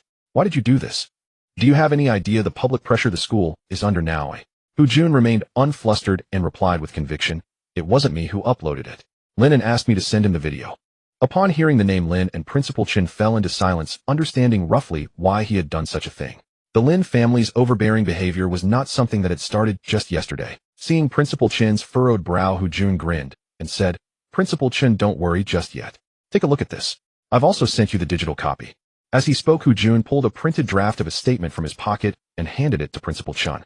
This is the public relations draft Lin An prepared for the school. He said the sooner it's released, the better it will be for the school's reputation. Principal Chun took the draft and read it through. It was an excellent piece of public relations writing, firm in stance, defending fairness, resolutely opposing the unhealthy trend of cheating, and calling for Lin Zhe's expulsion. Institutions like schools, when faced with sudden public hot-button events, often suffer from cumbersome procedures and poor public relations skills, leading to slow responses. This allows the situation to mutate during its escalation, inviting public suspicion of covering up for the wrongdoer. Principal Chun made an immediate decision to release the statement, responding to public doubts as quickly as possible. By dealing with the problematic student, he could even earn some praise. He picked up the desk phone and dialed the head of the publicity office. Director Wang, look at the document I sent you. Check for typos, then post it directly on the school's official account. Principal Chun, am reading it. Are we really going to expel Lin Zhe? Yes, expel him. No student had been expelled from No. 12 middle school in many years. Director Wang felt a pang of reluctance, but the college entrance exam is coming up. Shouldn't we give him another chance? Principal Chun countered, if he succeeds in cheating on the exam, would he give the person he displaces a chance? Director Wang remained silent. Principal Chun continued, no, he wouldn't. He would only mock those he displaces for their foolishness. I've made the decision. Expel him. Fine. Inside the Lin family villa, Lin Ro, who had been scrolling on her phone, was the first to see the school's statement and let out a piercing shriek. Oh, they actually expelled Xiaozhe. The Lin family hastily checked No. 12 middle school's official account. In accordance with school regulations, student Lin Zhe is hereby given the punishment of expulsion. In the comments section, there was widespread approval. Instead of damaging its reputation, No. 12 middle school had actually gained prestige from the cheating incident. Expulsion? How can this be? No. 12 middle school never expels students. Lin Zhe had never imagined the school would respond so swiftly and decisively. He had been prepared to write a self-criticism and receive a public reprimand. Mom, Dad, please help me. I can't afford to lose my education. I still have to take the college entrance exam. Please go to the school and appeal for me. Lin Zhe begged his parents tearfully. His life was just beginning, and he couldn't bear to see it ruined like this. Lin An was extremely agitated, his features contorted with rage. He roared, cry, cry, cry. That's all you know how to do. It's unbearable. Go back to your room, and don't come out without my permission. Lin Zhe had never seen his father so furious. Terrified, he dared not cry anymore. Pouting, he slunk upstairs to his room. Lin An fixed his gaze on Zhang Wanru, who felt a flutter of unease under his stare. Honey, what's wrong? What are you looking at? Lin An was calculating the feasibility of having another child who could be more useful. Setting aside his selfishness, he had to admit that Lin An was indeed superior to Lin Zhe, suggesting that Zhang Wanru's genes were somewhat better than Yang Li's. Moreover, Lin An was currently short of funds, and visiting Yang Li would cost him dearly. Weighing the options, Zhang Wanru seemed more suitable. Suddenly, Lin An stood up and took Zhang Wanru's hand. Come on, let's go to our room. Zhang Wanru found it all very strange. The household was in chaos, and here he was the head of the family in the mood for this. Besides, they had been sleeping in separate rooms for nearly a decade. Our room. Before she could react, he had already pulled her roughly upstairs. Once inside the bedroom, Lin An asked impatiently, you shower first. Or should I? Honey, stop it. Zhang Wanru frowned slightly, replying with a hint of exasperation. Zhang Wanru had experienced this too many times a decade ago. Lin An would always seem eager, but once they got down to business, he would falter almost immediately. After repeated disappointments, Zhang Wanru gradually lost all anticipation. Since they already had a son, they began sleeping apart. Lin An seemed to have forgotten the past, as he pushed Zhang Wanru into the bathroom. Lin An's confidence came from Yang Li. Whenever he visited her, she would thoughtfully prepare tonics for him, allowing him to perform with vigor and unstoppable prowess. It had been some time since his last visit to Yang Li. Lin An felt he had built up his strength and was confident he could conquer Zhang Wanru. To be safe, while Zhang Wanru was showering, Lin An poured himself a glass of medicinal wine. After her shower, Zhang Wanru compliantly lay down on the bed. Her still alluring figure and porcelain-like skin gleamed under the lamplight. Stimulated by the medicinal wine, Lin An's eyes were bloodshot. He swallowed hard at the sight of Zhang Wanru and rushed into the bathroom. After washing up, he pounced onto the bed and climbed over her, brimming with overconfidence. The result was a failure of will. 2 minutes later, Zhang Wanru spoke with disappointment. Let's sleep, she sighed, just as she had years ago. I'm too tired today. Let's rest. Lin An let out a dry, awkward laugh and scrambled off her in embarrassment. He felt a deep bitterness in his heart. Why did he fail with Zhang Wanru? What Lin An didn't know was that the tonic Yang Li gave him was procured from a veterinarian, enough to revive even the most impotent bull. Lin An lay awake all night, pondering many things. He finally faced reality. If the seed was poor, changing the soil wouldn't help. Lin An monitored the development of Lin Zhe's online scandal. As he had anticipated, after a day and night of fermentation, the astute netizens had already pieced together Lin Zhe's family background. Many flocked to the social media accounts of brands collaborating with the Lin family's company, leaving comments, demand that all brands sever ties with the Lin Corporation. I don't want my money supporting a cheating rich boy who steals college admissions. Sever the contract now, or you'll lose me as a customer. The relationship between Lin Zhe and Lin Wei was also exposed. Lin Wei was now thrust into the storm of public opinion. For the first time since her debut, she topped the trending charts without spending a penny, becoming the subject of widespread discussion. The discussions went as follows: no wonder Lin Wei always fights for top billing. It's a family tradition. She used to boast on variety shows about her strict family upbringing. How could she say that with a straight face? Still, my Wei is bold, keeping up that heiress persona flawlessly. Haha, she once said her parents value integrity the most. Due to her low commercial value and the barrage of negative publicity, Lin Wei's agency had begun considering shelving her career. Watching the online uproar, Lin An felt an exhilarating sense of relief. For the Lin family face wasn't just about dignity, it was tied to money. From now on, anyone considering a partnership with the Lin family would have to weigh the tarnished reputation. Lin An put away his phone and took a taxi to the company address Su Mo had selected.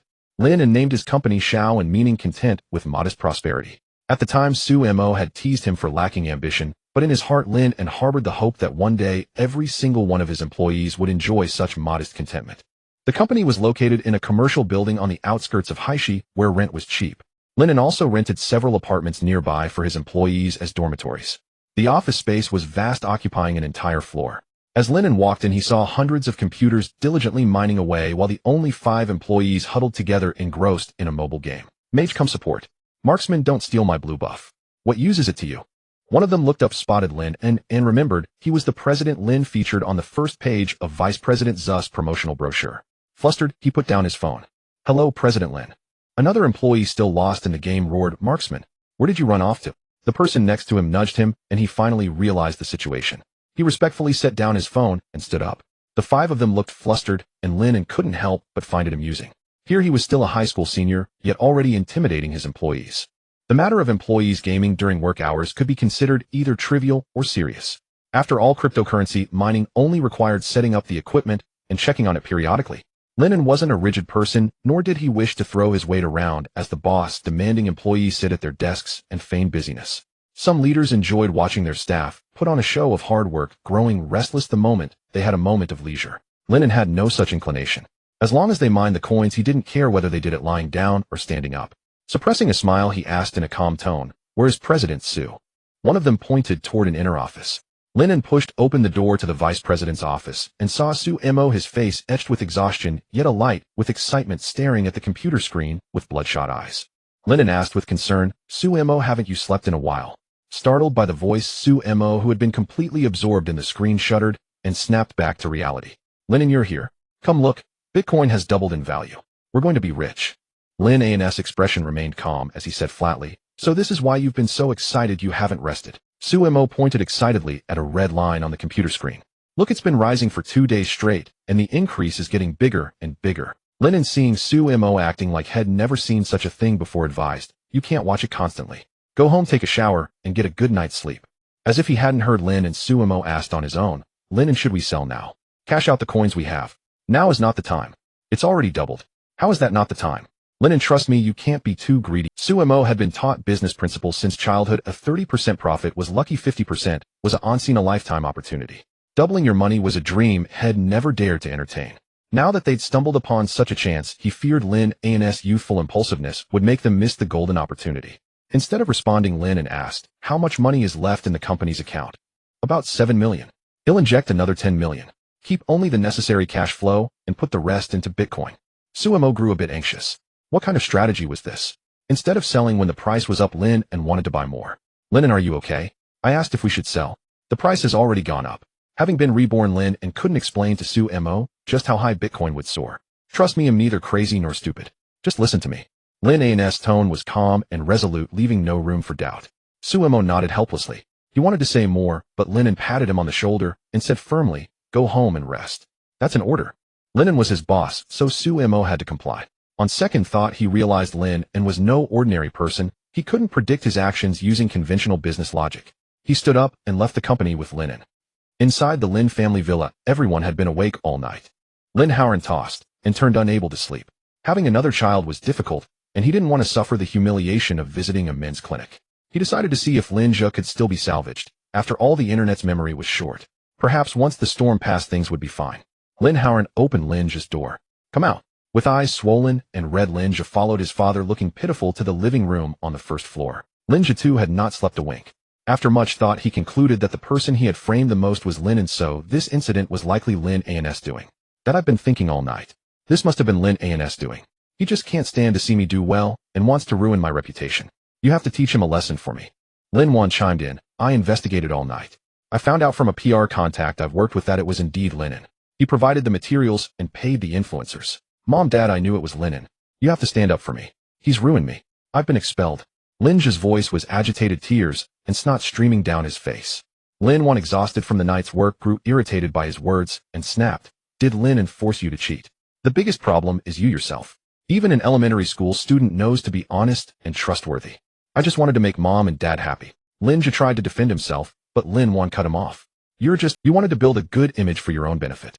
Don't treat everyone like fools just because the family dotes on you. Lin Zhe looked tearfully at Lin Ro and Zhang Wanru, but this time even his most beloved mother and sister didn't speak up for him. Lin An let out a sigh, steadied her voice, and continued, the situation has already affected the company's operations. If this goes on, some brands might terminate their contracts with us. It's also had a huge impact on Xiaowei. Her agency is already considering shelving her. We have to find a way to calm public opinion. Lin An rubbed his throbbing temples, feeling a splitting headache. All their money was tied up in inventory. They didn't have the spare cash to pay for trending topic takedowns. Since Lin An paid those influencers, why not just have him tell them to take down what they posted? Lin Xia's simple suggestion struck a chord.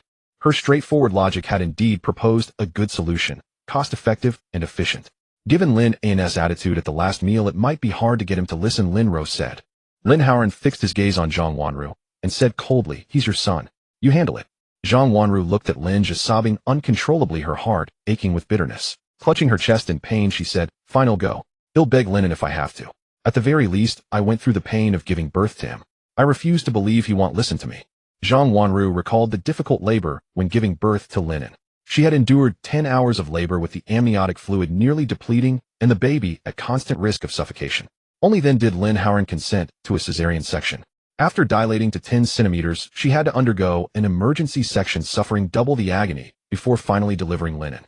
During the delivery, her blood pressure soared to 170 and her heart rate raced to 130, making the process extremely perilous. Even now, recalling it sends chills down her spine. Zhang Wanru held Lin An accountable for all the suffering she had endured.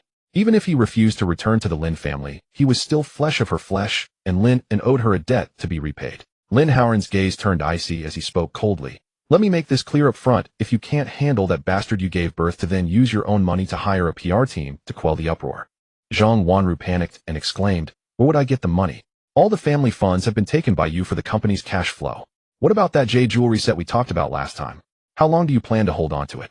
Why bring that up now? Lin An will definitely listen to me. Zhang Wanru hadn't expected Lin An to still be fixated on that jewelry set. Lin An grew anxious. Had better listen to you. Time is tight. Go find him now.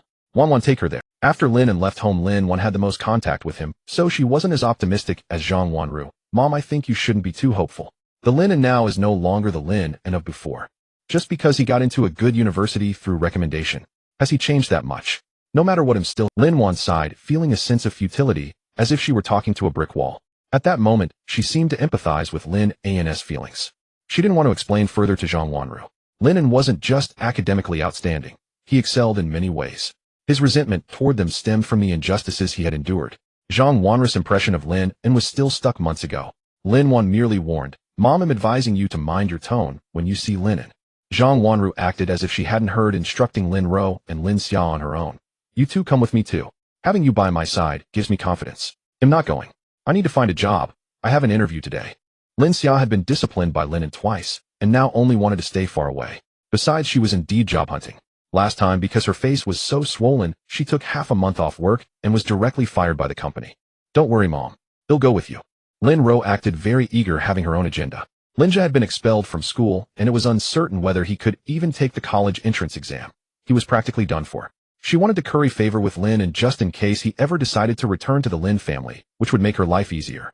All right, Wan, notify Lin An that we're coming to see him.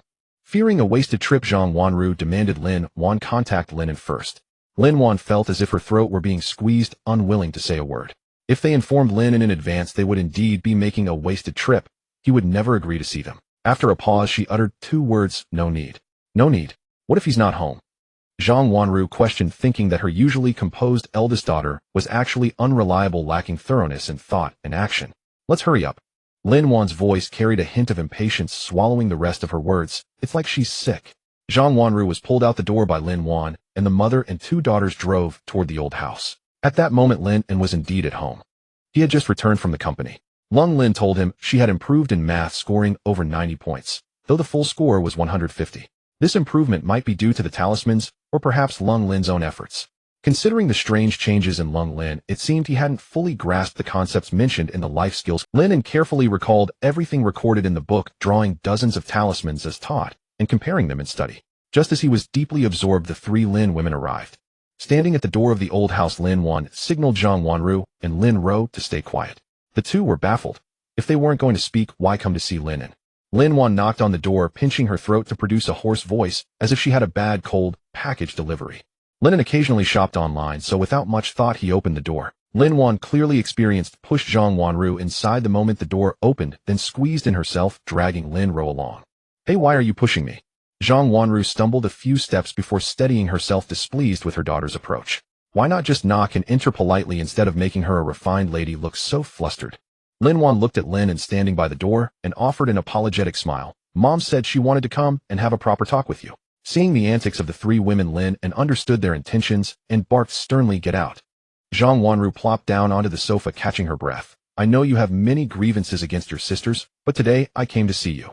You 2 get lost, Lin An said without mercy. Compared to his sisters, Lin An hated Zhang Wanru more. She was his biological mother, yet she foolishly raised her lover's children, allowing her foster son to bully him without intervention. Zhang Wanru hadn't expected Lin An to treat her this way. Previously, the Lin family had harassed Lin An in various ways, but she had never personally participated and had even advised him to maintain a better attitude. Clearly, Lin An was an ungrateful son. Zhang Wanru's shame turned to anger as she began listing Lin An's faults. "I'm your mother. How dare you speak to me like this? You've been away from home for so short a time, and look how you've changed. Tell me, why did you frame your brother? Now Xiaozha has been expelled. Are you happy?" Lin An snorted coldly. His own mother seemed to lose all composure whenever Lin Zhe was involved. He said icily, "He cheated, and I framed him. What about when he falsely accused me of stealing? You did nothing then. That's all in the past. Are you so vengeful? Do you have to destroy him to be satisfied?" Hearing Zhang Wanru's blatant double standards, a cold smirk spread across Lin An's face. He said calmly, "Yes, I want to destroy him. So what? If I don't teach him a lesson, he'll keep flaunting himself before me." Zhang Wanru couldn't bear it and suddenly burst into tears. "I've suffered all that pain for nothing. I might as well never have given birth to you."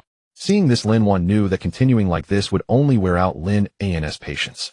She wiped Zhang Wanru's tears and reminded her, "Mom, let's talk about the main issue." Reminded by Lin Wan, Zhang Wanru stopped her tears. She organized her words and said solemnly, "Lin An, we know you've asked bloggers to expose Zai's matter. I won't hold you accountable, but you must immediately notify those bloggers to delete what they've posted."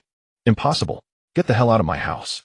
Lin An had no idea where Zhang Wanru got the audacity to speak in such a tone. He had paid for the service, and she expected him to withdraw it with just a word. As if in a dream. Seeing that her maternal authority held no sway over Lin, and Zhang Wanru began to weep again, lamenting the hardships of being a mother.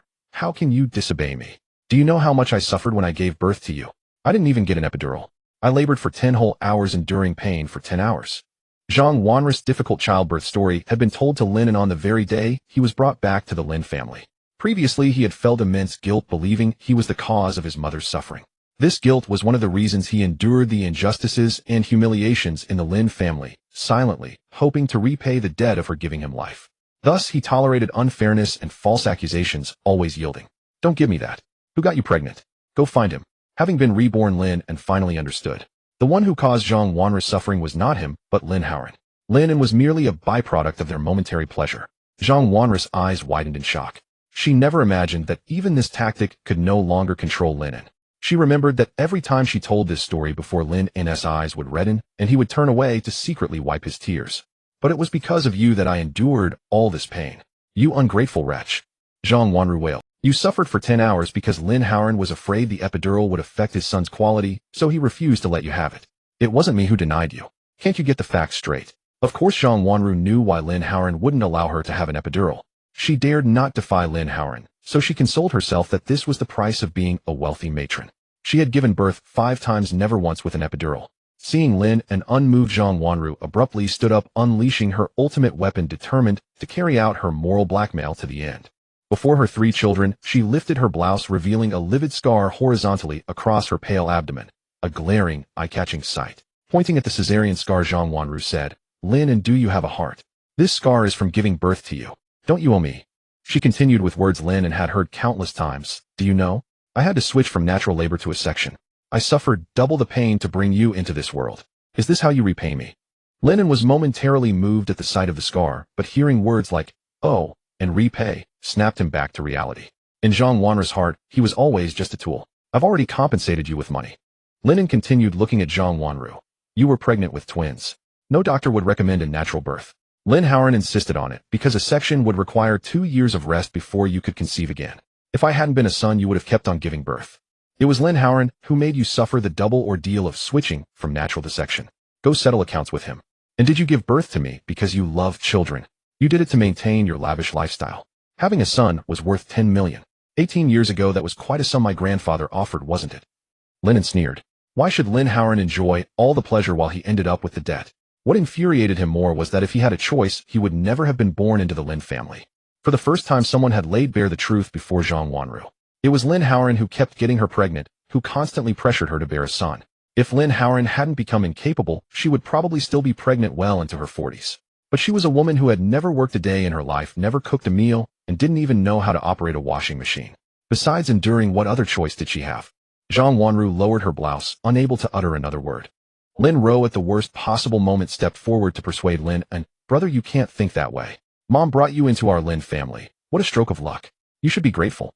The Xiaojia incident has caused a huge uproar and is already affecting the family business. The Lin family is partly yours, so you should take down the trending topic." Lin Rao's mind could never escape the confines of the Lin family assets. Hearing her call him brother, Lin An felt a wave of disgust. "Don't make me swear. If you don't get out now, I'll call the police. I don't need to tell you the crime of illegal entry, do I?" "Hey Lin An, I'm talking to you nicely. Why are you so stubborn?" Lin Wan knew Lin An would actually call the police, so she interrupted the garrulous Lin Ro. "Let's go." Lin Wan first pushed the grief-stricken frozen Zhang Wanru out the door, then came back to pull Lin Ro. "Hey big sis, let me finish." Lin Ro struggled, still trying to convince Lin An. Seeing her so reluctant to leave, Lin An casually took out a freshly drawn Misfortune Follows talisman from his pocket, crumpled it into a small paper ball, and slipped it into Lin Rao's handbag. According to the book, this charm's effect was mild, lasting only 3 days. Enough to make someone choke on cold water. Perfect for causing annoyance. As soon as they were out, Lin unlocked the door. Zhang Wanru got into the car, dazed. After a long silence, she spoke. "Wan, let's go to the bank's safe deposit box and get that set of jewelry." Lin Wan silently changed direction and drove toward the bank. Everyone understood Zhang Wanru hadn't accomplished her mission. Without offering some money, this matter wouldn't blow over, especially with Lin Hauran. 10 years ago, when Lin Wan was in middle school, she had witnessed her father Lin Hauran embracing and kissing another woman in a car. She had gone home crying, urging her mother to divorce him, but Zhang Wanru had told her to shut up. From then on, Lin Wan studied even harder, telling Zhang Wanru that once she could earn money, she would take her away. But the response she got was, "What future does a girl like you have? Do you expect me to suffer with you? Am I crazy?" Sorrow for her misfortune, anger at her passivity. That was Lin Wan's assessment of her mother. Zhang Wanru retrieved the set of jade jewelry from the safe deposit box. It was an heirloom from her own mother. A sharp pain stabbed at her heart. She actually had some savings, but to keep them hidden from Lin Hauran, she had no choice but to pawn this jewelry. Wan, pawn this jewelry. It's worth at least 10 million. Use the money to hire a PR team. Wow, Mom, this jewelry is gorgeous. It's such a shame to pawn it. I want it. Greed glittered in Lin Rao's eyes. She swallowed hard at the sight of the exquisite jewelry, but choked on her own saliva, coughing violently, as if she might cough up along. Lin Wan took the jewelry. "Don't worry, I'll handle it. You two take a taxi home." Zhang Wanru watched Lin Wan get into the car with the jewelry and drive away. The pain in her heart intensified, spreading through her entire body. She found it hard to breathe, and her legs could no longer support her. Her vision went black, and she fell heavily to the ground. A few meters away, Lin Ro, flushed from coughing, saw Zhang Wanru collapse. She tried to help, but tripped on flat ground, landing on her stomach. She could only crawl and shout, "Help! Someone's fainted." Lin Wan drove herself to the largest pawnshop in Haixi, a place she had visited several times each year, to select jewelry, antiques, or calligraphy pieces as gifts for clients.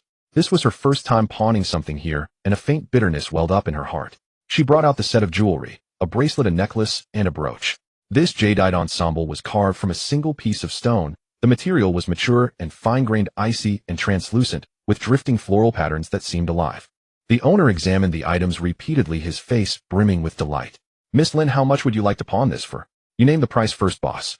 From the moment she entered, the owner could read the urgency in Lin Wan's anxious expression, revealing her need for cash. He calmly raised 5 fingers. 5 million, how about that? Lin Wan was taken aback. Zhang Wanru had said this was her grandmother's heirloom worth at least tens of millions. She knew pawnshops would discount, but not by this much. Seeing Lin Wan silent and not bargaining, the owner grew a bit anxious. "Miss Lin, we've known each other for years. I won't lowball you. 6 million is the max. The material is indeed excellent, but the pattern is a bit old-fashioned, not to the taste of younger folks, so it's hard to move. If you don't believe me, feel free to check other shops." Lin Wan thought of the mess at home. Time was tight. Securing the money was the priority. She nodded solemnly. "All right, 6 million it is." "Excellent, Miss Lin. I'll prepare the money for you." Lin Wan reached out and touched the jadeite, set one last time, thinking of her mother Zhang Wanru, her eyes filled with reluctance. "Boss, please don't sell this set. Once our family's cash flow turns around, I'll come back to redeem it soon." The owner agreed readily, though he didn't take it to heart. In his years of business, he had heard countless promises of "I'll be back," but most items were never reclaimed. When he saw those people again, they were usually pawning more things, each time cheaper. Once misfortune struck, wealth kept slipping away. "Please tell me your account number." Soon Lin Wan completed the paperwork, and the owner prompted her to check her phone. The 6 million should have arrived. Lin Wan opened her phone to find over a dozen missed calls and WeChat notifications. She had silenced it earlier when visiting Lin An, afraid that Lin Howard's sudden call would disrupt the conversation. Seeing that all the callers were Lin Ro, Lin Wan immediately worried that something had happened to Zhang Wanru. "What's wrong? Big sis, come to the hospital quickly. Mom had a sudden heart attack and is in the ICU." Lin Rao's voice carried an odd, muffled quality. Lin Wan rushed to the hospital to check on the situation. By the time she arrived, Lin Howard, Lin Zhe, and Lin She were already there. Through the ICU's glass window, Lin Wan saw Zhang Wanru lying pallid and lifeless on the hospital bed. Lin Wan asked worriedly, "What did the doctor say?"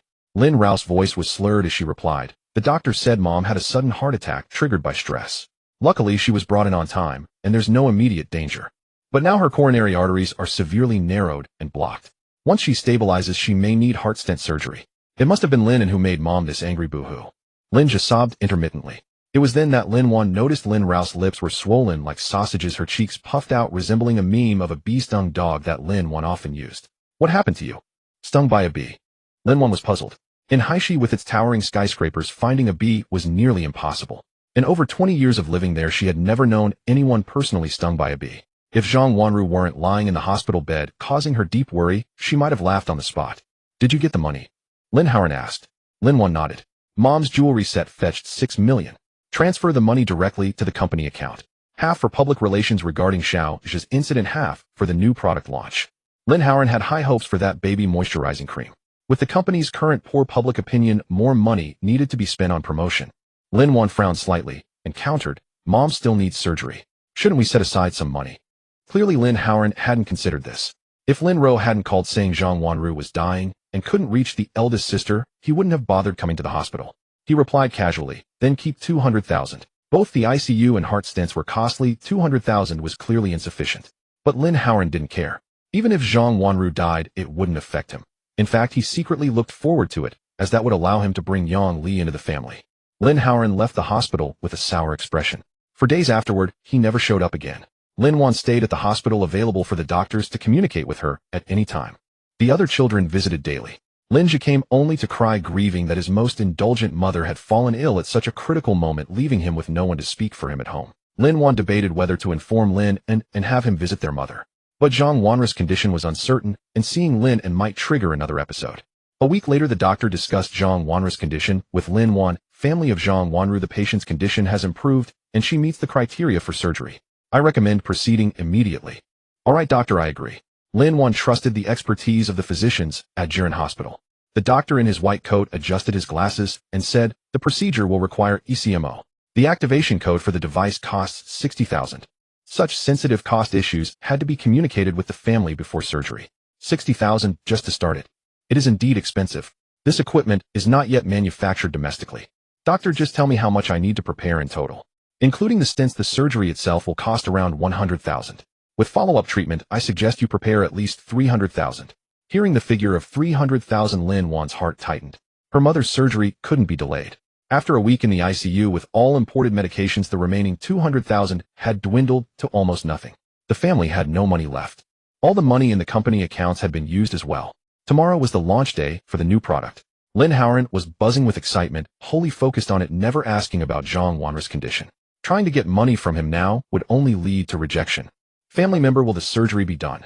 If so, we'll schedule it. Seeing Lin An frozen, the doctor pressed on. Lin An quickly answered yes.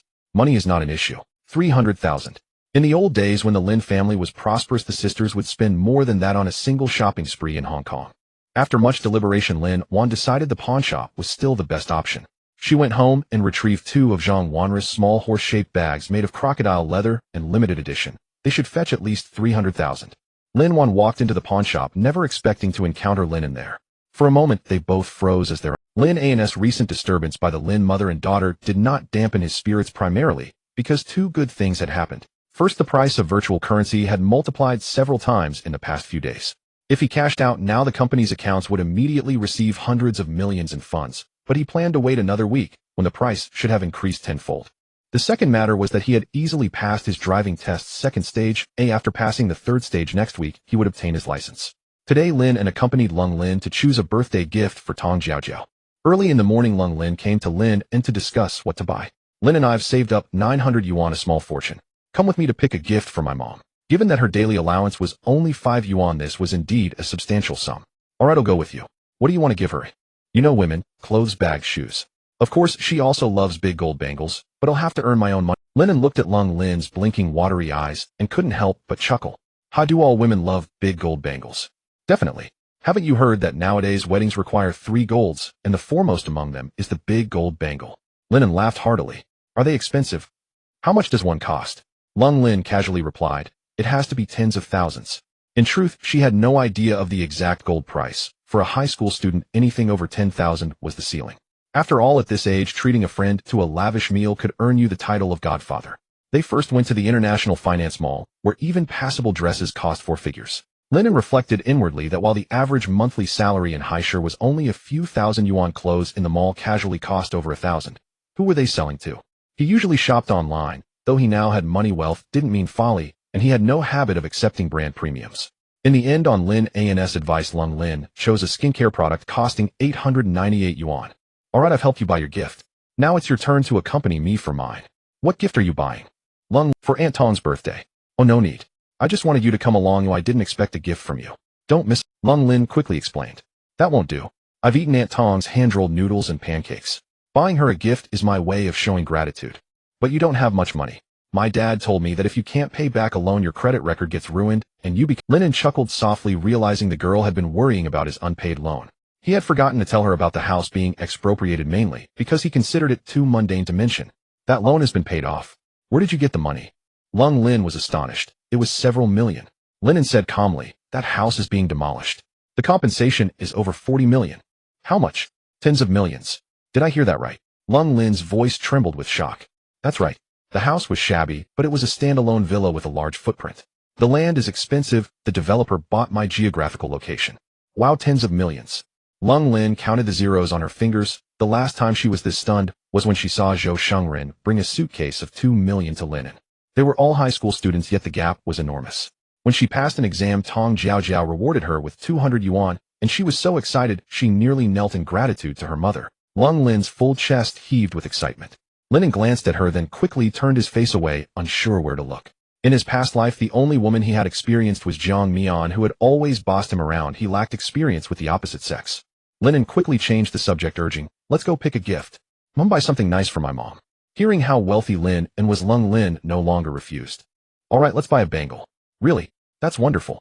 In Lung Lin's heart, the highest expectation remained a big gold bangle. Lin An regarded Aunt Tong as almost a second mother. During his toughest times, Uncle Lung and Aunt Tong had taken him in, offering a bed and a bowl of hot noodles, a debt of gratitude he held dear. Buying a gold bangle for Tong Jiaojiao, Lin An felt was insufficient to repay that kindness. The bangle was a good choice, but he intended to select something valuable and heirloom-worthy. Lin An led Lung Lin to Haishi's largest pawn shop. Lin An were buying a bangle here. Lung Lin was disappointed that the shop wasn't a gold store, but then she thought no matter how rich Lin An was, he had earned it through his own skill and vision. If she wanted to give her mother a gold bangle, she would save up and buy it herself. That would be more meaningful. Yes. Lin An pulled Lin into the pawn shop. Boss, I'd like to pick a bangle as a gift. Do you have any good pieces? Seeing that they looked like students in ordinary clothes, the boss brought out several jade bangles of average quality, preparing to introduce them. These are quite nice and suitable for gifting. Let me tell you about them. Lin An had memorized the appraisal chapter from the Life Skills Compendium. A single glance told him those bangles were inferior. Things like golden silk jade or beauty jade were merely fancy names for dyed agate inflated by their labels to fool the uninitiated. No need for introductions, boss. I'm not interested in these. Do you have Burmese jadeite Hetian jade from Xinjiang or Kashmir sapphires? The boss was taken aback. This young man was no ordinary customer. He knew which gems held value and which mines produced top-quality stones. He quickly adjusted his attitude and asked cautiously, do you have a budget? Yes, no upper limit. Just bring out the best. Lin An understood the boss' concern. It was frustrating to talk at length only to find the customer couldn't afford it. All right, please wait. I just acquired a fine piece last week. Take a look.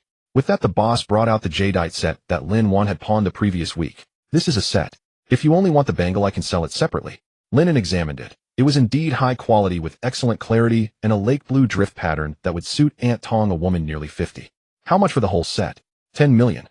Lin gasped in shock and pulled Lin An to leave. These glass bangles are everywhere at the South City market. Let's go. Lin An knew the boss wasn't overcharging. Even Lin could see the jadeite was so fine it looked like glass. The price was fair. All right, I'll take the whole set. Lin An was generous with those he cared about in both his lives. In his past life, no one had noticed his generosity simply because he had no money. Boss, don't listen to him. Lin An calmed down. Lin thought his sudden wealth had gone to his head. Lin An gestured for the boss to ignore her. Money was just money. If spent, he could earn it again. Boss, write the invoice. He'll pay. Under Lin's stunned gaze, Lin An completed the transaction. Lin An held the transparent jewelry case while waiting for the boss to package it into a gift box.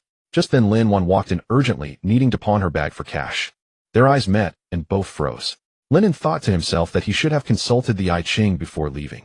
This woman was a persistent ghost. Seeing Lin An holding Zhang Wanri's jewelry, Lin An's eyes welled up. It seemed he was soft-hearted despite his tough words. He must have learned their mother was in the ICU and wanted to redeem her beloved keepsake, to cheer her up and reassure her before surgery. She knew Lin An couldn't abandon family ties and still cared for their mother.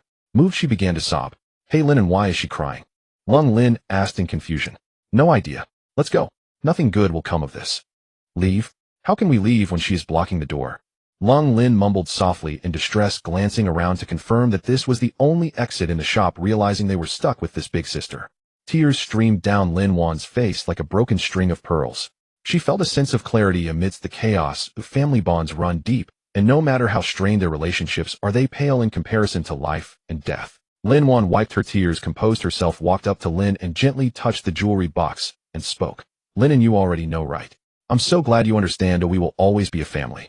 Thank you for being so thoughtful. Lin An paused to sniffle, then continued. Rest assured, I swear that from now on no one will bully you in our home. Lin An found her words puzzling. She was working like a mule for the Lin family, yet her grand declarations made it sound as if she held a prominent position there. However, seeing her haggard face noticeably thinner with tired eyes filled with hope and surprise, Lin An felt a sense of urgency. Today, he was buying gifts for his beloved Aunt Tong, and he didn't want to waste another minute adding to his own frustration. Lin An reached out and gently pushed Lin An's hand away from the jewelry box, softly saying, as long as you're happy, we'll take our leave now. Boss, we don't need the gift box anymore. The boss halted his hands that were tying the bow, focusing intently on the scene, internally marveling. Do these two know each other? They both have the surname Lin. One is spending lavishly on his girlfriend while the other is handling family matters by trading goods for money. TSK. Lin An pulled Lin around Lin An and started to leave. Lin An thought he was in a hurry to see his mother at the hospital and grabbed Lin An's arm, saying, don't rush. She turned to the boss. Boss, how much do you want for him? 10 million. The boss dared not lie in front of the person involved. Lin An was shocked. She knew Lin An was capable, but never expected such an extravagant amount from a high school student. Instantly, she felt delighted. It seemed that the Lin family truly was destined for a bright future. Good thing I came, or you would have been conned. Seeing Lin An's blank expression, Lin An quickly explained, when I sold it back, then it was only 6 million. The original owner just needed to pay the redemption fee.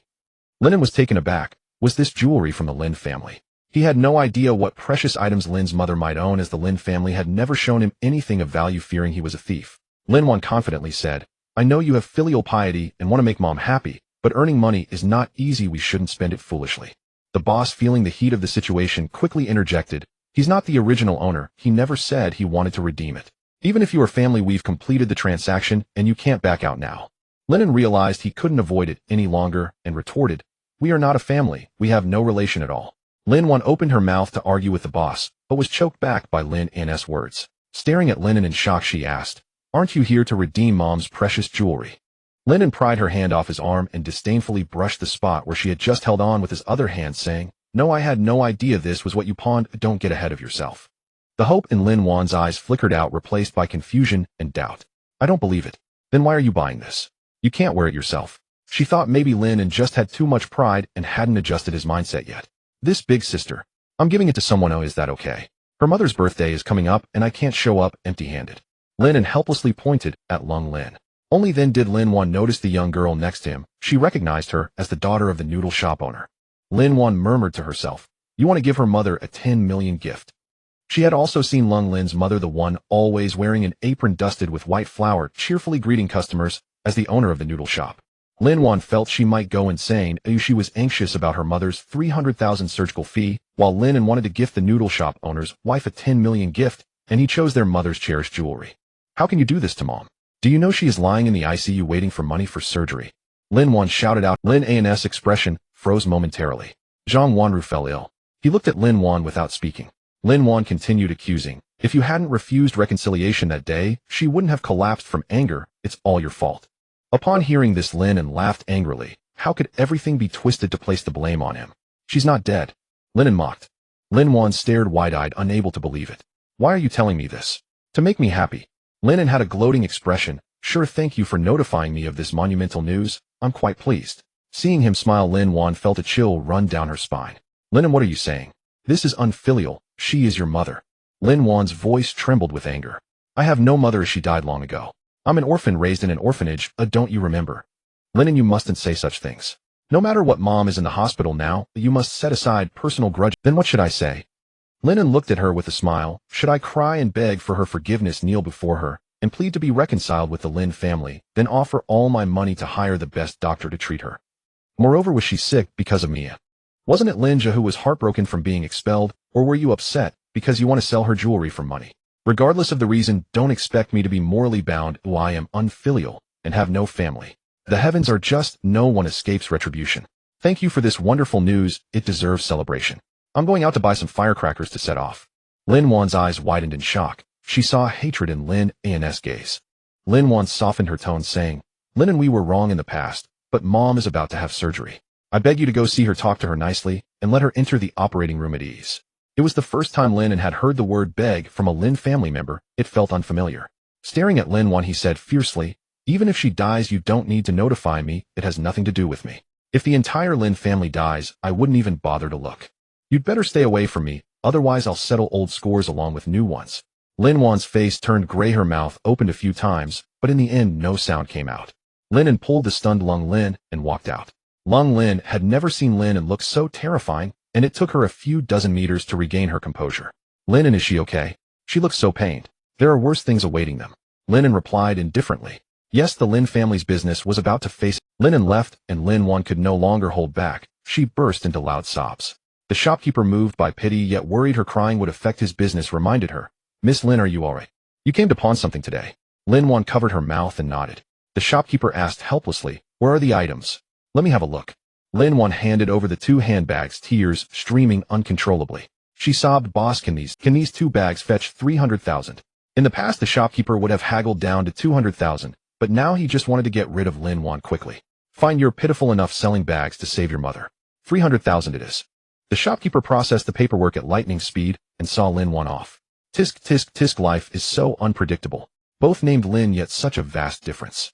Lin An, like a man possessed, led the entire company in overtime preparing for the new product launch with synchronized online and offline marketing. The Serene Baby Moisturizing Cream was the product Lin An had invested the most in money, time, and in the chairman's office. Lin An stood before the floor-to-ceiling window overlooking the nightscape of High City, his heart surging. He dialed Yang Li's number, eager to share the pre-victory joy with his beloved woman. "Honey, why haven't you come to see me lately? I miss you. I hate you." Yang Li's voice was sickly sweet. Lin An chuckled and coaxed, "Baby, don't be mad. I'm busy making money for you to spend. So how much have you earned?"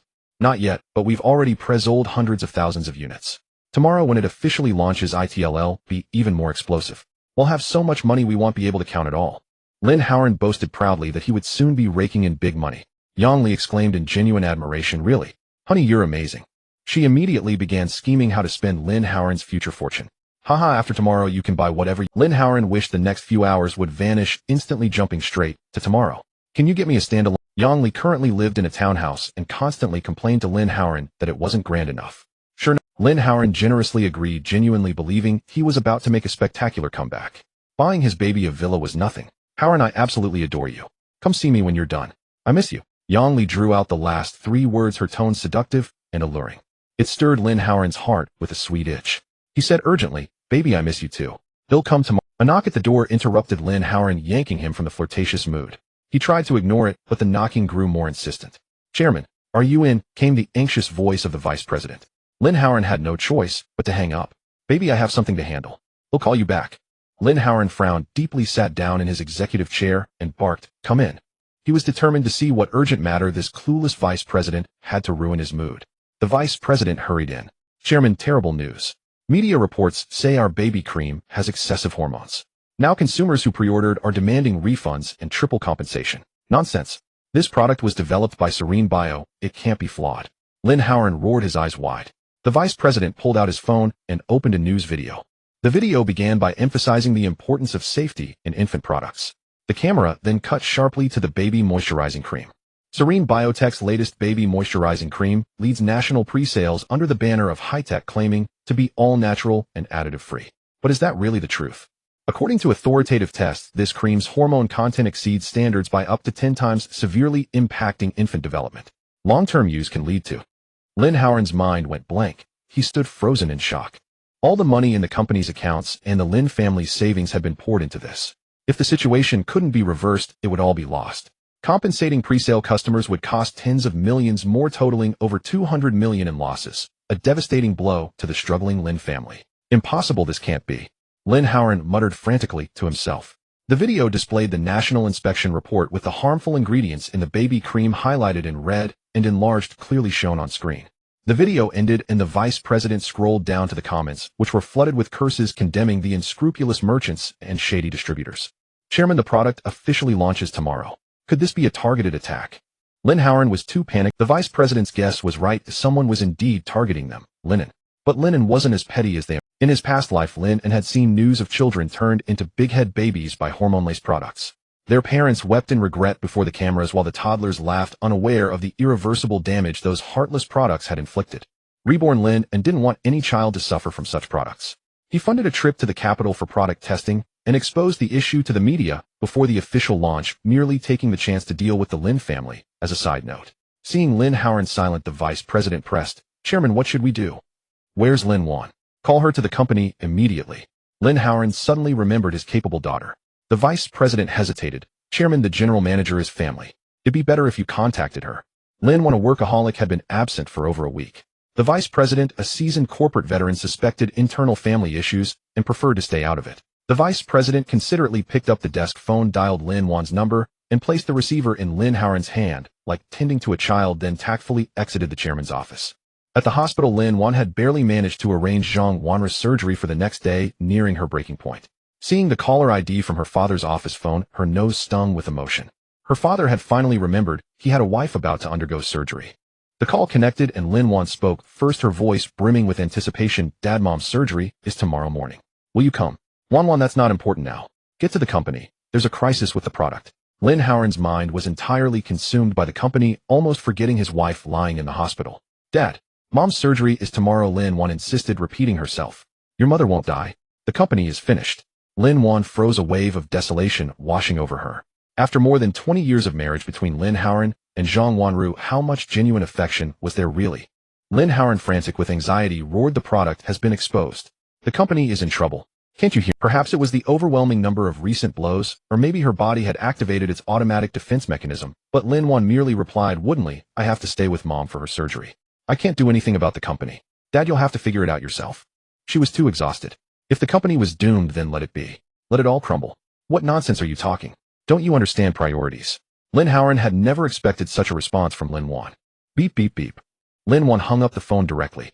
Leaning against the glass window, she gazed at Zhang Wanru lying in the hospital bed and let out a self-mocking laugh. She felt that both her mother's life and her own were a joke. Zhang Wanru had desperately tried to bear a son doted on her adopted child, and now the only one she could rely on was the daughter she had always dismissed as having no future. And she herself had spent her whole life trying to prove she was no less capable than a son living according to others' expectations. The next morning at the Lin family company, the first thing the vice president did upon arriving at the company was report the progress to Lin An. Chairman, the CCTV Morning News covered the product incident, condemning unscrupulous agents for prioritizing quick profits and skipping necessary inspection procedures. As the exclusive agent in Haishi, we were named and criticized. Several brand partners have already sent termination letters. The first to terminate is the Zhou Group. Lin An leaned back in his executive chair, staring fixedly at the ceiling with bloodshot eyes, utterly silent. His heart was ashen. Being named by CCTV left no room for recourse. The vice president paused, then added, consumer compensation will likely cost around 60 million. The company's accounts don't have enough to pay this month's salaries. But rest assured, Chairman, even if we don't get paid, we are willing to stand with the company through these hard times.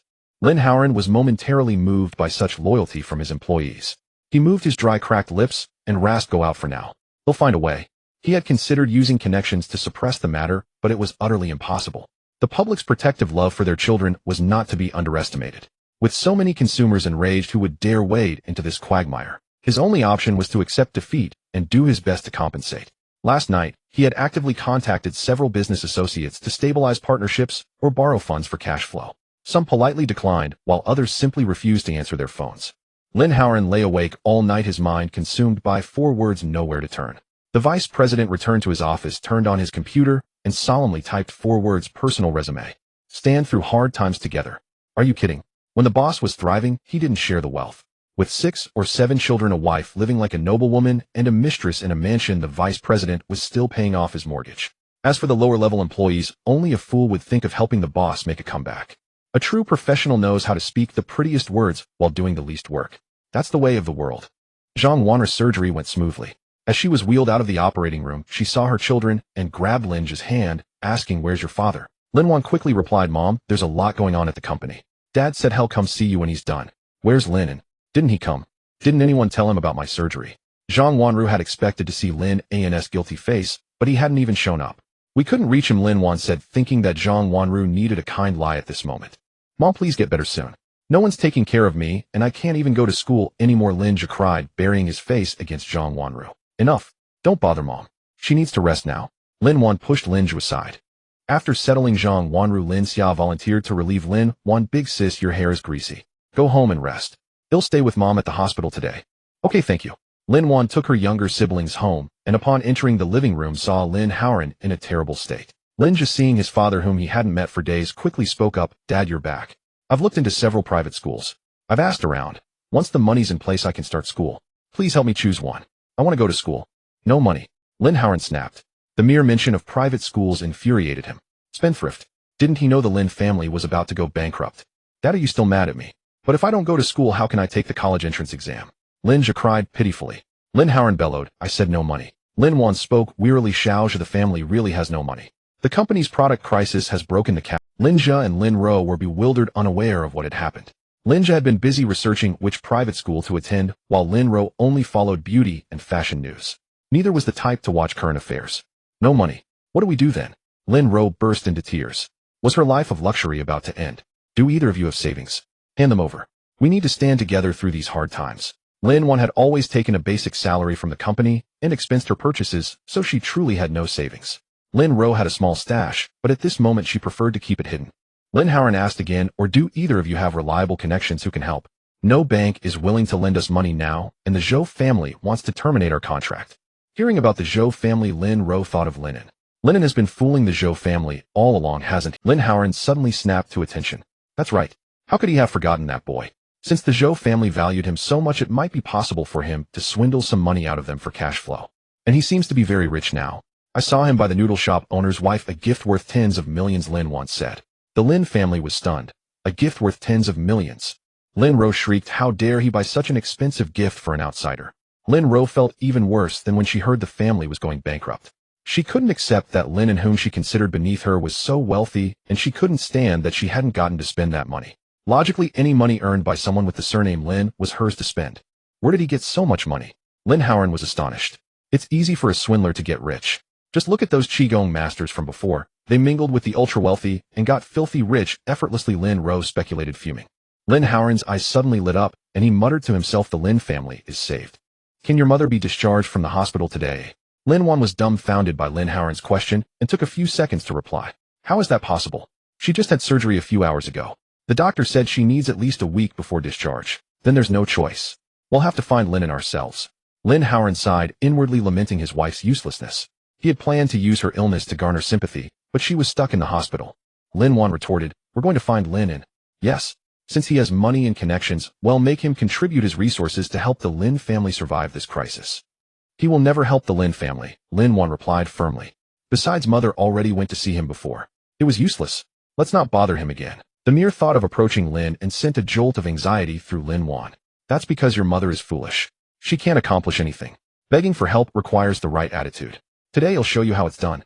Lin An regained his usual confidence. A true man could bend when necessary. For the sake of business, a father begging his son was no disgrace.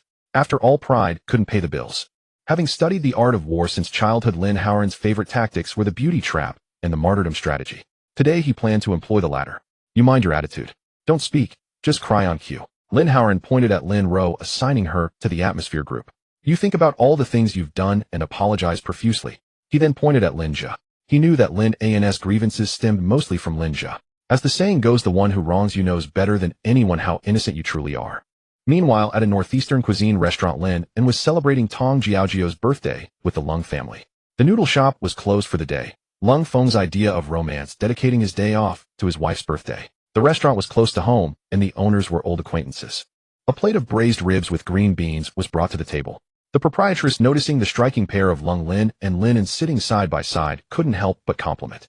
Lin, you've been looking so radiant lately. Such a lovely girl. And this young man is quite handsome too. Is he? He's Lin's classmate. Lung Feng chimed in cheerfully. Oh, my Lin is growing up. It's time she started making friends. Well, let's wait until after the college entrance exams. Lung Feng and Tong Jiaojiao joined the proprietress in laughter, while Lin's face flushed crimson. Sometimes silence was as good as consent. Lin An remained silent, a faint smile playing on his lips. After the dishes were served, Lung Feng brought out a cake. With his rough hands, he clumsily lit the lotus-shaped candle on top. Honey, make a wish. At this age, why bother with all this? Tong Jiaojiao said that, but her face blossomed into a smile. She naturally pressed her palms together and closed her eyes. Amidst the birthday song, she blew out the candle. Her wish was simple, that Lin would get into university. Lin An, thank you. Lin's mock exam scores have improved. Tong Jiaojiao clinked her glass with Lin An's with a smile. If we're talking about gratitude, I can never repay your kindness, Lin An said emotionally. Lung Feng waved his hand dismissively. Then let's never mention the word thanks between us again. Lin and Lin mentioned your place is going to be demolished. Have you found a new place to stay? Not yet. The developers are in a hurry to start construction. I'm planning to stay in a hotel for now. That works. Have you packed everything? Need any help? Lung Feng was a man of action. If Lin An asked, he would definitely help with the move. No need. I don't have much. I've already moved my books to the hotel. I just need to go back for some clothes. Seeing that everyone was almost done eating, Lin An brought out his own birthday gift. Aunt Tong, this is for you. You're just a kid, why are you buying things? In Tong Jiaojiao's eyes, Lin An was still a child.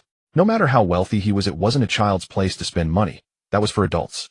Aunt Tong, it's just a small token. Please take it, Lin An urged. Take it, it's from the kid, Lung Feng added. Through the transparent box, Lung Feng saw a set of somewhat extravagant glass jewelry. Assuming it was a cheap craft item from the market, he thought it wasn't valuable. With that, Lung Feng opened the box, took out the bracelet, and slipped it onto Tong Jiaojiao's wrist. You know Lin An has good taste. This bracelet looks even better on than in the box. Tong Jiaojiao froze for a moment. She came from a prestigious family in the capital and had seen many fine things in her youth. This didn't look like glass. It seemed more like jadeite. She asked doubtfully. Lin An, this must be expensive. How much did you spend? Afraid that Tong Jiaojiao wouldn't accept it if she knew the price, Lin An said. It's not valuable. Just a craft item. He then exchanged a glance with Lin, who blinked back at him, signaling that she would keep the secret. Tong Jiaojiao shook her head and let out a self-deprecating laugh. She probably hadn't kept up with jewelry trends for so long that she could no longer tell glass from jadeite. Amidst laughter and cheer, the four raised their glasses in celebration. After the meal, Lung Feng announced he was going to take his wife shopping at the mall. Lin, lacking tact, insisted on tagging along. Lin An hailed a rideshare to go home and collect his things. As the car came to a stop, Lin An saw through the window Lin An waiting for him at the doorstep with his other children. Lin An knew exactly why he had come at this hour. Begging for help from him meant the Lin family was truly desperate. His biological father was selfish, hypocritical, and would stop at nothing for gain. "Sir, we've arrived at your destination," the driver reminded Lin An politely. "No rush. He'll sit here a while longer. He'll pay extra." "Sure thing." The driver quickly canceled the next ride on his phone. Lin An called the project manager under Lu Jing. "Tell your demolition crew to start now. It's time to tear it down." "Understood, Mr. Lin." "Well, begin immediately. Thank you for your cooperation." The project manager had been frantic with higher-ups constantly pushing for work to begin. Knowing Lin An's connection to Lu Jing, he didn't dare rush him. Finally, Lin An had given the go-ahead. Having arranged everything, a mischievous smirk spread across Lin An's face. He was quite curious to see Lin An shed his paternal facade and put on a show of hypocrisy, to see how far he would go, how shameless he could be. Lin An decided he didn't need those clothes anymore, just to avoid being entangled by the Lin family. He would sit comfortably in the car and enjoy the spectacle. Leaning back in his seat, Lin An rolled down the window and casually rested his arm on the sill. With a mocking tone he spoke. "So, everyone here to see me about something?" The moment Lin An appeared in his line of sight, Lin An immediately put on an anxious expression, his eyes rimmed red, as if he had just been crying. Lin An scurried over to the car and pressed himself against the window, causing Lin An to recoil his hand in disgust. "Son, you're back. You don't know yet, but your mother is having surgery today. After she comes out, she doesn't want to see anyone but you. She keeps asking where you are. Son, come back with your father to see your mother." Lin An's eyes were sincere, his tone earnest, completely devoid of his earlier haughty demeanor. Lin An couldn't help but admire his acting skills. He had chosen the perfect entry point. A critically ill mother who wouldn't waver at that. Lin An smiled faintly. "I know about her surgery. Is she dead?" Lin An was visibly stunned, stammering, "No, not dead. The surgery was successful." "What a pity. How dare you speak like that?" Lin Ro couldn't contain her anger.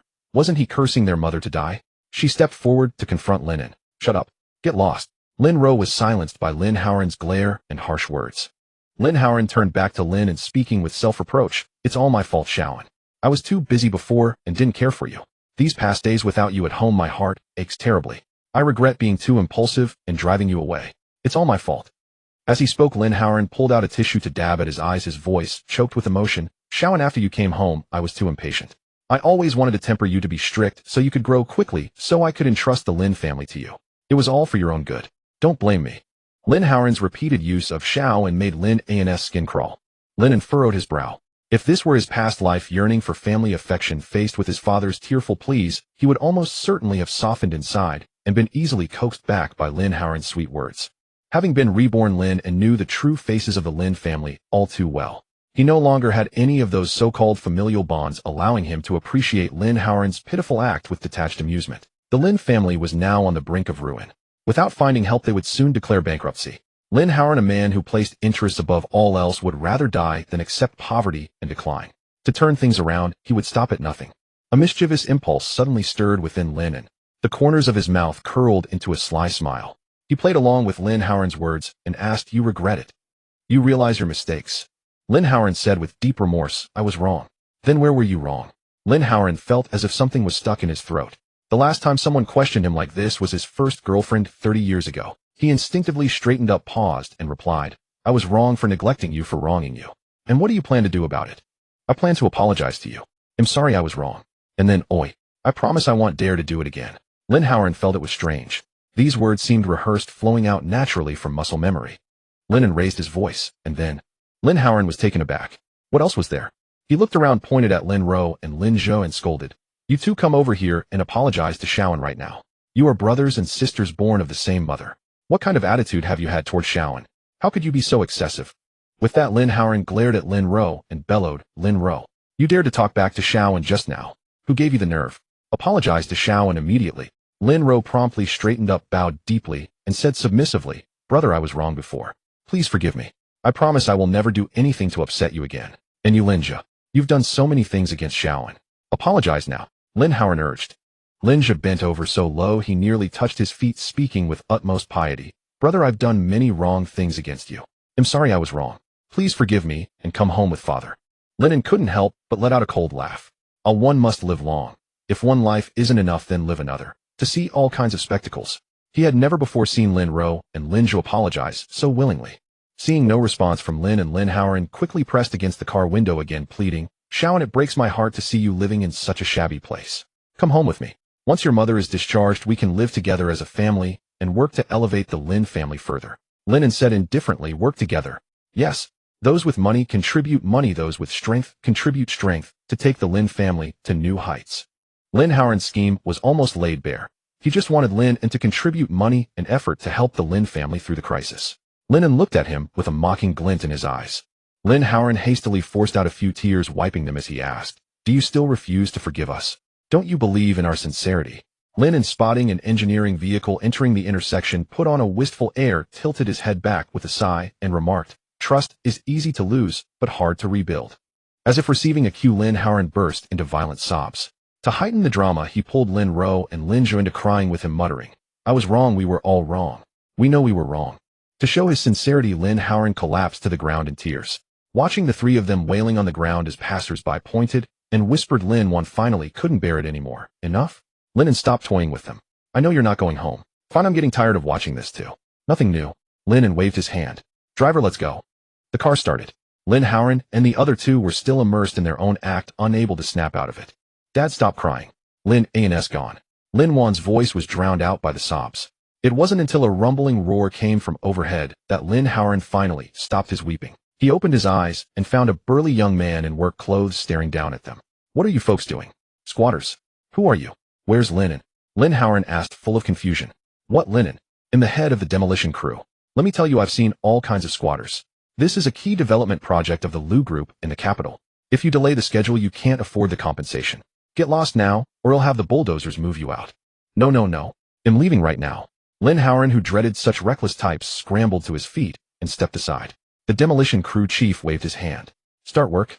Level this house. Several engineering vehicles roared into action, tearing the old house apart. Minutes later, the building collapsed. Staring at the ruins before him, Lin Haoran's face turned ashen. He murmured, the house is gone. Lin An has run off. How am I supposed to find him now? What will become of the Lin family? Back at the hotel, Lin An was still savoring the earlier drama. To be honest, messing with Lin Haoran was quite entertaining. As for the apology, whether it was sincere or not, it sounded pleasant enough. Staying at the hotel, Lin An had no need to attend school, and the Lin family couldn't find him, allowing him to enjoy some peaceful days. He calculated the timing, knowing it was nearly time to sell off the cryptocurrency. That morning after breakfast, Lin An took a taxi to the company. As soon as he entered the office, he saw the 5 employees dressed in black suits and white shirts, wearing their badges, sitting at their desks scrolling through their phones. Why are you all dressed like this? Lin An asked in confusion. Seeing the boss arrive, everyone quickly put down their phones, and one replied, Vice President Su said this is how we showcase our company's professionalism. Lin An's face twisted in exasperation, inwardly complaining, what nonsense is this? Are you bored out of your minds? Is this a professional real estate agency or an insurance sales team? Do you even know what professionalism means? Employees should wear plaid shirts, and the boss should wear jeans with a suit jacket. Lin An sighed and asked, is President Su here? Yes, he's in the vice president's office.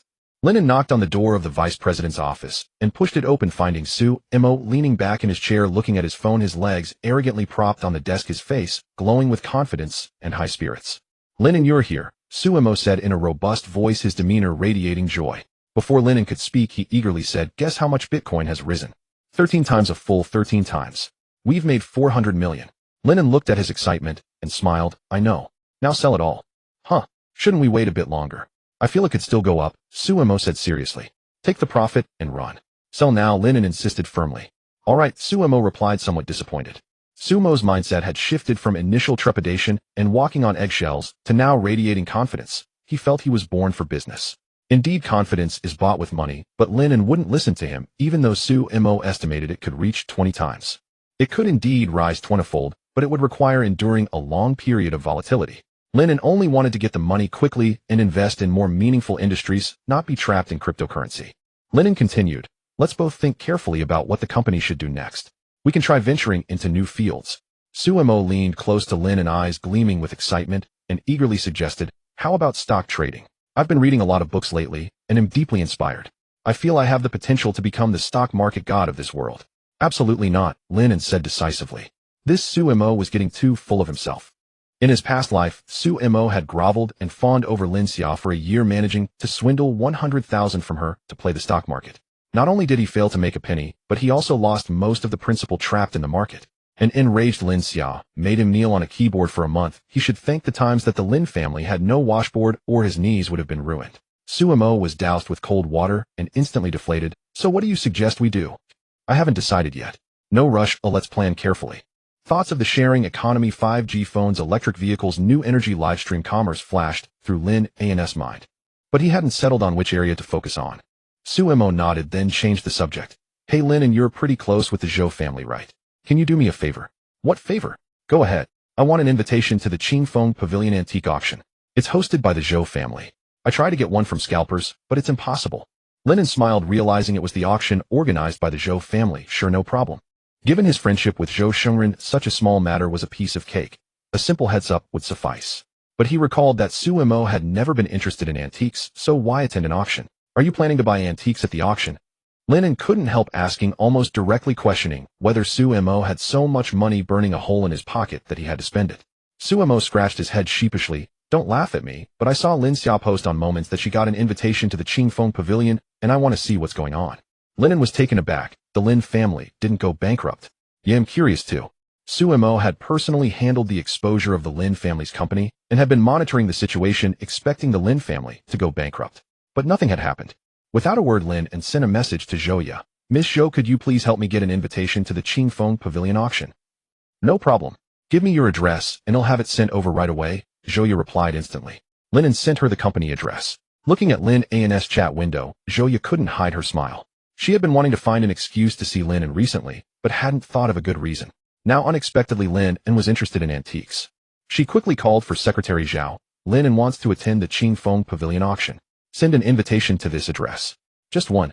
What if he wants to bring friends? Secretary Zhao suggested.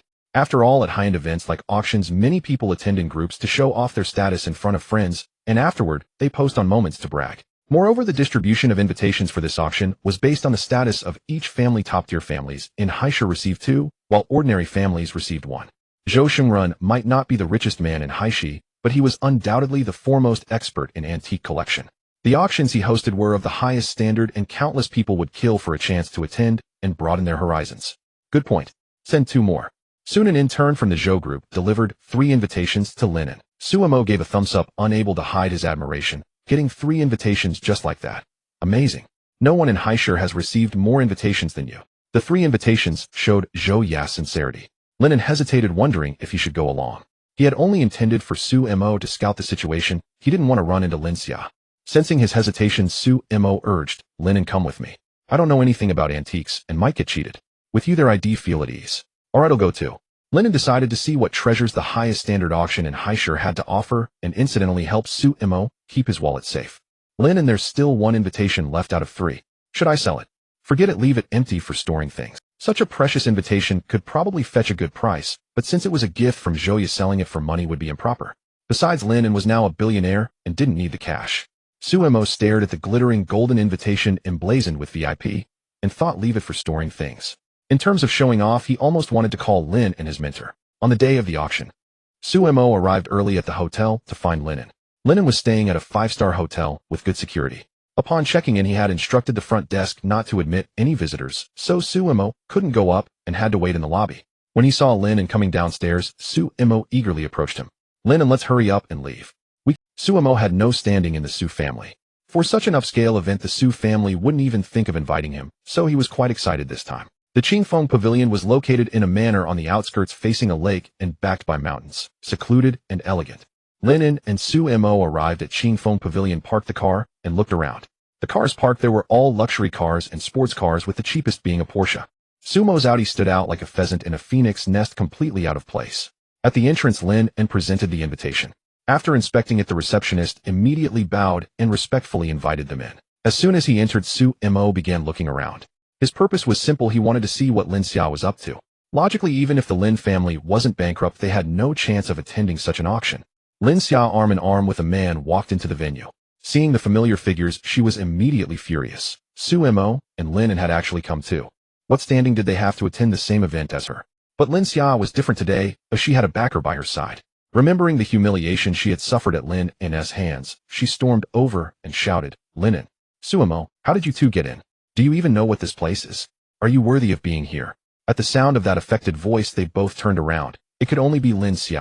Suemo was about to retort, but when he saw who was beside Lin Zhe, he stifled his laughter.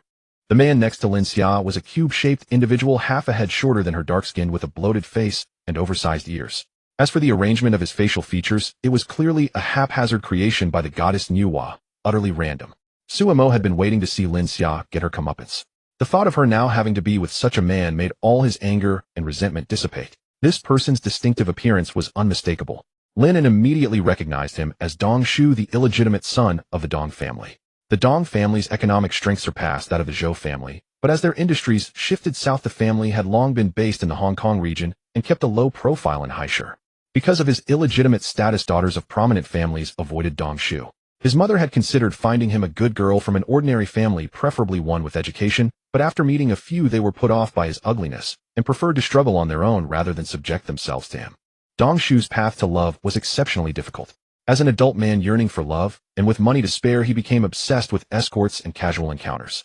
As the saying goes, you can't walk by the river without getting your feet wet, and he ended up in trouble because of it. Dong Shu's mother was a master among mistresses, having given birth to this son, who embodied every genetic flaw.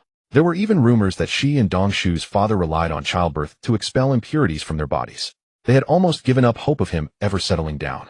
Lin An guessed that Lin Hauran had sold Lin Zhe off to avoid bankruptcy. Among her sisters, Lin Zhe was the most like Zhang Wanru, brainless and easy to control. Seeing Suemo holding back his laughter only made Lin Zhe angrier. She demanded, "What are you doing here? Do you have invitations?" "Of course we do." Suemo waved the VIP invitation in front of her. Lin Zhe snorted and pressed on. "And you think you deserve a VIP invitation? You all know what kind of family the Dongs are. They only got 2 regular invitations. This invitation was personally issued by the president of the Haishur Antique Collectors Association. Lin An, did you steal or cheat to get yours?" Dong Shu had only told her that the invitation was from the Antique Collectors Association president, not that the president was Zhou Shengren. Psycho. Lin An felt that any sympathy he had for Lin Zhe was completely wasted. Lin Zhe wasn't suffering, she was perfectly content clinging to Dong Shu. The look of utter disdain on Lin An's face only fueled Lin Zhe's rage. She had sacrificed so much to be here, so why did Lin and the country bumpkin she looked down on, and Suemo the bootlicker, get to stand on equal footing with her? Did they know how hard every night was for her now? Looking back, Suemo even seemed somewhat handsome, and Lin Zhe was furious. She pointed at Lin An and demanded, "Tell me, how did you sneak in?" "She's brain dead." "Let's go," Suemo said, signaling Lin An to head inside. Just as they turned, Lin Zhe rushed forward, pushing the cube-shaped man to block their path. Guilty conscience, huh? Trying to run. Lin Zhe, as if she had found proof, was certain their invitations were illegitimate. She taunted, "Hand over your invitations. Let me see if they're fake. People like you don't deserve to be here." The venue was filled with Haishi's elite, and Lin An didn't want to attract attention. He couldn't be bothered with her, but Lin Zhe, forgetting past lessons, kept provoking him. Lin An said coldly, "Get lost. You're not worthy to see my invitation." Dong Shu, who had been silent, stepped forward out of male pride when his woman was insulted. The cube-shaped man extended a leg and moved forward 0.2 meters, pointing a round stubby finger at Lin An's nose and barked, "My father is Dong Gang. Xia Xia is my woman. Who do you think you are? Apologize to her immediately." Lin An grabbed Dong Shu's wrist and twisted it downward. With a crisp crack, his wrist dislocated and hung limp, causing Dong Shu to howl in pain. Lin An moved so fast that by the time anyone reacted, the cube-shaped man was already writhing on the ground in pain. Suemo was stunned. "Lin An, that was impressive. When did you learn that?" "It's a simple self-defense technique from a book. I just learned it and thought I'd try it out," Lin An said casually. "What book? Let me borrow it." Suemo was curious. The self-defense moves in that book were far more practical than what his military training. Lin An thought of the life skills compendium, which had turned into a blank book, and made something up. "It's a book without words. I can't find it anymore. Go look for it in your dreams." Suemo laughed and said, "Stingy. Brother Shu, what's wrong?" Lin Zhe was nearly in tears. How could Lin An resort to violence without a word? The overly bulky Dong Shu writhed in pain on the ground, unable to turn over. Lin Zhe tried to pull him up, but lacked the strength. She danced around the cube-shaped man in a panic, like a shaman performing a ritual. "Brother Shu, get up quickly." Soon the security manager was summoned. He was a middle-aged man in a suit, followed by 4 young security guards. He stepped forward, and with the help of his subordinates, helped Dong Shu up. "Sir, are you all right?" "It's him. He's the one who hurt me. They're together. Throw them both out." Dong Shu's face twisted with rage as he pointed a different finger at Lin An's nose and roared. Lin Zhe quickly added, "Yes, not only did he injure someone, but the invitation he holds is also fake. I don't know how they managed to sneak in." The manager carefully assessed both parties. Lin An was young and plainly dressed while Dong Shu was different, adorned in expensive clothes and a Rolex. That wasn't all. Standing beside him was the stunning Lin Zhe. He must be incredibly wealthy, or else the world made no sense. The manager immediately made a judgment, a faint, barely perceptible sneer of contempt appearing on his face as he said to Lin An, "I'm sorry, sir, but please show me your invitation for verification." Despite his polite tone, Lin An could feel the disdain in his eyes. Lin An retorted with a cold smile, "And what if I refuse? This auction is by invitation only. May I ask which family of Haishir you belong to, young master?" The manager's tone turned icy. Before Lin An could speak, Lin Zhe interjected, "He's the outcast son of our Lin family. He has no family, no one wants him." The Lin family wasn't even on the invitation list. Hearing the words "no one wants him," the manager snorted, relieved. This kid had no backing, he didn't need to be so cautious. The manager cleared his throat, lifted his chin, and put on a haughty expression. "You'd better confess how you sneaked in." Seeing his snobbish demeanor, Lin An felt disgusted and said coldly, "Why should I confess to you?" Seeing Lin An's attitude, the manager arrogantly stated, "Even if you don't confess, you can't escape. Do you know where you are? You sneak in and then cause trouble here, injuring a guest of Qingfeng Pavilion. I have no choice but to have you thrown out. No, he hurt me here at Qingfeng Pavilion. You have to do right by me. Beat him up, then throw him out." Dong Shu felt it was a loss to just throw them out and clamored for revenge. Seeing the cube-shaped man speak, the manager fawningly replied, "The guest is right." He signaled his subordinates, and the four men stepped forward surrounding Lin An and Su Imo. Sensing trouble, Su Imo quickly explained, "We were specifically invited by the organizers. You can go and ask if you don't believe us." The manager thought he was making excuses, sneered a few times, and shouted, "Beat them." With a loud bang, the manager was kicked to the ground, then yanked up by his suit collar. Several sharp slaps landed on his face with such force that he was instantly battered and bruised. "Are you out of your mind, looking for death? Who do you think you can touch? Tired of living?" The incident happened so fast that everyone was stunned. The manager struggled to open his swollen eyes and saw that his assailant was Brother Long. Looking up further, he saw Fourth Master Qin standing behind him. For an auction hosted by the Zhou family, Fourth Master Qin's presence was a given. Just moments earlier, inside the venue, there had been a wave of awe. A man and a woman emerged from the inner corridor. The man in a white suit was as pure and unparalleled as the clear sky and bright moon. It was Zhou Chun. The woman holding his arm was Zhou Ye, dressed in a silver gown, exquisitely beautiful and ethereal, like a celestial maiden. This instantly drew exclamations from the crowd. Entering the inner venue, Zhou Ye's gaze searched continuously. Seeing the VIP seat in the very front row empty, she couldn't help but frown. Fourth Master Qin noticed her anxious expression and approached to ask, "Miss, what's wrong? Is something not arranged to your satisfaction?" No, the reception staff reported earlier that Lin An had already entered. So where is he? It turned out that Zhou Ye had already instructed the entrance reception staff to inform her the moment the person for that VIP seat arrived. She had planned to make her grand entrance only after Lin An had arrived. She had put a great deal of thought into today's outfit and makeup, all to leave a stunning impression on Lin An. It was only a few minutes' walk from the entrance to the inner venue. Where was Lin An? Fourth Master Qin quickly said, "Miss, don't worry. They'll go out and look for him." As Fourth Master Qin walked out of the inner venue, Brother Long naturally followed with his men. They hadn't gone far when they saw the security manager arrogantly ordering an attack on Lin An. Fourth Master Qin waved his hand, and Brother Long took immediate action. "Ah, who are you people?" Lin Zhe screamed in fear upon seeing the manager being beaten. Brother Long turned to look at her. Well, if it isn't an old acquaintance. This woman was quite tenacious, still able to stir up trouble. Lin Zhe also recognized Brother Long. Her body froze in terror. The memory of her beloved brother Dong being beaten and crippled in the hospital was still vivid. She fearfully gripped Dong Shu's fat arm, hoping the Dong family status would keep her safe. Fourth Master Qin stepped forward and greeted Lin An with a smile. "Mr. Lin, everyone is here. The event is about to start inside. Please go on in. The young lady is waiting for you. They'll handle things here." Knowing Fourth Master Qin's capabilities, Lin An nodded.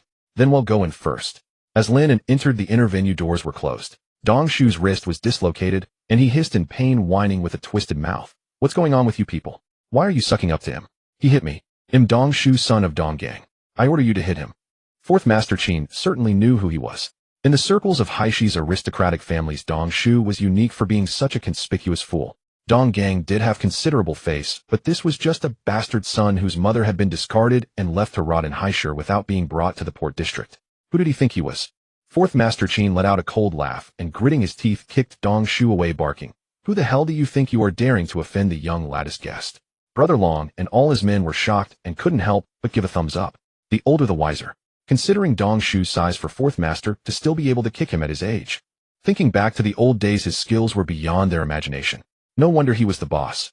Dong Shu never dreamed that anyone in Haisher would dare to kick him. Lying on the ground, he shouted, "You're finished, you old bastard. I'm telling my father." Brother Long couldn't stand anyone insulting his boss. He directly stamped on Dong Shu's chest. "You motherfucker. He'll teach you to run your mouth." Brother Long kicked him a few times, but it felt like kicking cotton. The thick layer of fat acted as a protective shield, leaving Brother Long unable to exert his full force. Brother Long waved his hand, and several of his men surrounded Dong Shu, raining down punches and kicks. "Grandpas, I was wrong. Stop hitting me." Dong Shu, now in pain, begged incessantly. Fourth Master Qin showed no regard for the Dong family's face. Lin Zhe had completely lost all hope. She collapsed to the ground, a strange thought crossing her mind. Every time she brought a man to see Lin and her man got beaten. Lin An was a jinx. "Stop hitting me, I'm dying." Dong Shu cried out in agony. Long Ge continued for a while, watching the blackened cube on the ground turn a reddish black, his fists and feet sinking into the layers of fat. Everyone was panting heavily, yet felt little sense of accomplishment. Dong Shu had only sustained some superficial injuries. Long Ge waved his hand, and his underlings stopped. Lin An was clever to dislocate his wrist. Beating him properly proved quite exhausting. Long Ge bent down, grabbed his other hand, and twisted it with force. A crack sounded as the joint dislocated. "Fourth Master, is this satisfactory?" Long Ge panted heavily, eager to finish the task. Recalling the laborious days of his youth carrying bricks at construction sites, he never imagined that a decade later, he would still be exerting such brute force. Fourth Master Qin did not wish to harm him severely, preferring to show some respect to the Dong family. A lesson would suffice. "Enough, that'll do. Throw him out." Upon hearing Fourth Master Qin's command, Long Ge's features nearly contorted. At this weight, throwing him out. He was merely a strong human, not a mythical turtle in a wishing pond. Dong Shu's massive frame was harder to subdue than a New Year's pig. Long Ge glanced up at the architectural structure of Qingfeng Pavilion, calculating whether a forklift could enter. It seemed impossible given the extensive use of valuable rosewood. Damaging it would be unaffordable. Long Ge sighed. A thoughtful underling handed him a coil of coarse hemp rope. Brother Long, he'll pull from the front, while the others push from behind. "All right, let's give it a try." 2 underlings pulled from the front, while 3 pushed from behind. Long Ge stood aside, chanting, 1, 2, 3, heave-a-ho. 1, 2, 3, heave-a-ho. After tremendous effort, the group finally managed to throw the uncooperative Dong Shu out of Qingfeng Pavilion's entrance. Long Ge looked pityingly at Lin Zhe, slumped on the ground, and patted her shoulder with a sigh. Money was hard-earned, and this girl had it tough. He sought her opinion. "Will you roll out on your own, or shall I throw you?" Lin Zhe trembled, trying to stand, but her legs gave way, and she collapsed again. Long Ge had no choice but to grab her by the collar and drag her to the entrance of Qingfeng Pavilion, tossing her out. At least she had improved somewhat. This time she didn't wet herself. "Fourth Master, what about this one?" Long Ge pointed at the kneeling manager, seeking Fourth Master Qin's instructions. "Handle it as you see fit. The auction is about to start. I'm heading in." With that, Fourth Master Qin turned and entered the inner hall. The manager scrambled to Long Ge's feet, begging for mercy. "Brother Long, spare me. I truly didn't know she was the young lad's esteemed guest. It's all that fat bastard's fault. He deceived me." Long Ge delivered a vicious kick to the manager's face, knocking him to the ground. After all, when someone grovels at your feet, not kicking them would seem insincere. "You damn snob. You've got no eyes in your head, daring to offend Mr. Lin." However, after all the physical labor, Long Ge had little energy left for more beating. His underlings were also drenched in sweat, all eager to rest. Efficiency over brute force. With 2 quick snaps, the manager's wrists were dislocated. "All right, your hands won't hinder your walking. Roll out of here yourself, and never let me see your face again." Long Ge pulled the manager to his feet and patted his shoulder. The manager wept in agony, blood frothing from his mouth. "Thank you for sparing me, Brother Long. He'll roll out now." With both hands dangling dislocated, he dared not move his shoulders too much, swaying left and right as he zombie-like rolled out of Qingfeng Pavilion. Inside the auction hall, upon seeing Lin and Suimo enter, Zhou Ya's smile was unmistakable. She personally stepped forward to guide Lin An. "Lin An, you're here. Long time no see." Lin An's eyes lit up at the sight of the elegantly dressed young lady. "Long time no see, Miss Zhou. Your seat is this way. Let me show you." Zhou Ya spoke politely, but the fervor in her eyes did not escape her brother, Zhou Chen's notice. He suppressed a smile as he appraised the pair. Lin An was dignified and handsome. Outwardly, they seemed well matched. As Zhou Ya prepared to walk, Zhou Chen suddenly stuck out his foot. The young lady stumbled, her delicate figure swaying. Lin An reacted swiftly, catching her hand, while steadying her waist, barely managing to keep her upright. Zhou Ya's hand was soft and fair, her waist slender and seemingly boneless. An exquisite touch. Lin An's mind wandered. When they parted, both were flushed, their expressions awkward and embarrassed. "Thank you, Lin An." Lin An, unusually flustered, replied, "As long as you're all right." Zhou Chen's small scheme succeeded, and he couldn't suppress his smirk. Helping his sister was no shame, and a capable young man like Lin and becoming the Zhou family's son-in-law would only benefit him. The Zhou family's rise to the top of Haishur was within reach. Moreover, Zhou Chun was right there. If Lin An hadn't acted, he would have caught his sister. The commotion drew the attention of the crowd, among which a pair of vicious eyes fixed on Lin An. The gaze belonged to Zhao Qianqing. The Zhao family was well matched with the Zhou family in status, and Zhouya being both wealthy and stunningly beautiful was one of Zhao Qianqing's life goals. Seeing the object of his affections in physical contact with another stirred jealousy and rage within him. Zhao Qianqing, a spoiled heir who loved to show off, resolved to trample Lin An underfoot today, crushing his spirit and ensuring he stayed far away from Zhouya in the future. Lin An was led to a seat in the middle of the front row. Zhouya naturally sat to his right. It was all arranged in it. At that moment, Zhou Shengren emerged from the inner hall, followed by a man in a deep blue Taoist robe, his graying hair tied up in a Taoist bun. Zhou Shengren saw Lin An and smiled, nodding in greeting. He then made a gesture of invitation. The old Taoist, with an air of arrogance, sat in the middle of the front row, as well separated from Su Mo only by an empty seat reserved for items. Whispers rippled through the crowd. He's Master Wang from the Port District. My father specifically invited him. Zhouya whispered softly, leaning close to Lin An's ear. Lin An asked, is he very powerful? Su Mo leaned in as well, a true titan. My uncle initially wanted to hire him to check the feng shui for my grandfather. He spent 200,000 just to make connections, but couldn't even secure a meeting. Lin An grew intrigued. There were many concepts in his books that he still struggled to understand. If he could glean some wisdom from the master, this trip would not be in vain.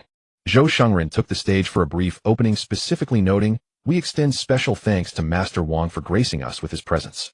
Suddenly thunderous applause erupted. Master Wang rose, squinting as he cupped his hands in a salute, offered an enigmatic smile, and then sat back down. The applause persisted, a testament to Master Wang's renown and popularity. If only Master Wang would perform a consecration ceremony today. That would be such a blessing. Old Zhou's connections are impressive. He even managed to invite Master Wang. After delivering the opening address, Zhou Shengren withdrew to the inner chamber, intending to give Zhou Chun and Zhouya more opportunities to shine. Having reached an advanced age, he knew when to let go. Lin An, my father asked me to tell you that there will definitely be an item you need at today's auction, Zhouya whispered in Lin An's ear. Lin An was somewhat puzzled. What did he need? He had browsed the auction catalog. Aside from the grand finale, which remained shrouded in mystery, the other items appeared to be merely porcelain and jade carvings. They were indeed fine antiques, but he was no connoisseur of such collectibles and had no desire to acquire them. The auction officially commenced. The first item was a Qing Dynasty kingfisher feather ornament, starting at 200,000. Though relatively recent, its vibrant colors and exquisite craftsmanship made it an ideal gift to charm a lady. Several young scions from prominent families drove the bidding up to 2 million. The first item had already increased tenfold, a testament to the formidable wealth of the attendees. One by one, superior quality antiques were unveiled.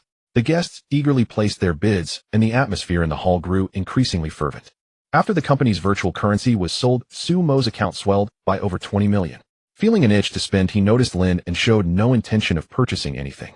The two sat in the VIP section, and Su Mo thought it would be a waste to leave empty-handed. Just then, a Yuan Dynasty blue and white porcelain piece was presented, starting at 400,000, not exorbitant. Su Mo was about to raise his paddle when Lin An pressed his hand back down.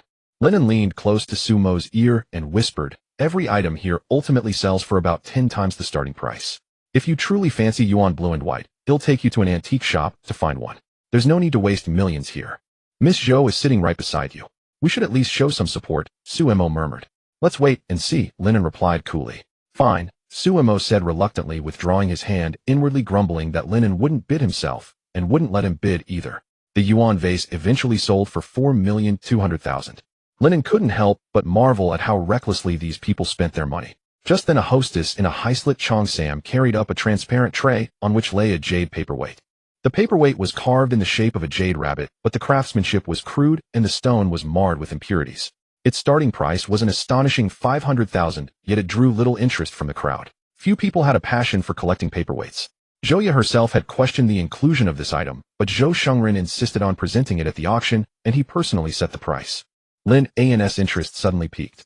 He noticed a faint starlight glow emanating from the jade rabbit, a light similar to the radiance that appeared when Lung Lin touched a talisman. This was no ordinary object. Lin An raised his paddle and immediately placed a bid. 550,000. Su Mo was startled. Hadn't Lin An just advised him not to waste money? Zhouya was also taken aback. She quickly said, Lin An, it's normal for 1 or 2 items to go unsold at an auction. If you don't like it, don't bid. Since the Zhou family was hosting the event, she assumed Lin and noticed no one else wanted the piece and was only bidding to support her. Lin An's eyes gleamed as he replied, I like it. I like it very much. And I need it.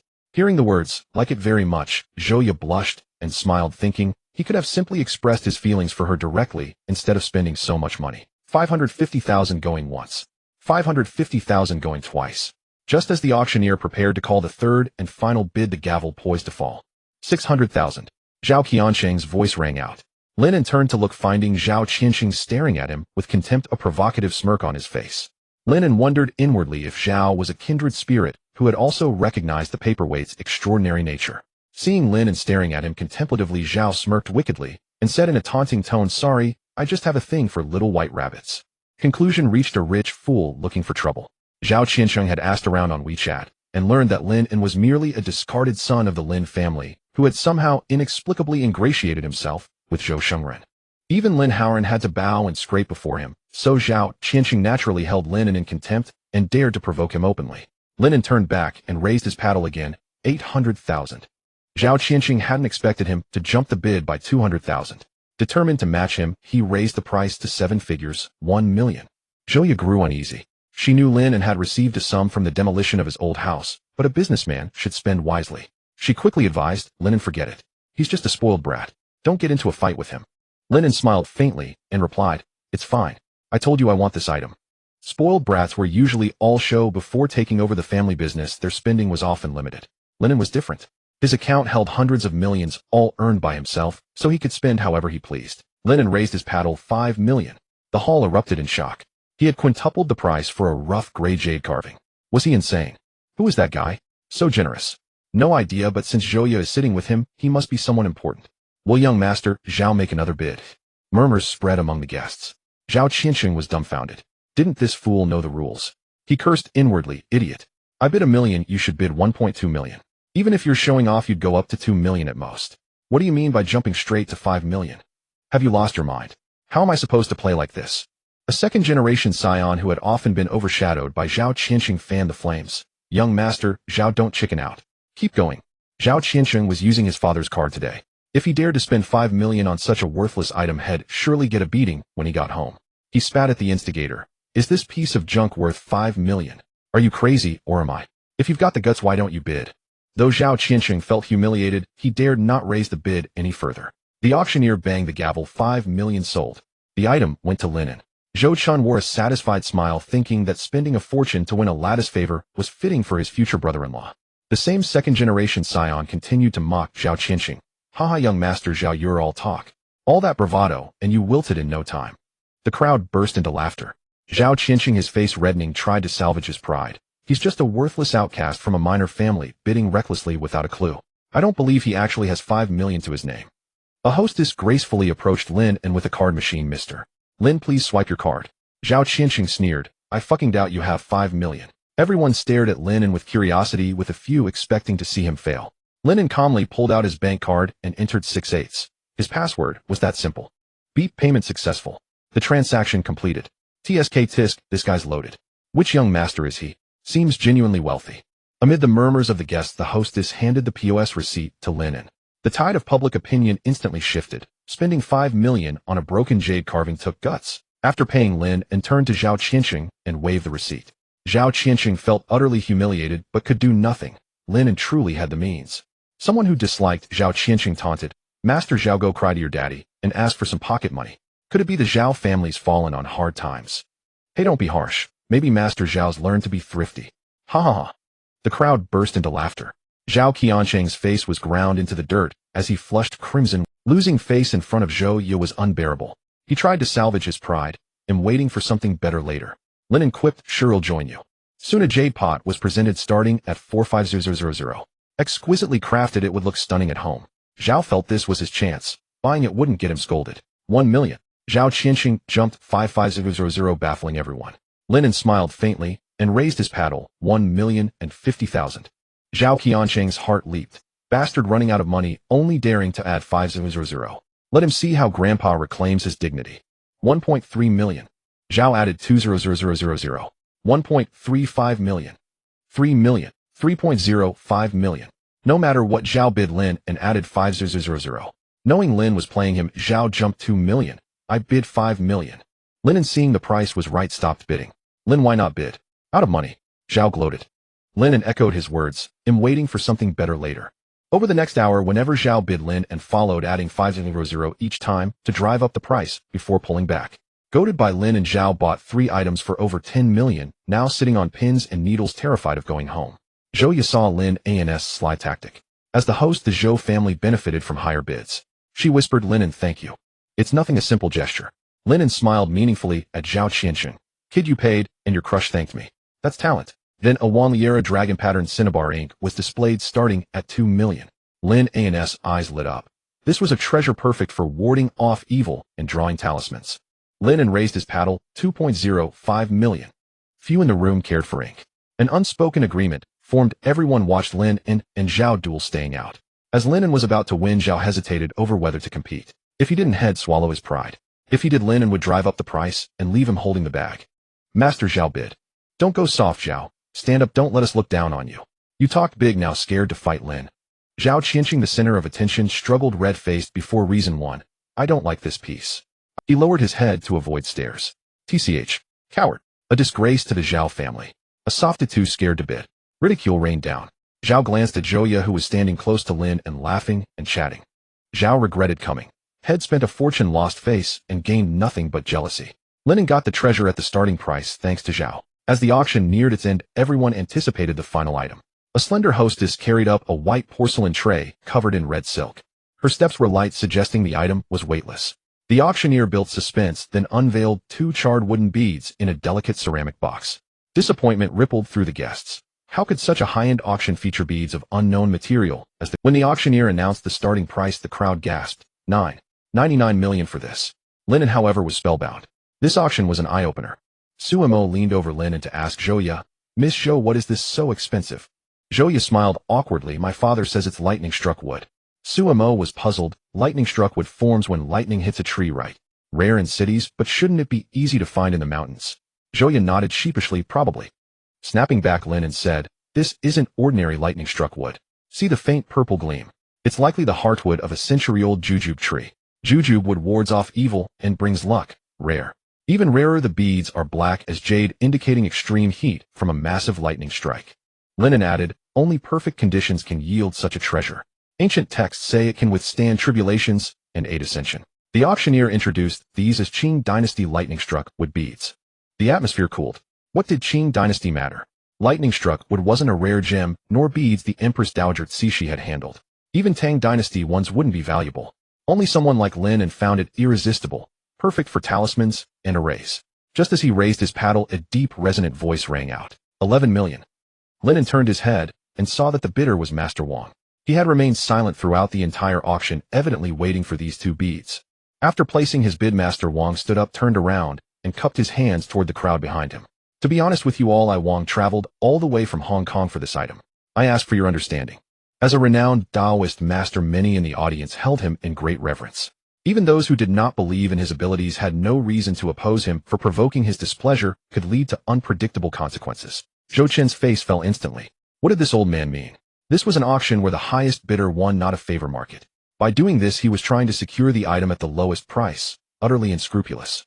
Since the man was invited by his father, Zhou Shengren, Zhou Chen could say nothing and had to let it go. Seeing the crowd's silence, Master Wang assumed everyone would grant him this favor, and he felt triumphant and elated.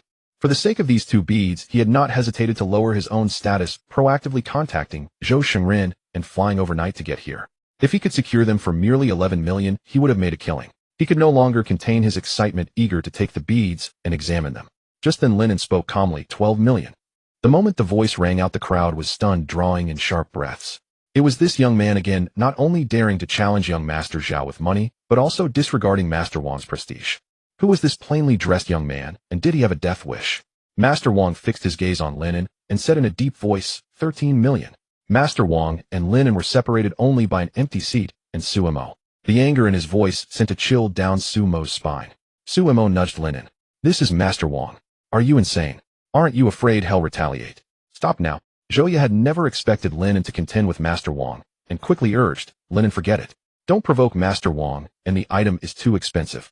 She had no idea how much money Lin An actually had, and worried he might not be able to afford it. Zhao Qianqing perked up again, taunting, Lin An, you're done for. Going against Master Wang. You'll get what's coming to you. Lin An shot him a disdainful glance and said flatly, if you're broke, shut up, you moron. Zhao Qianqing, stung by the retort, fumed, they'll be damned if I don't see how much cash you've got to challenge the master. Lin An ignored him, simply raising his paddle and saying softly, 20 million. Strength proved everything. Even Zhao Qianqing was awed by Lin An's boldness as he effortlessly pushed the price to 20 million. He shrank back into his seat, daring not to utter a word. Master Wang's face darkened further. He glared at Zhao Qianqing. Why did you have to meddle? Your provocation drove up the price, and now he's the one suffering. The master turned and said coldly, young Master Lin, this item is dear to my heart. Please show me some courtesy. If you are willing to oblige, come find me after the auction, and I will perform a free consecration for you. How about that? Lin An was amused. Consecration? As far as he knew, it was a non-existent concept. Besides, did he look like someone who would be swayed by petty favors? To give up such a treasure for a mere consecration? Lin An replied politely, Master Wang, since we're at an auction, let's let our money speak. Forgive my impertinence, but I have plenty of it. Master Wang was nearly choking with rage. Where had this insolent brat come from, so ignorant of propriety? He had stooped to plead with him, yet this was the attitude he received, humiliating him in front of everyone. It was sheer madness. The guests present were also terrified. Holy crap, has he lost his mind? Master Wang is no Zhao Qianqing. Exactly, he can destroy you without a trace. Master Wang took a deep breath, calmed himself, and decided to reason with Lin An once more. After all, he had only prepared a little over 10 million for the treasure. At worst, he would placate Lin An for now and settle the score later. Master Wang forced a smile that didn't reach his eyes. Young Master Lin, this item carries too much spiritual energy. A young man like you with a weak constitution may not be able to bear it. I advise you to withdraw your bid, for your own good. Withdraw? This is an auction. Hey Zhouya, is there any precedent here for withdrawing a bid? Zhouya, caught off guard by Lin An's question, answered awkwardly. No, there isn't. Master, did you hear that? The organizer says it can't be withdrawn. Seeing Lin An's flippant attitude with no intention of showing him any respect, Master Wang realized the young man was determined to oppose him. His face flushed crimson with rage. Lin An had long seen through this so-called master as nothing but a bargain hunter. He turned to the auctioneer and reminded him, don't just stand there. Continue. As the hammer was about to fall, Master Wang, left with no choice, gritted his teeth and bid 21 million. Fearing Lin An would raise the bid again, he nearly ground his molars to dust as he negotiated, I truly adore this treasure. If you are still angry with that young Master Zhao, I apologize on his behalf. Please stop here. Lin An's face showed contempt. As they say, the older the thicker skinned. Master, spare me the nonsense. If you have the money, bid. If not, go play somewhere else. The crowd went absolutely wild. Oh my heavens. This was sheer audacity. Telling the master to go play elsewhere. What was happening? They were starting to feel a grudging admiration for him. Master Wang was nearly apoplectic. The man before him looked barely of age, younger than his own disciple's disciple, yet dared to show such blatant disrespect. Fine, he would see just how deep this young man's pockets were. He roared, then let's compete fairly. Immediately he bid 21 million. Zhouya's palms were sweating with tension. She thought of Lin An's demolition compensation. It definitely wouldn't be enough. Lin An, however, looked utterly unconcerned. This master was all bark and no bite. After all that bluster, he had only raised the price by 1 million. Lin An lifted his head and declared, I bid 50 million. Lin An genuinely believed such a treasure was worth any price. The atmosphere in the room instantly ignited. 50 million was likely the highest bid of the night. Master Wang was stunned. What kind of prodigal son was this? Who threw money around like this? Lin An smiled at Master Wang. Master, what do you say? Care to follow? Master Wang had just declared fair competition, and within a minute the price had soared to 50 million. Now caught in a dilemma, he abandoned all pretense of masterly dignity and bellowed, stop your posturing. That's 50 million, not 500,000. Can you even pay up? Master, that's none of your concern.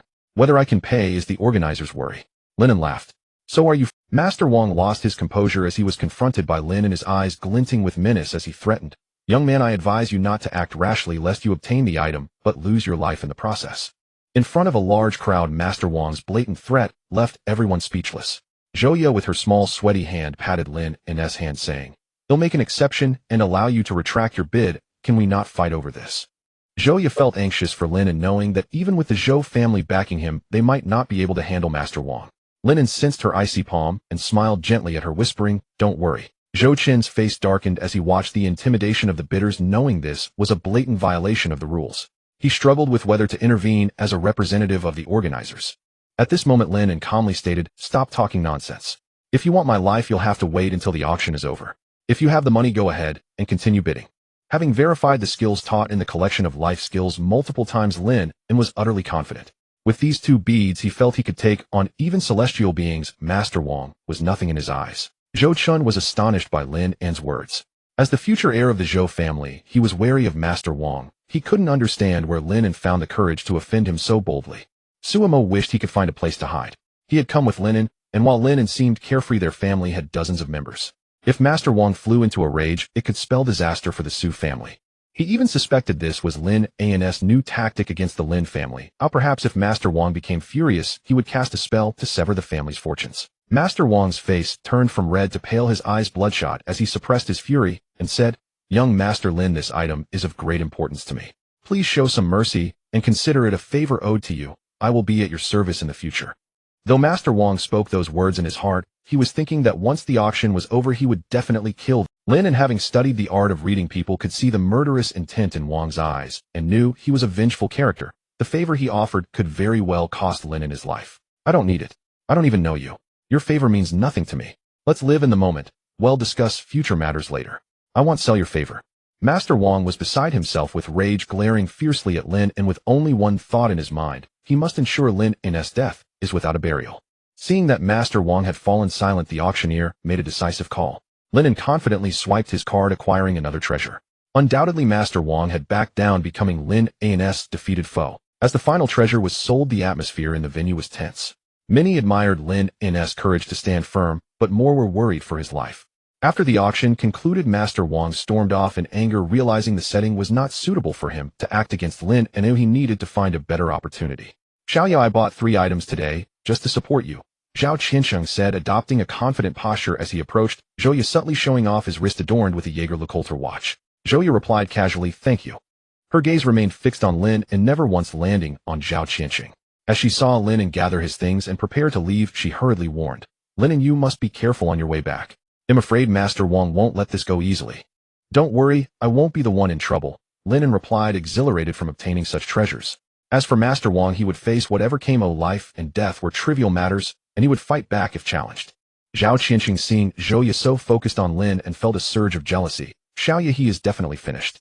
Master Wang will surely kill him.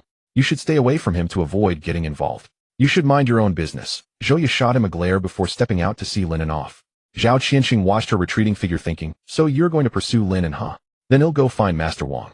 "Master Wang, wait for me.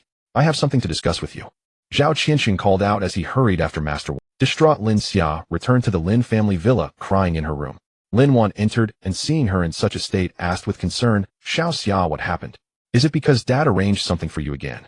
Lin Wan could not accept Lin Howren's betrayal of his sister. How could one sacrifice their daughter's happiness to preserve the family business? She had tried to stop it before, but was scolded by Lin Howren. "Big sister Dong Shu doesn't want me anymore." "What?" Lin Wan was shocked someone like him actually dumped. "We offended Lin An at the Zhou family's auction, and his mother forbade him from seeing me again. But he is a good person. He said the 1 billion investment he promised our family won't be withdrawn." "Big sister, I'm scared. I'm afraid Dad will find out and introduce me to someone else." "Xiao Xia, I feel for you. How about you come with me? I'm planning to go to the capital to find a job." During those nights spent alone in the hospital with their mother, Lin Wan's heart had grown cold. Rather than striving for her parents' approval, she decided to love herself and live her own life. Lin Wan was determined that once Zhang Wanra's health stabilized, she would venture out. With her education and skills, she believed that hard work would ensure she wouldn't have a difficult life.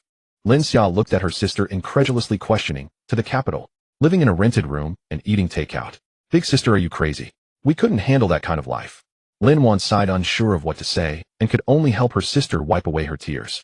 "Big sister, I saw Suemo. He seems to have money now and has become handsome.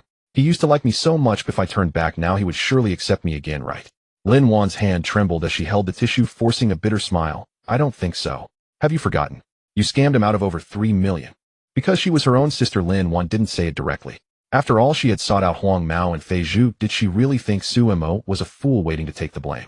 But Lu Sun once said that loving someone means you will accept all their faults. Lin Xia's eyes dulled as she gazed out the window. Lin Wan's mind went blank. She couldn't recall Mr. Lu Sun ever discussing such matters. Where did this toxic wisdom come from? You can't hide the gaze of someone who loves you.